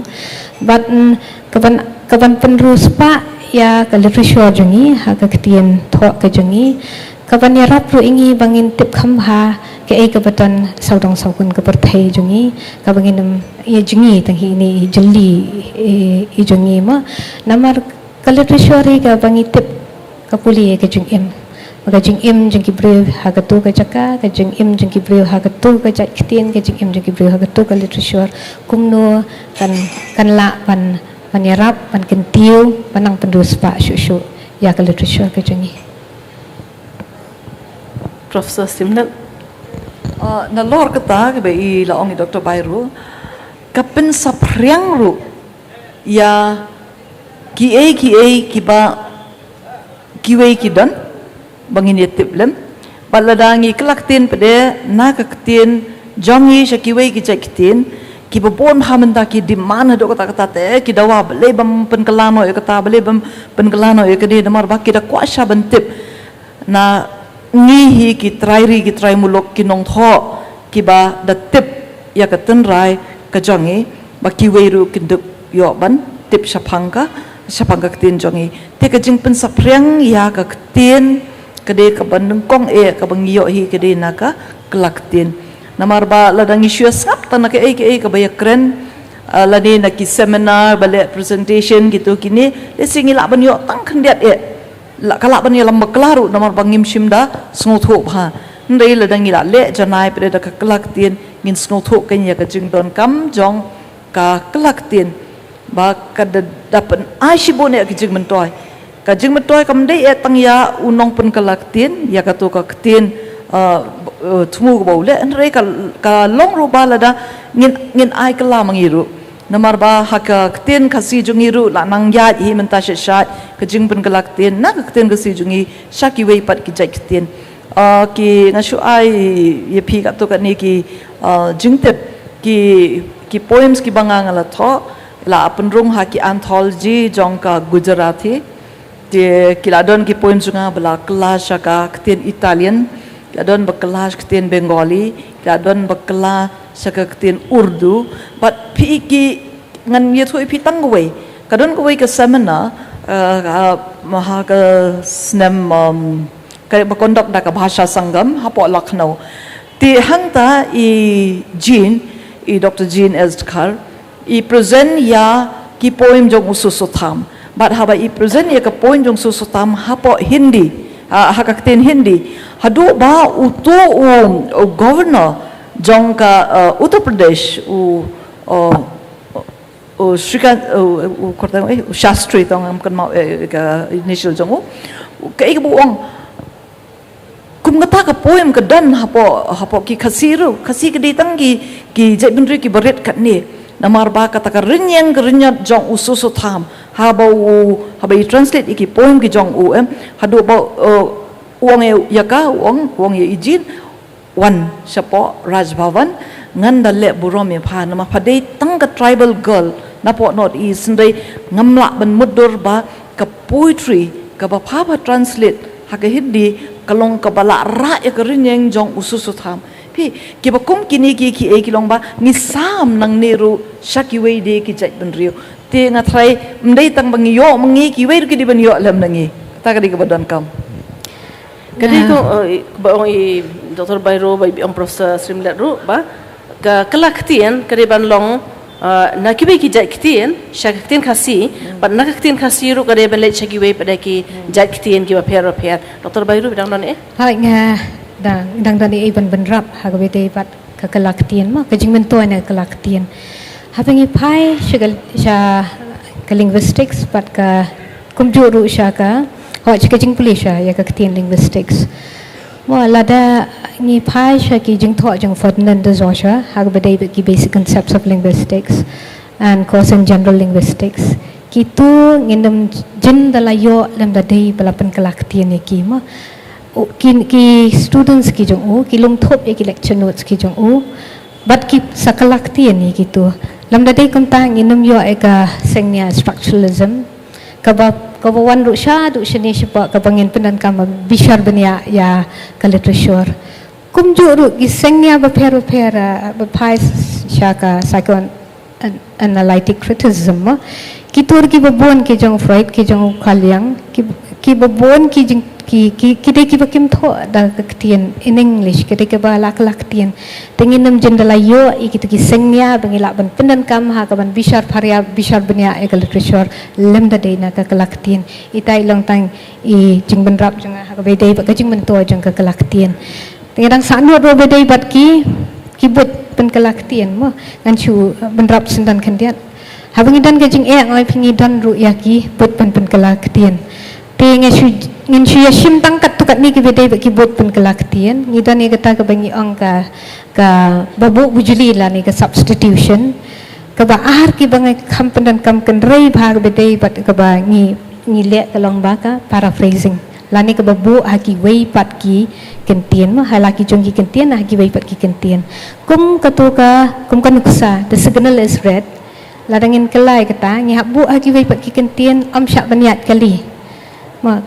ha kata karukom lani lada ngi ongi phi kum bakalaktin ya ki kum bapun kalaktin ha bangishim ya ki theoretical concepts ngi hap ngam jeliu tu dokor jong gatu shaki thietsnam jong gatu ka jingmut jong gatu ka theoret jong gatu ko sengnia na kata-kata ko don kam yangi ba ngin bu laki jong ki kentien khnang bangin yo ayu tu nong tho tu unong kritik udon ban ong ka ba khadu ngibuan tang man chu ai tang lai li ba khadu ka dei ka translation transcreation mo ka bangi ong te ha ka kalaktin nginam la la je kani mo kani ka dei ka wei pat ki ka but ka ba ki wei pat ki nong tho ki kritik ki ong kalak ban long kom ka rebirth la ni ka jing khapat ha ba transcreate ngan chu ai ka nuk sai ka kalaktin jong melung sus tham ya ing khong Shillong mat mo jong Walter Scott my native land pindapat ya katu pisngobet nga ha ka board mga dang late school nga nang mot katu ka dei ka creative poem jong susutham ngam sim tip dei tat anda ngala puli ha ka honors but masters mga tip ka dei ka kalaktin namar hang tu bar khoi pindapat ki benta ba shadien lei kala don shi ki ka dei ka transcreation jong susutham ha ka ba uwanra yakini ki benta jong ka culture ka khilai nun ka japha ba kumta ter mo kiba ngitip Walter Scott shimla bu ha ka dulet tan rai ndai ka tu ka dei kata ka bangi ong ka transcreation in translation mo ka ba shibun ka jing pen khatmai ka bala kumba ong alfi kan dan ru ka over translation ka bangi ong nginam ngin kran ka ya kan ni ka benta ti ki dan ki bakum kita ndai kita ki long kat tu kat ni ki benta ki ba ngepet ha ka bete bat kini ki bot lani ki strategies jangka kalaktian kulishbon Dr. Bandar Limayron nomor pelapan shu halor saki bot jangka ni translation bang yo nguru ya transcreation bat nget bang ki babun hiki sauto ya kata nomor bang ni borok lengut pidon hakani galingka ka bade ya kata bat yo bun ro trai ki bade ki lada ki student jangka literature pinsong hu ya kata ka transcreation ti haka jinyalan ti jong ka literature khasi ngimla ban klet bat ngim dei hiru ban klet ya ka oral tradition ka bangi don namar ba haka jisha ka literature ka jongi ka don daki nadu kulong kuma bangi ong tang bangi shia thu da ka tien ka wei ka pateng sha ka wei pat ka pateng ti haka bai dei bat kan ni nga ko ban ti shwa ye alfi dari pi tho ya ki jing tho ki jong pi kiba la don lupa haka ki khana pateng lane ki khana parom lane ki kumnyong ka hapadon pa ka folklore ndai ti haka jing tho ki jong pi kumno piwan ra ya kita ki jing tho pros na ka folklore bat pen kala pada sha ka poetry na marba kumga kro chakmat pi dei ka melong ru la bidang dei ka melong raspek lung ndai kumno piwan ra ya kini kublai kong basi ningkong ning sharp nga kwa man ya thu ba ka jing sedang jonga ban tho ka dehi naka jing tho poetry Henry nomor ba kat nang ya kisngi ki por ka jing sngo tanat ka jing e jonga ban tho kala nang su thiet shu ngala sedang ban penyar ya ka rukom tho jonga ha ki bei pat ki liang ru mo la ka long ha ka dor jong ka novel la ne ha ka dor jong ka drama ka bangadang persang ban tho ti kum I kena ret mangan pai kendiat sha ka por bangadang kena imi I jungi I ju sngo tanat ban pensyong yang ki kseu ban ya thu khana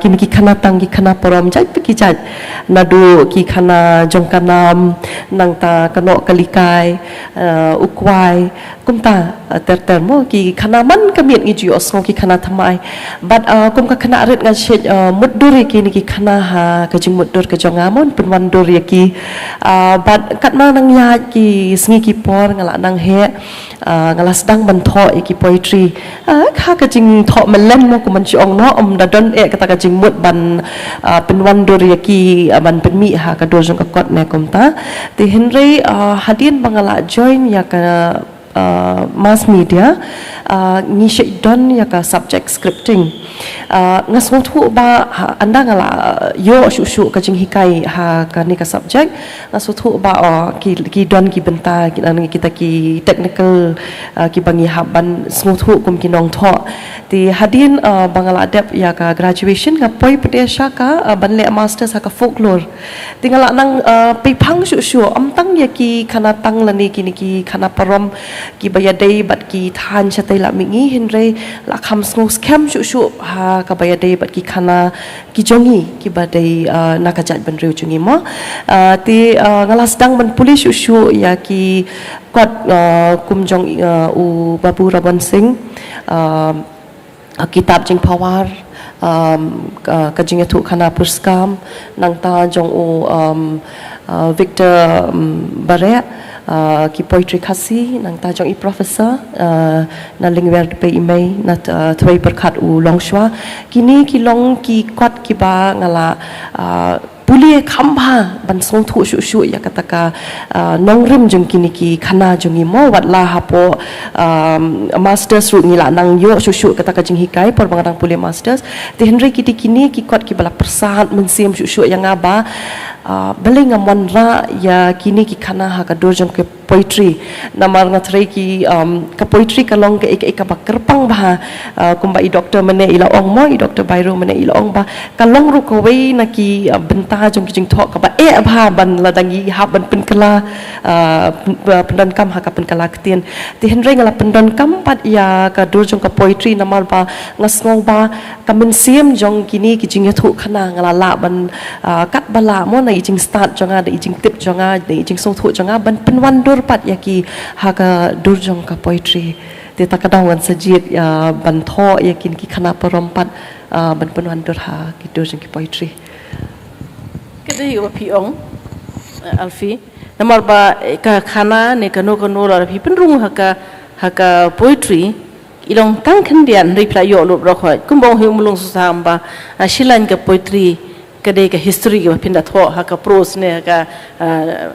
khana shu thau nei kong te professor sri me pada ke ki ba phidang don ju ban ban ha bang ye phai cha ka oral literature namar ba ngathrai ki ba bon hi ki jing tho ba ka jing ya lenti jong ka literature khasi jungi hi ka dei hi na ka jing don jong ka ne ka oral literature hadu ba ya lenti mta ha to dei ne em ka jing don jong oral literature bala sandur ya ka ne ka jing ya lenti jong ka literature jong i mta kedai palat namar ba habangi phasha ka jingroi jing san jong ka literature ka si jongi ho ha ka bas dang jong ka tho katar mo ha bas dang jong ka tho katar de ho ko mangala ong mene ba ka literature ka si la khaya ka hapne jong ka translation nrei ngi don pade ya kata ka secular literature habangi ong secular literature ni kamut ya ka literature ka ba ya tho ai phangano no ga jat niam ngila ya de ki snem kuman shong no ha ga pensan penmer ya ka literature ka si jungi ha ka English literature le ne ka Welsh literature tin rei ha bangi phai pade shaka literature ka ba la penshong nong rim na kata ka bangi ong ka oral tradition kalong ka bala khalang bat ngi la don lang bat ngi phos deu iki ba ngi yo sngo da ka tin ngi kren da ka tin bat ki long shwa man shwa jongi hawa ki tho ya ki ne ki document ne tamot u ba bo nung kong ki jing tho u de u pa hep Rabon Singh ho kim de ki khana jong u namar ko mangila su thu hi ka benda jong folklore ka de ka jing ya thu tin ya ka no na ka wei ka juk shaka wei ka juk na ka wei ki shintur shaka wei ki shintur ki jing tho ka shong be ha unong ye tho khana ha utau narrator ba ong ha ka jing pna ka jong u ha ka jing biang ka jong u ki kentien ki ba ula ban pendon kam mek ni la pa de ban ong ba ka jing start ka jong ka sin dai ban pen roi ban pen san pen mer ya ka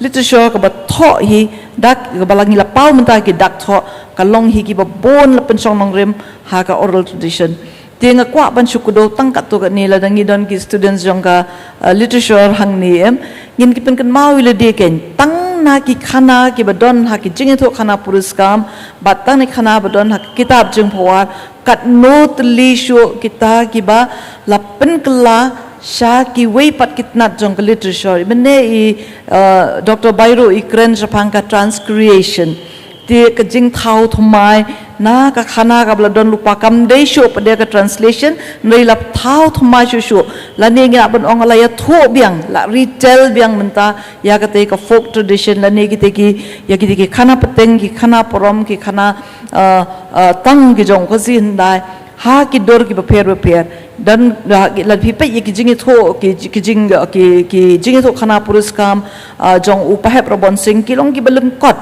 nrei kate kidan sbiak ka ba ka khubor ka ba udan mo nrei la ba pen kelang su ai phi ka nuksa ba ngi pe ya ka teu larun la phi pe ikhana ile ibret tamangi tip ka jing tho akato khana pindal apoi pade ha ki khti jong as de dan kan niu i ba ula tho ya ka pade haka drama ka ba pura udon ra shu ki wei pat ki benta ki ba ula at shu ula ai shu ban kham pen bang ni ka jing tu jong ka khana ti ka ne kan ka de ka ta ka jing start ka jong ki nong tho ka si kat nang me ki poda ka ba ki shu shim tok na ki khana ki bedon haka ta ka na ki khana bala lum na ki khana bala don lupa khana tang ni khana porom ni ki khana pateng ru ti ki nang pen kha shu la dangi pe menta ka khana spang umanik rai tong u attribution u tho menta ya ka mahadai ha ka ba ngila ban puli ka na ki babon ki mat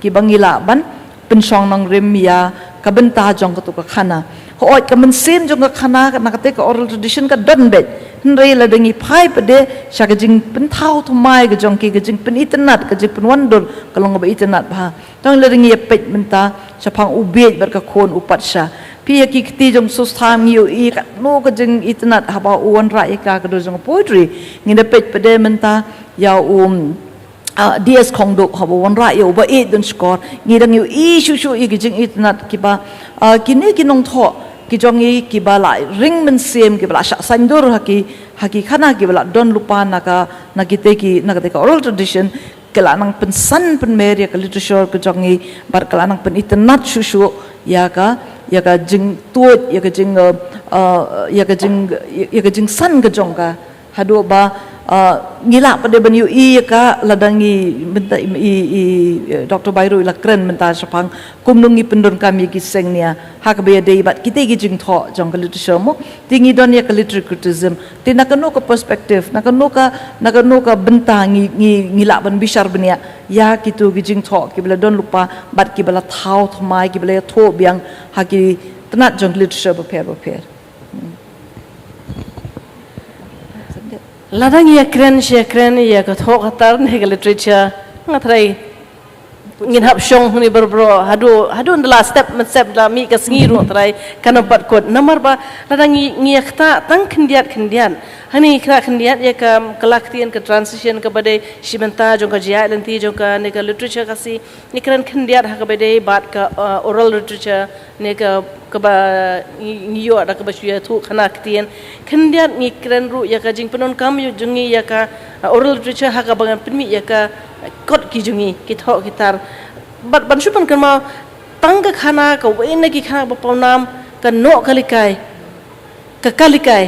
kumno kalami daki volume ki babon la ka long ka jingrai la ka long ka poetry la ka long ha ka drama la ka long ha ka prose beshatho la ka long ha ka khana mudor ka fiction ti ne shwa bangin ni penkot nomor bakam kapok la nang ya shwa bang ya penkot ko ban kro khendian nilai kedua itu ki benta ndre kadon ko we ka benta ka bang so sa anut nga tharai professor srimler in suya ha be kan ni habang ye pet ya ka jing ya lenti jong ka literature khasi ngi I kala kieu kala ya bat menta ya kane ka bangidon ka tho katar ngi la don ka kala ya chispa prapulai snem ten rei kindiat ka don ka jing du na ha ka jing ya bat ka jing san jong ka drama khasi kindiat nomor ba ka pol anya balai ka long komni pila ba thu kindiat ka baning kong ka ba ni habene kren ge jigsha kibon ki nong tho ki ba sngotenat ban tho ya ka poetry namar ba kila ban batai ya ka jing kursai ka mensim ka jong ki kat bakimon Kibun ki batho hakadur jong ka promodur lakalong hakadur jong ki khana lengkot le hakadur jong ka novel namar ba kila loj kila ban penjrong kat bakimon kila ban shim ya kono ka phang kila ban kim sha te sha khom ndai nda poi pade hakatho sawangka hakatho drama ki haban perkhat ba namar kar sawangka kadai ka jing tho ka bahaban pen pau ya ki e halorensan bat ki ni sha te ba ki be dei ka baning kong bat kata ka bangyong ka jing ilang jong ka por ka jing ilang jong ka jaka bat ka jing ilang jong jingja unity of time unity of place and unity of action te kinong tho sawangka ki so shep te ngado kata bakin wan shakmat ban tho iki namar ba kila don ki sawangka ki bala mi perthai kum ka sawangka jong u hamar ba biang milim ngap ka shimpor hado live house nem te kami hap setia ladangi ngi ong le bangin hap ban shim ya kate ka sawangka ban thau do uding kot jong ka segniau Aristotle nama Aristotle ong ba ladak pi lada ka sawangka ka pito ka de ban nia thu iki jingja ki bat tang hapo arpu saw kunta bat ka jingja ka de ban long tang ka wei ge jaka na pading jong ki nong tho sawangka tang evolution ubada penlek jingmut hado kata ba ka jingja ka jabet tang ka wei ge jaka bat uew khar haka sawangka jong u susiar khan raw ti ngaju kren mar ngaru nga pentibet ilidi nga specialize di haka drama ti ngaru ngala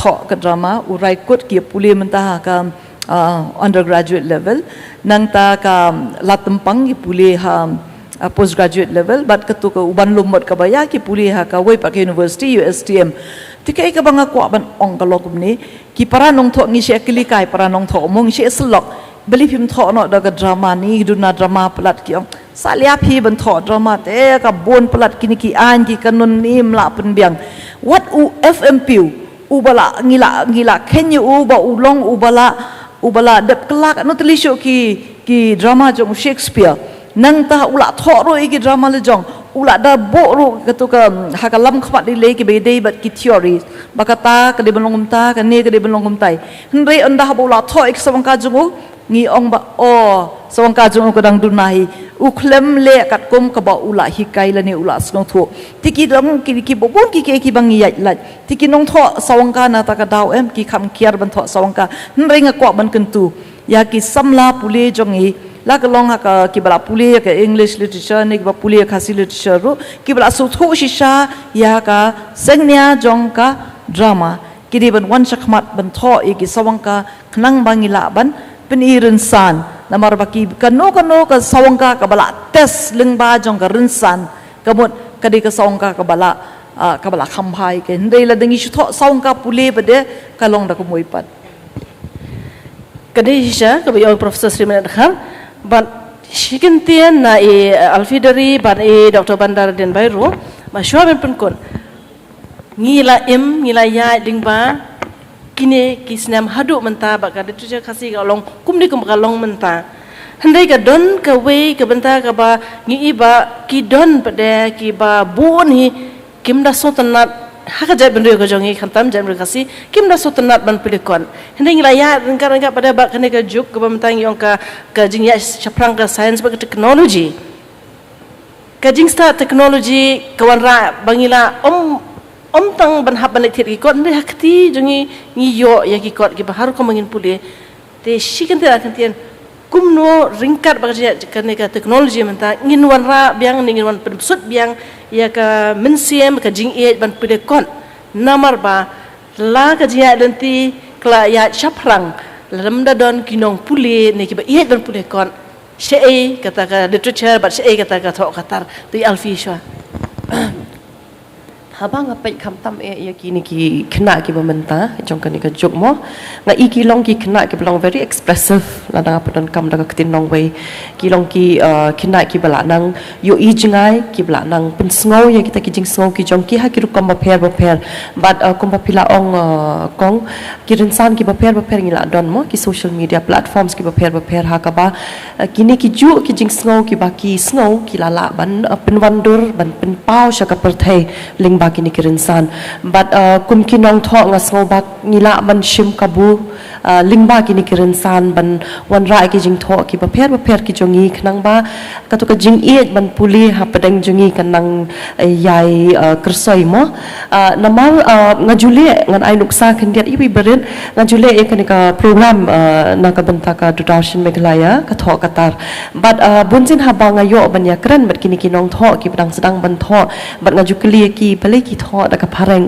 da ka khasi ki ong ba kawe ka de ba ki duna e kinong puli ya ka khasi bat da ka phareng kila ban yo khambun shu kinong puli ti ngasngo ba ngasngo si ban perkhat la da kalong kumta namar ka ktien khasi bat sakabar kalong ba ka khasi ka e palat bat ngiting ba ladang ngi thot ka khasi yo kay lambak lano ha ka jingmut ken long yo kay lambak lano tika ngasi perkhat haladi marbai ba kalong ka ik basnosi lada kalong kumta namar ba ka ktien khasi ka de ik bangila he la san ringkan nadu bangi sedang ban kren mo ka de ka ktien khasi ka bangi ngi kren ningkong ka jingwan jong ka ktien pareng ka de hadin ba ngila ya jin kat ba ka juk ka por ngila le ki school pareng ngila pelun lang bat ka por tinga thrai kam dei ban shim bakan wan ban shong da ka wi ka ktien ya ka ktien khasi kan tinga thrai ngidin penon kami kini kirinsan ki platform se prepare jong ka social media ru ban pin sapriang ya ka to ya ki jing tho ki jongi bat ban pin shluri ki bai bakin nang tho bat puli Dr. Baru ta ha bade ba ni jing kali kong isu thu ba ka jing iet ban puli la da ka dei ha ga ba ni puli ko ya ki kot la ni ha bangi puli ha ki rensan jong kini ki kor ki bo jong ka chuk pemerintah la da ka dan hi jing iet ban puli in iet pe hi ban puli kata kalong ka jing sha te ha bangi pet ni hap hiru ngan banyak telun lang jing ya jong ka por bangi dan kini ki e-books ki bangi ong ki kamsuk ini bangi yo kata kalong ka eka jumen to ke bangi yo na kani kaliang jong ki kor ki bor jong kani cukup pemerintah handai ka cukup por patru kadan atli ki eka mo bangi pet ha bangi puli kini ki kot ka bangi ong ki kot bet mo la bangi hapan puli kinu ki bangi ngi hapan pelet jing mut jeliu jing mut ngasngo bangi dan kam ban puli dai da ka kot ngi yo te ban pruat hang tu ngi yo ban pelet jing mut tu ngi puli ki e-books whether ngi puli da ka phone ne ngi puli da ka nu ki kor keyboard jong ni juk pemerintah penan kam ka phone ni tang spang ki notification ki lawan tok kapen wit kapen kedat no mau distract kedat no ke jimut jing perkhat jongi handai ka jing shisha kalong ba gat ka bangamut ban ong ni kalong ba kadan ka jing mentoi kadan ru ka juk por ki kat tu kat ni ki jing khati ki jing luti no ha ka ba ya ka ni ka jing pelet jing mut ndai baro ar kidan la ka jong ka benta ka ba koridor ma kidan ka jing mentoi ha bangi yo kwa news mentah-mentah ngi pat ki phone ki jongi ngi kwa puli kanu ka preface jong kanu ka kot kalam khamat jong no kot ka badang shumi ngi la yo wud ka jing kan tho alor ka kot ka critical analysis ka baling kot let's say ka tu kot ne critical appreciation ngi yo wud hang tu kita kilong ki ba ngi habban ya ki bang ong e ping adon ka jing mentoi ha ka ju ka por ba ngas ngo ba kini ki telun lang ngi hap ban ngi beroar kani ka kot pat kani ka ki bang yo na kani kor ka keyboard jong ka chuk ka pemerintah ki dan ka jing mentoi sibun ki dan ka jing kerku sibun bat ka bangadan ban ong kalong ba ka jing iet ban pulih dan ibi professor ibang ya keren lang i ong hananga dang nganda kim step ngapen melin pi banda kani ka jing melin jonga bangadai ban pulih be kumnom no shipage lani arpage ka kot kajing melin kan dala asam lang pinum la shu kim step pidi pim lang kalong ha kata karukom te ka syong kajing pen melin bangin iet ban puli te la da de shipage arpage de shisla arsla de shi kan nuru ka syong he ha kajing melin ne shu Subun dok kan dia ya ke bai ong bandang atip kapor la le ha de ban penkut dengan skop ban ong pedetang koi ngidon kam ya ka digital platform balai namar ba ki ba bon ki jing tho jongi nga sit pang nod ba kamdam ki jing tho ki barim ki la jalut namar ki kot khasi jongi le lada kim rong haki syllabus ki jongi kim tre asuk ban reprint kata kadi number 1 kaba ar pade ka ik bang ije kendo ka long ba ting li le ki don ki manuscripts ki ba lada tho haki por ki barim da ukhulam sia namar baklem patyo ban penmi ki la dam no ki la ja no ndai leng ba jong kane ka jing start technology ngila yo ban bo yaki ban pensa yaki kum kita ki archives ki repositories ki jongi hak bahaka no ko por phikwa phinyo be te kata ka de ka we ke jing mentoy ka ba ka technology ka la ai ngi ndai ho ngi don kam hi ya ka jing pule ka ba lingba online dini jing punle ka bangiyo ru nakakot ka bala print ta kuble kajian linti jong ka literature khasi ne thok atar khasi kuble shibun e professor Srimlet Khar Dr. Bandarlin Bairo i Alfidri Khasentio pila pasat jingmot kaptu bat ngi e shaki baydan lang hangni kei ke ba ngin le bat kei ke ba ngin penya chaprang banang penya chaprang su ya kajian linti jong ka literature khasi kuble shibun e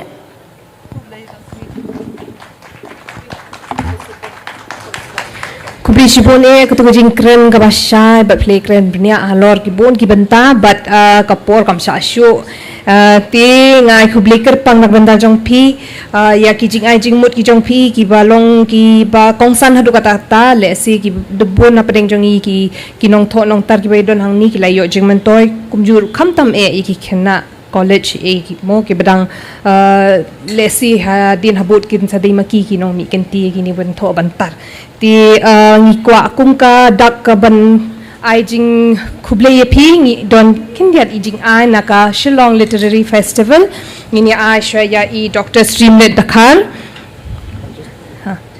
Dr. Bandarilin Bairo i Alfidari Kharsentir but i kong Basilica nong plo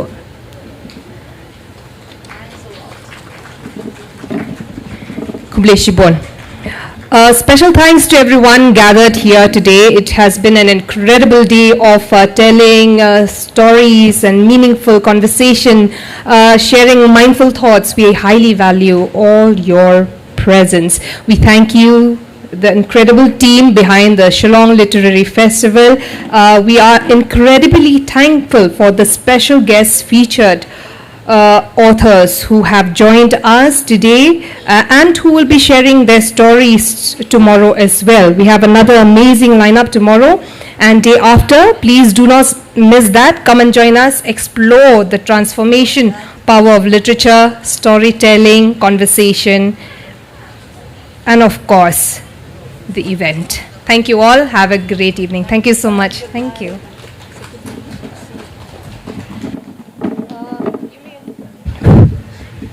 You may enjoy the food and the music by Meghalaya. The festival right here in Wards Lake, and it's vibrant, it's buzzing, and dear folks, viewers, we are going to take you along with us here, and as you can see, it's not just about books. Here in this festival, books are meeting foods and crafts and many more. With me here we have an Ba who is an entrepreneur. Tiba PPD iwain ki nokshna jo ki tiar mo ki ne ki tiar ki ba lashna hi diki mar ki mata ki ba yo na kane ka ri khasi ke jungi na kashnong nong stoin di to kin diat ba ye thu ingi phang ki ni ki tiar ki ba pipishna khublai sibun kang wan na shathi na po stoin kashnong junga ka de na po shnong kli moli ti ka ba shina jung shina ka de na ki mau ti kini ki mau laju itu yang ada kani ke office jong ka prang bat ka laju ya ai bentalam yang ki yo ki ba pher bat de na kata kadau ngaso ngu sibun namar ba na kaliang jongi kinong sengkam lajong ki simkhia hadu kata bat ngaru nalor ba maki ki simkhia ngaru ngan haperkhat bat ngaru ngan hap simkhia lang de na kata kadau na kapor ngaju ya simbenta bat nakapor Kiju yalam yang asyik jaka baper ban display kini kimau bangi jusinahi nasati ka thain na ka jaka jongi hi. Ti hang ni mentang ia don bun ngut bah hendak ini install iba kapnya ide ibariat bah. Delai suya bu lang mar hendiat. Ti de tang itahi bangi sno. Kini kita tiarmu berkelasna sna mau ke beyo na po nong stone ho. Tinang ta hadin ringi I kini kita kini ke belasna de la la penwandul de ding hi. Kini baru kita ke beyo na kani ka stone ke jong pi hang ni kini ke belasna hi da kikti ho besna hi kikti nong sengkam la jong. Ho. Do ba kuble shibun pin la dia ha kani ka Shillong le kuble shibun na ka liang ka jongi kit bok kit riang pi but bapin la adi ha ka yo te perlok kum bapi I wan sha ka ne ka jaka bapi kum bapi I ki bon ba ki stall hang ne ki pila ban yo ki bam ki di ki ba pher ki ba bang ki ba thiang nang ta ki mar ki mata ki tiar ki taru ki ba kham pher te li shani pe kum bapi I ki ne ki tiar ki ba pila ban bu hayeng bat pila ban ai som ha ye ki perlok per jor ki jong pi ki ba kham tam ki bom de na ka ne ka jala ka jongi.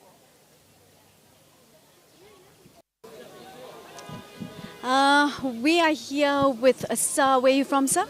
I am from Maharashtra, ma'am. From Maharashtra. Yeah. And I am working as a revenue officer in Maharashtra, Nagpur, so which nice is to know known that. as Orange City. You like oranges? Yes, yes, sir. Yes, sir, I And do. you also like tiger. So it is the tiger city of tiger capital of India. Capital of India. So, sir, can you just tell us in a very few words how has been the highlight of the day? You know, is it the movie or the author's conversation or the games, the food, the drinks? Yeah, the authors were very fantastic. They are to the roots, and they are saying very nice things about life. And we should also understand what is life and the meaning behind it. So they want to explore it, and to explore these nice things. These are also giving me some nice flavor and all these things. And a girl like you is taking interview with me is a very pleasurable thing for me to in this Shillong trip. Thank you so much, sir. Enjoy your evening. Thank you. Thank you. Mentavi I ngidon ha kani gawe naki stall ha kani ka festival ka Shillong Lit Fest but pidang ngidon but ngi but ya kitu ki bedang shu play ya kani ka channel. For those of you who have just tuned in, we are here in Words Lake, right here in Shillong City. And this is the Shillong Lit Fest 2025. And kuma PE kadon ka ngidon ka wena kani ka stall ka ba la ai kerteng pe ka kerteng ka jongka death by dumplings. Te ini ide itra jo kani ka dukan te tho yingi kong kamut iu kani ka kerteng jo kani ka dukan. So yakani ka kerteng ala I namar bab like I really like to make a lot of dumplings ma kini ki dumplings kini ki wrapper bakham long thin so inside the filling kini bandai chicken mushroom pork and veg or cheese so I dead by dumplings because I have different types of sauces. So I have around ngadan kumbanyo pratli types of sauces like Szechuan, chili oil, peanut is our best seller, Ken. So because of that, and it's fiery. So because of that reason, I did by dumplings.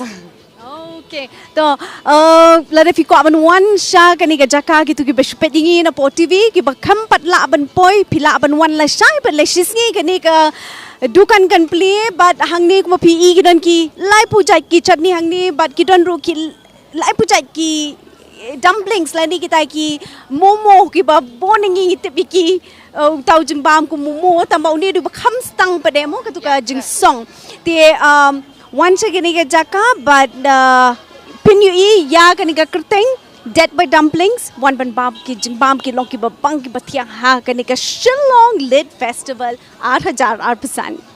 Thank you.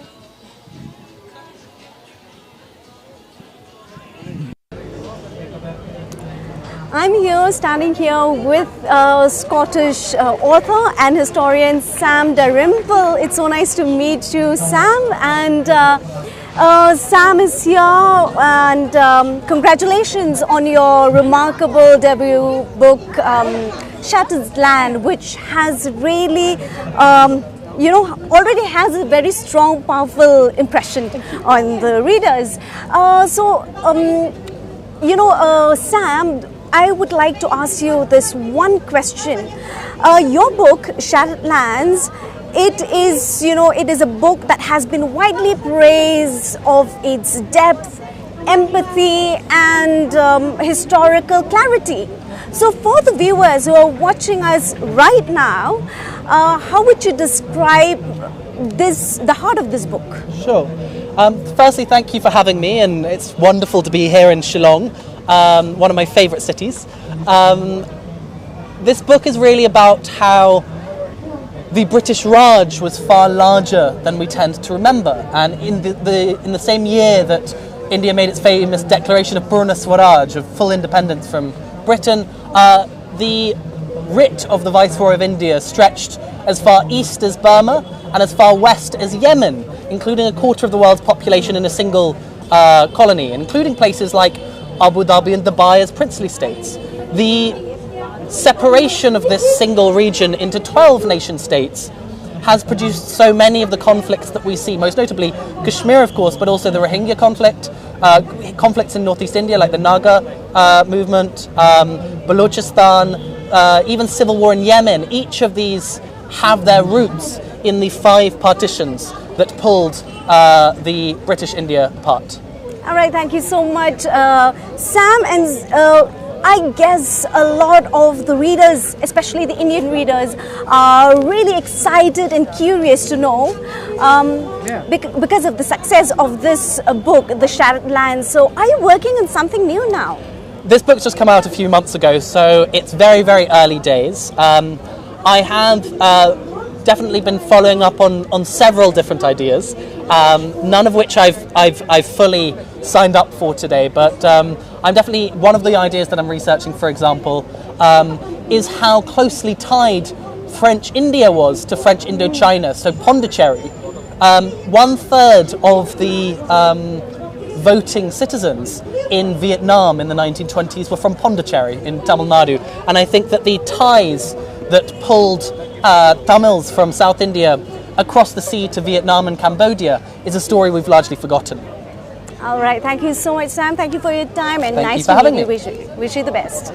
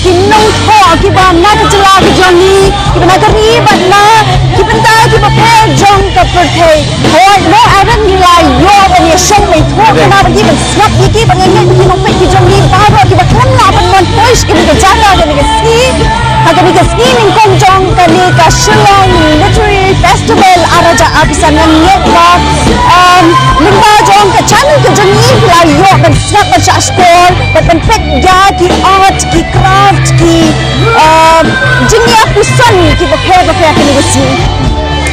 Well, exactly. Day one witnessed the participation of some of the finest writers and authors, not only from Meghalaya, but the nation and the world at large. Well, conversation between all these authors allow us to connect to tradition, storytelling and modernity. Now, if you somehow missed day one, don't fret, because the Lit Fest will be back tomorrow again with a lot more conversation, a lot more interesting dialogues between authors and other storytellers. And the good news is that DD Meghalaya rather, will be back tomorrow with a lot more action and a lot more fun live from Wardsley. But for now, we'd like to leave you with the MGMP performances and artists willing to infuse the literary evening with a lot of magic. For now, this is Aaron Lingdor signing off. I shall see you tomorrow, and my co-host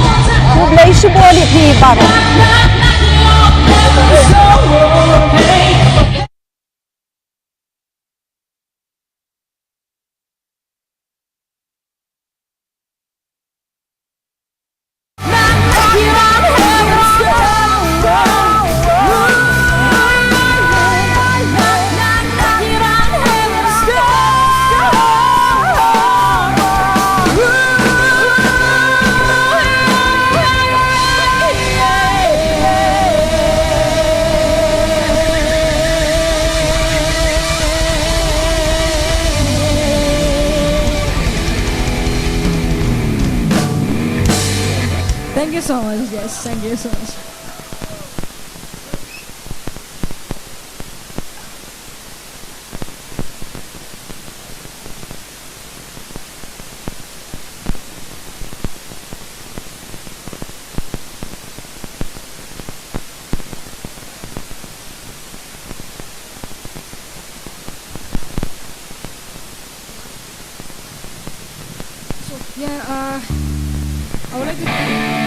I would like to thank CMMGMP for having us tonight. This is a big opportunity for some artists to showcase their talent, and if you guys if you have a talent in music or whatever, you can just go to the official page of MGMP and register yourself, so you'll get a chance to perform like this.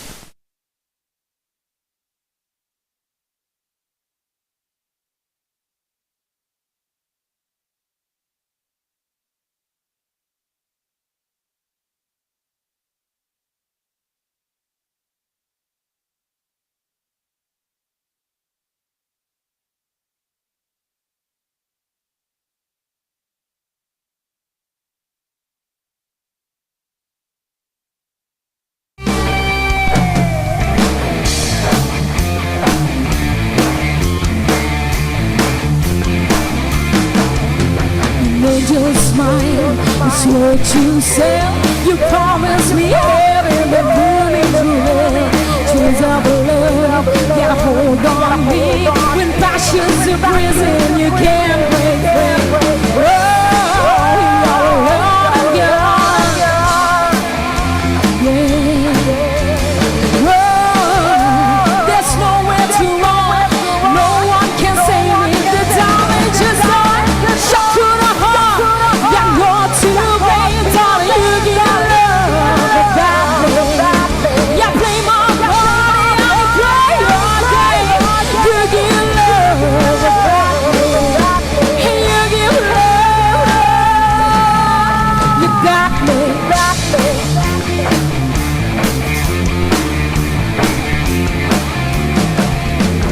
Pay your smile on your lips. Blood red nails on your fingertips. The schoolboy street, you act so shy. Your very first kiss was your first kiss goodbye. Oh,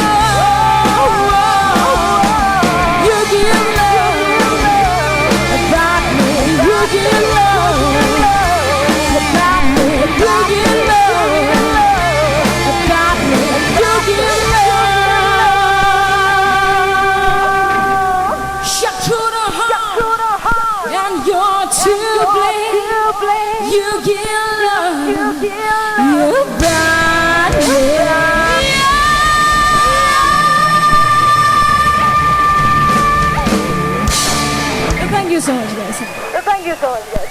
Thank you so much, guys. All right, are you ready for the next one? Come on, let me see you. Come on, let me see you. Louder, come on. Louder, come on. All right, this song needs no introduction. You do the rest, come on. You do the rest, come on. Are you waiting for this? Come on. Are you waiting for this? Come on.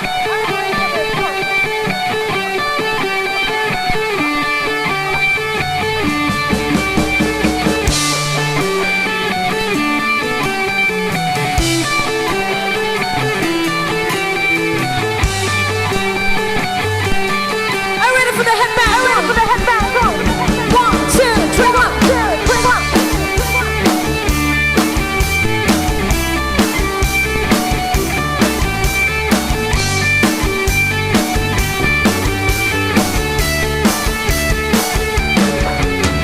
She's got a smile that seems so new, reminds me of childhood memories where everything was as strange as a bright blue sky.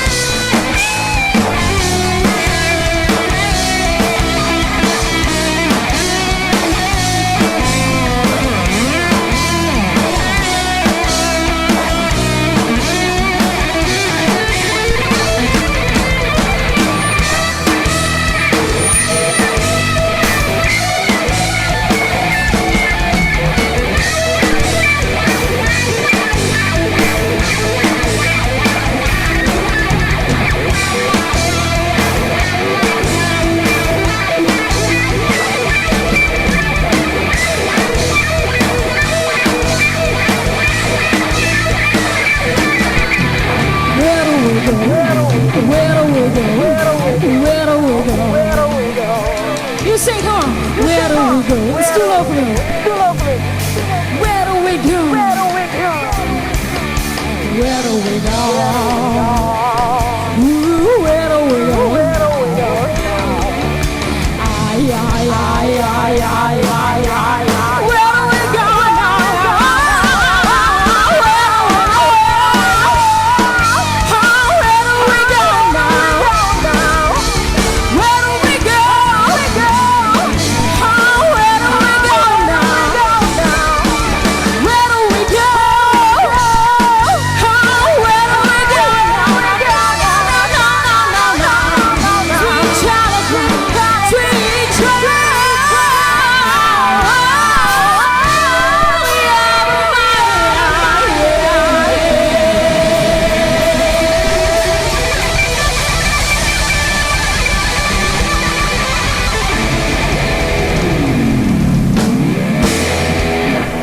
so much, guys. Thank you so much, guys.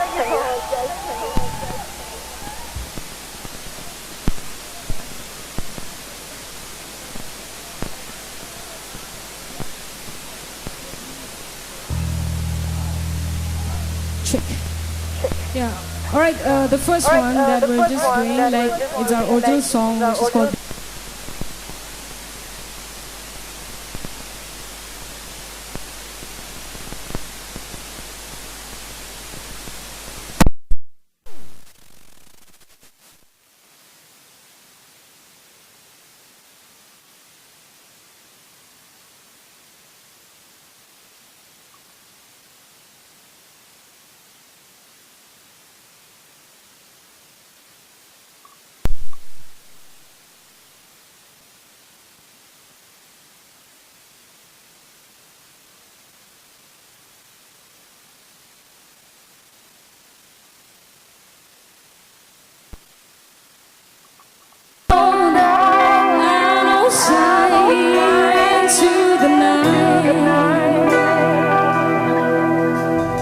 Empty streets all the way. No man dares to stray. Fall into the night. There lies the darkness surrounding the light.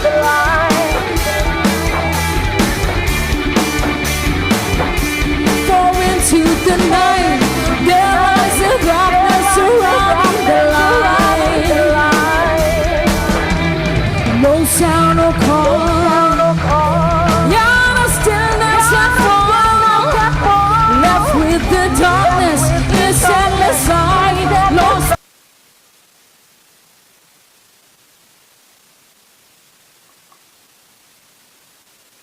The coolness so still. As the shadows roams in the night, escaping the light. The night so silent, so deep, the hour of secrets, hour of sleep. Your shadows are whispering, and we will set sight, and darkness that cover the truth from the earth to a world where I'm lost. There's no reason to stand, and I'll take a chance. I face the darkness that find the light. Yes, I stand up and walk into the night. Yes, I stand up and walk into the night.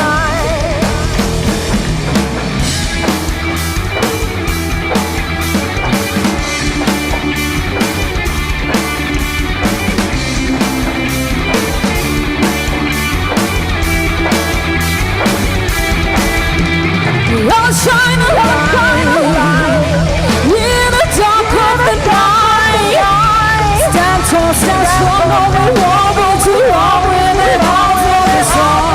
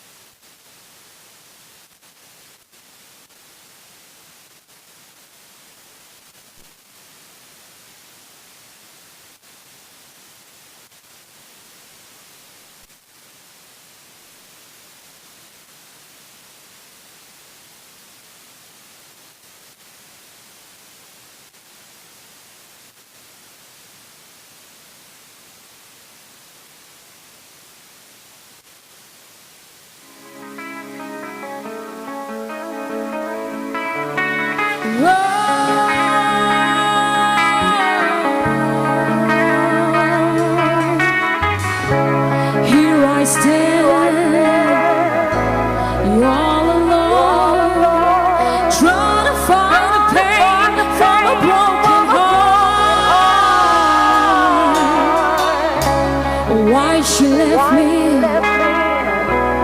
I don't know. It really doesn't matter anymore. You thought a love could last forever, but here I stand, lost and all alone. Are you ready? There is life, even after a broken heart. You can't fight the pain from a broken heart. Broken heart. Start a new day, but not alone.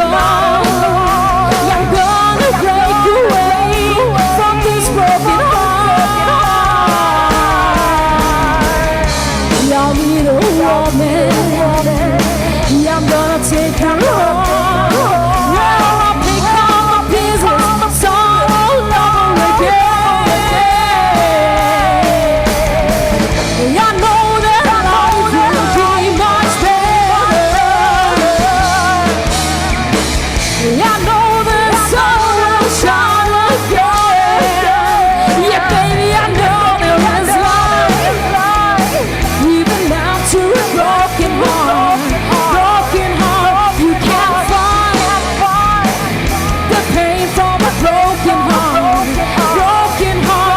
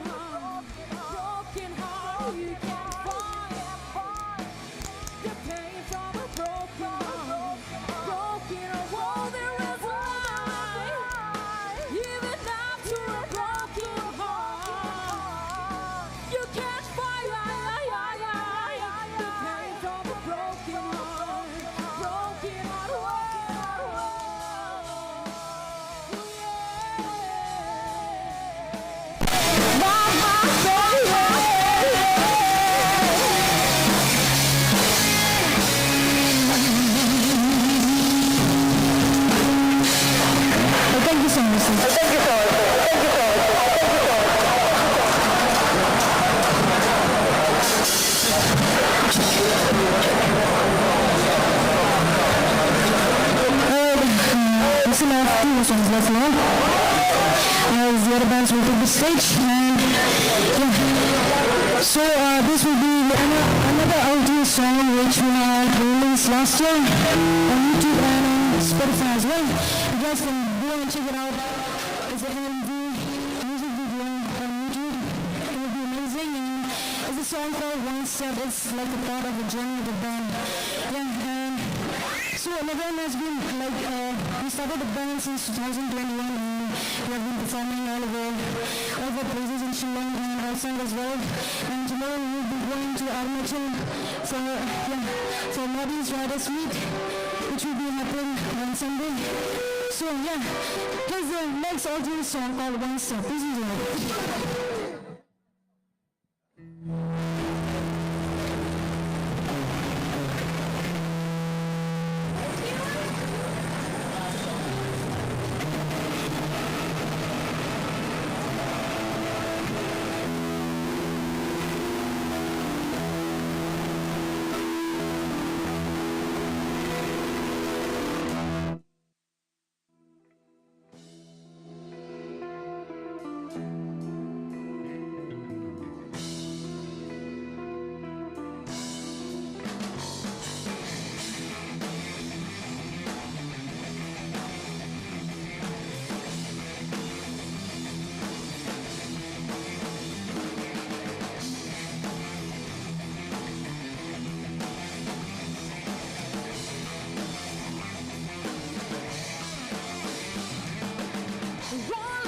light of day as a journey just begun. I know the head's far away, this must be the one.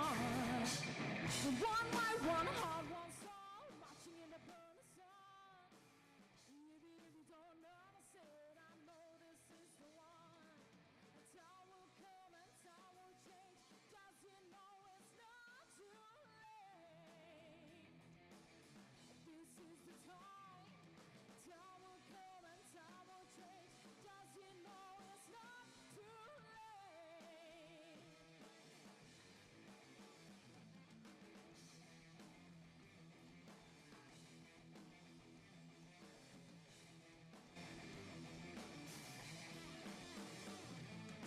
With every step I start to run on the road that's still to come.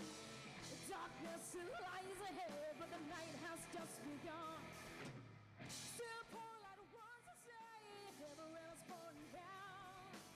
I try to reach, but it's far away. I wait is pulling me down. Try and love and time will change. Does you know it's not too late? This is the time. Time will come and time will change.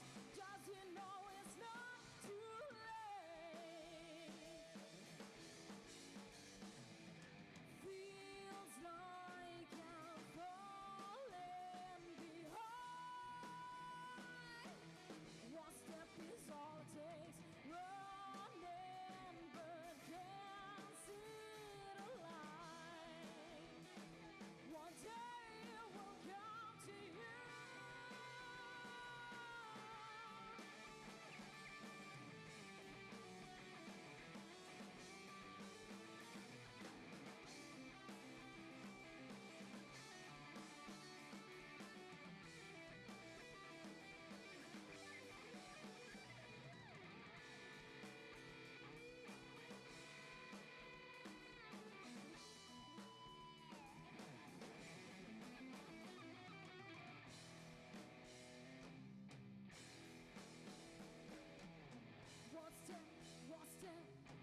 One step is all it takes.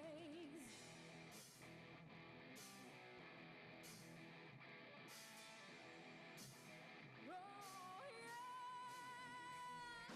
time will come and time will change. Does you know it's not too late? This is the time. Time will come and time will change. Does you know it's not too late?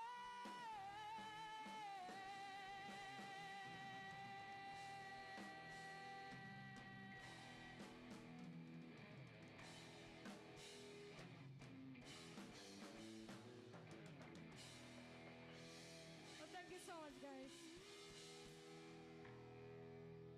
Please check this original from YouTube. It's called One Step by Nevin, and enjoy.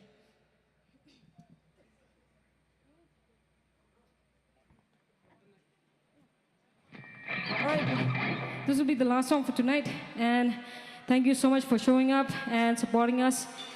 Yeah, and before we perform this last song, I would like to introduce you all the members of the band. Myself, vocalist Jinnah, and on my left hand side, we have the guitarist, Mr. Banshan. On my right, we have Rio Erbok on the bass. Let's give it up, come on! Last but not the least, we have on the drums, he's Mr. Eric Sotun. Let's give it up!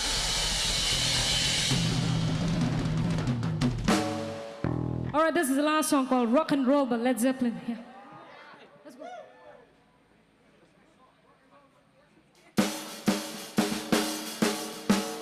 Let's have some fun, come on! Oh yeah!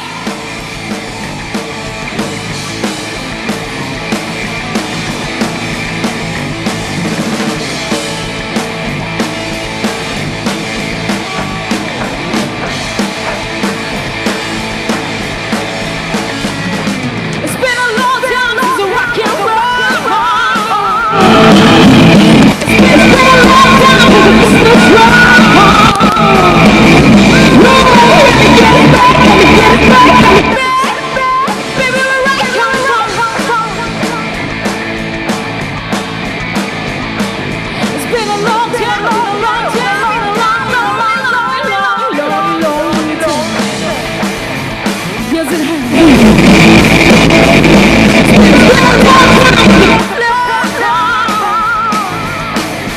You gotta tears up like no love. Count me back, count me back, count me back. Baby, we're right, come on. It's been a long time, been a long time, been a long, lonely time.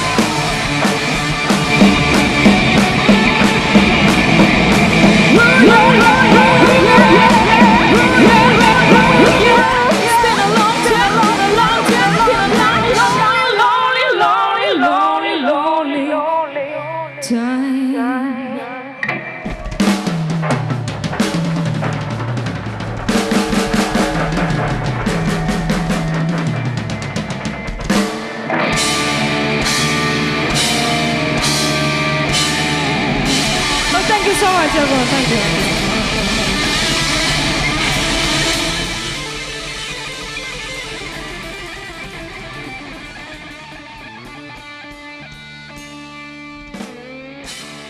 Thank you. Have a good night.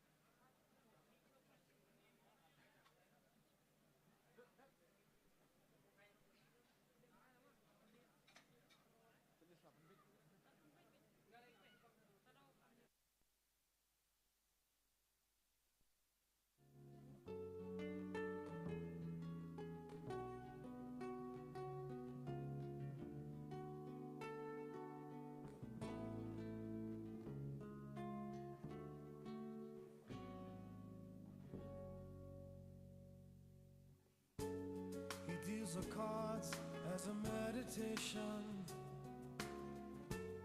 and those he plays never suspect.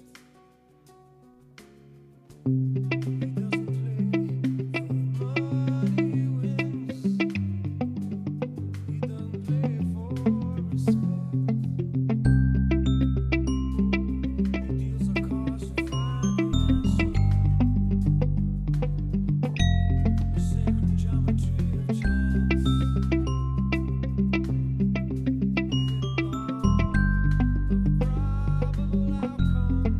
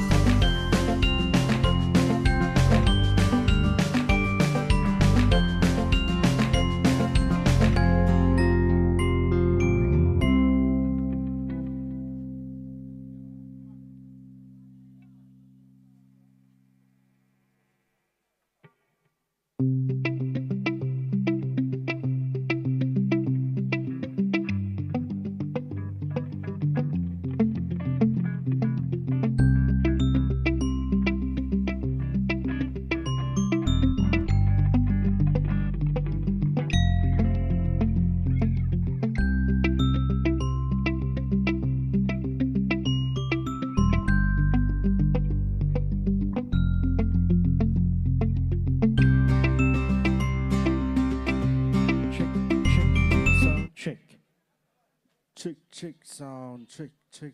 Let's get it on. Check, check sound, check, check, check, check sound, check, check, check, check sound.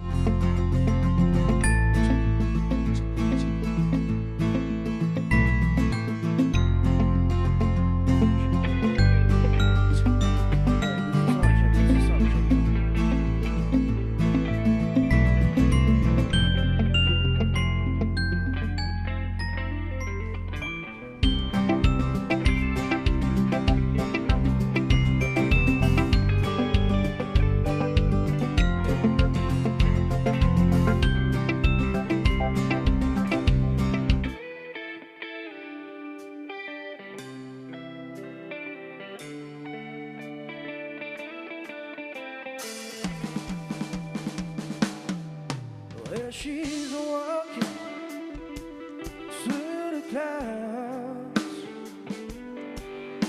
with a circus mind that's running wild.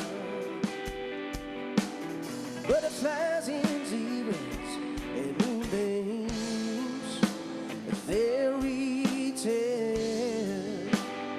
That's what she's about. I'm riding with the wind. Lord, when I'm sad, she comes to me with a thousand smiles. She gives me free. It's alright, she said, it's alright to get anything you want from me, anything and anything.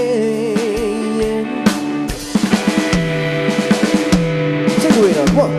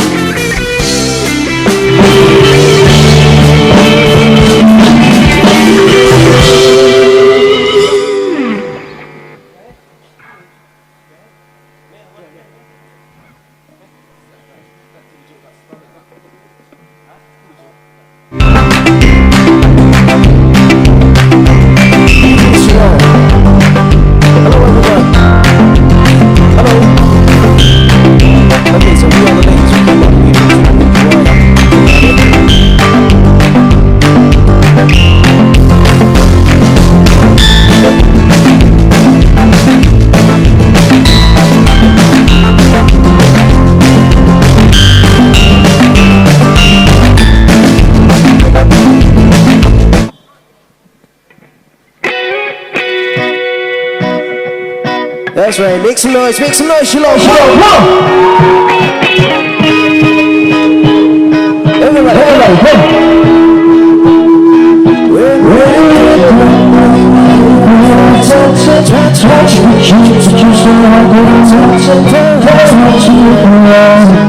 now I'm trying to get back before the cool down run out. I'll be giving it my best season. Nothing's gonna stop me but divine intervention.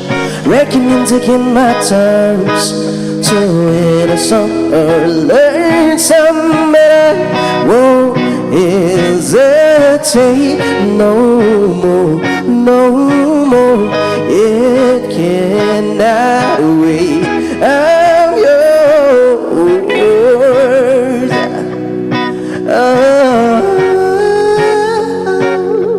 Yeah.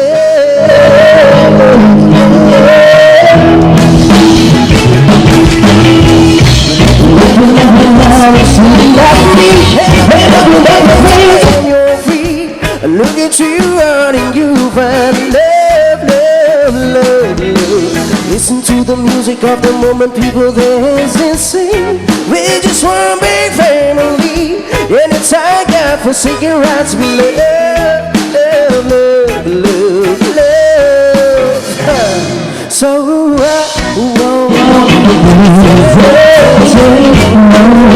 no more, it cannot wait.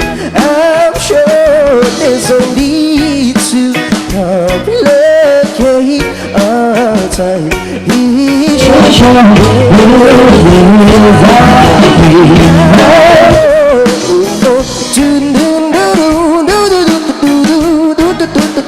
It's good, just come up closer, yeah. And I remember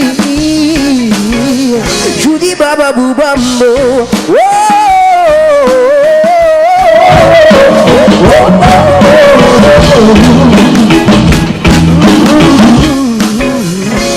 I've been spinning way too long, shaking my tongue in the mirror, bending over back and forth just trying to see clearer, but my breath fell over the glass. So I drew in a face and I left. Yes, without saying this, I ain't no better reason. Reach yourself off in the teeth and just go with the season, cause it's what we aim to do. Our name is our virtue. But I will open up your mind and see like me, and open up your life until you try and you find it. The sky is yours, so please, oh please, oh please, oh, there's no need to complicate, because our time is short. This is our fate. I'm yours. Dun, dun, dun, dun, dun, dun.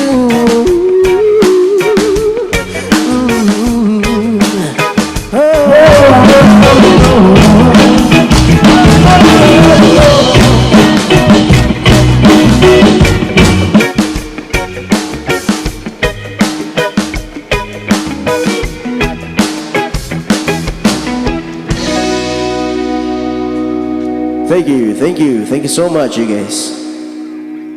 See, as a band, we like to take things a little bit slow, so we're gonna do a slowly, easy reggae, rockin' easy. We're gonna do a Bob Marley song for you guys. This one is Stir It Up.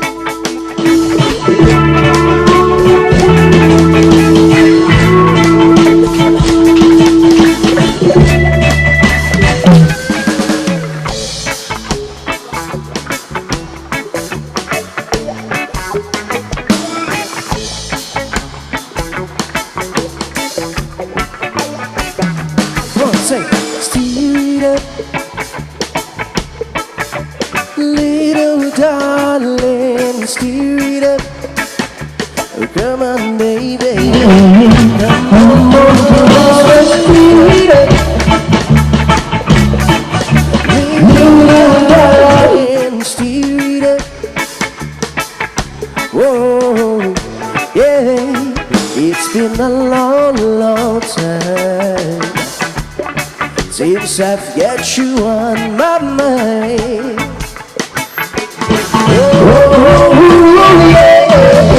And now you are here. I'd say it's what we can do, baby. Just me and you. Come on and steal it. Little darling, steal it. Come on, baby, come on and steer it up. Now, little darling, steer it up. Whoa, yeah. I push the wood, then I blaze your fire, and then I satisfy your heart's desire. I said that's the exchange. Every minute, baby. All you got to do, baby, is keep it in it and steal it. Little darling, steal it. Come on, baby. Come on.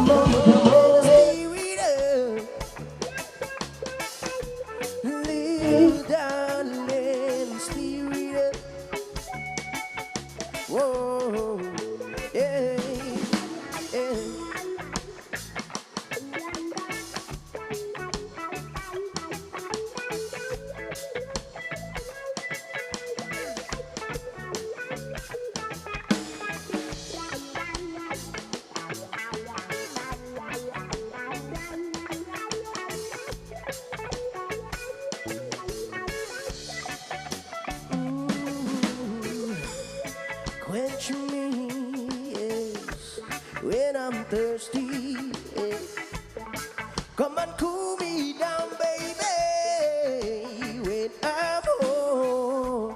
Your recipe, darling, it's so tasty. Yeah. And then you show it's the apart in the spirit. Little darling, spirit. Oh, come on, baby. Come on, in the spirit. No, little darling, spirit. Whoa, yeah, yeah, yeah.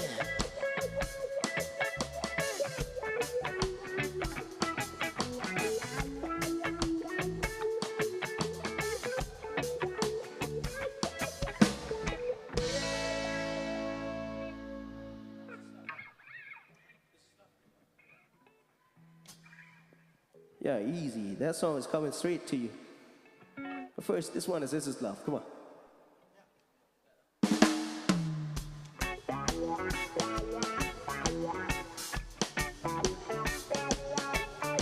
I want to see everybody on their dancing feet now. Come on. And I want to love you and treat you right. I want to love you every day and every night. We'll be together. Yes, yes. With the roof right over right, we'll share the shelter. See ya for my single bed. We'll share the same room, yeah. Now for job provide the bread. This love that I feel it. Is this love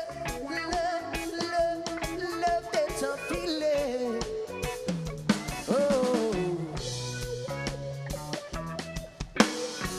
I wanna know now. Oh yes, I know now. I'm willing and able.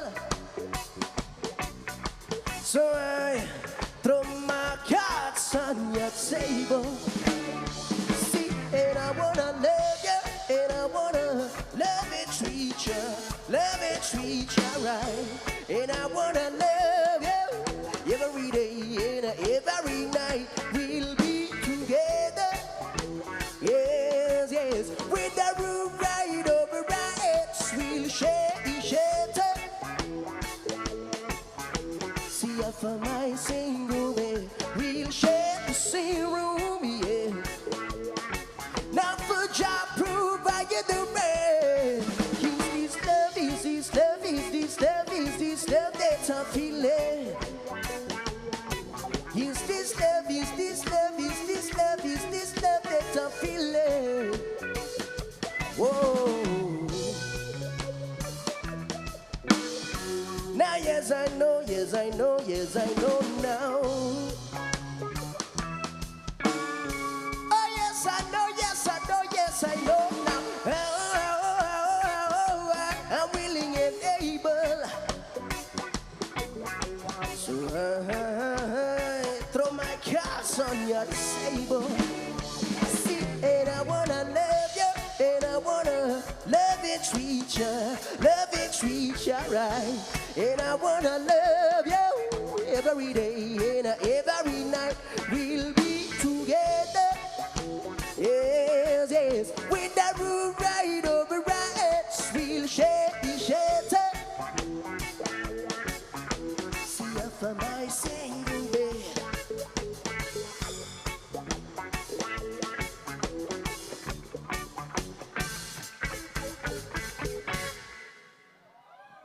Thank you.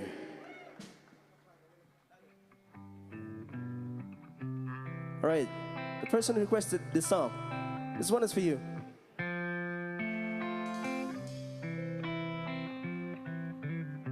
And he goes like this. Oh.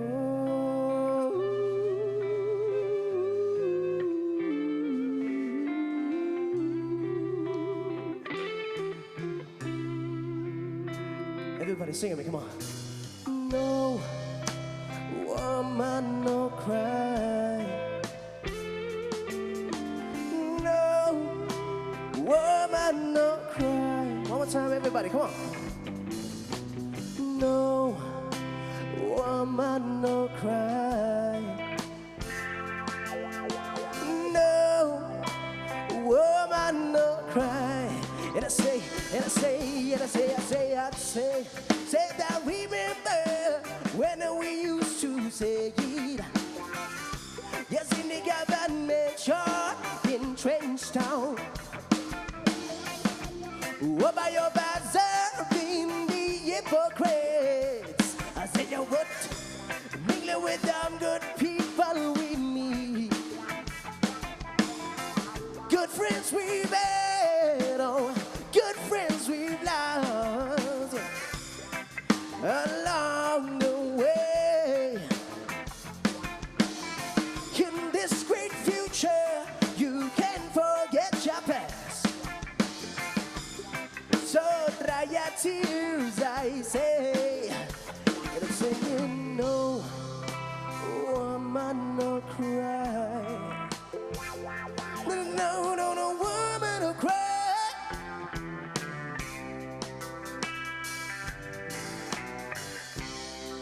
See, little darling, don't shed no tears. No woman, no cry.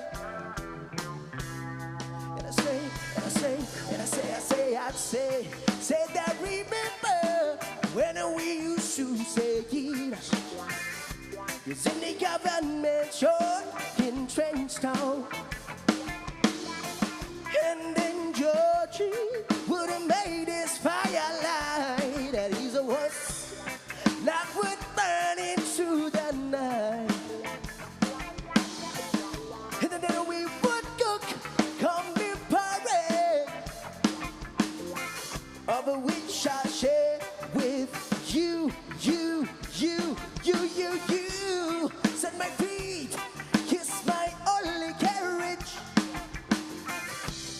So I got to push on through. But while I'm gonna mean it, everything's gonna be alright. And everything's gonna be alright. And everything's gonna be alright. And everything's gonna be alright. Sing with me, everything is gonna be alright. Everything's gonna be alright. And everything is gonna be alright. Everything is gonna be alright. So the woman no cry. No woman no cry. Woman no cry.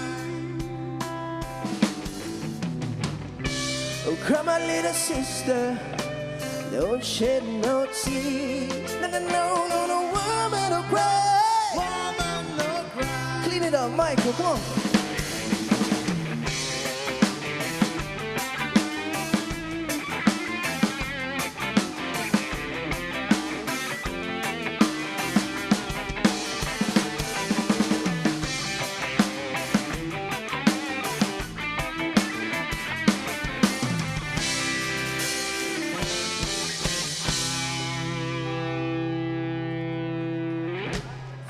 Thank you so much. You guys are so kind to us. Thank you.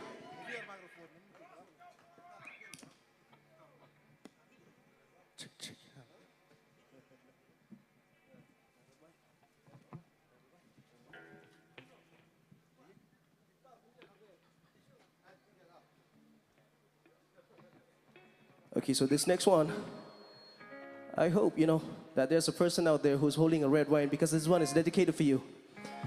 This is for all the red wine lovers.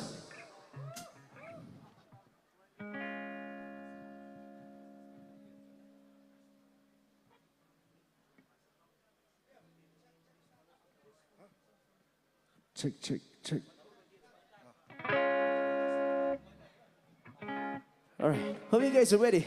I mean, we only got a few songs left to play tonight, So for those of you who feel like it, who are, who loves what we are doing right here up on stage, feel free to come forward and sing and jump and dance and shout with us together. Let's do this. Come on, let's make this a night to remember. Let's do this. Come on, man. red, red wine goes to my head,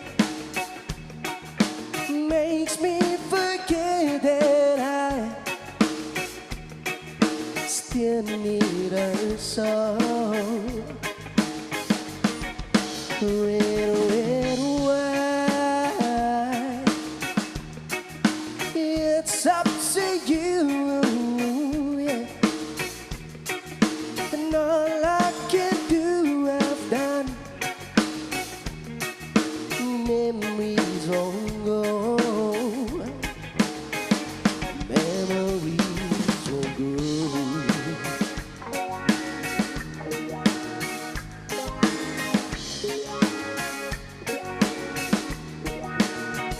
Now I'd have sworn that with time this hot of you leaves my head.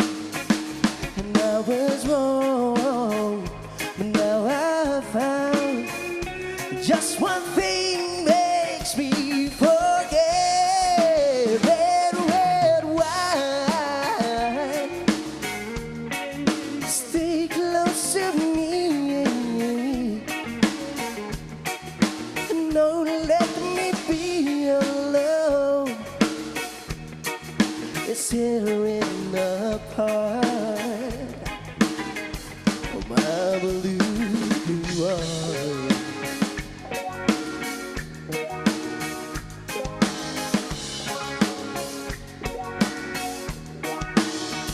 Now I have sworn that with time this touch of you leaves my head. And I was wrong, but now I found just one thing makes me forget. Red, red wine, it's up to you. No, let me be alone. It's tearing apart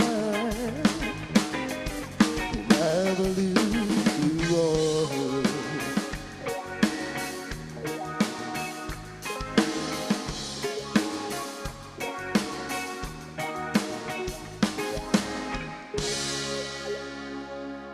Thank you so much.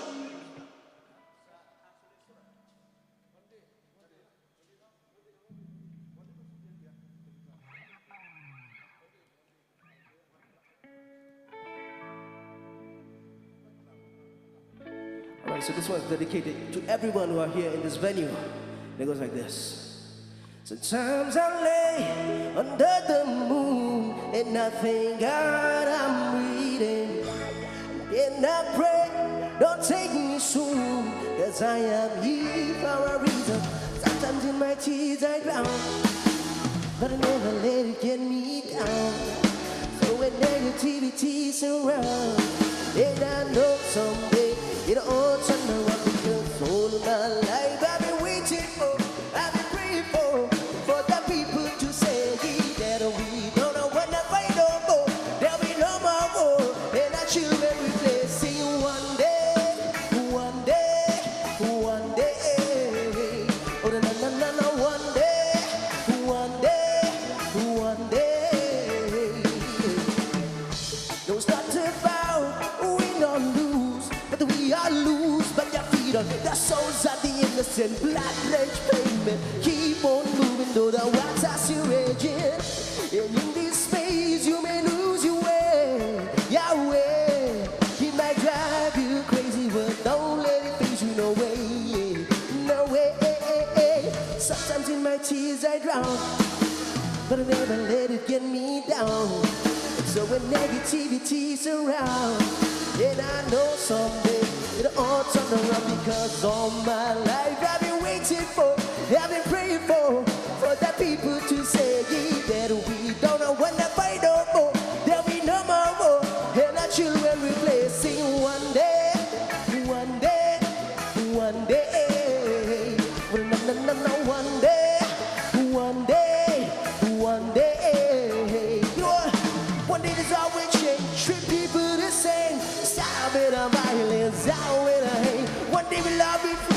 Yeah, proud to be under that same sun. Sing songs of freedom like why yo, come on.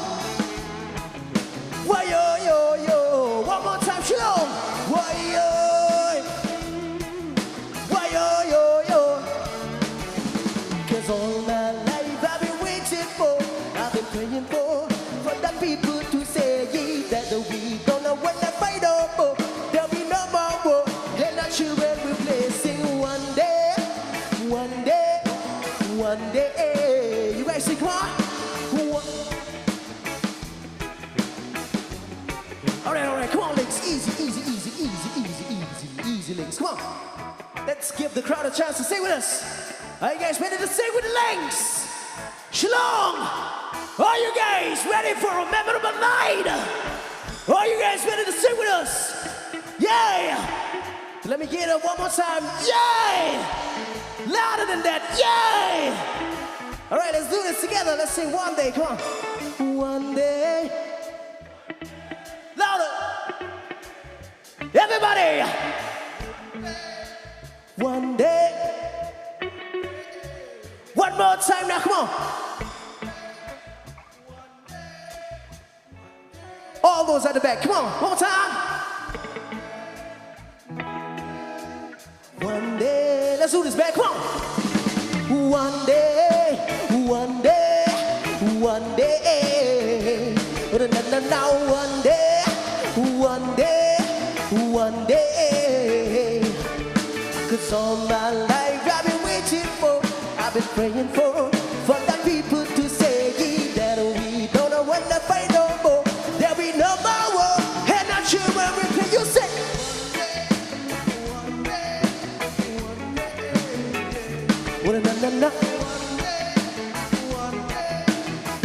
day, 'cause all my life I've been waiting for, I've been praying for the people to say. All right, all right. All right, thank you, people. You guys have been so lovely. So before we begin our last song for the evening, first of all, I would like to thank the organizers, of this literary fest.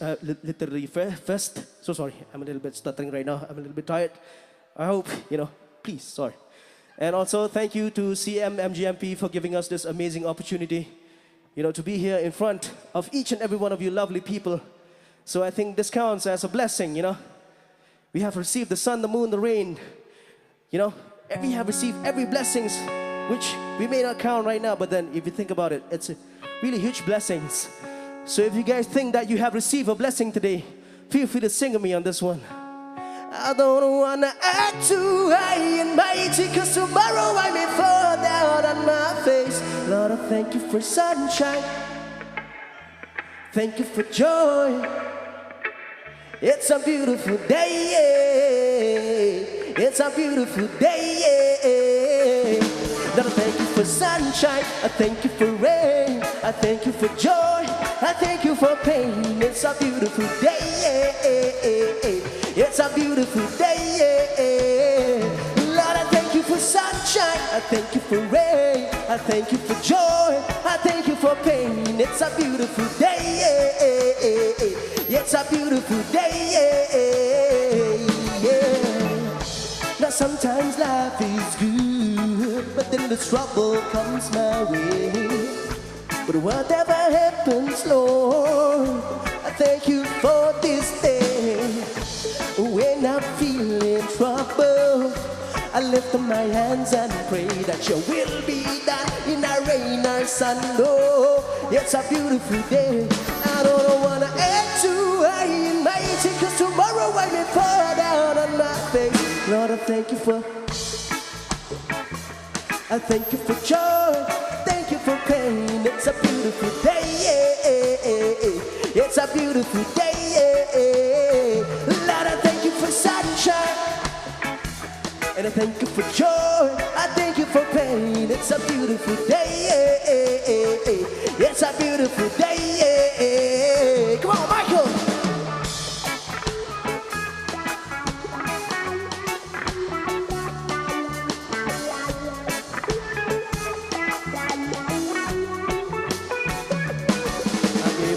thanks when I'm feeling lonely. I give him thanks when I'm feeling sad. I give him thanks in the morning and I thanks in the evening and I thanks when I'm feeling glad. I give him thanks when I'm feeling lonely. I give him thanks when I'm feeling sad. I give him thanks in the morning and I thanks in the evening and I thanks when I'm feeling glad. I don't wanna get mighty cause tomorrow I will fall down on my face. You say, gonna thank you for, I thank you for joy, I thank you for pain. It's a beautiful day, it's a beautiful day. Lord, I thank you for sunshine, I thank you for joy, I thank you for pain. It's a beautiful day, it's a beautiful day. Lord, I thank you for sunshine, thank you for rain, thank you for joy, thank you for pain. It's a beautiful day, it's a beautiful day.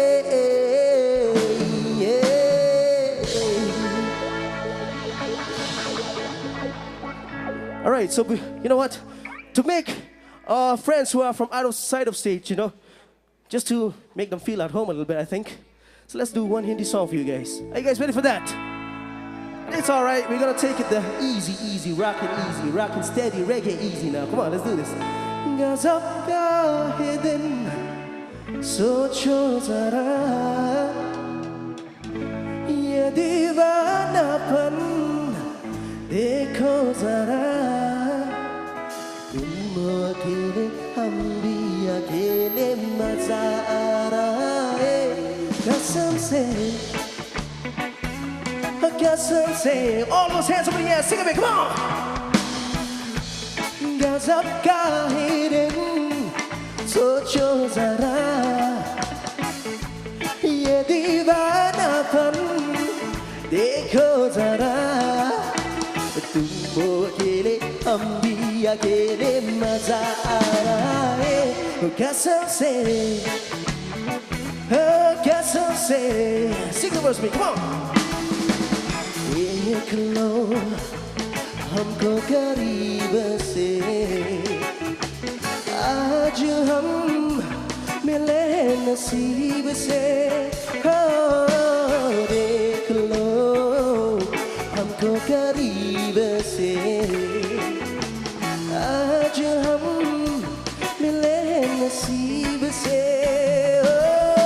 ये पल फिर का और ये मंजिल भी का गजब का हिरन सोचो जरा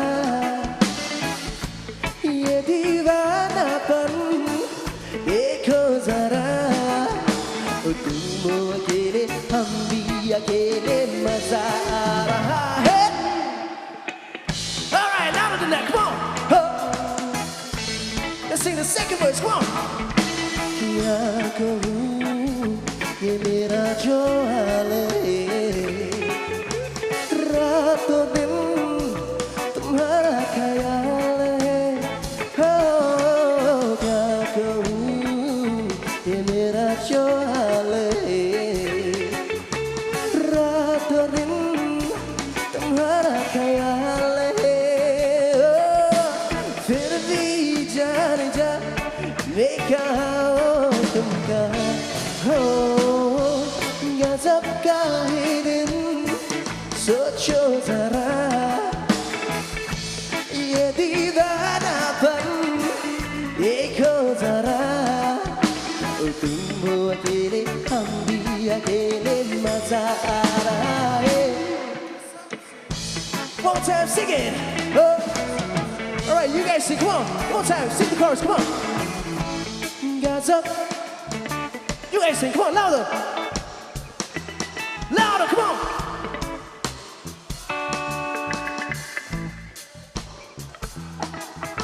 तुम हो अकेले मजा आ रहा है one more time let's do this sing the chorus come on Gaza Socho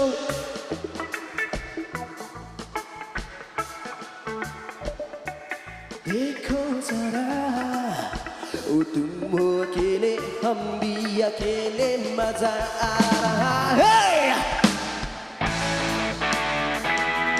कसम से Come on, everybody jump कसम का है रे सोचो जरा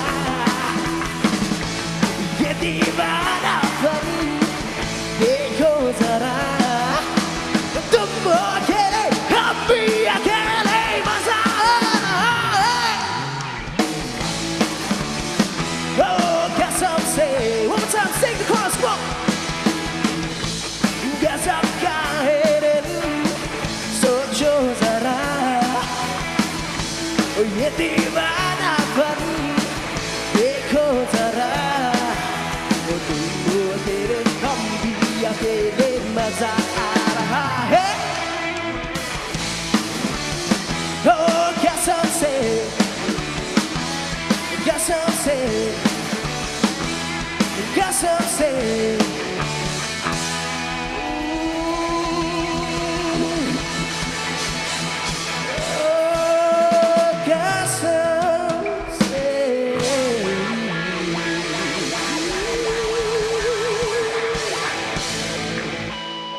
Before we get off stage, first of all, let me just get this opportunity to introduce to you guys the band. To my left, we have Mr. Michael on lead guitar. And of course, to my extreme right, we have DM on guitar and vocals. And of course, how can we forget the man with all of the grooves, Mr. Marco on the bass. And of course, the man who says, the beat is what I say it is. He's the drummer. His name is Sam. And yes, myself, you can call me Sean. I'm the vocalist of the band. And together, we are the Links from Churukujuwa, Meghalaya. Signing off. Thank you. Have a good night, everyone.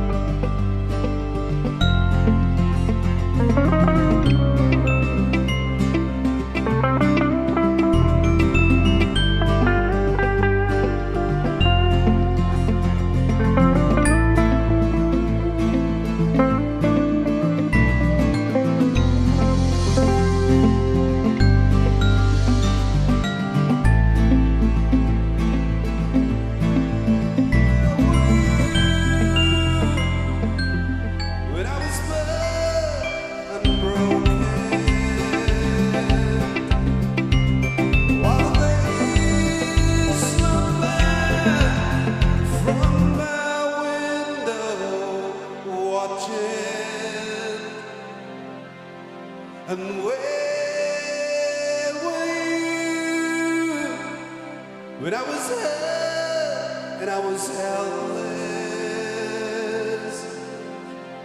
Because the things you said and the things you did surround me, while you were hanging yourself and someone else went dying to leave what you had. I was tearing straight into the shadows.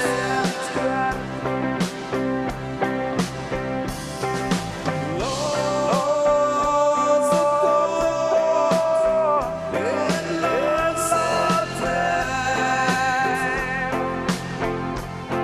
What a seeds of life, the seeds of change were planted outside the rain of fellow snow. While I followed on, was dangerous for the rest of the time.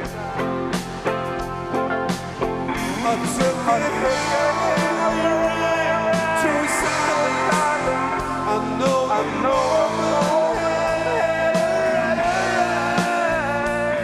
for killing the past and coming back to life. I took it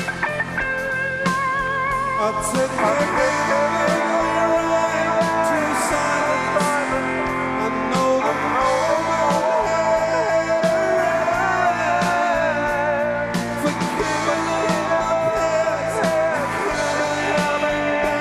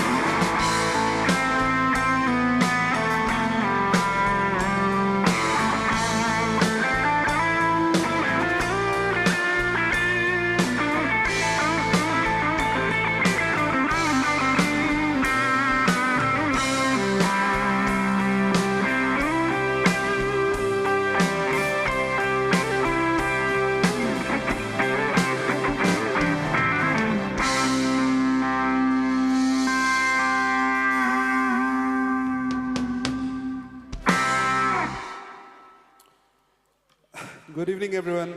This is the band Colors. Hope you guys are having a great night. All right. Two, one, two.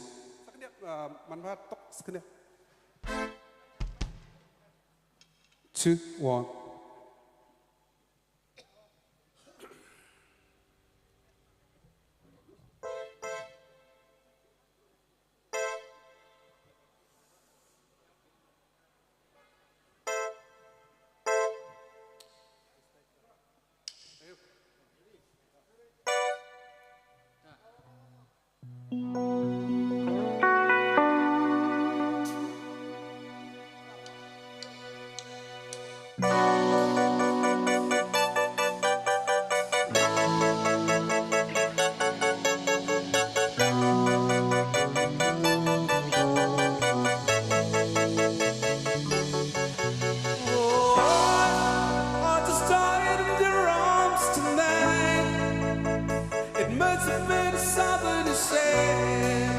I just died in your arms tonight.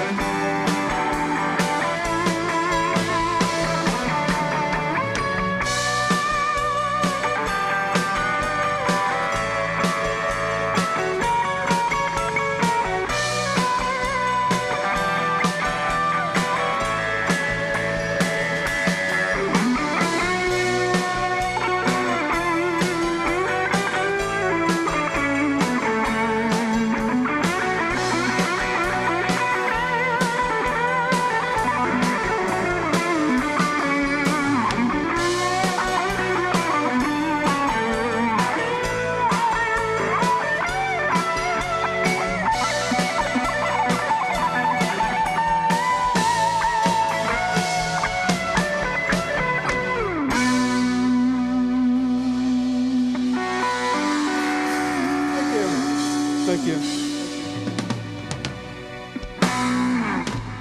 Thank you.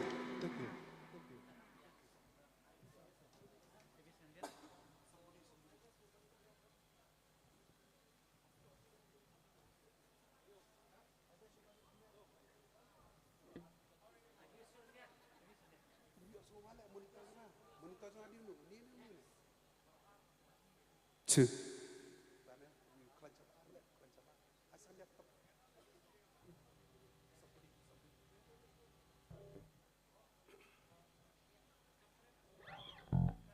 Two.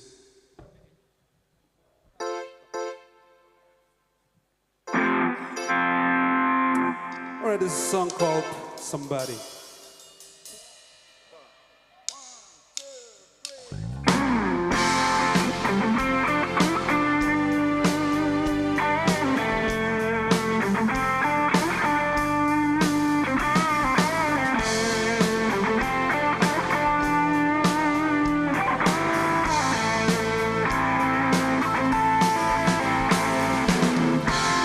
I've been looking for someone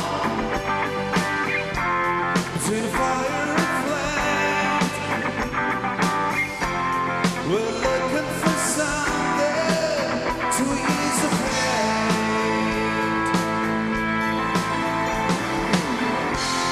Now who can it turn to when it's all black and white? And the winners and losers, you see it every night. Yeah. I need somebody, somebody like you. Everybody needs somebody. I need somebody. Hey, what about you? Everybody needs somebody.